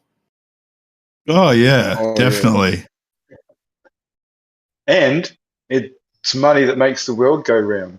I reckon that's a very real statement. Because without it, they wouldn't have all their massive magics and all the magic that they play to convince people that it actually goes around. Hello, NASA.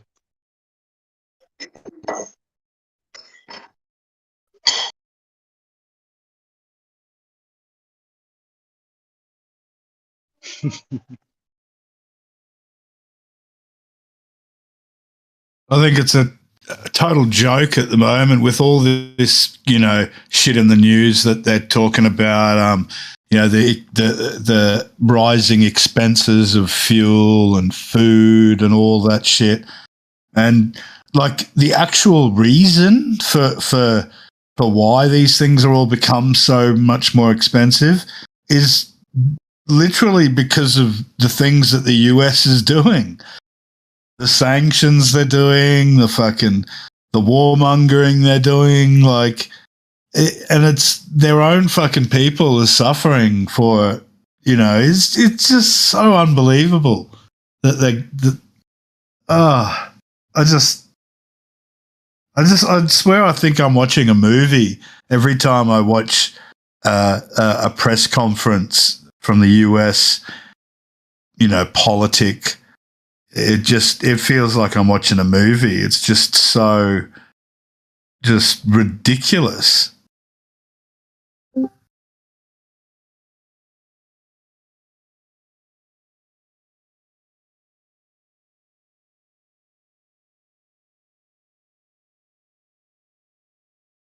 Well, like I've been saying for many years, reality is just another form of a movie. It's a binary code. Well, there's that old saying that the world is a stage, and it's very much true, I guess. Life is like a theater, like a show, hey? Definitely. Drama, shit happens. It's a piss take too. They're laughing at you the whole time. The eyes, the reptile eyes, I call them. They're laughing at you. It's all a big fucking joke. Cold-blooded reptilian eyes, eh?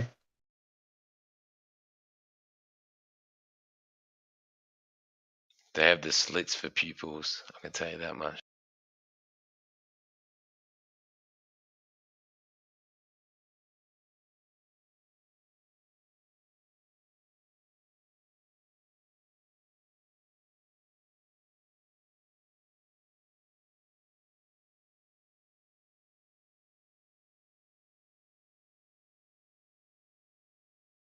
think it'd be good if Elon Musk gets a hold of Twitter. Hopefully he'll allow a little bit more less censorship and a bit more fucking honest communication. Yeah, that company is honestly one of the most powerful, most influential companies in the world, man. They can neither have I. But they can fucking shape opinion, man. They can shape fucking thoughts of people, man. Yeah. Just the ability to control people's perception of what's going on, of literally anything. You can control the perception. It's so powerful. Oh, definitely.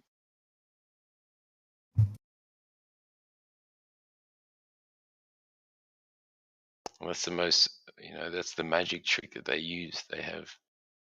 But isn't one of the weirdest things, why is it so many of our fellow human beings fall for this shit and believe it? Because we are, I'd say, because we're physically made from them. I think they spliced our genes. That's why humans exist to begin with. I think it's a total splice from the source itself. But they do say of times before the mud flood when there was actually humans that weren't. They lived for 900 years and they weren't disillusioned. They were great, man. Everyone was a god, a goddess. There was no sin. Everyone just lived honorably. They say this existed many years ago, a few hundred years. Well, in the I think it's the Indian cycle of life and time. It goes through ages, right? There's a golden age, which is very much like what you described, and then there's a sort of a downfall. Bronze, fucking whatever, silver. I don't know. All the different ages, and that it goes in cycles. And that as humanity or as human beings, I guess maybe, we go through these cycles where we go through times of, great times, like golden times like that. And then times when everything just goes crazy and maybe these things just come and go.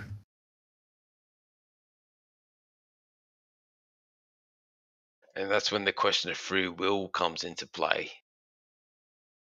You know what I mean? And how do you define one from their self? You say it's the body and who they seemingly are.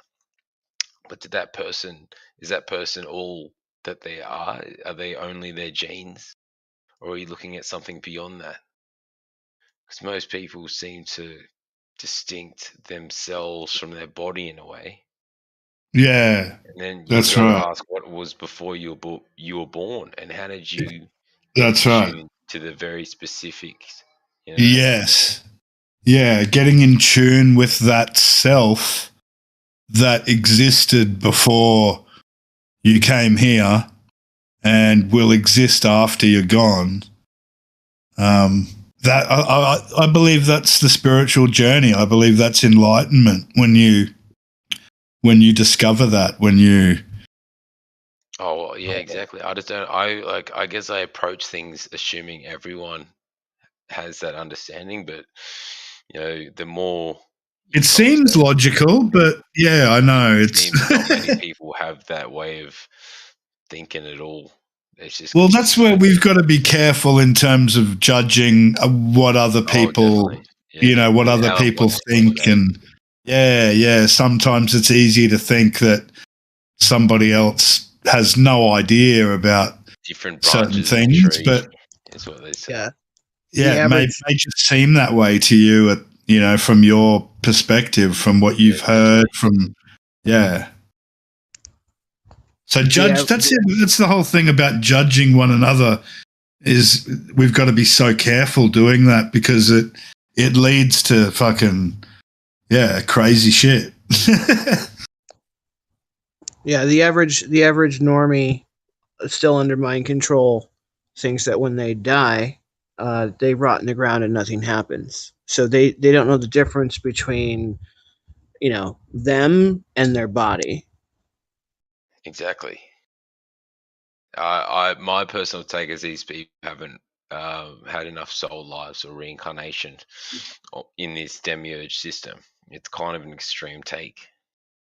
If you know what I mean, just the more lifetimes you live, that's why, it's not entirely dictated by genetics at all. Because you look at members of your I've read the same way you do, to a certain Yeah, extent. I mean, and to that point, oh, sorry, dude, but to that point, I remember reading from one spiritual master that said that for the average soul, it takes 1 million human incarnations before they reach realization.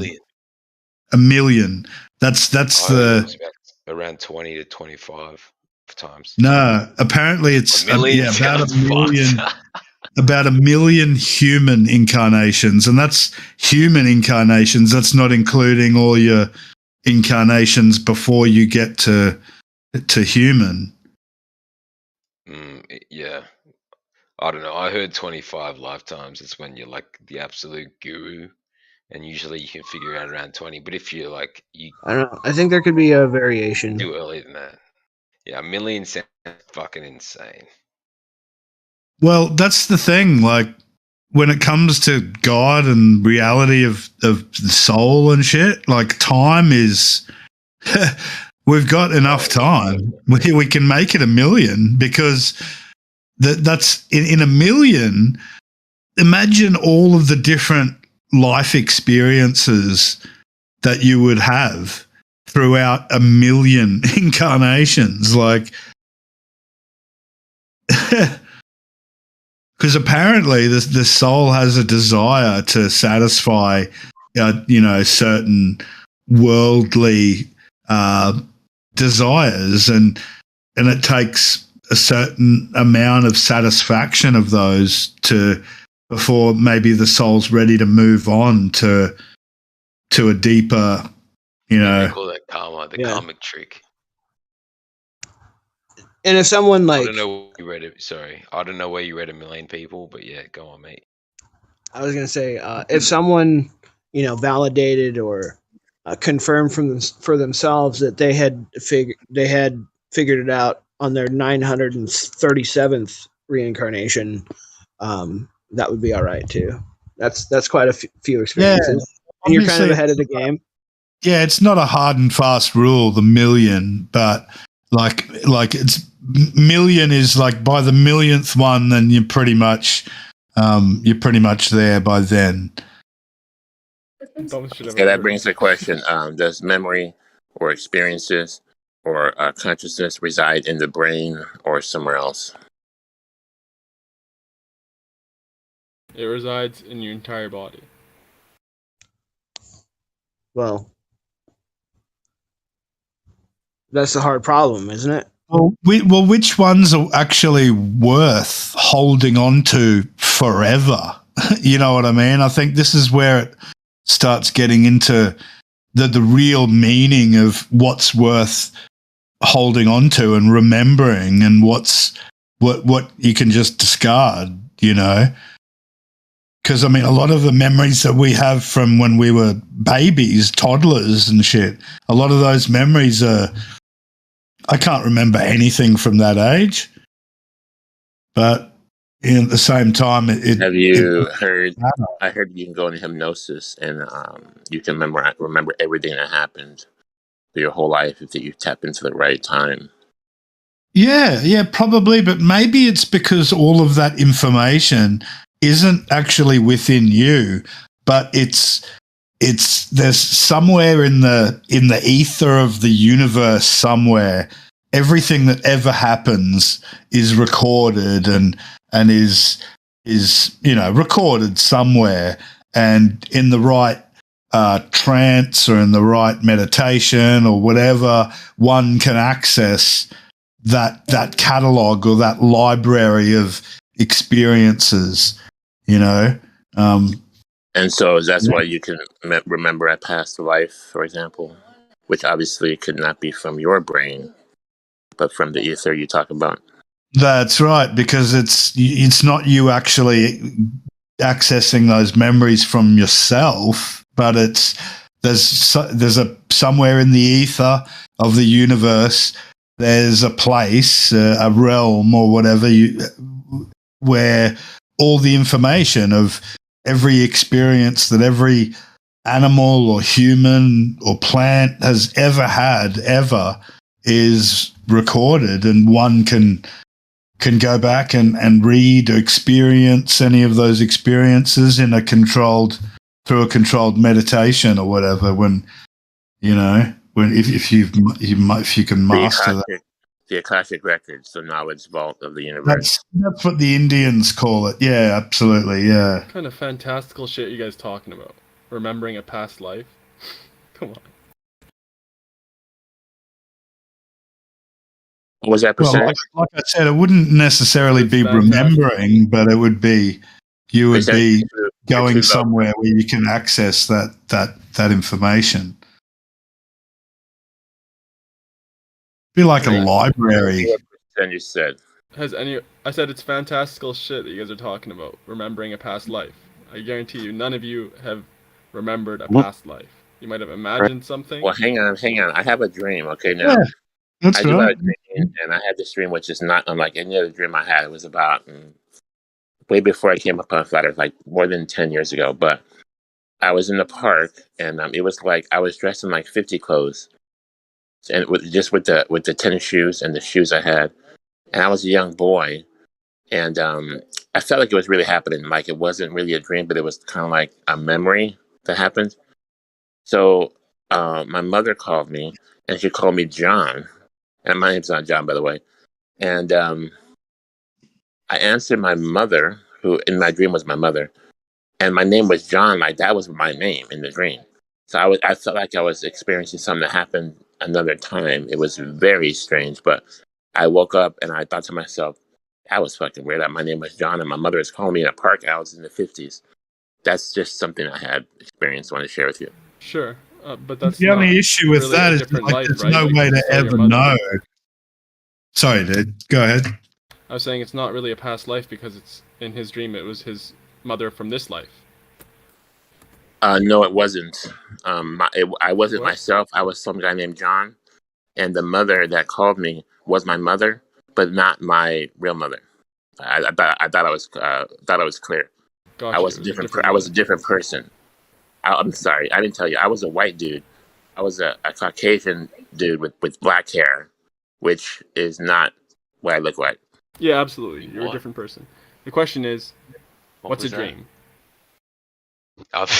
That's the thing. A It dream wasn't like is any other Like, regular dream I've had. are It you was like making a the claim that memory. dreams are all memories from other lives? Because I wouldn't. No, that's incorrect. I wouldn't say that. I wouldn't be the first one that had A experience dream, like that. no, it's not. Dreams aren't from past lives, mate. Dreams are expressions of your subconscious mind. The way our subconscious experience things is so complex to the now that we can't really take it, but we see it in the dreams. Like it's repressed parts of yourselves that you've experienced in time that you want to experience, that your brain actually gives to you through melatonin, through the pineal gland.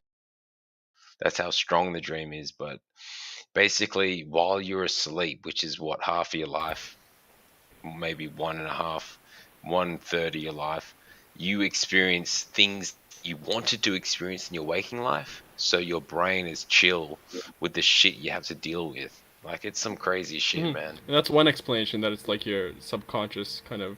That's how I've learned it is. It's itself. repressed. It's repressed the parts of yourself. Yeah, there's the religious explanation, which is that it's it could be revelation from God, and nightmares are from the devil, and yeah, true. I actually wake up. There's a lot of different kind of explanations. We don't know what dreams are.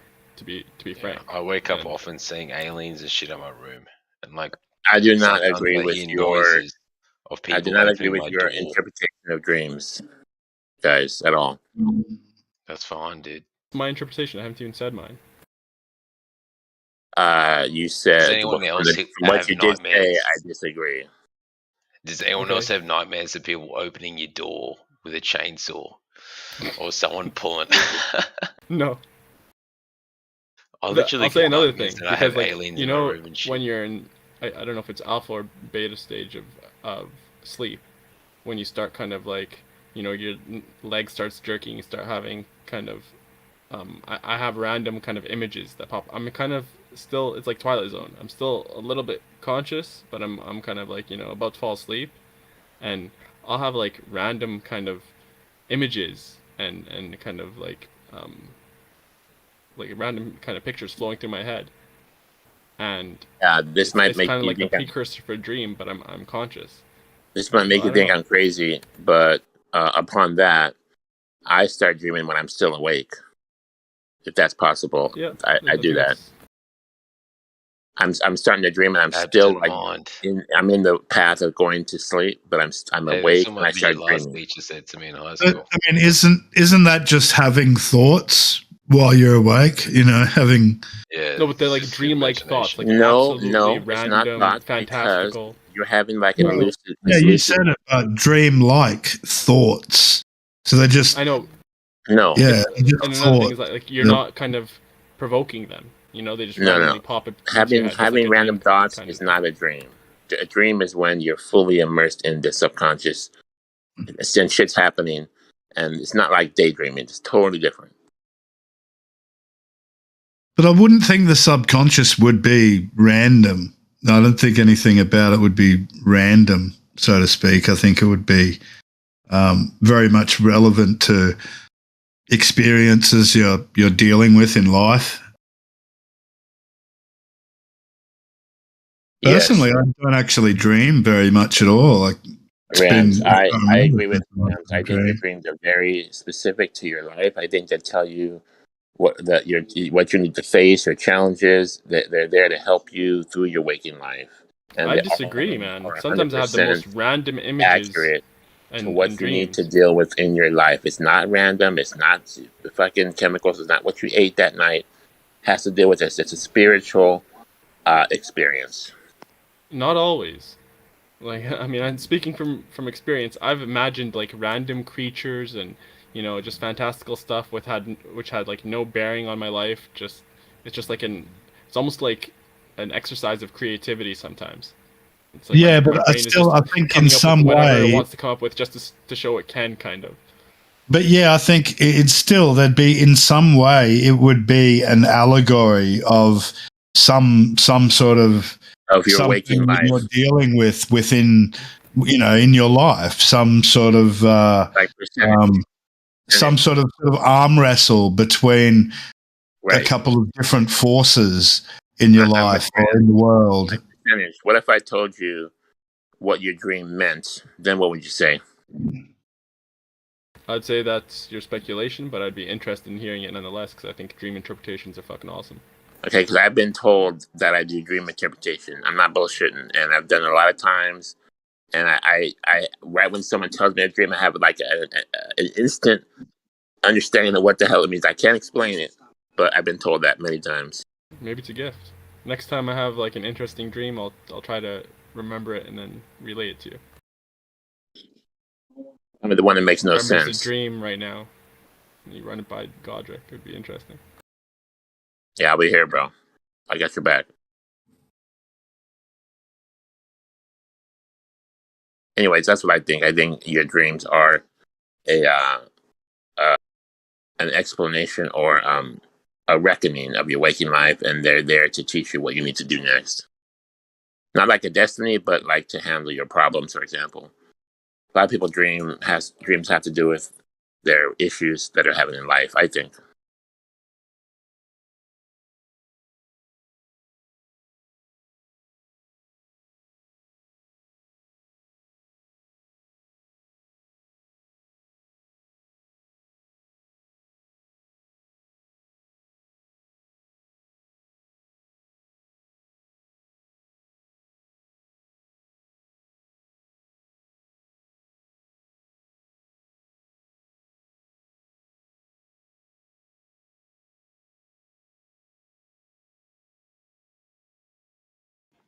Yeah, like the unconscious is processing in the dream state.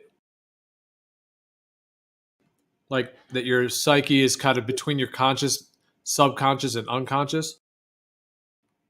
The unconscious is being processed and like worked through and evolved in some way. That's one idea as well. That's right, Gio. And what's your thoughts on past lives?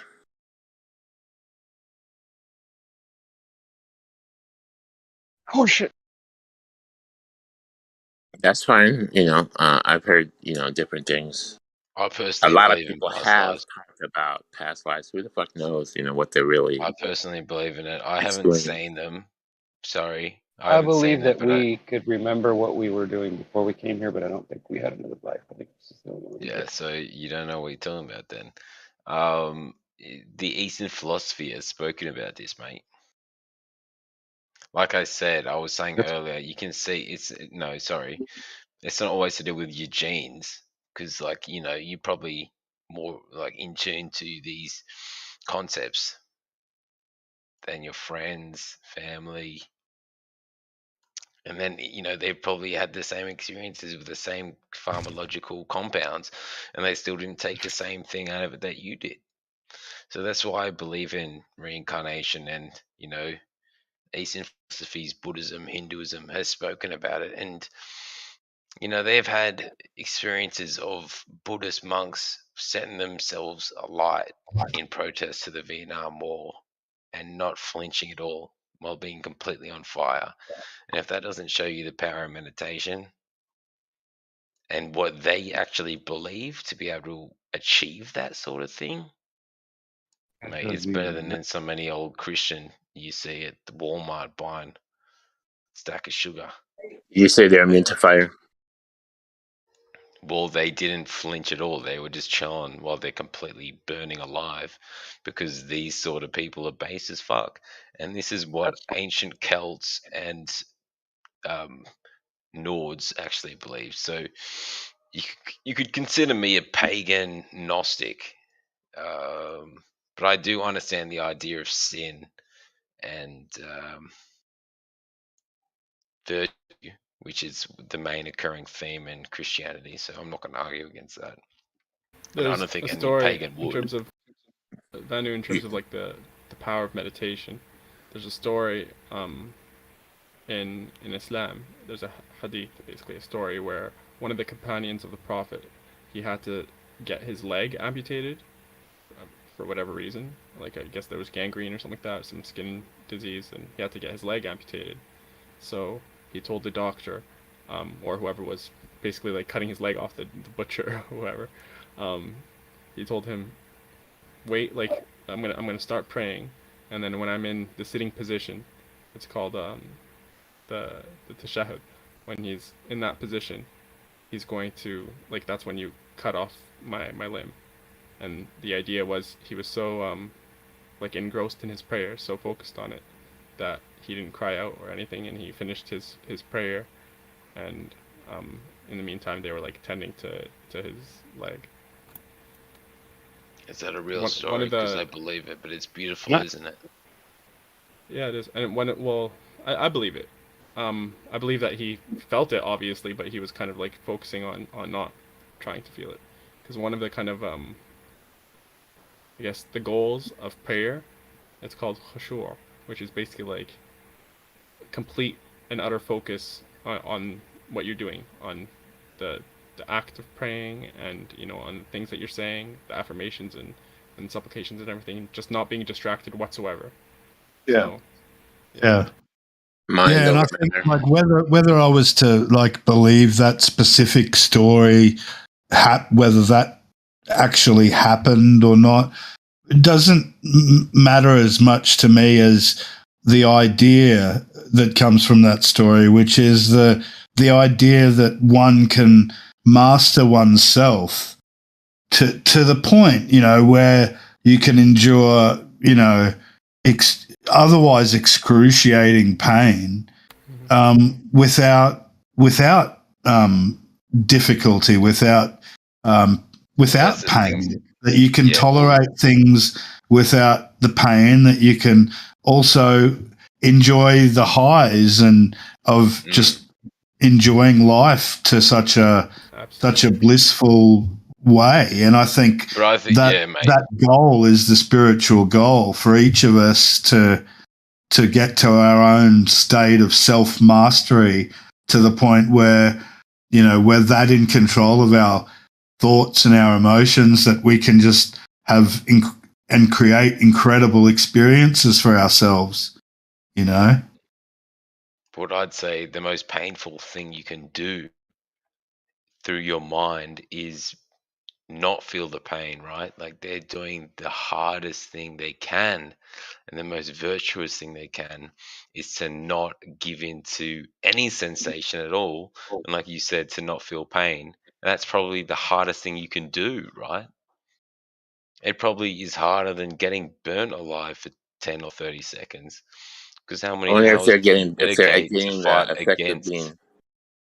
How Or if many they're I hours mean, do they take to imagine fight against being. what they wanted and their desires? They But spent yeah, years fighting against it. I think about just how amazing it is for someone to be so to have mastered I themselves agree. That's my point, so man. much that they can actually go in and actually turn nerve Because they've done the whole thing. signals off and just say, hey, just don't worry about those nerve signals for this period of time right now. To be that in control of your body to the cellular fucking neurological level and shit, like, that would be, that would just be amazing, man. Fucking hell.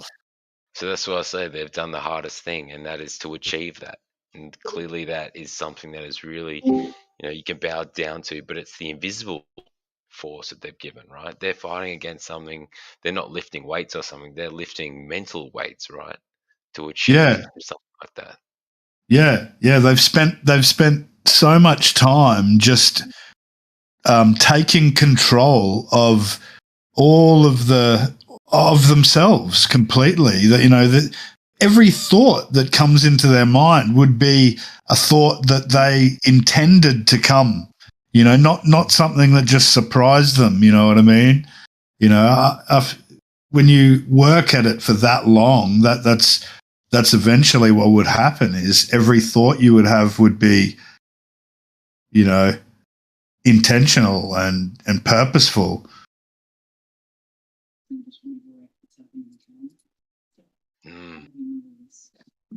That's why I respect Eastern philosophy and sort of many people these days. Yeah. Alan Watts made it very popular. So did Terence McKenna. It was mainly Alan Watts. He was, you guys know about Alan Watts. Yeah, I've seen his YouTube videos. He was a big one for many, the latest generation, I'd say, of new thinkers in around 2016. Well, it's ancient knowledge, really. Super just ancient popular, knowledge. I'd say, around 2015 and 2016. I'd say Alan Watts. He was the one who kickstarted for me and all of this, right? Yeah, right. Probably many other people too. Like, we all have the guru that we heard, right? That's true. Yeah, that's right.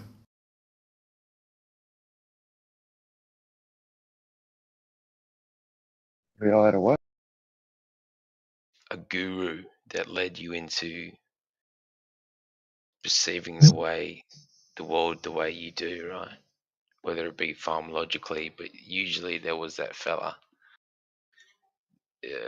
And I don't know mainly about through that. the internet these days. I don't know. Everyone has their own approach, right? I don't know if you. Yeah, well, for a lot of people call that person Jesus. A lot of people call that person, or Imagine being Muhammad. brought up an atheist and coming to these conclusions, right? We had our own ways of finding it, and for me, it was Alan Watts, who was actually a Westerner from England who went into Eastern philosophy. He moved over there and learned all about what they know, and he translated it for us. And he speaks is awesome. Alan was. This is for someone who wasn't brought up around a Bible or a Quran or something like this. Just being brought up in the atheist Western world. Yeah. Well, the Western world isn't really atheist, is it? That's a minority of people. I think to modern day standard society is completely atheist, or at least since I've been born and brought up, and I was born in 2000. So I would say that that's true in terms of like a lot of people are practically atheists, although they may say they believe in a creator. Most of them live their lives basically as an atheist. Kind of thing. Yeah, that's right. I like to go to church on Christmas Day and Easter, and otherwise leave it at the home. Yeah, that's right. Some people even, yeah. I'd say only the older generations do that sort of thing. Like you got older fellas. Trust me, old mate now and today around my age or generation X. I'm 22. 22. Like I said, I'm born in 2000. So my parents' generation, they're not going to church unless they're the odd one out. Maybe if you're before that. Odd one out. But even boomers weren't even fucking religious per se. Well, that's the thing that's changed, I think, so much in the last, 30 years or so, is that anyone growing up in the Western world, you can access knowledge and information from so many different cultures and sources that as you grow up, throughout your formative years and you're trying to work out what you believe about the world, the amount of information out there about all the different various belief systems and cultures and religions is so easily available to us in the last 20, 30 years. And whereas before that, all you'd have to rely on is the people in your town and the library. Like literally that's your only source of knowledge and information. Whereas today, fuck, man, like kids growing up, even if their parents are one religion, the kids might follow that religion for social reasons, but they're able to access ideas and concepts from all sorts of other cultures. And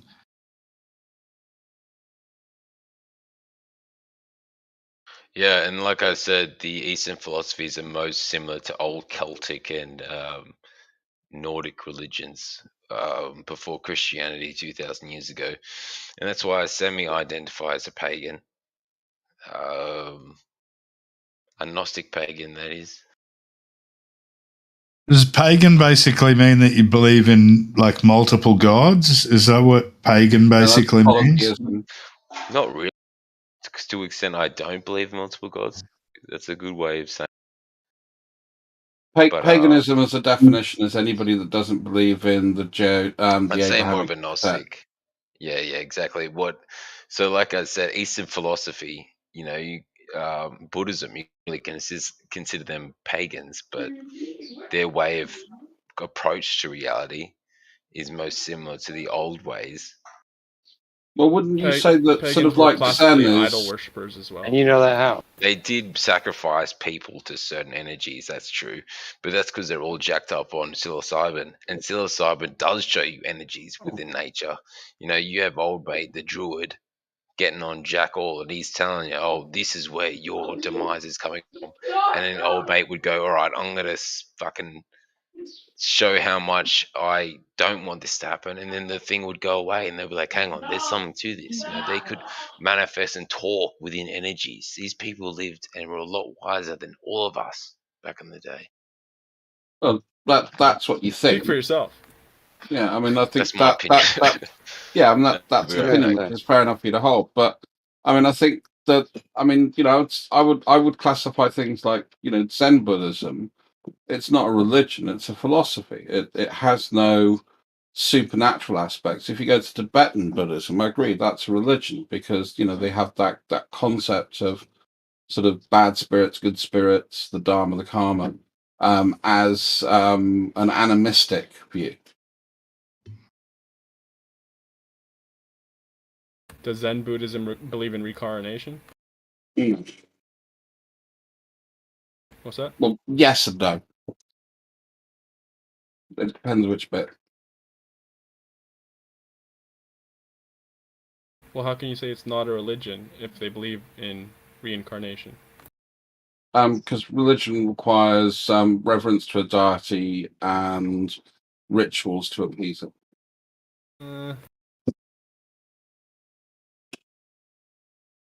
If they have a concept of the afterlife, something that's not necessarily provable, then it's not simply just practical. I would say it's still a religion. Don't the Buddhists believe in a supreme being of some kind, basically? Not in Zen Buddhism. There's just the concept of the fact that we're kind of almost... It's a bit Gnostic, because they kind of sort of think of the illusions of the world, but that's really sort of borrowing from Indian tradition, like Hinduism or Vedic. Brahma is the creator god, Brahma. That's Hinduism. Hinduism, yeah. Yeah, but they still considering nobody knows any of these gods, even if they do exist, how can you be sure of any of them? Well, lots of Christians claim they know God. Isn't Buddhism an offshoot of Hinduism as I'm Christianity? not saying I don't believe that there was a creator. I'm just saying. Hang on. Isn't Buddhist offshoot of Hinduism as Christianity and Judaism? Yes. No. No. They kind of borrow some cultural ideas from it, but it's a bit like saying, Christianity borrowed ideas from Judaism, and you can say that is Judaism 2.0. You can look at Judaism and see its impact from other Eastern Mediterranean religions, which has an effect on it, which is why there's a lot of commonality between some of the stories or parables that are used.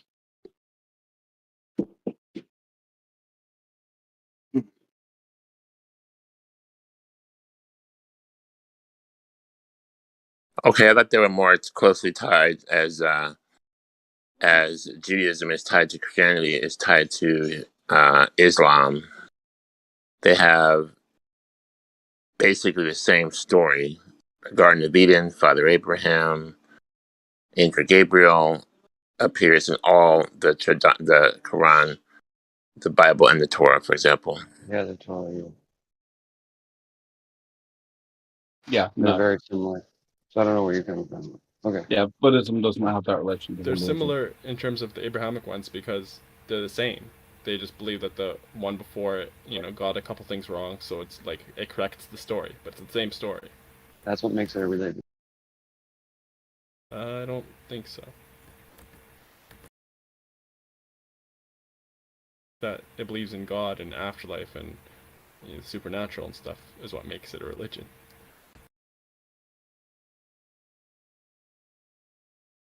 Is it possible a percentage for you to can not I ask you a believe question? that you came from somewhere else? Yeah, you can ask me another one too. Are you a Muslim? I am. The question I also is consider myself like the true Christian and true Jew as well. You consider yourself a Christian and Jew, did you say? Absolutely. What? Question before you guys before Christianity was tainted with Catholicism so and the Council of Nicaea, Nicaea, and the Trinity. My question is, so from what I know, I'm not an expert on exoteric religions. I'm more of an esotericist myself. My understanding is Abrahamic is a term that relates to both Islam, Christianity, and the Jews. Like you say, all of them. So that means you're an Abrahamist, sorry. Sure, I've never heard an abracadabrist being said like that. So who is Who is the Abraham that is related Abraham to all these or religions? Ibrahim? He's supposed to be like the, kind of the father of monotheism, of what's called Tawheed in Arabic. It's basically the belief that there's one God. Don't you find it weird that Abraham and Akhenaten both start with an A? Ooh. You're taking the piss. So we're talking about Abraham. Yeah. Now you're trolling him, but before you guys came in, the question was he's spraying us with top it. 5 So my question: do past lives contradict flat Earth? No, I think, in my opinion, past Totally lives unrelated. prove flat Earth, in my opinion.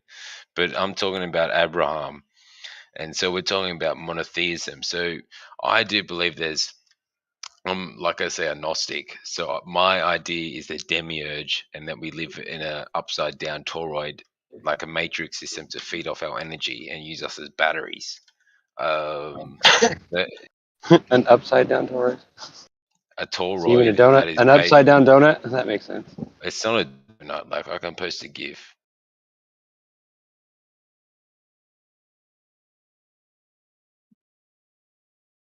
It's not a donut. How can you tell what's the right way up and what's the wrong way up to say it's upside down? I think was the point that Ryan was trying to make. Exactly. That's exactly what I mean. It's all relative, isn't it?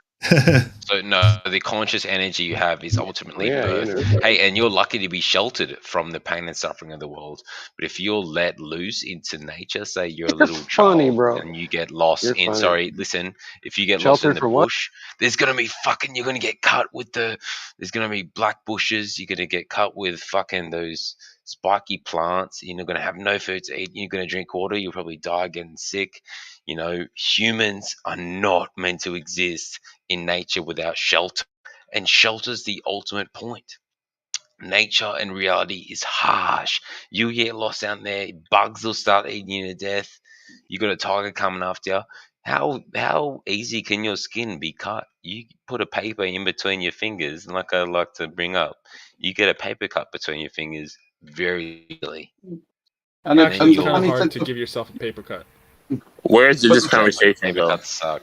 Yeah, what the the funny fuck? thing Where is you? What? if you work hard with your hands all your life, then you're pretty much immune to fucking paper cuts. One, because you're living out in the bush and you're not really taking the coming up. piss. No, I'm not. I'm actually being deadly serious. One, you're living out in the bush and you're working with your hands. I mean, I've got soft as fuck hands. When I worked on a farm, my hands were a lot fucking tougher. Yeah. You know, growing up as a What, kid, 30 my years hands are ago? now lovely, 20 years silky, ago? soft. I'm sure that And the anybody second can thing survive is if you're living straight out in the or wild being eaten by bugs, paper cuts are probably not something you're going to suffer from on a regular basis. You can straw man the argument if you want to. Silly.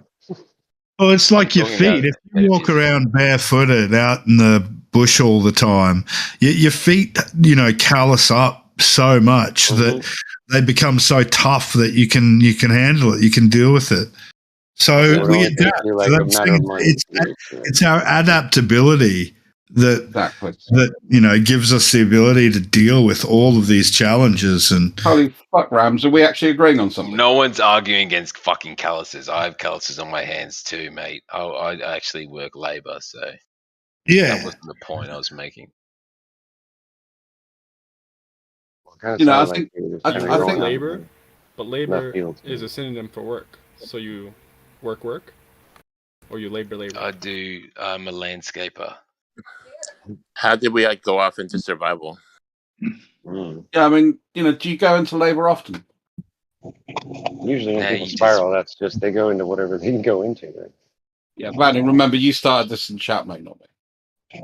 Well, I had a good point, and then someone brought up some shit about calluses on the hands. That was me. Some shit. I must be drunk. Yeah, it was you. You fucking He says derailed that what I was was me. saying. I thought you were going to blame it on me. I was going to say, damn, what did I do? Yeah, Vado accused me of being a drunk in chat, and I very rarely ever drink. It's like he said, half "I know you're drunk." nonchalant, So half like, I thought I would bragging. drop in here and Well, wait a minute. prove Rarely the ever error drink of his doesn't mean ways you by don't get making him drunk look when you silly. drink. You completely pissed off your head. That's your claim. I very Is rarely somebody drink. And it's even I think you rarer bored for me to somebody to drink death. to excess. Yeah, Measure the number of pints I drink in a year on probably 2 hands, mate. And just using the fingers, not the Sumerian 3 per finger system. I can't count because I haven't had any. Why would you feel the need to elaborate that? We weren't thinking of Sumerian system. You didn't have to say.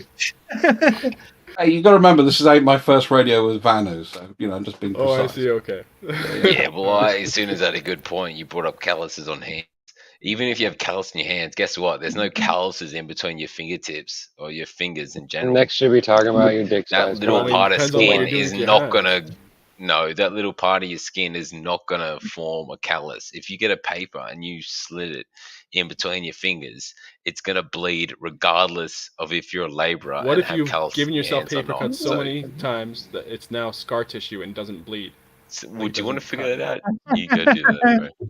It's scar tissue and it doesn't bleed. What? I'm not going to do that. Yeah, it Well, doesn't cut because it's scar isn't that tissue. what some sort of ancient warriors of different types bro. used to do? Is they would deliberately callus up different areas of their body. Yes, trust So me. that- I worked when I was like really young, in my 20s, and that's a long time ago. Okay, I worked in construction, and I spent one summer doing framing. Right, they're just framing and subfloor, and I'm telling you, it's a lot of work. My hands were so calloused after that summer that I could have literally easily put paper between my fingers, and it wouldn't have done shit, bro. It would have bounced right off. It was so dry and cracked and everything from all the wood and all the crap in the wood that sucks all the moisture out of your fingers and all that crap that, you know what I mean, all the chemicals that are on all the supplies that you use, and you know the nails have chemicals on them, and it just dries your skin out, bro. Your hands end up like literally like calluses. And Yeah, like trust me, paper I cuts think wouldn't even you'll bother find- you. Trust me, bro. I After think you wipe you'll your find hand and your fingers so many times, you you don't feel much. Yeah, they end up Oh, feeling man, like really hard leather. But it says in the Bible, "Blessed be the rope maker, for he be immune to paper cut." Yeah, that last part sounds made up. Doesn't say that. Of course it doesn't. I was being silly. It God. should. But It should was say that. it's a practical thing because when you make rope by hand, it Hey, really you're allowed to be fucks silly, I up don't your care. hands. Please do be silly, because some of this conversation is just getting to where it's like, if somebody doesn't make a joke, I'm going to start wondering what the hell's wrong with you guys. I'm just kidding. Hey, mate, I understand being Hey, slightly your Ryan, senior. Ryan, I I do mean, that. I Toronto get it. It's Field hard. It's sucks. hard to talk about flat Earth. You know, it's hard to talk about Ryan, some of the stuff about it, right? But you know, come on, guys. if you toroidal fields in your markers, then you know what you're talking about, and we have an argument. You know, toroidal fields completely. I know what a It depends toroidal how you field look is, at bro. it. Isn't that a Toroidal song by the fields are the Beatles? 5D Toroidal shape of Fields the Forever. demiurge. Well, it depends 5D on shape of the demiurge. The flat Earth depends is how on. we see the Earth. Exactly. It You're depends talking about on a how snapshot you of it, or are you talking approach. about a moving toroidal field? Exactly. That's No, exactly what I'm talking about. We're okay, talking He about asked I you know a what you're question. talking about. He Where's my asked you a calculator? question. Ask me again. Because he doesn't listen. That's why. No, I misheard you. Sorry, Ryan. I misheard you, bro.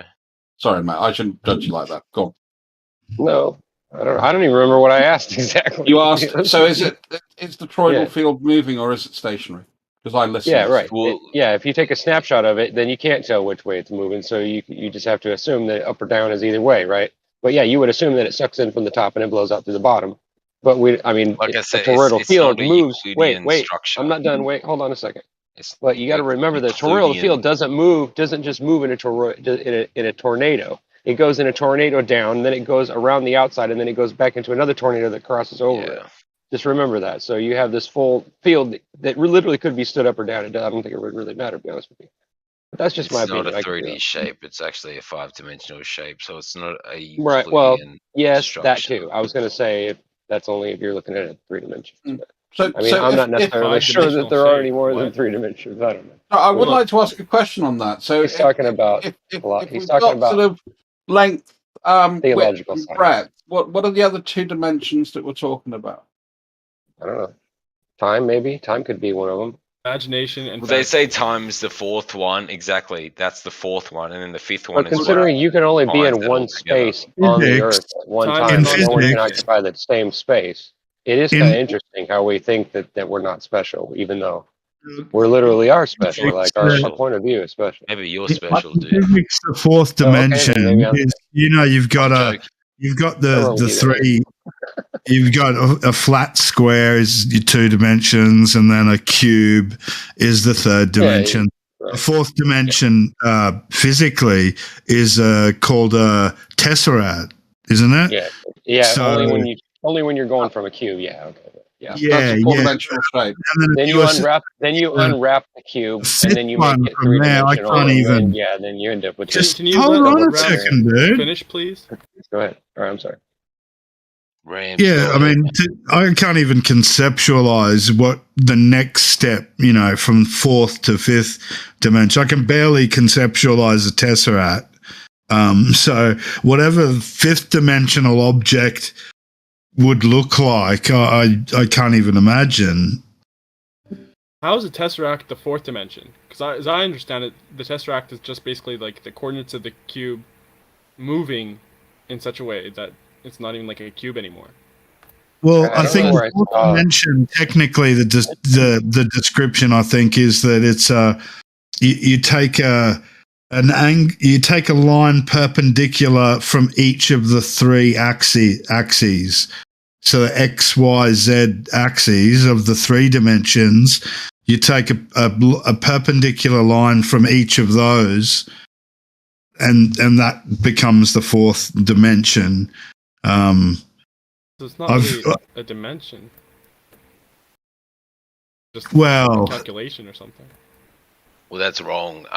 So I'd like to say, sorry, as I brought up the fourth dimension. People that describe like the dimensions from third, fourth, fifth, sixth, so on, in the physical description, and the way I've heard them describe the fourth is that it's perpendicular lines from each of the X, Y, Z axes of the third dimension, which for a cube example gives you a tesseract, and a tesseract can be in a lot of different positions. Exactly. You know what I mean? So cubes, bro. I've been to the fifth dimension. You know, the fifth dimension encompasses all objects, so we don't have to hyperfixate on a tesseract. No, I'm using the tesseract as an example to visualize what, you know, fourth and fifth physical dimensions of reality, you know, look like, or you know, just to conceive of them, you know. Fuck this idea of like shoehorning time in as a dimension with fucking Basically actual how they dimensions. explain it. Let me take a shot at explaining it fourth dimension. Move on. I just want to tell Daniel, time is not a dimension. Alright, time is the first three dimensions. It's okay. change of position I get of the first three dimensions. It's a function of the first three dimensions. If we imagine three dimensions, X, Y, and Z, so where does time get into play? You call that a dimension, no? How would you know what the fourth dimension is? Time is just Can you movement imagine of the three dimensions.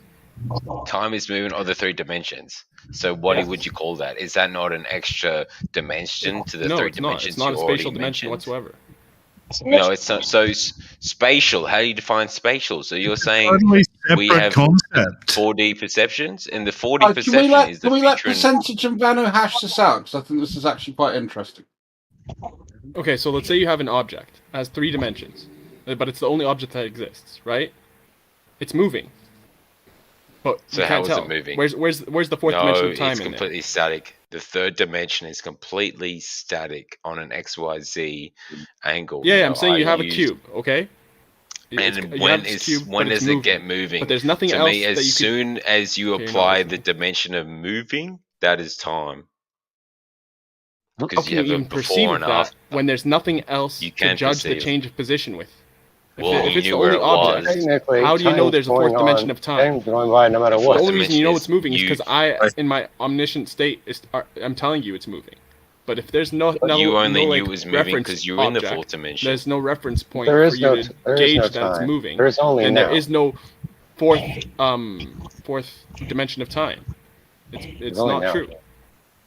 There is no future. Okay, so according to you, there's three dimensions, and then there's something moving, and you don't give any sort of reference to the term that of the moving or the understanding that there was a before and after.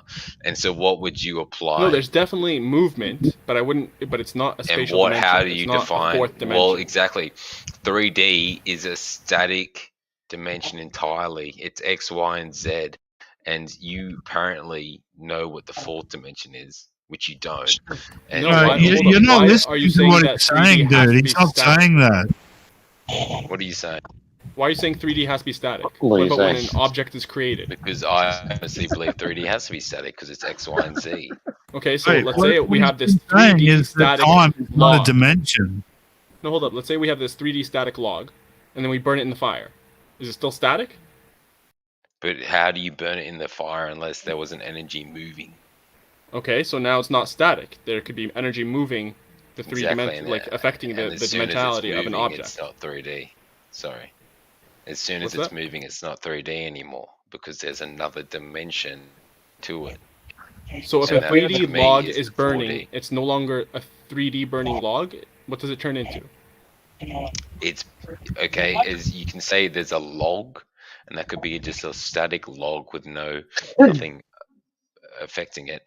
But as soon as you say it's a burning log, then you're referring to before and after and a changing chemical composition and whatnot. Yeah, so you're but that referring 3D to that was a static that fourth you dimension. had, is it still keeping the same dimensions? Are those dimensions static, or are they changing as a result of it getting burnt? As a result of All the right, so it's fourth not static. dimension. That's my opinion. It's not But static. why is your opinion? You keep referring to time as a dimension. That's the problem. If we see, if we got 2 eyes and we can see in 3D, or we interpret it, then surely 3 eyes would give you 4D.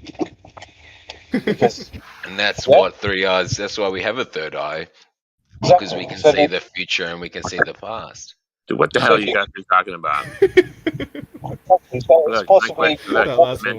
Look, guys, dimensions. Does anybody besides me feel like they've been thrown into a flat Earth dimension from a globe Earth dimension, alternate reality? Yes, I do feel that way actually. Because when I came upon the flat Earth, I was like, "What the fuck?" Yeah, they say it happened in 2012. It changed. It didn't make sense to me that could have been happening, because I feel like I can call bullshit. Like, I know when people are lying. It's just a gift I've always had. And how in the fuck it just felt like I just transferred into like a different dimension that day that I saw the Mark Sargent video. Yeah. Well, fourth dimension or not, my question is, what do you guys believe time is, right? Like, I believe now the now only exists. I don't believe time truly exists. Time is outside movement, of the man. mind. Yeah, movement. So what do you believe movement is? Then, bro, then Change how you It's gonna just change. Change, all right, First sure. 3 dimensions. 3 dimensions does not instantly imply change. Sorry, I'll say this. I'm like big into 3D art myself, so. Yeah, that's why I said change of the first 3 dimensions. Change of position. Didn't Einstein Exactly, and that's what I call the time fourth travel? dimension. It's semantics at this point. You can just say whatever the fuck they wanted to say it is. But it's not a 4th dimension. It's a function of 3 dimensions. So how can Function it be a of 3 dimensions. That's the 4th dimension. It's the function of 3 dimensions. No. Then it's Question not. mark? Then it's not a dimension. If it's a Yeah, it's function not of a the first 3 dimension. dimensions, then it's not a dimension And in what and of is it? itself. It's a The function. dimension is the wrong word. All right, Yeah. so it's a function of the 3 dimensions. Exactly. All right, so somehow sure, function yeah. is a thing separate of dimensions. Yeah, like it's a derivative. It's a derivative of the first 3 dimensions. It's not a dimension in and of itself. So you could have So 2 we need to dimensions. use You could have length terms, and so- width in and of itself, right? Yeah, And then so if you I'm introduce depth- genuinely listening. So you're saying I should apply that there's a ultimate function, and that is the function of the 3 dimensions, and I shouldn't say a function is a dimension itself. Exactly. If it's derivative Alright, of something, sure, it's not sure, that thing yeah. itself. So what do we know about functions? What? What do we know about functions now that we bring that into the conversation? So now we're saying function is the term we're using for A function the of something is multitude just of something that's the third derived from dimension. another thing. So Okay. but what the change is of outside position is it? derived. It depends on the first 3 dimensions. You know, this physical object. So we're talking moving. depending on. So what is depending on that? Okay, come on. You got to be taking the piss now. Nah, maybe a bit. Yeah.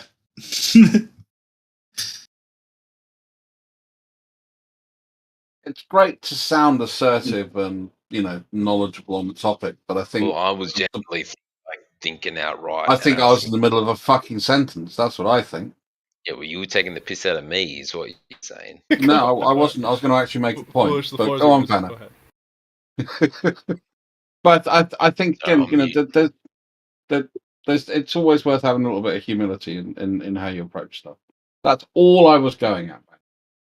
My little post-millennial snowflake. That's well, it does reveal whether your goal is to truly communicate with the person you're communicating with. Yeah. Come to an understanding or not, or whether you just want to say what you think. Yeah, and I think that's a good point, Rams. You know, whether I agree with someone or not, the one thing I've always tried to do, and I think probably one of the reasons I get on with a lot of people here, is I do listen to what fucking people say. But celibate people, you just don't care about their opinion, right? Sorry? Easy Glover. Celibate people, you don't care about their opinion. Celibate people? You just listen to what fucking people say. Ah, now I see what you're going. Okay, the celibate thing threw me, and I was thinking, did I mishear that? I don't want to straw man him. Yeah, I like that. That's pretty good. Fuck those Who celibate you calling people. celibate? Who the fuck we calling celibate? You now we're calling people virgins. You didn't There's get a it. difference between a virgin and someone celibate. The same thing, aren't they? No. Not really. Celibate means you're not able to produce. All No, virgins celibate are celibate, means not all you celibates choose are not to have sex. Celibate means you can't shoot your load. You No, don't it's necessarily abstinent. choose. You could be involuntarily celibate, right? You're thinking of another thing. If you can't actually get it up as a different thing. Yeah, celibacy is a choice that people make for religious reasons often, not to pursue personal relations. But what about involuntary celibate? Does that mean with your right hand, though? Well, that's technically that's not celibacy. What about relations with your right hand? That's ownerism, because you own it. Yeah. But celibacy has to do with marriage. Abstinence has to do with sex, and virgin has to do with never pop your cherry. That's it. So why were a lot of people in monastic orders celibate? They were never married, apart from you could say they're married to God, I suppose. There you go. They were celibate. But if you're a monk and you're married to God, wouldn't that be kind of like a gay relationship and then not be pretty cool? Gay all the way. Well, it was about a religious commitment to not indulge in one's sexual desires or needs, to just abstain and focus their attention on their religious pursuits. Don't you find it funny that we use the word abstain that has the word stain in it for when people are not making stains? Yeah, so it's an abnormal stain because it's like the stain that you can't even see. It's a stain on your abs. I thought that was a Cleveland steamer.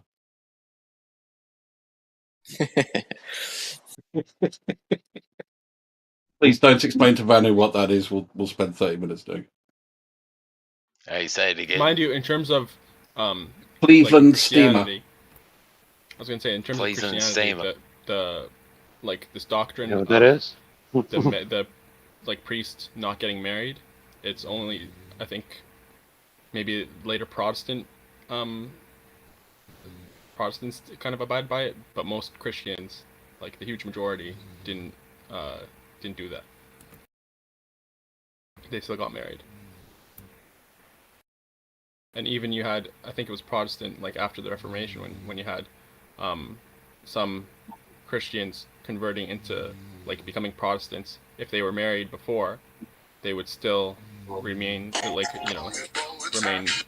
married with while being priests, basically.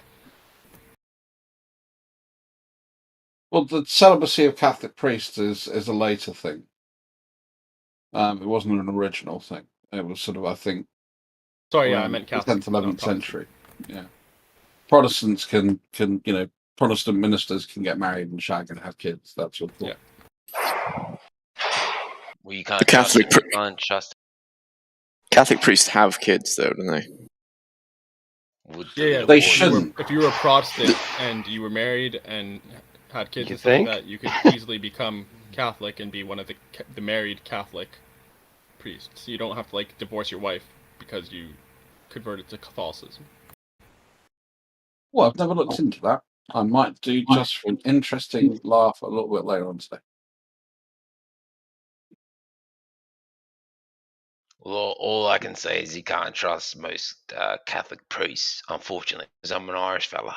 And what I've heard is I the thought you were Irish Australian. Because I was an altar boy.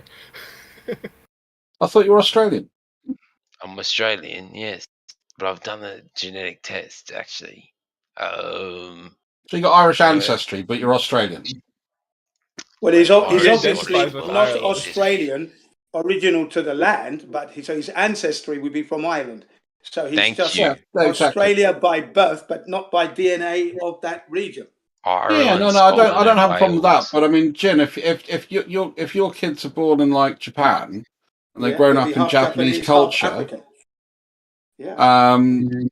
you know, then they're going to have a mix of British culture, African culture, but predominantly Japanese culture because that's where they live. That is correct. And I think, you know, for me, a man's connection is to the land that he walks on. Wrong. Yeah, but also his DNA makeup as well, because that's what we're talking about. Is when you look at the man in the face, you see the DNA of an African mixed with Japanese. In my children's case, if you listen to them speak and their mannerisms and their psychologies, then it's going to be a makeup of predominantly Japanese with a mix of African and British English and basically exactly what I just said to you. Awesome. Yes, We're on the same exactly. page. Yeah, exactly. Not just DNA and the land that you're on. It's also That's correct. The way you That's what look I'm at the saying. world, your personality and stuff like that, your goals, your intentions. You know, a lot of that has your preferences. The way you walk, the way you talk, the way you act, your mannerisms, your psychology, the way you express yourself, the things that your idiosyncrasies and everything else. Yeah, That and all I guess it helps goes to back to the define. age-old nature versus nurture thing. Like, how much of you is your nature, and how much of it is, you know, your environment. Well, exactly. It's I often say I am a product of my environment, of course. Wherever I go, I'm going to pick up some of the mannerisms, the language, and the stuff. But I am me. Yeah, I but think even Bano the and mannerisms that you pick up and that you continue to use, and the ones that you leave out and stuff like that, that's all things that you've subconsciously or consciously, like, done. You know, Yes, that's If correct. you had a That sibling is that was in the correct. same exact environment, they would have picked up other things or chosen to take on board things that you chose not to, or what have you. So, in the end, like, what kind of decides it? Is it the nature? Is it is it a mix of the two? Well, I think it's the whole thing, the whole shebang, isn't it? Really, because you are of that entity. You Yeah, are. it's clearly a combination. It's definitely a combination. Yeah, definitely. I have to agree with you. I'm a there. product of my they say breeding it's and my nature, experience. That's correct. Exactly. But what's the third point of view? And that's what they say the soul is. And that's where the question of how many lifetimes you've actually experienced to be I'm the third point confused of then, view. because the Japanese are such lovely people, but yet where did you pick up being a cunt from then, Jin? Oi, what the fuck, man? Nah, you're taking the piss, I was bro. born in Chill England. out, I was dude. born in England, so we can blame the British. I for think that. he was being sarcastic. He meant it in You can good blame humour, the I think. British, mate. Nah, he's true about that. It's just I'm purely being British serious, humour. half There fucking because they were around, cunts to alright? me. It's A British little humour, from man. They were column A, a cunts to little me, from so I'm going to be a column B. cunt back, obviously. Obviously. I got treated like a British cunt. I humour. give as good as I get. You know what I mean? But, you know, I was born in Scotland, but I call myself British because I grew up in England.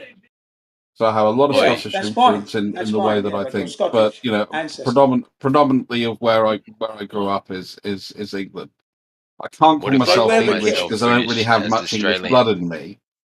So What if I hence I call use the myself? term British. What if I call Well, myself when you British say as an British, Aussie? you're talking of the whole land.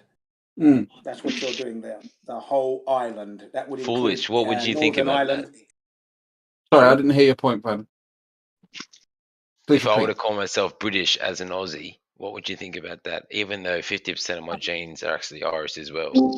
Well, then, yeah, you have the right to do that. You have the right to claim that, sir. I think because so. that's who you I are. don't. I don't want to call myself an Aussie. Fuck off, fucking Australia, man. Fuck this country, man. It was good in the No, well, you can 60s, say not that you're these an Irishman living on Aussie yeah. land. Irish Yes, thank you. ancestry. I resort to Irish because I reckon the Irish got it more going than the British. But yeah, definitely. Thank you, Gene. Well, yeah, you've got to. You must always lie with your DNA. So if your parents are from that beautiful place called Ireland, then that's who you are. You're an Irishman. Thank you. Born on Australian land, and you have two cultures there intertwined, and you're a very valuable man. Well, we were in Ireland like 180 years ago. 200 years ago we were, mate. And you got to think about how many You were born people... and raised in Australia. I'm not Aussie. Australian in every single thing. The only thing that made you think you were Irish were some words on a paper. So you're only Irish in terms of like genes and history. No, he's got Irish DNA. Emotion. He's got the religion. I'm sure his parents brought him up with some Irish values. No, he didn't. They gave me an Irish name. They gave me an Irish name. There you go. They knew I was Irish. So come on. What's your Irish name that cannot be Australian English? Look. Also, how did the Irish get there? How did the Irish get to be there? The Irish came from Denmark 9,000 years ago. And how did they? Where did they come from? They came from the Caucasus regions after the mud flood. And then where did they come from? Well, that's when you look into how long humans used to live for, and they said humans. This is predating the Tartarian Empire, so we can get into this argument. So if we go all the way back, then we've got the same. We're all the same family. Yeah, sure. Well, Jin is definitely a part of me, man. He's a legend, so I'm not gonna fucking get into some stupid argument about that. What's the? I think it has to do with soul lifetimes. So when you say you have an Irish name, do you mean it's like Gaelic or? Yes, my real name is Connor. But it's funny. It's funny how we choose our background by what the last couple of generations, whereas you can go back to whichever generation at any point in time, and it'll almost be wherever you want. As say that you're whatever, I'm Egyptian because but Ancestry.com is awesome. 16 generations ago. You should do the Ancestry test, bro. I'm sorry to interrupt. Man. Yeah, but how far back DNA? My parents both did it, so I have to be right back, guys. Sorry. But my point is, I can only trace things back so far because of the lack of records. I mean, if I could trace things back 2,000-3,000 years, that'd be fucking awesome. I mean, that'd be cool. But what's the average hair color of an Australian? Probably brown. Brown. So Irish, an average hair color would be considered pale skin, can't stand the sun, and slightly orangey hair. Well, that's right. I've got brown hair, and I'm half Irish. No, just trying to sort of get some comparisons. If you're not a ginger, then your weak half is Irish. That's where the ish bit comes from, because they're only Irish. Yeah, Ireland. That's pretty funny. There's a lot of us that come from the Dutch. Not the Irish.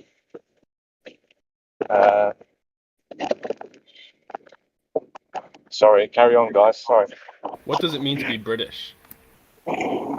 Fucking Anglo-Saxon, mate. That sounds racist.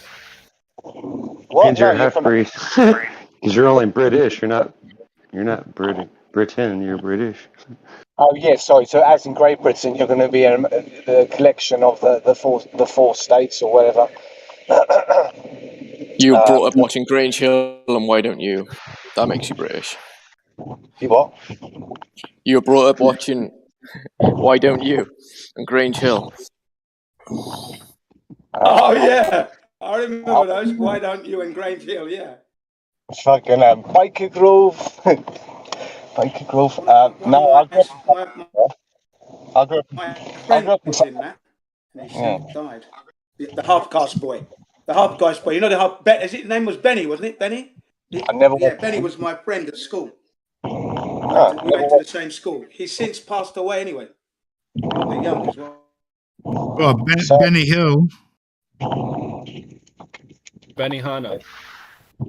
I just was wondering if Benny Hill was Jin's mate from school. Yeah, Benny Hill. Yeah, I like Benny Hill.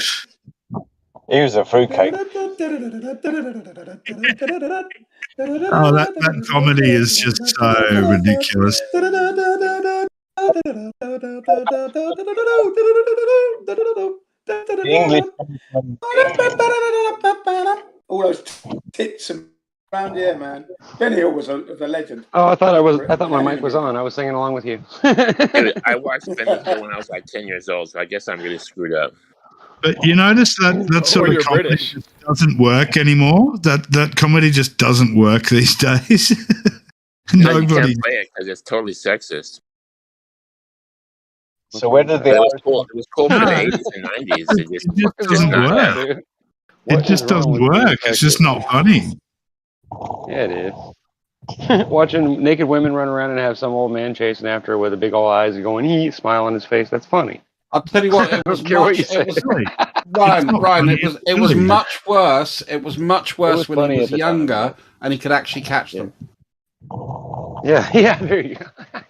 Or much better. Yeah, because he had a hard time. That's a different type of film. Yeah, it wasn't porn. It was more just ridiculousness. Kind of like, like Goonies had a titty in it, remember? It wasn't porn, it was tag. That's what I mean. With that sort of comedy just doesn't work anymore. You don't see it anywhere. One thing, guys, just remember with... If women want their damn, want to be equal, then why can't we make fun of them just like we do guys? I mean, guys don't get all pissy and complain. Well, most of them don't. Maybe now they do. I don't know. I should just shut up now. Nothing is outside the realms of humour. Yeah, that's right. I want to start a pub in the UK, and I was going to call it the R. Kelly Arms, and then I was going to have child friendly underneath the sign.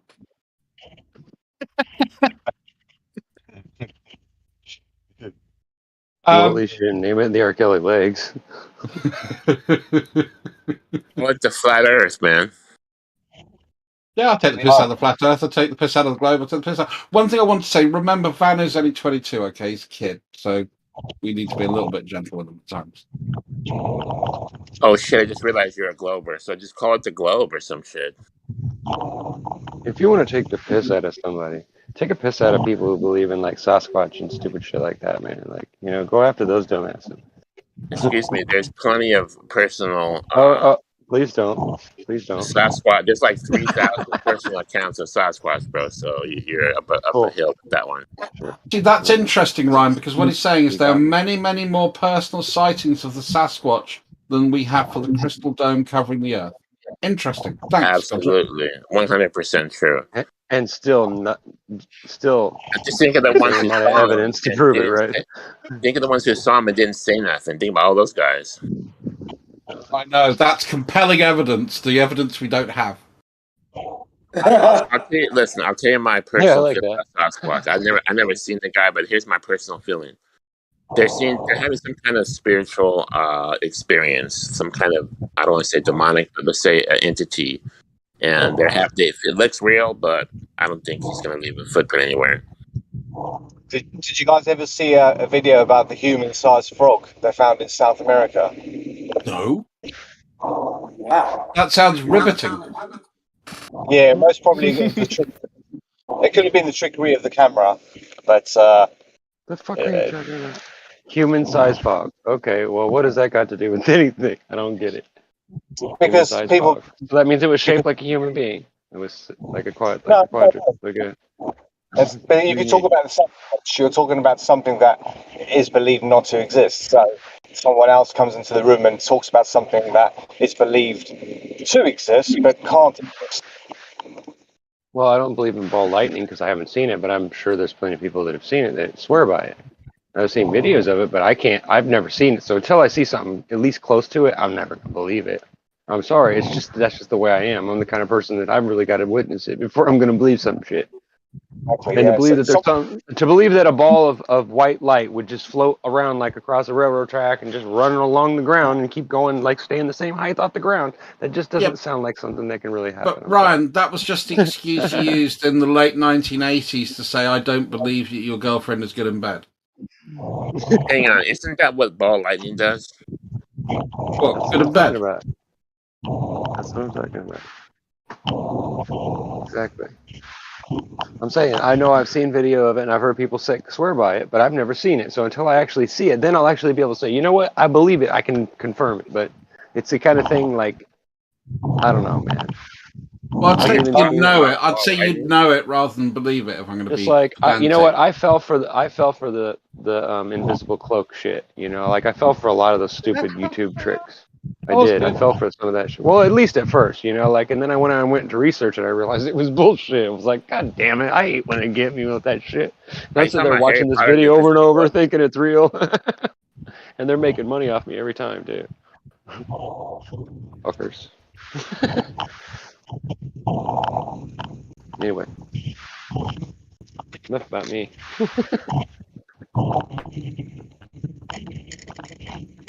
So Who back is to the making that Irish. record?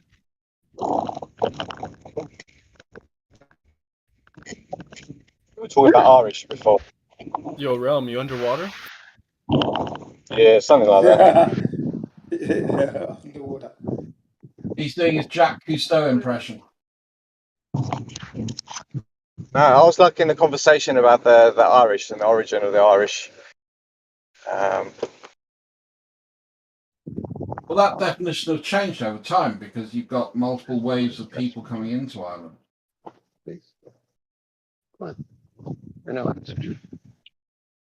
Yeah, it was something I read up about early 1700s. They said the Irish were in America helping with excavating and stuff like that, construction work. And they said they weren't human. You know, it was like, sure, that's human or not humane. Definitely no E on there. Wonder what that meant, you know, as in like they had no skills to talk to people. They were like, do it, please. It was the fact that No, because they were at war. Compassion, perhaps.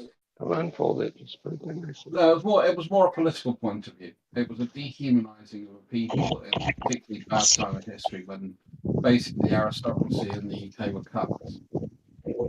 they probably saw their fucking Allowed to be. dance. Sorry. Carry on, I was going to say they probably saw their dancing for the first time, and then thought they're fucking nuts. But even the accents, you know, what their accents, you know, you were talking like sort of that Gaelic the other day, and it's like Dutch. But what about Irish? You know, what do Irish sound like? Where do they get their Irishness from? It's the same way as if you speak to someone here from somewhere like Newcastle. You know, that's in England. And if you have someone with a broad Geordie accent, I would say you probably wouldn't understand them. Let's not forget that. Let's not forget that the British totally destroyed the Romans in the end, and they marched all to Rome to do it. Now that tells you something. Whew, yeah. All right. Back in the day, yeah, they marched and then took down Rome. That's something. Boy. Well, no, the Celts raided Rome, but that was in its early days, not the late sort of time. You get more like the Vandals and the Vandals and the Visigoths. So you have the Visigoth emperors towards the end of the Western Roman Empire, and that's when the Eastern, you know, that's around the time the East and the West split as well. Well, prior to that was when the East and the West split. Which we refer to as the Byzantium Empire, even though it's just that they call themselves the Roman Empire. Is that according to his story? Invictus Romana. Well, according to what they wrote down about themselves, yeah. Nice.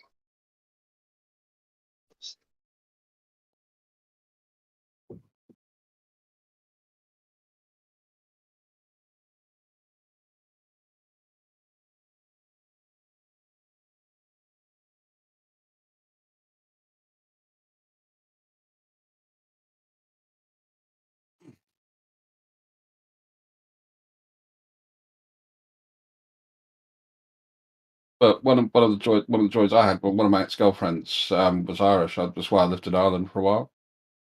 And her family were, their first language was Gaelic. I used to love listening to it. It's amazing.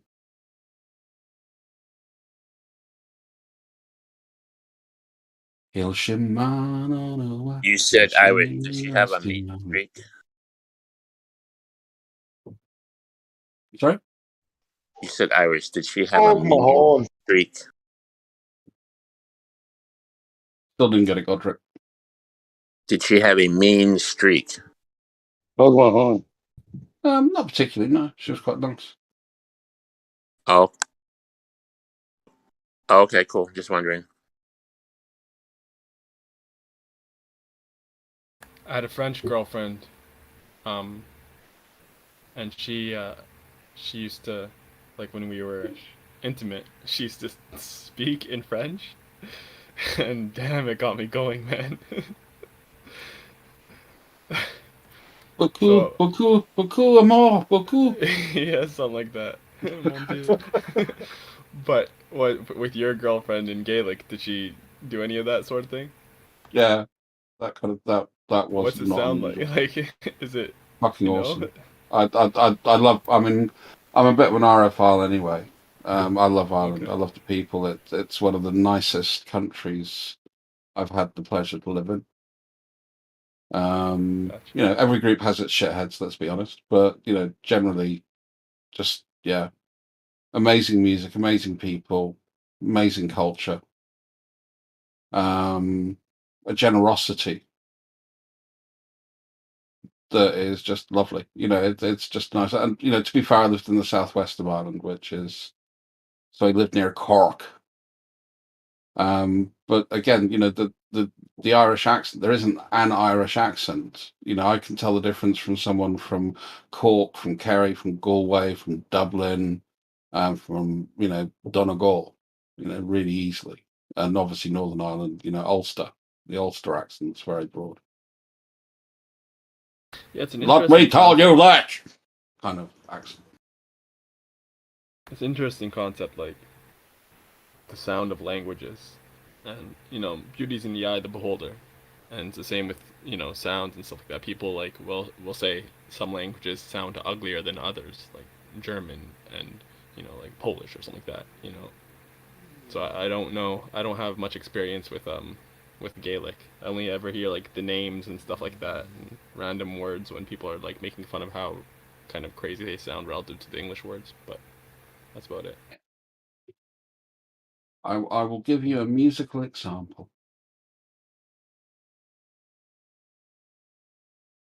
In fact, the song that I was badly trying to sing. Actually, yeah, that's true. I do remember like some movies they'd have, like the old kind of like Viking movies or that sort of thing. They'd have Gaelic songs, and they sounded beautiful.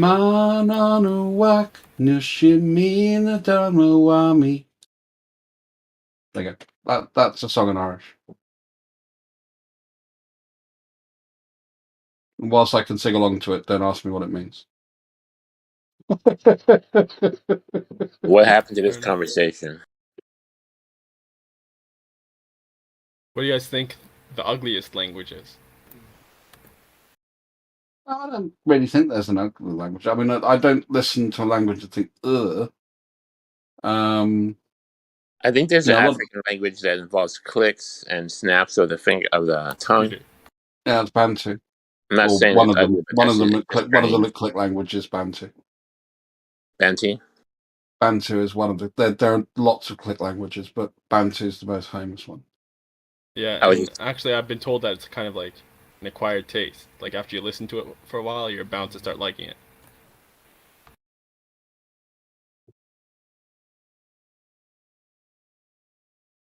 There was a pun in there, but yeah. It just clicks.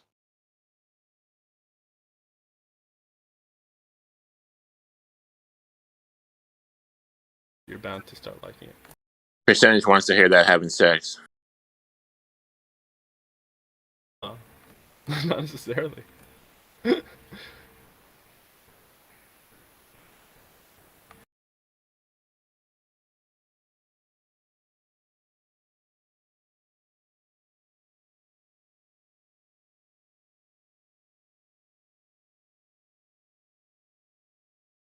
Do you think we're genetically predispositioned to want to mate with like other races? Yeah, they've proven that actually, and it's usually the woman that seeks that Yes. sort of thing because the it's done through the more robust the immune system is, the more diverse the genetics are.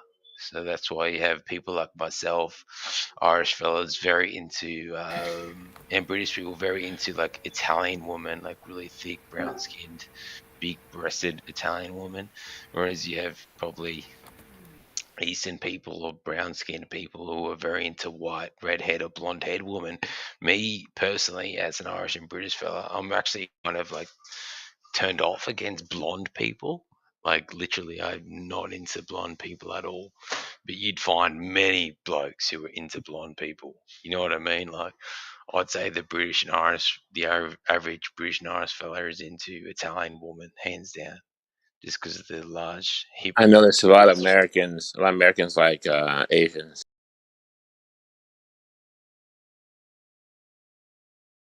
Athens, what's that? Asians from Asia, and a lot of Oh black yeah, chicks like yeah. white chicks. Yeah, Asians can get along too, but then you got to ask about the But racist yo, angle Vanu, factor. when he says Asians, he means like Far East, like Japanese, Chinese. Yeah. I've had probably, bro. I'm pretty like hot on Facebook. Like I look like a tall white guy, and I live in Australia. And I've brought like 5 Southeast Asian women message me on Facebook, like the same way you'd have like an Indian guy message a hot girl. I've had that happen to me, bro. Like, there's really thirsty Asian woman out there. Like, there's like 20 to 1 in comparison to a Western dude. You look at any life of a Eastern Asian person, and it's kind of fucked up in comparison to what we experience in Western reality. That's for sure. You have woman trying to fuck it. Yo, the thirst is directly correlative to how fresh and clean the water looks. Oh, definitely. Yeah. Yeah, the water.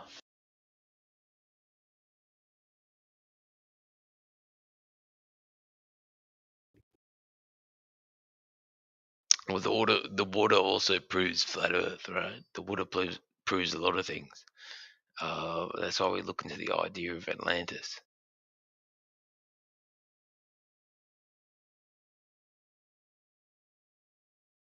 No, man. My water, if you ask the girl, it'll prove that she's in love with the balls. Had Atlantis been like a reset? Atlantis was the reset, definitely. Or before the reset? Or is it the last reset, or is it 2 resets ago?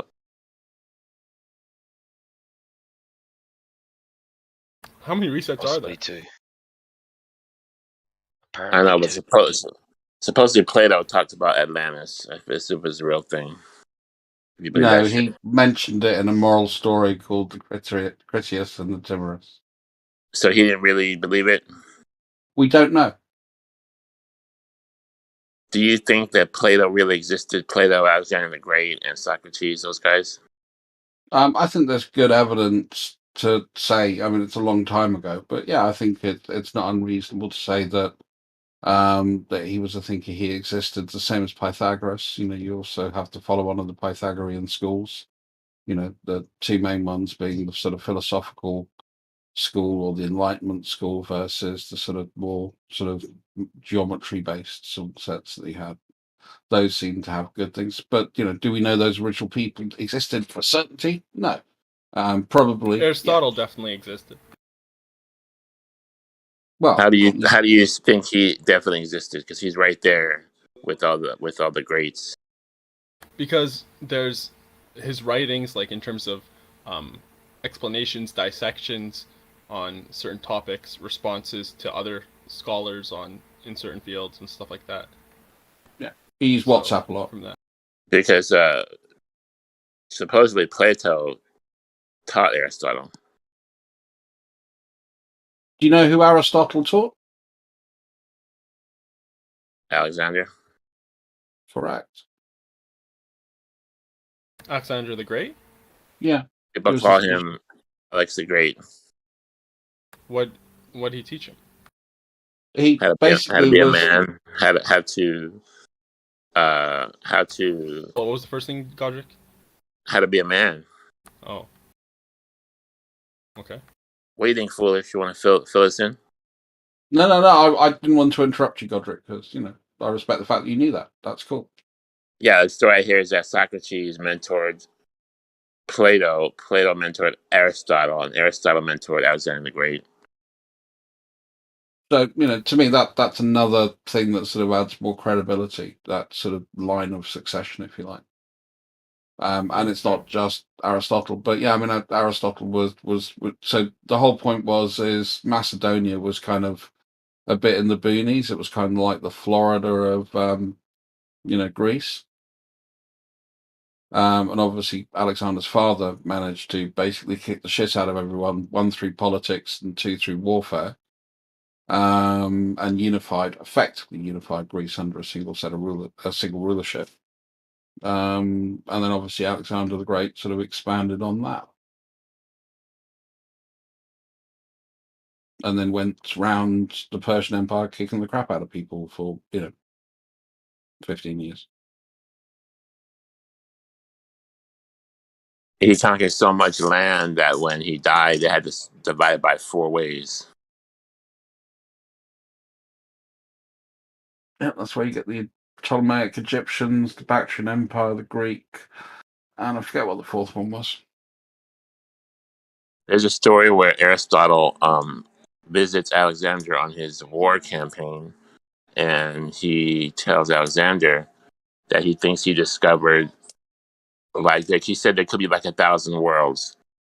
And Alexander told him, and I can't even conquer one. I don't know if that was true, but I heard that. I mean, I still, my favorite one is the story of the 2 grapes. Want to tell us that one? So that's basically, so Aristotle sets up a thought experiment for Alexander, and he said, only the gods can judge a king. And normally the way they would do that is there would be a black grape and a white grape.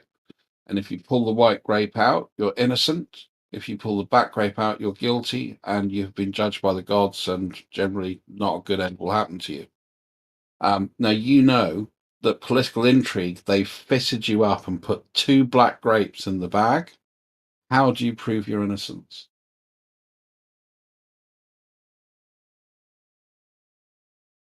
So that was the problem. And the story goes, Alexander took 3 days to figure it out. And what he did is he grabbed one of the grapes out of the bag and ate it.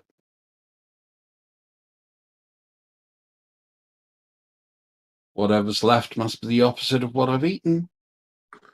I've heard Alexander had 1 brown eye and 1 green eye. Have you heard that? Yeah. That would have been weird. He also said men are for love, women are for procreation. Gotta love the guy. A lot of guys did, I think. Boom.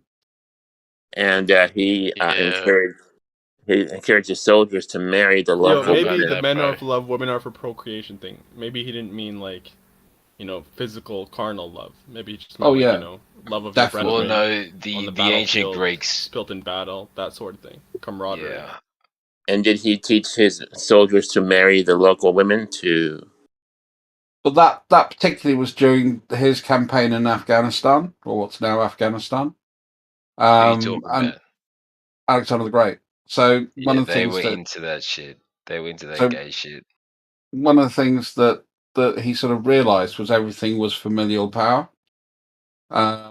So he was trying to basically conquer Afghanistan. It was being a bit problematic, funny enough.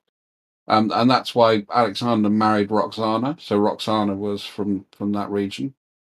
And Roxana was the daughter of Sexamerkes or something like that, who was one of the sort of main chieftains there.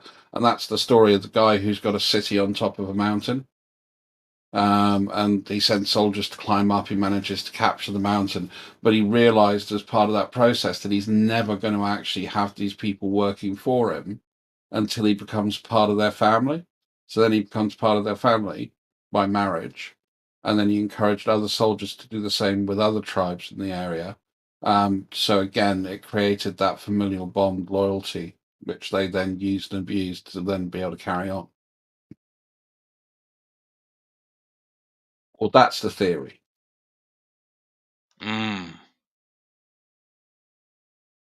No, I think sex was just viewed a bit differently in those days. I don't think it's just gay No, shit. back then, apparently, if we're talking about the ancient Greeks, they were fucked up, man. That's why Which ancient Greeks I'm are you on the talking side of the about, Fano? Celts.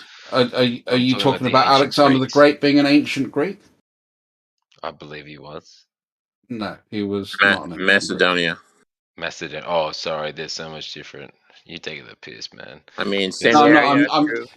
You're talking the difference of over 1,000 years of history, Vanu. That's why I'm taking the piss out of you, because you're being very naive. when was Alexander the Great born? 300. He was born in about 340, 350 BC, somewhere around there. He was born in 343. Man, that's Spartan. That's ancient fucking Greece, No, man. it's You're taking not. the piss. Back then, apparently, the ancient Spartans would steal. There was a tradition to steal a young boy who was like 15, and then fucking do crazy shit to them, and then they'd come back as like a major warrior because they'd been destroyed or abused by an older male. That was a tradition. Like so, Yeah, ancient Greeks, Hellenistic culture, and ancient Rome are fucked up, man. And that's why you have like the same So shit in America. you have like three periods of Greek history. You have the ancient Greek, you have classical Greek, and then you have the late Greek, which is really under the Roman Empire. So the ancient Greeks were really talking about Bronze Age civilization up to about 1200 BC. You then start talking about classical Greece starting around sort of 700 BC and going up to about the time of Alexander the Great. And then post that, you get into the post-classical period. Sparta was already destroyed. It wasn't actually even existing by the time of Alexander the Great. It was done, good 100 years up before his birth. So, I would say before you start sort of pontificating on shit, go and do your study. At least understand what the standard timelines are and what the standard terms are, because you just look foolish. Oh, so you're telling me 350 BC isn't considered ancient Greece? Yes. Okay. Foolish. When was ancient Greece, by the way? Bronze Age Probably period. was the Roman time. When was ancient Greece? Sorry, when was the Spartan Empire? I actually don't know it off the top of my head. The Spartan Empire ends around sort of the 460 BC and goes back to about sort of 800, 900 with the founding of Sparta, I think, around that sort of period. Yeah. Foolish. When was that 300 in King Leonidas? That was about 410, 450. Couple Nice. generations. Yeah. Did you see 300? How they did what the fuck's his name? Xerxes? Yeah. Pretty badass, huh? I enjoy the movie. I don't really consider it very accurate. Yo, motherfuckers all tall and shit, lanky. It says right here, ancient Greece was a civilization belonged to a period of Greek history from the Greek Dark Ages of the 12th to 9th centuries BC to the end of antiquity, AD 600 AD. There you go, bro. Oh, no, I'll take that. They had gays since day one, bro. And I've been saying that. I'm What? not saying it's a problem. Like, you can be gay. I know I'd say they're more bisexual. And I don't really care. But what I'm saying is the ancient Greeks were really gay. Like, they were pedophilic. And it's been recorded they would steal young boys and bring them back like warriors, but they would do gay shit to them. So it was like normal to be gay in ancient Greece. Yeah, which I is don't know like about very different. No. I'm not making that shit up, bro. That's actual what they've been saying that they I don't know did about back that. then. You think they had more gay people than But we I'm have not today? into that shit. Definitely, that was like the normal thing that these Spartans did, bro. I'm not making it up, and I wish that I was making it up because that's what I heard, bro. So I'm saying they did some fucked up shit. Foolish. The ancient Greek. Foolish. This is for foolish. The pyramids, were they really that old as they say?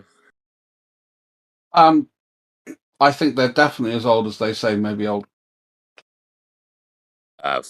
2,500 BC, so like 2,000 years older than Alexander the Great.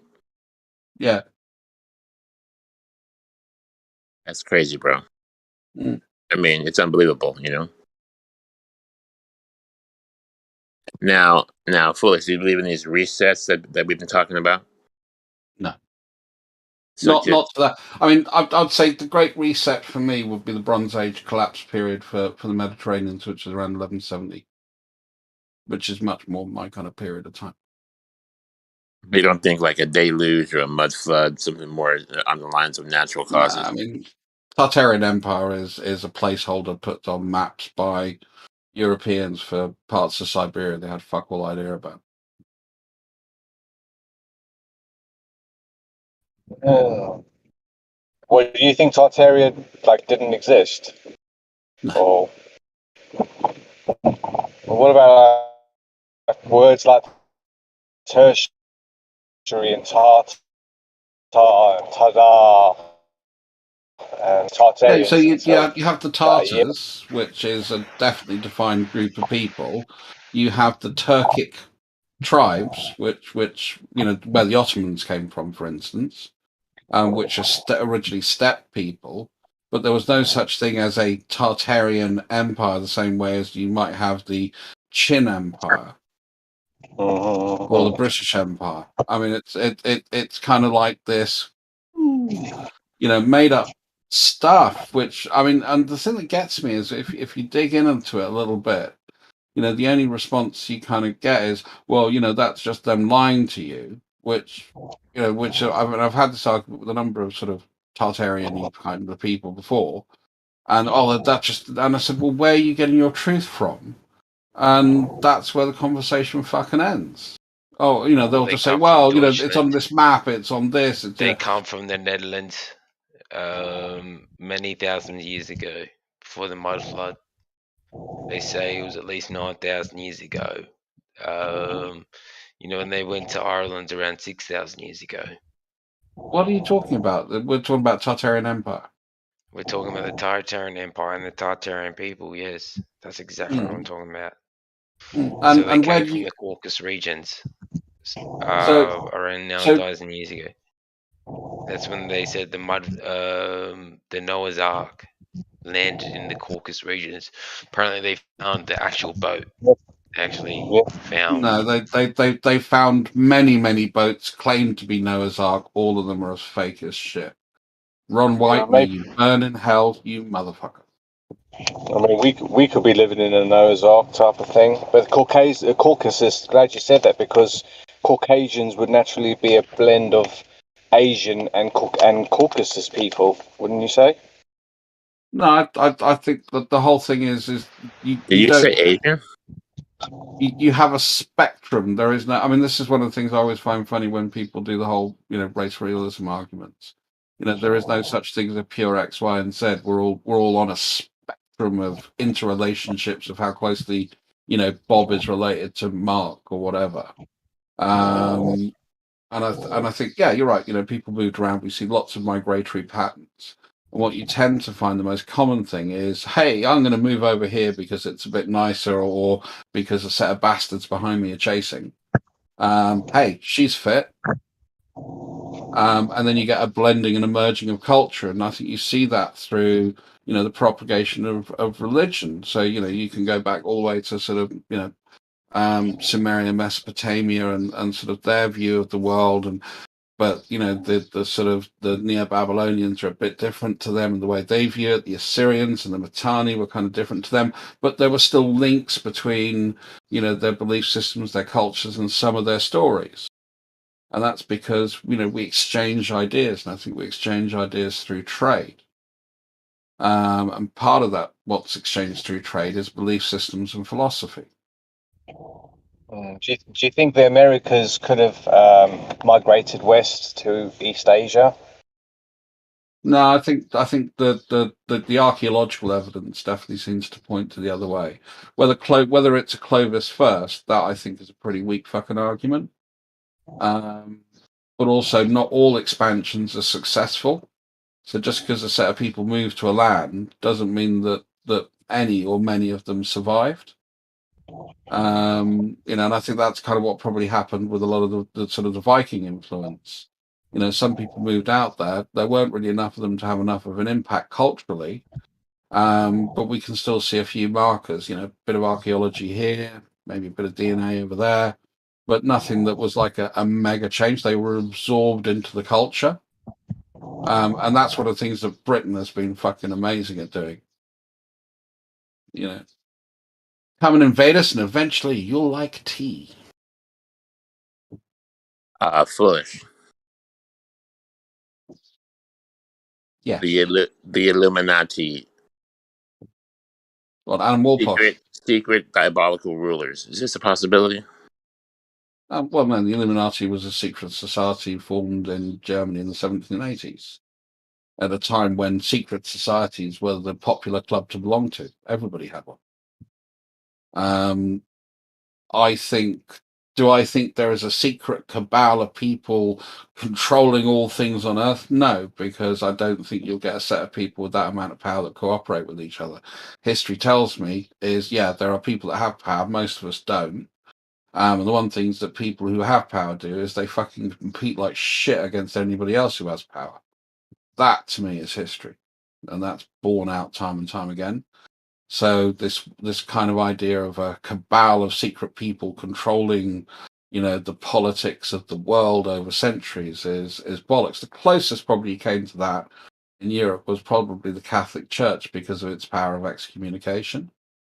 But no, I don't think there's like an Illuminati. It was the Catholic Church, and the Catholic Church has been interlinked with the Illuminati and the Freemasons since its founding around 400 BC. And the Jesuits. 400 AD. Don't forget the Jesuits. You name them. Well, Jesuits are much later, but I mean, especially the Anglos in the British Isles. Really? You think that we're influenced?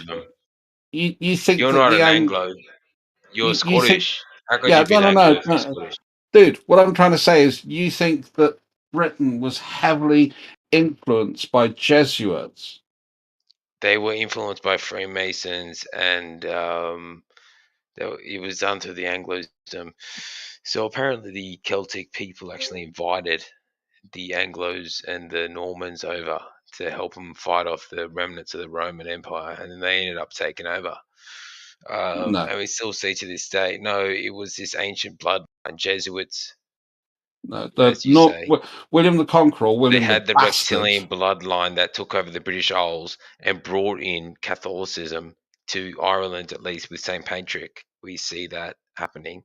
The demon. St. Patrick was way before the Normans. Well, I'm talking about the Christianity influence of the British Isles. Yeah, the Celtic Church is the one Anglos and the Normans, and apparently the Jesuits. The Celtic Church is pretty old. We actually were not really Catholics in the British Isles until our conversion, and that was again quite a bit later. We were followers of Arius, the same as most of Europe. And it was only because of one of the Frankish kings, who, for the Frankish Empire, married a Lombardy princess. I'm not sure it was. It might be Pepin the Small or Pepin the Bald, who married a Lombardy princess. And she was Catholic, and basically part of the marriage contract was he converts to Catholicism, and he thought, fuck it, I don't give a shit anyway, mate. And that's what caused most of Europe to convert, and that's what gave Catholics power in Northern and Western Europe. And then post that you start to see the sort of Scandinavian conversion to Catholicism. And what year did this happen, and where? In which country today did we see this conversion happen, and in what year exactly? Can you say that? You're talking about 7th century, and you're talking about effectively German France, Low Countries, You then get splitting up of the Frankish Empire between the sons. That starts to form the Holy Roman Empire. You go and get the formation under So you're saying Christianity Charlemagne. didn't come along until the 7th century? No. Catholicism. They were followers of Arius. Do you know who Arius was? Do you know what Arian Christianity is? Please explain that for the listeners. Okay. So basically, you had lots of different sects of Christianity, Catholicism being one. This is why you had the early ecumenical councils in the 4th century. It wasn't just Catholics running that, because really Catholicism wasn't kind of a defined thing in the sense we understand it today. But what you had is what I understand, Catholicism is they follow the Pope of the Roman. It deviates from the Roman Empire. You have those great cathedrals. What are the Pope? Catholicism is based on what's called correct? apostolic succession. Okay, please explain what that is. But it ultimately means following. You asked me a question and you got to carry on. Okay, cool. Sure. So apostolic succession is from basically Peter. So Peter was the rock that the church stands upon, the Patros. And from that you get the Catholic claim is apostolic succession from Peter. You then have various forms of orthodoxy, like the Armenian Church. The what later became sort of the Greek and Russian Orthodoxy. Again, these are all fairly similar. All of them kind of have like a not a pope, but a sort of a head of the church. That's what made up the early ecumenical councils of the 4th century. That's where you get things like the Nicene Creed. So the creed was to work out who's naughty and who's nice, who's an orthodox and who's a heretic. So that's where you get the differentiation of the Marcionites, for instance. Arius was an early church figure, not part of the Catholic Church, but still considered to be within the creed. But basically was pushed out by Catholicism in the sort of 7th, 8th century, 9th century, I think. So you're talking about Aries, and not Arians like no, not Aries. Didn't say Arians. Sorry, I said Aries. He was a god. He was related or known as Hermes, the ancient Hermetic philosophy. No, Ares and Hermes are two different gods. So Hermes was the messenger god of the Greeks, otherwise known as Mercury by the Romans. Ares was affectionately the god of war, husband to Aphrodite, and known as Mars under the Roman pantheon, or Venus under the Roman pantheon. So the Hermetic tradition is kind of part of the Ptolemaic synthesis. Is kind of where that Alexander the Great, one of his generals was called Ptolemy, and that's where you get people, from the Ptolemaic line. That's where we get Cleopatra the 7th or 8th, I can't remember which one, which is the famous one we all know. But she's of Greek descent, so the Hermetic tradition is kind of like a merging between Hermes and Thoth. Thoth was the god of wisdom in Egypt. That's how I understand Hermes it. was a great man. And it's from what most religions, the ancient Celts and the ancient Egyptians and the ancient Greeks based their religions on, was this man known as Hermes. No. And he was like the Buddha of ancient Egypt. No. And Babylon, that is. No. Well, You're wrong. Have you read the Kybalion, the Hermetic philosophy? I've read some of the works of Hermes Trismegista, and you're kind of confusing Hermes the god with the person that wrote the Emerald Book or whatever it's called. No, it's called the Kybalion, the Hermetic philosophy.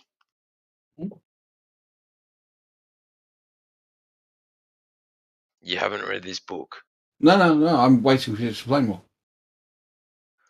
Okay, well, this is what the philosophy is, what of the ancient Egyptians and ancient Greeks based their philosophy upon. A Greek-Egyptian synthesis. Carry on. Yep, well, that's what I said. And the ancient Romans, they were all lost. This is called the Hermetic philosophy. You haven't read this book. Hermes Trismegister, I think, is what he was called, was he not? So there's 6 laws.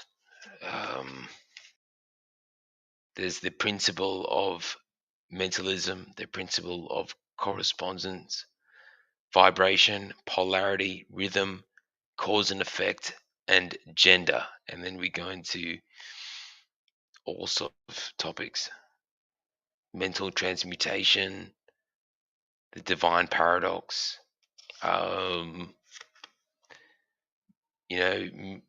This is where it all stems from. This book is what I've been reading. You look into occult teachings, and all the answers are there for you, and they've been around for thousands of years. That brings my next question for Doofus. Black magic, witchcraft. What's your take on that?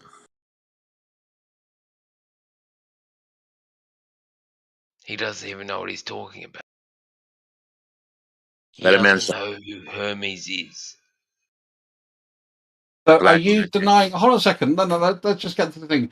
So are you saying that Hermes, the Greek god we have temples for and writings on, going back to sort of like the Bronze Age, is the same person that you're talking about, who's the founder of the Hermetic traditions? It is based on the god known as Hermes, correct? Cool. So it's based on the god Hermes, who was not the sort of top of the pantheon. He was actually seen as a bit of a joker trickster god by the Greeks. Wrong. Okay, so what's the first on the first day of Hermes' birth? What did he do? Let's see how your expertise goes, my friend. What's the story that's told of Hermes' birthday? Oh, okay, there's silence. So I'll fill in for you. So after Hermes is born, obviously being a god, he's a bit fucking clued in on shit. So he goes for a wander, and he finds the herd of Apollo. So he nicks them, because that would be a bit of a laugh. And on his way, he actually finds a turtle, which a tortoise, which he ends up killing. And he turns the tortoise into a lyre, which is a musical instrument rather than someone who's being intentionally deceptive. Spelled slightly different. And basically, he takes the cattle back, and Hermes is really fucking pissed off because he likes these cattle. They're some of his favorite cattle. And also, Hermes killed the herder that was looking after them. So Hermes, Apollo comes on being pissed off, big stepbrother to Hermes, and goes, "What the fuck, mate?" And he goes, "Well, I'm sorry. They're not actually, your cows," because he actually tried to trick them into thinking they weren't his cows. Didn't quite work because, Apollo was a bit older. But Apollo was fascinated by the musical instrument that he made, the lyre. And he agreed to swap his cows for the musical instrument.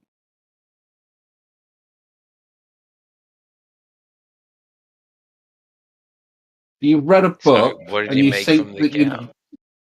you've read a book, and you think that gives you all the knowledge that you need because you've read one book on the topic. Sorry, I didn't hear the start of your story. What did they make from the cow? A musical instrument. No. He killed a tortoise on the way to nicking the cows, and he made a lyre out of it. For Now that we've established that's established, Doofus, black taking magic. the piss. That's the funniest thing. That's the funniest story I've ever heard in my life, bro. Like, what you Not my story. It's a story told by the Greeks. So the story is, I'll repeat it quickly. So Hermes killed a tortoise, and he killed a cow, and then he he didn't kill a made cow. a He lyre. stole a herd. Yeah, he stole a herd, and on he the day somehow of his made birth. Okay, and then he made an instrument out of the dead cow and the dead tortoise. No, he didn't And kill then a Apollo cow. was like, "Oi, you racked my cow." No, And he was like, didn't "Bro, kill a cow, Banu. Are you that stupid that you can't listen to what someone says? what did he do with the cow?" He stole a herd of cows which was sacred to Apollo. Okay, so he stole the cows. But the point is, he made an instrument from the dead tortoise and the stolen cows. No, he didn't make it from the stolen cow. He just stole the cows, separate thing. he made the instrument separate thing out of a tortoise that he killed. Oh, so he made the instrument from the tortoise, not the cows. Yeah. Anyway, So this is Why what I did he said steal the earlier about cows? you not listening. Why did he steal the anyways, cows? like, you know, a lot of times I hear these sort of stories. They sound very metaphorical. I would Yeah. imagine that they said the truth, then it wouldn't be allowed through, but you can do it in a metaphoric fashion, just like Hansel and Gretel, all that sort of stuff. Now, it's interesting that you said about sacred and cows, because I relate that to Indians. That to Indians, the cow is sacred. So I wonder if we were talking about personification or whatever the right word is, and we're actually talking about people and people's. Is there a relation there? Well, the sacred herd under that is these were the cows that were there to be sacrificed to Apollo. And he stole them because he was said, "Fuck you, Apollo. You don't get these cows. I'm gonna Yeah, rack them because he for was a you." bit of a trickster god. So he racked them, and then Apollo was like, "Mate, you stole me cows. Let me trade me cows for that instrument you made from that tortoise." And that's the end of the story.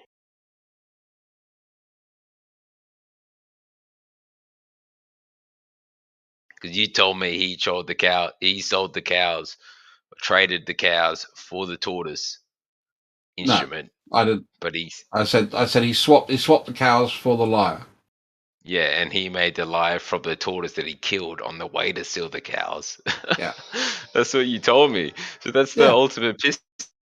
That's why Hermes is the ultimate trickster. So he killed the cow on the way No, to he stealing the didn't kill the cows. cow. He didn't kill a killed cow on the the way. tortoise. He killed the I mean, are you tortoise. stoned, He mate? made the lyre. Of course, I'm stoned. He killed the tortoise, and then he made the lyre, and then he stole the cow. And then Apollo was like, "Hang on, those cows were meant for a sacrifice for me, but you got a really cool lyre. Let me trade these cows you stole. Give me your lyre. I'm not going to punish you if you give me the cows back." And apparently that's what happened. So basically, the moral of the story is So kill the tortoise and make the lyre. So who wrote your book, by the way, that you're reading? I'm about to take a photo of it. That'd be I'll cool. post. I'll go and look it up. Because I don't like straw manning people. If I'm going to take the piss out of someone, I like to do it definitely on point and not try and change their argument. Yeah, definitely read the book, man. It's really cool. Moving along. Yeah, pop it to me on DMs, Vanu, because I've got to shoot. I've got to need to go and do some shit because it's 12 o'clock and I haven't had breakfast yet. Oh, it's 9 p.m. here. I've been drinking for a few hours. All right, to be continued. Thank you, Foolish. Have a good night. I posted it in the group chat. Sorry, it's in the live chat. Oh, This perfect. book- It's all right. I've got it. I just didn't want to miss it.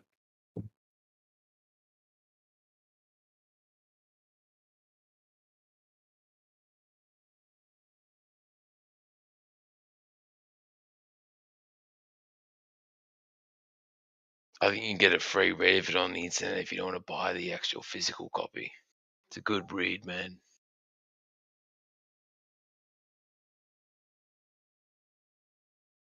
I recommend this book for any Glober. That was originally published in 1908. Well, but it's if you read the original publication, it's based on like ancient Egyptian knowledge, so it's Yeah, not. but that's always the Nice, claim. I mean, right?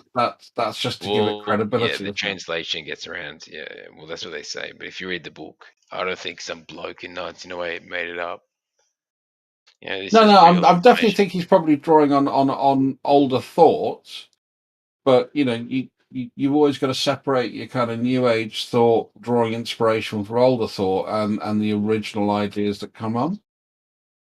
So William Walker Atkinson is the guy that says to be the author of this, and he was, you know, someone who's into that kind of shit in America. Oh, I like that. He's got some great pseudonyms. Theron Q. Demont and Yogi Ramachakaraka. I like Yogi Ramachakaraka. That's quite hard to say. Oh yeah, these photos of Jin that he's posted in the group chat. Hey, Dad. Mm. Can I slice myself some bread from the big loaf of bread? Yeah, sure, can, but What the fuck was that? one of my children. was a hot mic. It's fine, You're man. taking Why the need to piss, sweat Willie. after that? Yes, indeed, that was me. My workout an hour ago, Bro, that lasting looks awesome. 2 hours 45 minutes. 2 hours 45 minutes with a 30-kilometer, 18-mile bike ride incorporated in that workout. Nice, eh? You got a nice outfit, that's for sure. You're standing out. Well, You that's look my like you're in a cycling outfit, motorcycle of race. course. Yeah. You know who needs fucking the green vest and whatnot? You got it on you. You're gonna see. You fucking. That's it, man. You got to look out, don't you? Manu, I think the whole point is he does it without the motor. He is the motor. Yeah, definitely. Look at him. He's gone for a bike ride and does mad workout. I'd be scared if I was a Japanese person. That's for sure. You got the absolute man working out here. That's right. I told you, you know, you got to maintain your health for that You're right. revolution that is coming. That revolution's coming. I know it. I'm getting ready. Man, I'll be proud if I was doing those workouts too. Fucking hell. Yeah, man. You should 60 film years of TikTok, age. bro. You 60, man, still pushing you it. should. Yeah, bro. If you're 60, that's crazy. You should look into TikTok, man. You could go viral if you post videos of yourself workouts and shit like that, and talk the way you do. You could be famous, man. Definitely. You're an awesome character. Cheers, Seriously, man. bro. I'm not even taking the piss. You could do Appreciate it. that. Same to you, sir. Same to you. We are all awesome. We are all awesome. We all have our skills and our knowledge, and when we combine that, we are totally impregnable, and we will never go down. Never. Just impossible. Never. There's too much knowledge we got, especially on the flat Earth side. We've just got too much knowledge, too much integrity. I call what you're looking at the integrity of the workout. You put the hours in, you get the results. Remember, I'm 60, so and I enjoy it. That's Listening crazy, to music. man. Yeah, I can't believe that you're 60. You sound like you're 35, pushing on 40. You telling me you're 60? Thank you. You said 18 miles, Yeah. right? 30 kilometers. Is that right? Or was Yeah, 30 kilometers roughly. 360s are 18 miles. Yeah. Okay. Yeah. So you do a 9 mile, then you do your routine in between that, and then you do your 9 mile again. You lose a lot of time in the traffic lights, but that's where I'm doing my balancing act. You know, because you know what, I don't want to put my foot down, so I'm showing off at the front of the traffic there. You know, giving it the old, yeah, and then more power. The lights changed, so it's okay. You know, always entertaining. If I'm stopped, then I'm dancing on the saddle because I'm listening to the house music. You just cannot stop that tempo, can you? You know, got to keep it going. So yeah, exhilarating, It's fantastic. definitely all about the tempo. Yeah, and man, that's when yeah, music all that, comes man. into play. Yeah. And you yeah, apply yeah. intelligent music, and then you say, hang on, why is the guy playing the instrument more intelligent than the guy talking? And then you got to define how you apply, attention to any sort of field of the toroid. Yeah. I don't know, field of the code, and what's important. And it's the When you your was attention and what you're asking interested foolish decisions, you was asking foolish decisions about a book that he hadn't read, or perhaps he had. What was the name of that book? Have you read? You said you asked him. I've forgotten it. He's Just a never few read the moments book. ago. Yeah, what was The it called? The book Kybalion. that you asked him. The Say it again? Kybalion Hermetic Philosophy. The Kybalion. That's it. And when you said that, I goes, fucking hell, that's a hard read. That sounds painful. When you said it, sitting there, I said, fucking. Oh, tough book. It sounds like a hard book to read. How long did it take you to read it? Mate, I haven't even read the whole thing. I'm still going Yeah, through okay, it. yeah. I knew it. But, just by the title alone. But I don't know how much of it. I just wanted to know how long it would have taken. It's taken you. Obviously, it's a hard read, isn't it? It's quite an in-depth topic matter, It isn't is. it? Yeah, Yeah. it is. I've And read then- There's a summary and then there's the in-depth parts. But I There got you go. most There you of go. what I could And then from there's the the start. research in between the reading, isn't there, as well? Because you're researching other things that have come to light that you may not be aware of. So you're going to be. That's why when you said it, I said, "Oh, it's one of those fucking tough reads." Exactly. You got to be really bothered. You got to be just like really. You got to be one of those Buddhists, just really switched on to read the whole thing. Like you're right, man. I haven't read the whole thing. I've read the first few chapters, which sums up the main principles of the Hermetic philosophy. The seven. But then again, that Hermetic makes you an principles. expert. Once you, sorry to cut you off there. Once you've read, then you could be like a tour guide in museums and places like that. When we're looking at artifacts and things and the stories intertwined with the artifact, you could do that job, couldn't you? After reading such material, would I be right in saying that? Definitely. Like if you are the Hermetic student, like it says, you can read it very easily. You don't need to read the old bits and bobs. Like I can probably give the book an extra read, but I got it out of the first few, the actual principles themselves. It's called the Hermetic Principles, and there's you can look at it. Do you know what I'm talking about here? The Kybalion. So there's 7 Hermetic No, I principles. don't know. No, that's all. It's all Greek to me. Pun intended. Ancient Egypt. Yeah. I'm not even. Okay, It's just you really tell us. interesting shit, man. It's only about a 4-hour audio book on YouTube. It's pretty. Yeah, I was thinking of doing that. That's the way I'll It's a probably do it. really good read. Audio book. I heard it from those esotericists you get in certain circles, let's say, and you hear the information. Most people are saying this is like the ultimate spiritual book in terms of esotericism outside of the Bible. Right. I've been to, you see, it sounded all Greek to me, and I've been to Greece on several occasions and the Greek islands. And I thoroughly enjoy going there and going into the museums, listening to the guides and the stories, and then the food and the wine and the music. I mean, and then the beach and the sun, the hotels and everything. Yeah, man. One time, yeah, I took my music, which I recorded onto TDK tapes. This would be in the 80s, 1988, and house music and music at the time. Okay, at that time. So I had it on my Walkman, okay, and then I went to the hotel bar with my girlfriend Sharon, and we're sitting there. The guy says, "What are you listening to?" I said, "Oh, I'm listening to some house music." I had my cassette player, a Walkman Toshiba, took it out, gave it to him.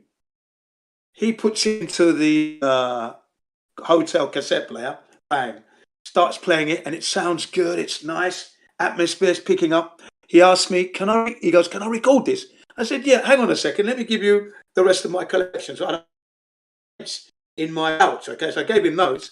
And from that moment on, it was free drinks for the whole 2 weeks. Can you believe that? Free drinks. But I didn't drink them dry.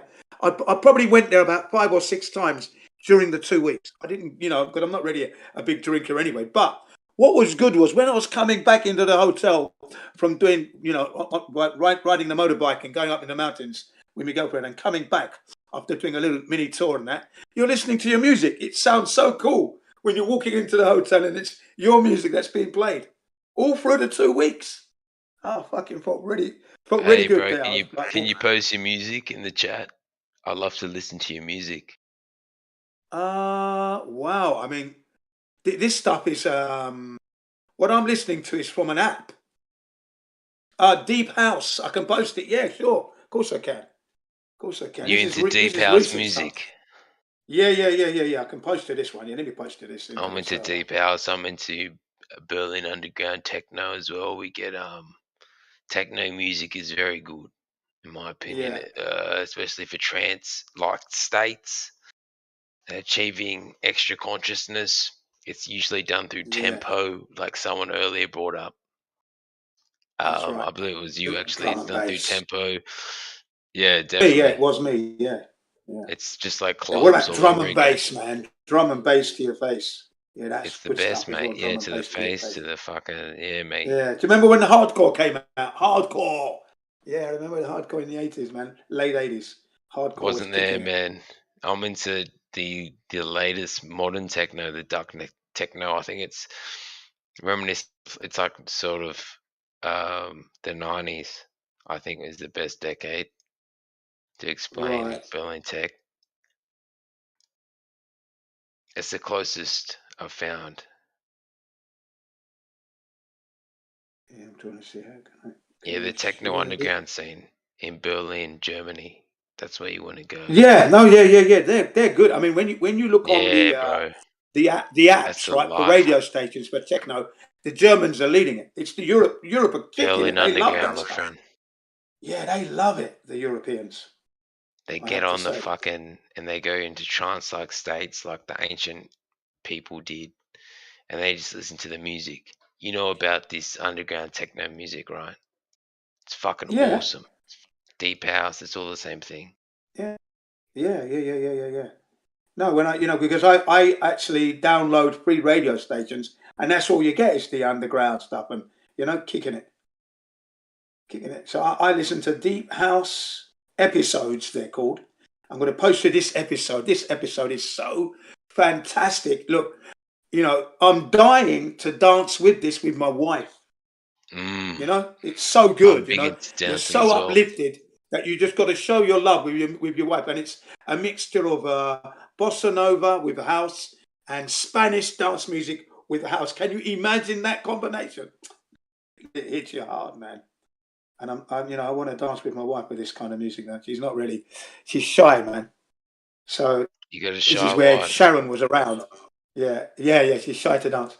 If I had my other girlfriend, Sharon, she's like well into dancing, and we were a great pair in the nightclubs or in the bar, in the pubs, everywhere. We were always dancing together, man. Always setting that scene and really making it explode. People used to do a circle around us. I'm that kind of guy that would ask a woman on the street, "Would you like to dance?" At the beach. What a let's say. bloody legend. What a bloody legend. You got to do these sort of things, man. You got to do these sort of things. You got to Well, if you live your told me you life have too many the way children, you man. want it. You got to live your life the way you want it. That's all you got to do. Just do it. As long as you're not hurting anyone, you're not getting in anyone's way, people will be entertained. And that's what it's all Definitely. about. You're entertaining people for free. Cost Well, any it money, depends if does you it? got the ability to entertain. Yeah. Show your people love is don't what I actually. say. Show your They're not love your way. open-minded That's all. enough. Yeah. I Show think your it has to do with tempo. Like your if you can way. enjoy the music and you can grind out to the music, especially techno music, I believe. Yeah. It's the tempo. It's feeling the beat. It's putting your own color into the. That's right. That's why I said, show your love your way. That should mean that you should have no inhibitions. Just do it. Don't worry about what people think. Get on with it. Release your emotions and let everybody see. No problem. And then you motivate others. Yeah, because all definitely. people are looking for at the end of the day is a good time. They're looking for the script. Many people are looking for the script, though. Lots of people are looking for a good time, but they do it in a very sinful way. You can have a good time, but virtuous, and that's what's underlooked. Unfortunately, I think this is when the idea of materialism comes into play. Yeah. I see what you mean. Yeah. Now I'm a purist. Pure and simple. Keep it simple. Show your love. Don't be shy. Get out there. Do it. Why not? I remember Just make sure you wear a condom a with the pair fucking. of shoes at a nightclub. I wore out a pair of shoes. I bought plenty them of whores. the day, and they were worn out on the day. All the heels were by the time I finished. I had to get the heels. I had to get my new shoes re-heeled the following weekend. I battered them in a weekend. That's how much I love dancing. What fucking shoes are you wearing, mate? When you dance, right, you like Converse. you need to wear thin dancing shoes, and I wore them. They were blue Converse in is color. really good, bro. They were blue in color. blue in colour, and yeah, absolutely fabulous pair of shoes. Very low heeled, thin soles, so I you can wear feel all the black floor. usually. Sorry? I usually just wear all black. I haven't got this blue shit going. I just wear Converse myself. I wear black shit. Yeah, no, I'm wearing I shoes. I'm like to wearing wear shoes, mate. grey. Leather shoes. Yeah, so They were my blue in point is colour. you got the 80s style going on here. I got the Yeah, Dots look usually. that's right. Yeah, you got the modern style. Let loose, Yeah, fancy exactly. It's free, just black, just it's just go. grey. There's a Yep, bit of whack. yeah. You can Yeah, take the the modern punishment. style You is just don't mind wearing sliding it down the floor on the dance floor because it mm, doesn't matter. You know, yeah. the modern I style got unfortunately, like for me, I'd say as Generation Z, born in 2000, the modern style is we wear those tracky pants, black tracky pants with like just a whatever jumper. Mm. And there's no real care into what we wear as we go out because we're so obsessed with the internet that we don't even think about No, what you don't we think about appear clothes, as. man. Yeah, No, we of don't think course about not. it at all. And the only bloke At who all. does is like a fag, and he's like into like that weird shit. Yeah, yeah, yeah. He's like a You know what I ladylike, mean? acting like a lady, a Yeah. sissy. Yeah, So yeah, the yeah, modern yeah. bloke just doesn't give a fuck. Whereas back in the 80s, they would have been like, "Oh, this is actually what matters," right? They weren't upset. You know, Oh, they yeah. In the weren't. 80s, it's all Attention wasn't precision. diverted. Your clothing spoke to who you were, man. You know what I mean? So I looked slick. Yeah, slick I was when I'm walking in. People think this guy looks like a dancer. Fuck. And then I'd explode on the dance floor. I used to dance on stage. I won records for dancing. I won records for Yeah, dancing yeah, at the yeah. Lyceum in the Strand, London. Yeah. That's fucking Because they awesome, pick you bro. out. They pick you out. They just point at you and said, "You up there." And I went up. Yeah, man. My friends would push me up anyway. Yeah, I'm still in touch with some of those friends of mine. Chris Ambrose, he still dances. Chris Ambrose, he dances like salsa and all that at clubs now. So he's 2 years younger than me. Good night, So guys. he's 58. What a fucking legend. See you later, my man. Yeah, see you later, my man. But yeah, you know, dancing is such an expression and a release of beautiful emotion. It You got is. to try It it. is. You got It's to an try it, man. expression of the self. I've heard from multiple people, Yeah. but I don't know many people that can actually dance the same way I do. Like I see dancing is Yeah, very you got to be interlinked unique. with being a unique free thinker. That's right. And I think it's just You're a flat earther, the way man. the right brain interacts with real life. Like my right pupil, I don't know about you guys, but my right pupil Hmm. is larger than my left pupil, and that's because of the way the Yeah. brain works. Yeah, mine is the same. Yeah, Mine. I I've reckon me and noticed you could have a that in good dance people off. actually. Yeah, bro, the right eye. What I'm saying is like the flat earthers, we have this Yeah, I've right noticed that in brain connection via our size and pupils. size.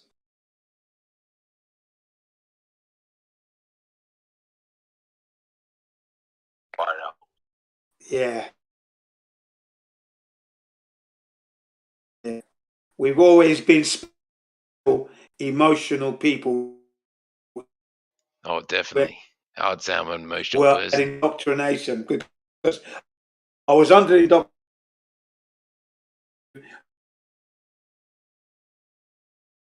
Nature was always my number one foundation. I never devalued nature. Nature was uplifted all through my indoctrination. I was I kept second, nature first. Connected. I was always connected to the earth, although I missed the clues to the planet coming down. Can you imagine what I'm to get the heat on, feel the sweat, you know, and yeah, dancing. I'm dancing at the bloody supermarket whilst I'm waiting.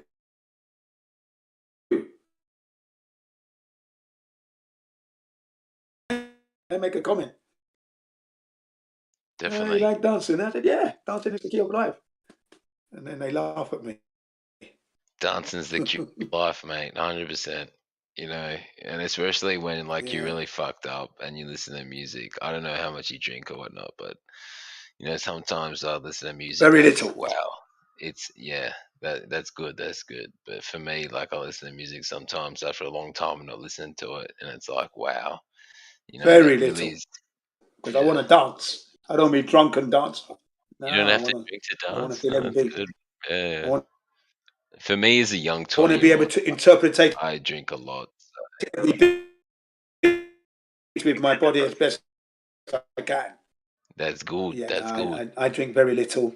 Yeah, I enjoy the drink though. Don't get me wrong. Yeah, the little that I have, I enjoy it to the max. You know. Yeah, no, Yeah, I find extract. drinking makes the music I really good. extract that enjoyment. Extract that enjoyment from there. Okay, I'm now posting this episode. I was telling you, it took a while because my Wi-Fi was down on my phone, so I couldn't transfer it to the bloody server. Now I've managed to do it. Here we go. It's coming your way now. It's in there, the chat. Click on that. I hope it does work for you. If not, though, at least you got the name of the. It's called Deep House Episodes. Download that app, and you're on your way. Just go into the App Store, search for it. Deep House Episodes. Brilliant. I posted it. There you go. I It's got on. under Listen, its bro. new Hey, label. I'm gonna get. Yeah, bro. I'm gonna listen to it. I'm gonna go AFK for a bit. I'll talk to you later, man. Okay, yeah. I love this stuff. Yeah, this stuff there, you know. I'll give it a listen, mate. Definitely want. Yeah. Do it at your leisure. You don't have to do it right now. Do it at your leisure and yeah, enjoy. I've got loads. That's what I was listening to today whilst I was doing my exercises. Yeah, man. I'll listen to it. I'll be right back, man. Okay, man. My son was playing baseball today. I don't know if he's won yet. I'll find out.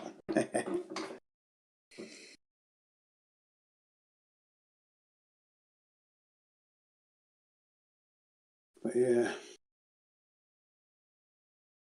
So 2 hours, 45-minute workout, you know, and yeah, it's not bad.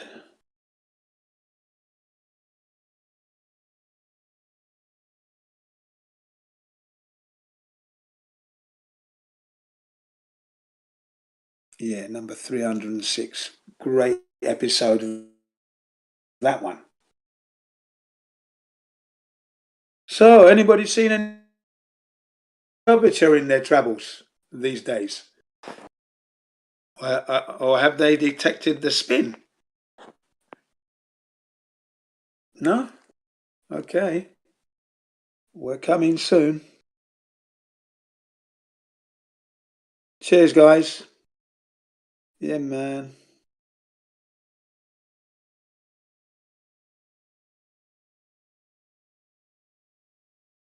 Flat Earthers unite. Yes.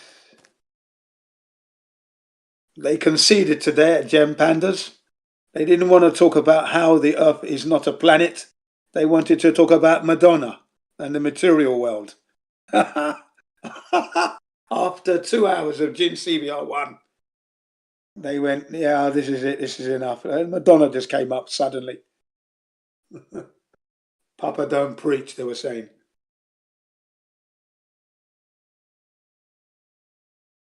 And then I said, girls just want to have fun.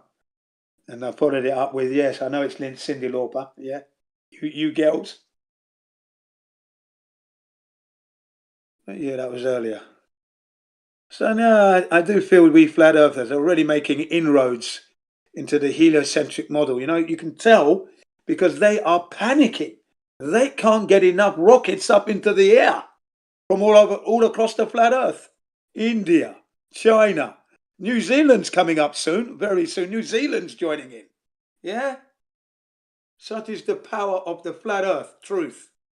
Ha! I just love it. Yeah, we're forcing their hand at every turn. Yeah? And all we're saying is show us the curvature. Let's see the spin. How can you be in the vacuum of space without a container? Minus 10 to the 17 torr. How can you even... The audacity of the idea. You know? And they're panicking. You got Neil deGrasse Tyson saying you can't see curvature from 120,000 feet. Yeah? And then he slapped off Felix von Gardner, Felix von Gardner. I can't pronounce his name. Felix von Gardner, I think it is, who did that Red Bull jump, and he fell at the speed of sound, some 600 odd miles per hour or something. But yeah, he said Felix von Gardner was not high enough to see the curvature of the Earth. He had a fisheye lens. He did, because when you looked at the gondola, when you looked through the gondola window, you saw a flat Earth. Suddenly he steps out and you're looking through his camera, it's all curved. Ridiculous. So yeah, this particular year, the year we, the flat earthers, put the heliocentrists under the psychological magnifying glass and ask them why is it they are so desperate to hang on to something they cannot prove, measure, experience. It beggars belief. But this is what we're doing, we flat earthers. And I tell you, if you can imagine a vice and their head in there and we're twisting the handle, yeah. And all manner of noise is coming out. That's what's happening. All manner of truths, metaphorically speaking. That's what's happening now. They're just revealing their hand. We're putting them under serious pressure. I love it. You know, and thanks to, what's his name? Flat Earth Banjo. He informs us that, 50,000 odd new flat earthers have happened in Brazil from 2 channels that have just been put up.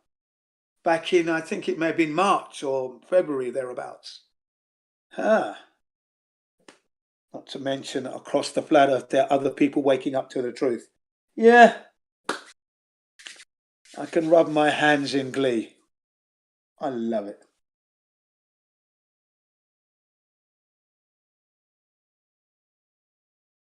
Yes.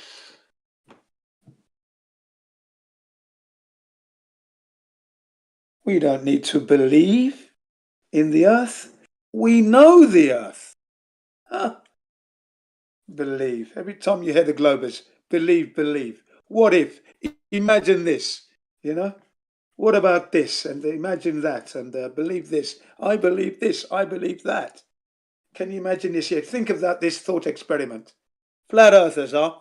We know it's flat. We know the earth. We breathe and eat it. Yes, we understand it. We respect it. We're not above. We're not superior to earth. Yes. We don't see curvature. And what we don't know, we don't know. Pretend to know. And if we're trying to explain something we don't know, quite understand, we soon put a hand up. This is speculation. In the realms of speculation, that's all it is. Just something, we're thinking about. A hypothesis, that's all it is. Nothing else. A hypothesis, that's all it is. Nothing else. We don't go around saying it's the truth. Gravity. The gravity of that mistake they made there, honestly. When we tell people that gravity is a theory, the shock on their face. Yeah, but it's not real. It hasn't been proven. Where did you get the idea from? Exactly. Do some research, will you? So walking around thinking you know nothing. What you know about your Earth, you can put on a pinhead and have room for more information there still. So please try harder. Yeah, man. They're shocked when you told them that Newtonian has been surpassed. He's been slapped down the road now. It's Einsteinian. And even that's a theory. Okay, that's not been proven. Bending and warping of space-time fabric. Honestly. Space-time fabric, folks. Space is now a fabric you can bend. And then the time bends with it. Oh, I dropped my pen. That's space-time fabric bending. Really, folks. It's not the pen dropping on the floor at its own weight because the air can't support it. No, it's the bending and warping of space-time. That's very special sprinkle of relativity. Very nice. When we speak like this, you can see the embarrassment on those scientists' faces. And then all they can do is say, oh, you're a retard, or you don't understand the model. Something stupid like that, But we understand it well, and we bring it down to an 8-year-old level so that they can fully understand it, and they do, quickly. The emperor's got no clothes on, literally. That quick. Yes. Fantastic. Where is everyone?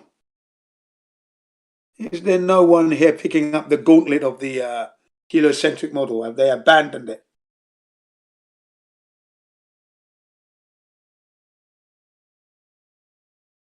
Well done, man. Drum and bass. Well done, Dawn. Drum and bass. Yep.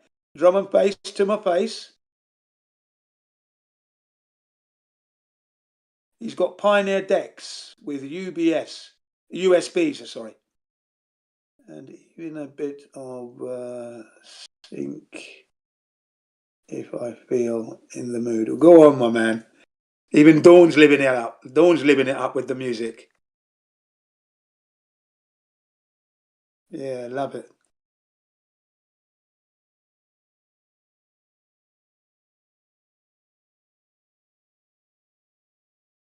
Yeah, you make them dance tonight, man. Make them sweat, rev their heart range right up. Take it into the red zone and then bring it down. Those DJs back in the day, then you know what we're doing, man. I had to have 3 shirts plus the one I'm wearing to go to club if I'm going to be dancing. Because these silk shirts just, well, I mean, they offer no absorption. It's just there. You look at the right state once you're sweating your silk shirts. So I used to take like 4 silk shirts with me. And then I cottoned to the idea that, yeah, I've got to wear a cotton T-shirt underneath my silk shirt. Otherwise, this is just too much. I'm still not, And I had to save one for going home in. That's how dedicated I was to dancing, man.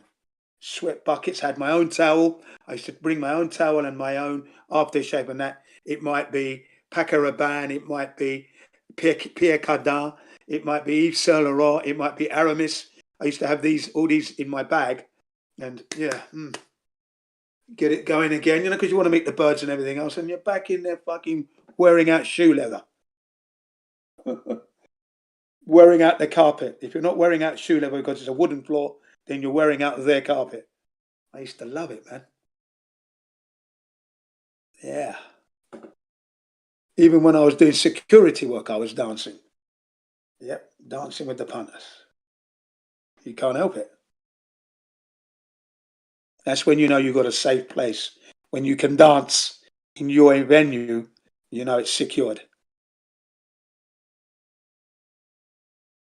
That's how I run my things, boys. That's how I roll.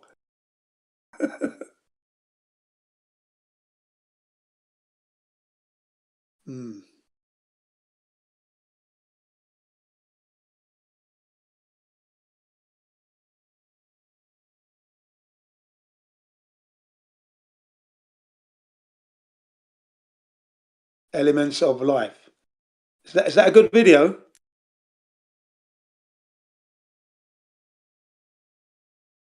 Oh, Return of the Mac. I love that name.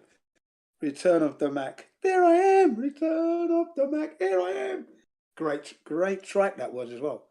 Okay, let me see. He's put in a video there. Let me just check that. See what that's about. I don't know, See if it's worth a look in.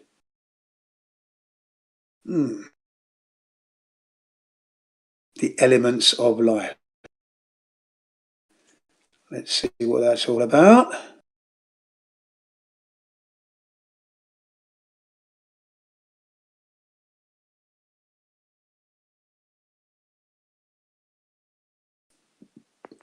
Kick it in. Kickstart the video.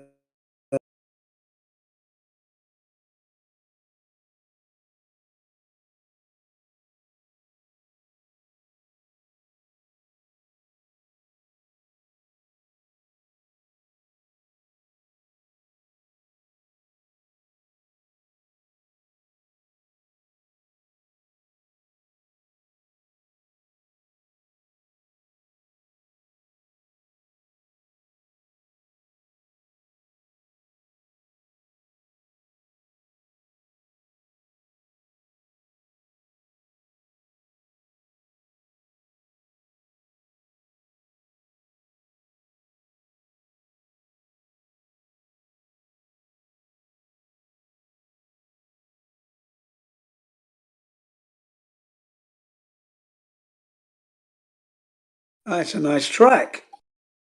Yeah, I recognise it. It's a good track.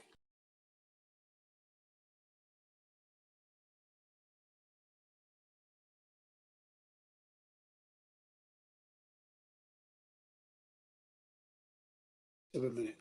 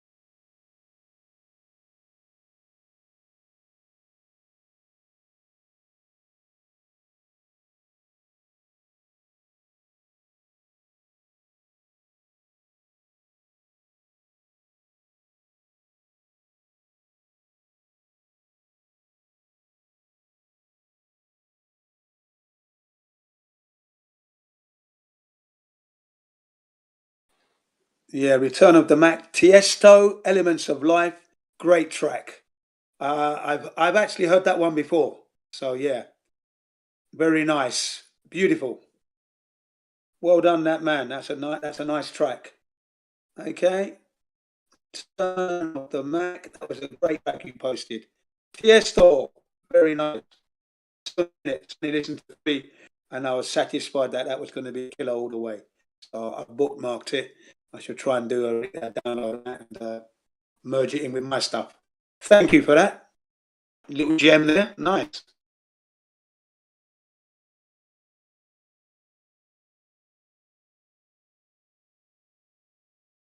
Yes.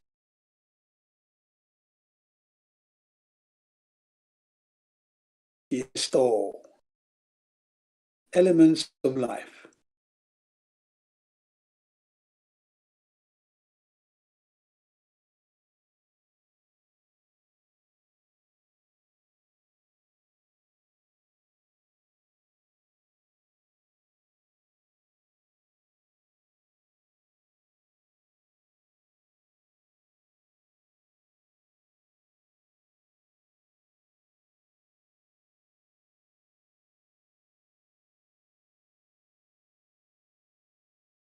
Yeah, you're right. If that's if Return of the Mac can hear me, music is music. Yeah, it is.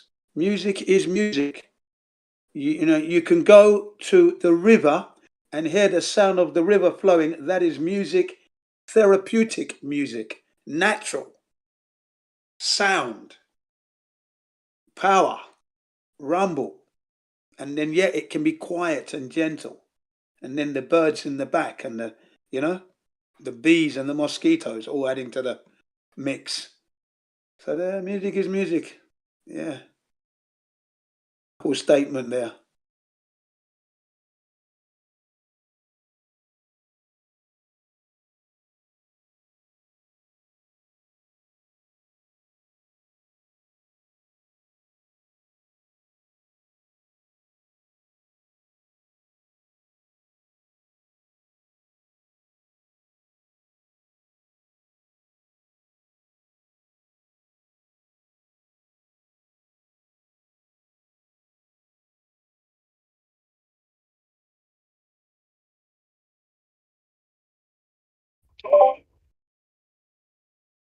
Vanu, are you there?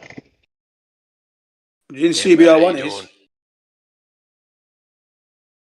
Alright, a class techno. What's going on, mate? Yeah, I think there's a little music session going on here. You know, people exchanging music preferences and that. That's what's going on so far. How about you? What's going on with you? I just smashed the fucking head of my golf club, so. Oh, that doesn't sound good. It's probably had about 10,000. It's probably had about 10,000 balls hit it, probably in its lifetime. I've only owned it about 8 months, so Yeah, that's not good. But the funny thing is that each head can't be exactly the same as the next head. So the fracture that is at the top of the head, which is normal. It's not normal because normally you would smash the face and crack the face, but the rest of the body, if there's a crack there, it's more the case. I think it's like a design fault because there's a weak point in it, you know. Ah, right. Yeah. So if each mold is 1 mil off in a certain dimension, then it's going to be the weakest point. And I'm not even world class speed. You know what I mean? No, but you still want it to work anyway. You don't want that happening. You know what I mean? Well, it came out at £400. Came out £400 probably 4 years ago, something like that. It was like, you know, the newest on the thing. And these things are supposed to. And I've had older clubs that I've had for longer and smashed more balls with. No issues. Yeah.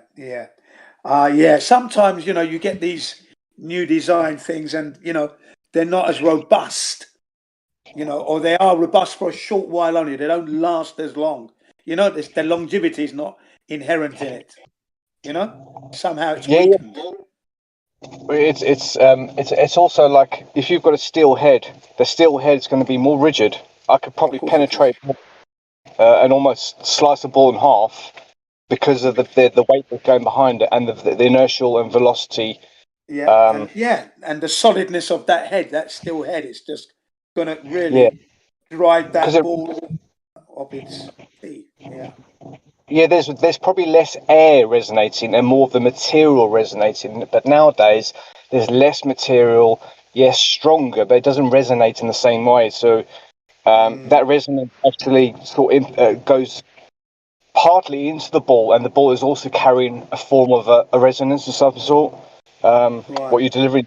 So, yeah, steel heads, steel shafts, all those sort of things there, less hollow.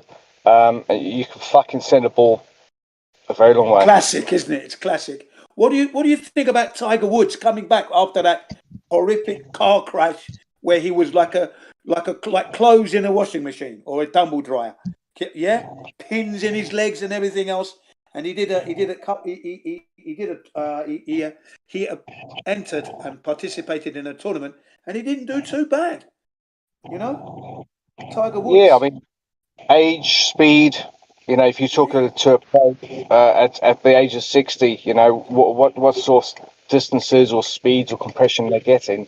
Naturally, you know, unless you were big built and a bodybuilder to start with, you're never really going to have that muscle density to overcome the weight and inertia of the golf club. And you know, it's only 260 to 283 grams combined, I think. Maybe going up to 350 grams. But the 350 grams, when you throw it, it's a different thing, you know, because you're not just throwing a ball. Oh yeah. When you throw it, but when you're swinging it through an arc that you're doing, you know, you're generating a lot. I was very impressed with. Obviously, his legs started to fade, you know, because it was his first time back. So obviously, he has to build on that. But you know, you've got to start somewhere, and all the, you know, muscle memory is an amazing thing, and that's what carried him through anyway. And the way he was striking the ball, you know, you thought he might put his back out any minute, you know. Yeah. But I think it's technique that, for me, it's less hinges. You pretty much should only have one angle and it's curved. And if you break that by putting a hinging, by twisting your wrist mid-flow, you're going to completely change the outcome. Then you have to compensate for it. But deliverance But funny enough, I actually penetrated the air better with a fucking cracked head than I did with the head. All right.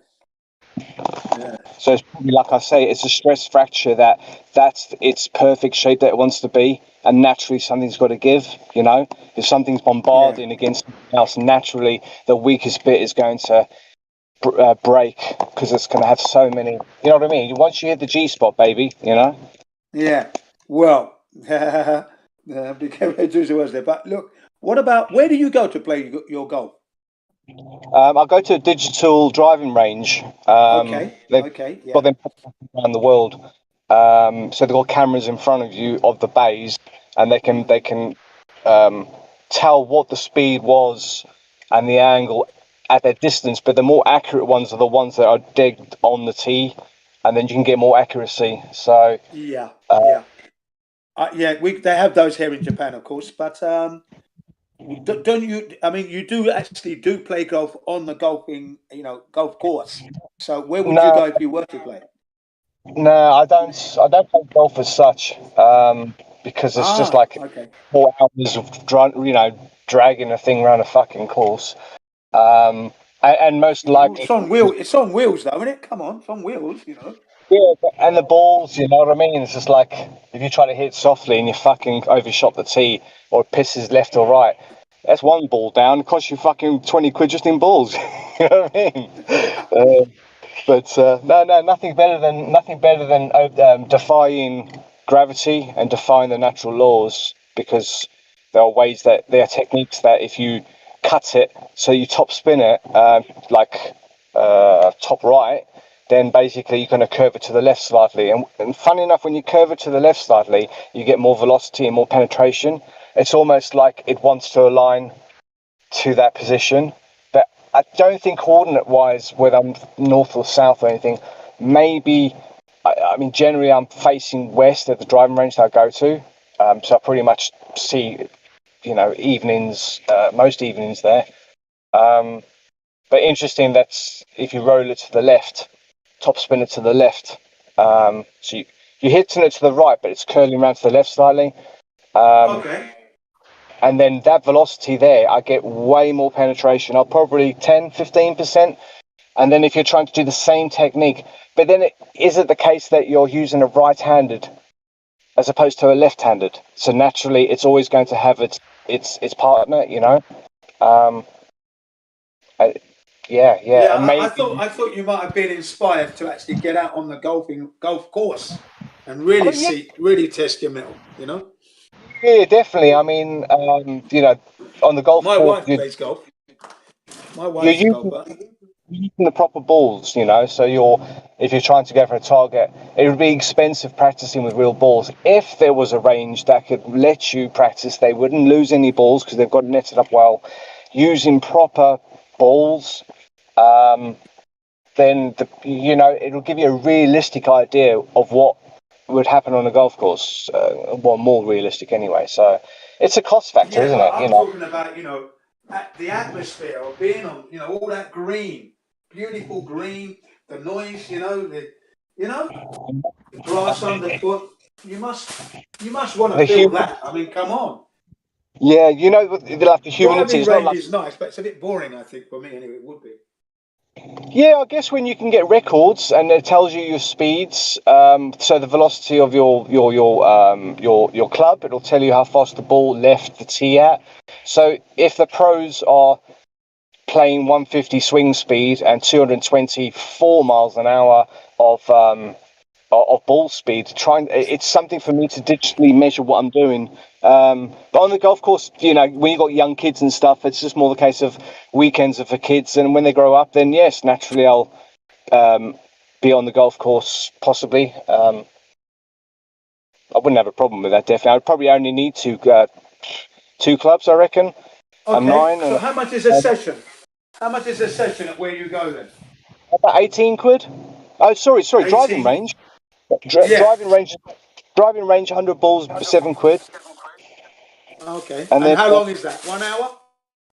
It depends what you want. It depends where you go. Some of them are limited, but yeah, I think you could probably, 1 hour. Yeah. And where are they in London? 'Cause I haven't been in the country for a while now. So where would that driving range be? Where are they located? Bournemouth A1. Bournemouth. I know Bournemouth. I know Bournemouth very well. I can. I know that. In fact, I know that one. Yeah, but this one is a recent one, and next L door to Street, Bournemouth, L Street. I know it very well. Yeah. it's the A1. When you come out of it and you're getting back on the main road heading north, and there's a shotgun clay pigeon shooting range right next to it. Yeah. But the funny thing is that where all the shit from the Millennium Dome for the excavation all got dumped there, and then they turned it into. Yeah. Didn't realise that. Yeah, there's everywhere. There's another range that I go to. It's another dumpster. It's almost like fucking you go around the world and all the fucking the hills are just fucking dumpsters. You know. Paul Cook could probably help with that ish maybe. A lot of man-made coasts and stuff like that. UK, Malta, you know, the general places, and yeah, man, reclaiming of lands like the Holland done. A lot of reclaiming of lands. You know what I mean? Imagine the water got to, but you had to keep on fucking taking soil or land from the highest bits, and you keep chiseling away at the high areas so that you can suffice the country you're living in, or the land, or the island, or whatever. So, you know, have we been building this up all along?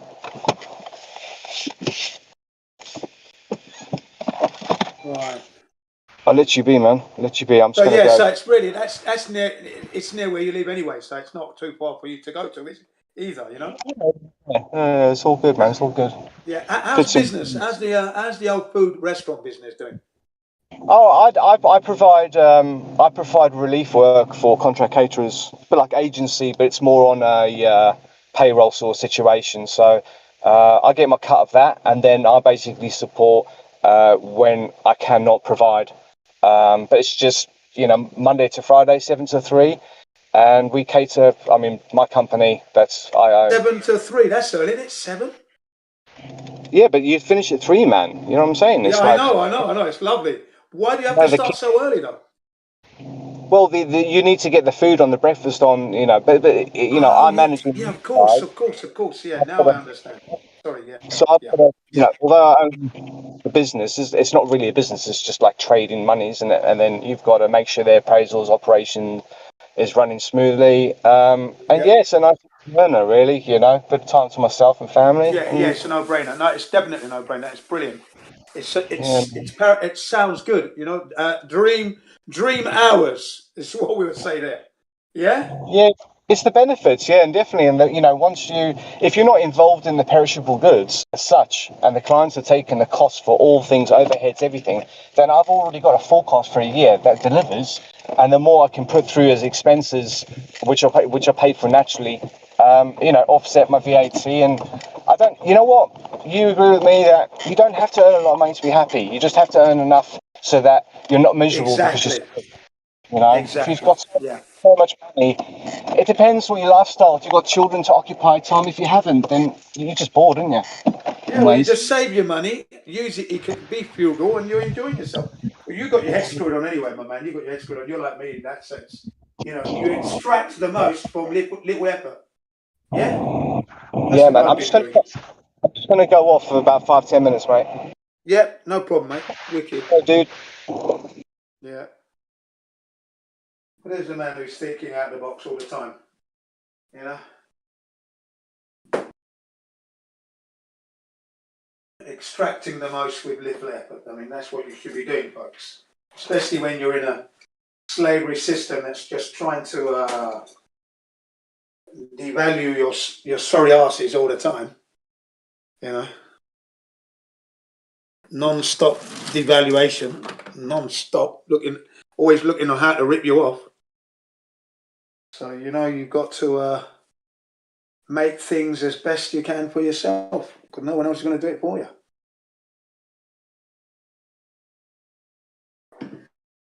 As you get older, you start to realise you don't need that much food in your system anyway, because your metabolism slows down. That's the thing. You've got to be careful of that. Someone like me, I'm doing all this exercise, so that's why. Keep myself young and active if I can. Then I can enjoy it, because I like to eat. Fuck's sake, 1 meal a day. That's what I'm doing at the moment, mind you. 1.5 meals a day. But I love my food. I love cooking. I love eating.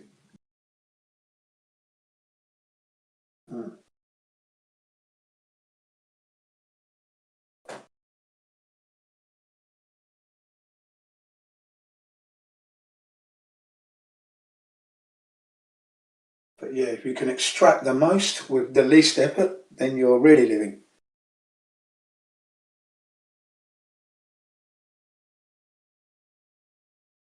So easy to get ripped off out there, wherever you are.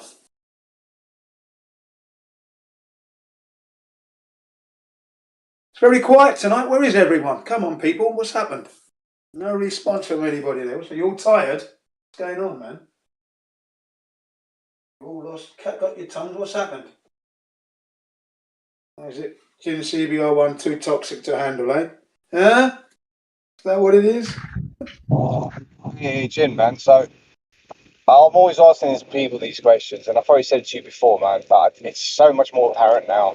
And basically, Saturday on timeanddate.com, the moon crossed the equator going south. Up until Saturday for 2 weeks, right? And I want to just rough that to 2 weeks, so that we might be a day or a few. Anyway, so basically every interval of about 14.5 days. So on Saturday, the moon crossed the equator to go south. Bang! We went from an average of 13 to an average of 20. Right? I'll probably say 18, just to give or take. Yeah, but definitely 20. I'm comfortable with.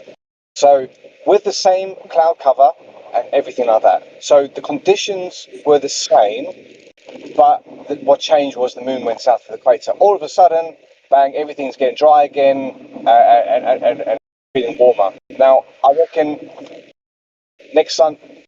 Not tomorrow, but the following Sunday, it's going to cross the equator going north, and we're going to have cooler weather. Would you reckon? And in between, rain, possibly, I would say. Would that be in England? That would be in England, yeah? Not here in Japan. So, in ways, something to do with one thing's holding the water up in the clouds, and then another thing could anti that and be the cause that it released the water. So it's like static, if you could say. In nature, so the static of the sun keeping the water up in molecules, little spheres of water, or whatever. But in their simplest form, less up there, whatever the case is. So without the presence of the sun, something to do with the moon was in the northern hemisphere, making it cooler and causing wetness. Everything like that. So like releasing the static of the water in the air, the atmosphere, whatever.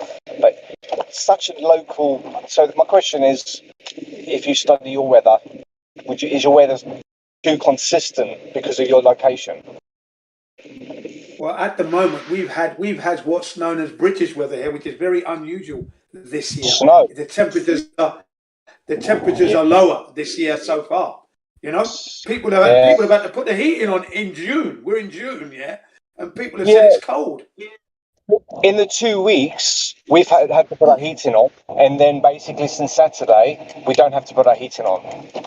It's just you're sleeping better, your windows are open, all those certain things there. So, and it's funny how you've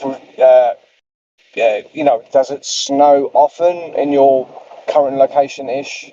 No, it snows regularly in winter. Yeah, we had a freak last year in April. It snowed, freak one last year. April. Just before the beginning of the rainy season, we had snow, right? And then, funny enough, snow again in May last year as well. Just one day, just the one day it was. Okay, and then this year it's cooler. We should be. I should be sweltering, right, under the humidity of the heat. That's not happened. I went out cycling 3.5 hours. Sorry, 2 hours 45 minutes. I didn't take a drink or anything. I still haven't drunken anything yet. You know what I mean? And that was 2 hours ago, right? 2 hours ago, and I still haven't had anything to drink yet. So 2 hours ago, I did a 2 hour 45-minute workout. I've come back, I've returned, but haven't had anything to drink, nothing yet. That's how cool it is.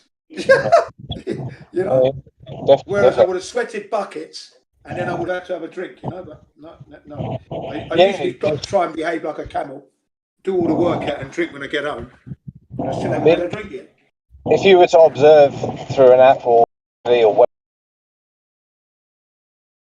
and observe when the moon is in conjunction at the time, is the moon in the north or the south? Is it? Because if it's that obviously weather related, then obviously that supports something that it's a local thing, but it's spanned upwards is obviously helped by, being a triangle, flat at the bottom, it's whatever it's called, its reach. So, you know what I mean? It's definitely a local thing. You're feeling it locally. Now, if Europe were to have the same weather as us, but Istanbul had snow in January, end of January, but like snowed like 4 feet. Yeah, I heard that. I heard that they had snow. So you're saying that you received a bit of snow. UK never got any snow. I know we're talking about different latitudes here, but give or take, we've got 3 different examples that aren't the same, which is a plus point.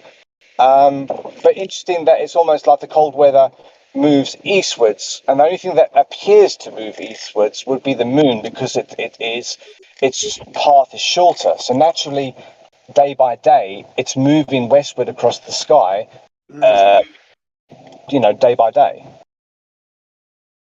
Yeah. So it's carrying this rainy season, this year's rainy season, the temperatures are down. It's starting to creep back up though. But the last 2 weeks prior to the rainy season starting, it was cold. Temperatures were down at night. We had a few sunny days during the daytime. At night was definitely cold. And then now we've got this rainy season, but it's not warm and humid. I mean, let me see what the temperature.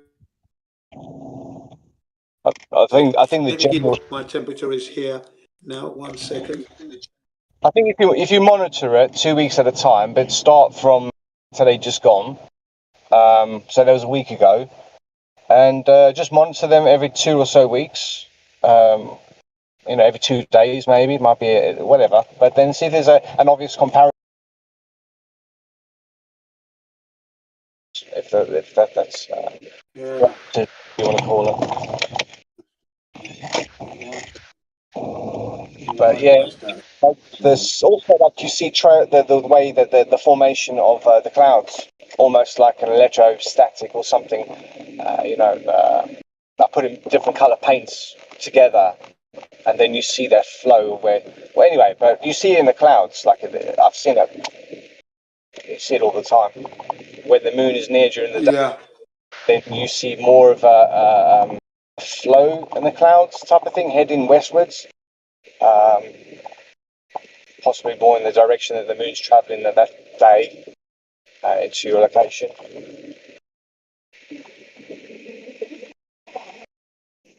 So it was 22 degrees maximum today. Now it's just gone 9 o'clock. Okay, that's Celsius. Now it's 6 degrees Celsius at the moment. Okay, it's got 18, but real feel is 16. Okay, 16 degrees today. And then if I look at what tomorrow is going to be on the daily, let's have a look at the daily forecast. Quickly. It's not allowing me to have that. Okay, it's giving it to me now. So tomorrow will be maximum 23 degrees, nighttime 14. Okay, so yeah, we're getting back up there now. It's coming back to normal now. And naturally, every 29.53 days-ish, you're naturally going to get a little bit warmer and a little bit more. The sun is progressing northward a little, an eighth of a degree a day, I think it was, or a quarter of a degree actually, quarter of a degree. So yeah, there's little increments there, but then if you go backwards in time and go forwards in time and try and see the pattern, you might just see that there's always like 8 degrees difference between week 1 and week 2 of each month.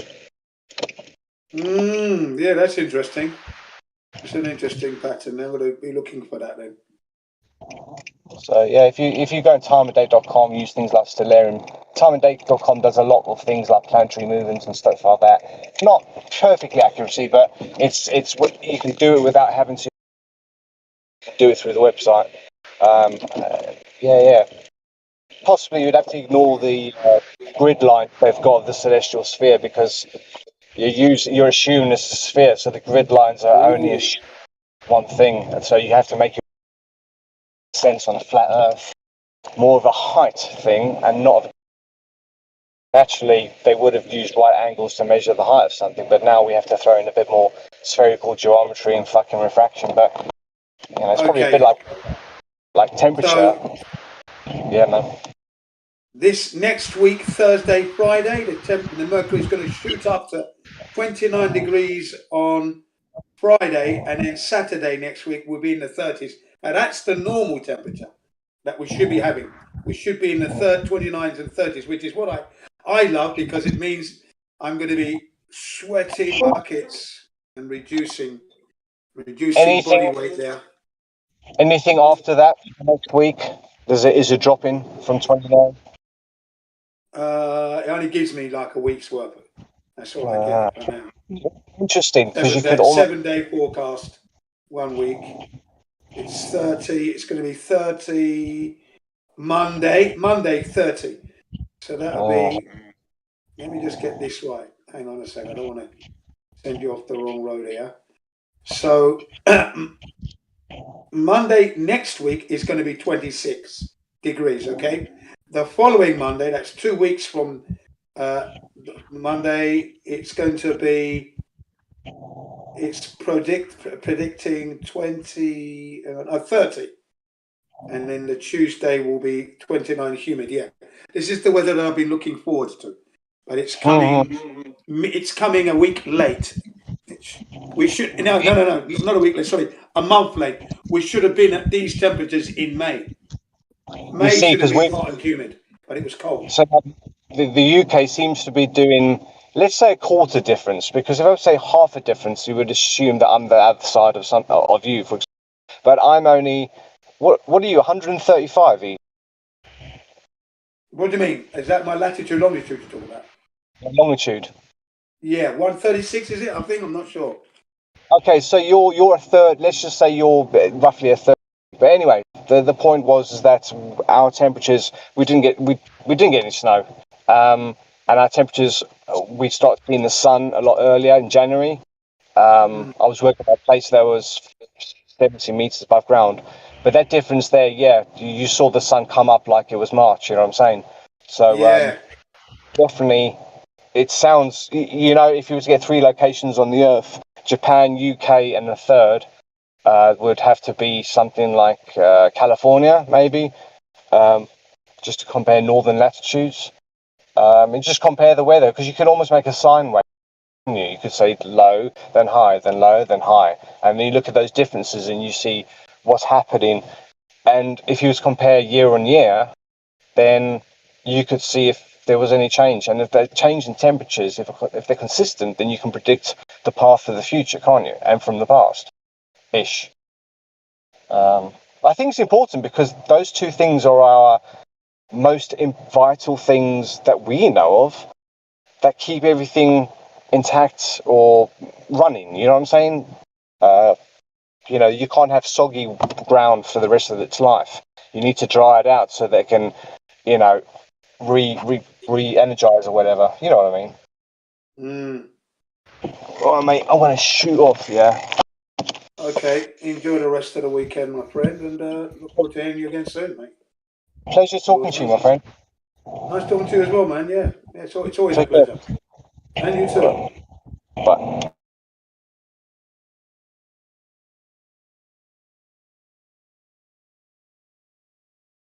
What is latitude?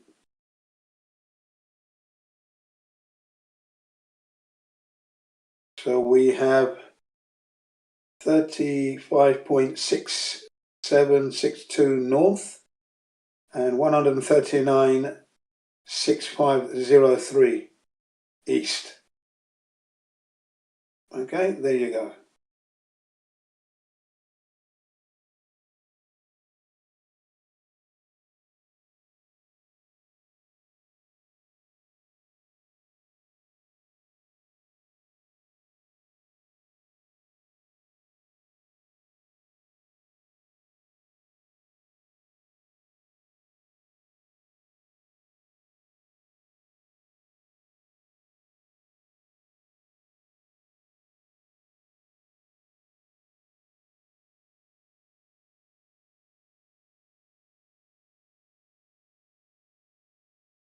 So we have 140th meridian east. That would be the longitude running through Japan. 140th meridian east.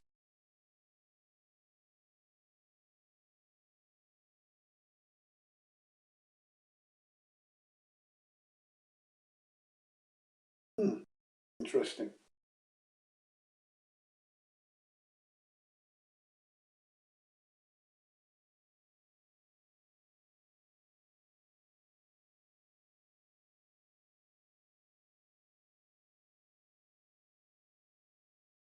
th meridian, and in Japan 356762 degrees north, 139.6503 degrees east.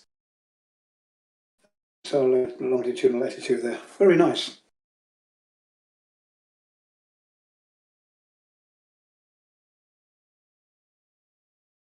Yeah, what's happened to everyone? It's very quiet today. What's going on, man? What's happened? It's Saturday. Let me just check the time. Hang on. Check the time difference here quickly. That's probably what it is. Probably sleeping or just getting up, yawning, and yeah. What's for breakfast, eh?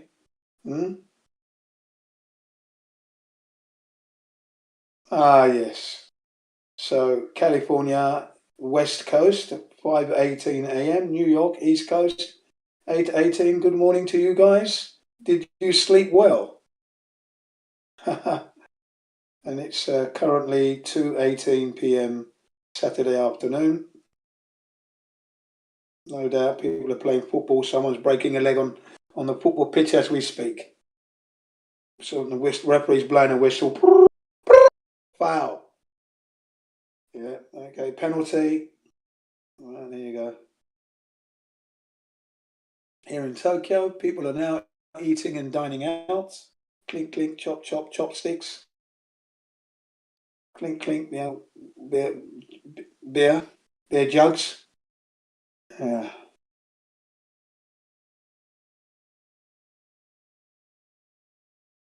9:18 p.m. in the evening, and then the Australians. What are they doing, I wonder?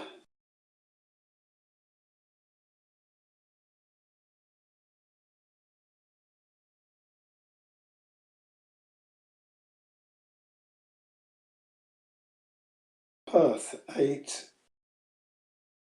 8:19 p.m. So it's behind Japan. Perth, amazing. And then Sydney is ahead of us, 2 hours. Strange. That's indicative of the flat Earth map.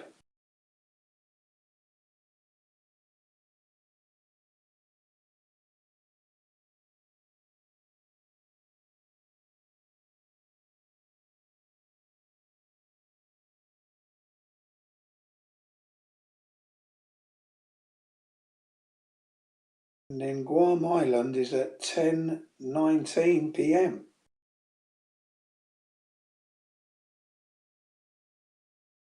That's right, yeah. It's an hour ahead of us. Yeah, that's right. That does make sense.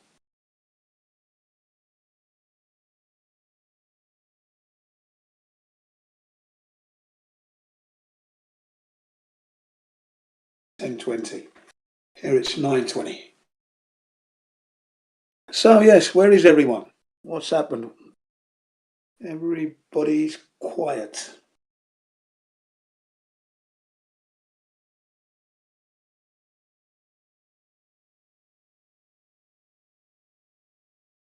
It's morning. That's what it is.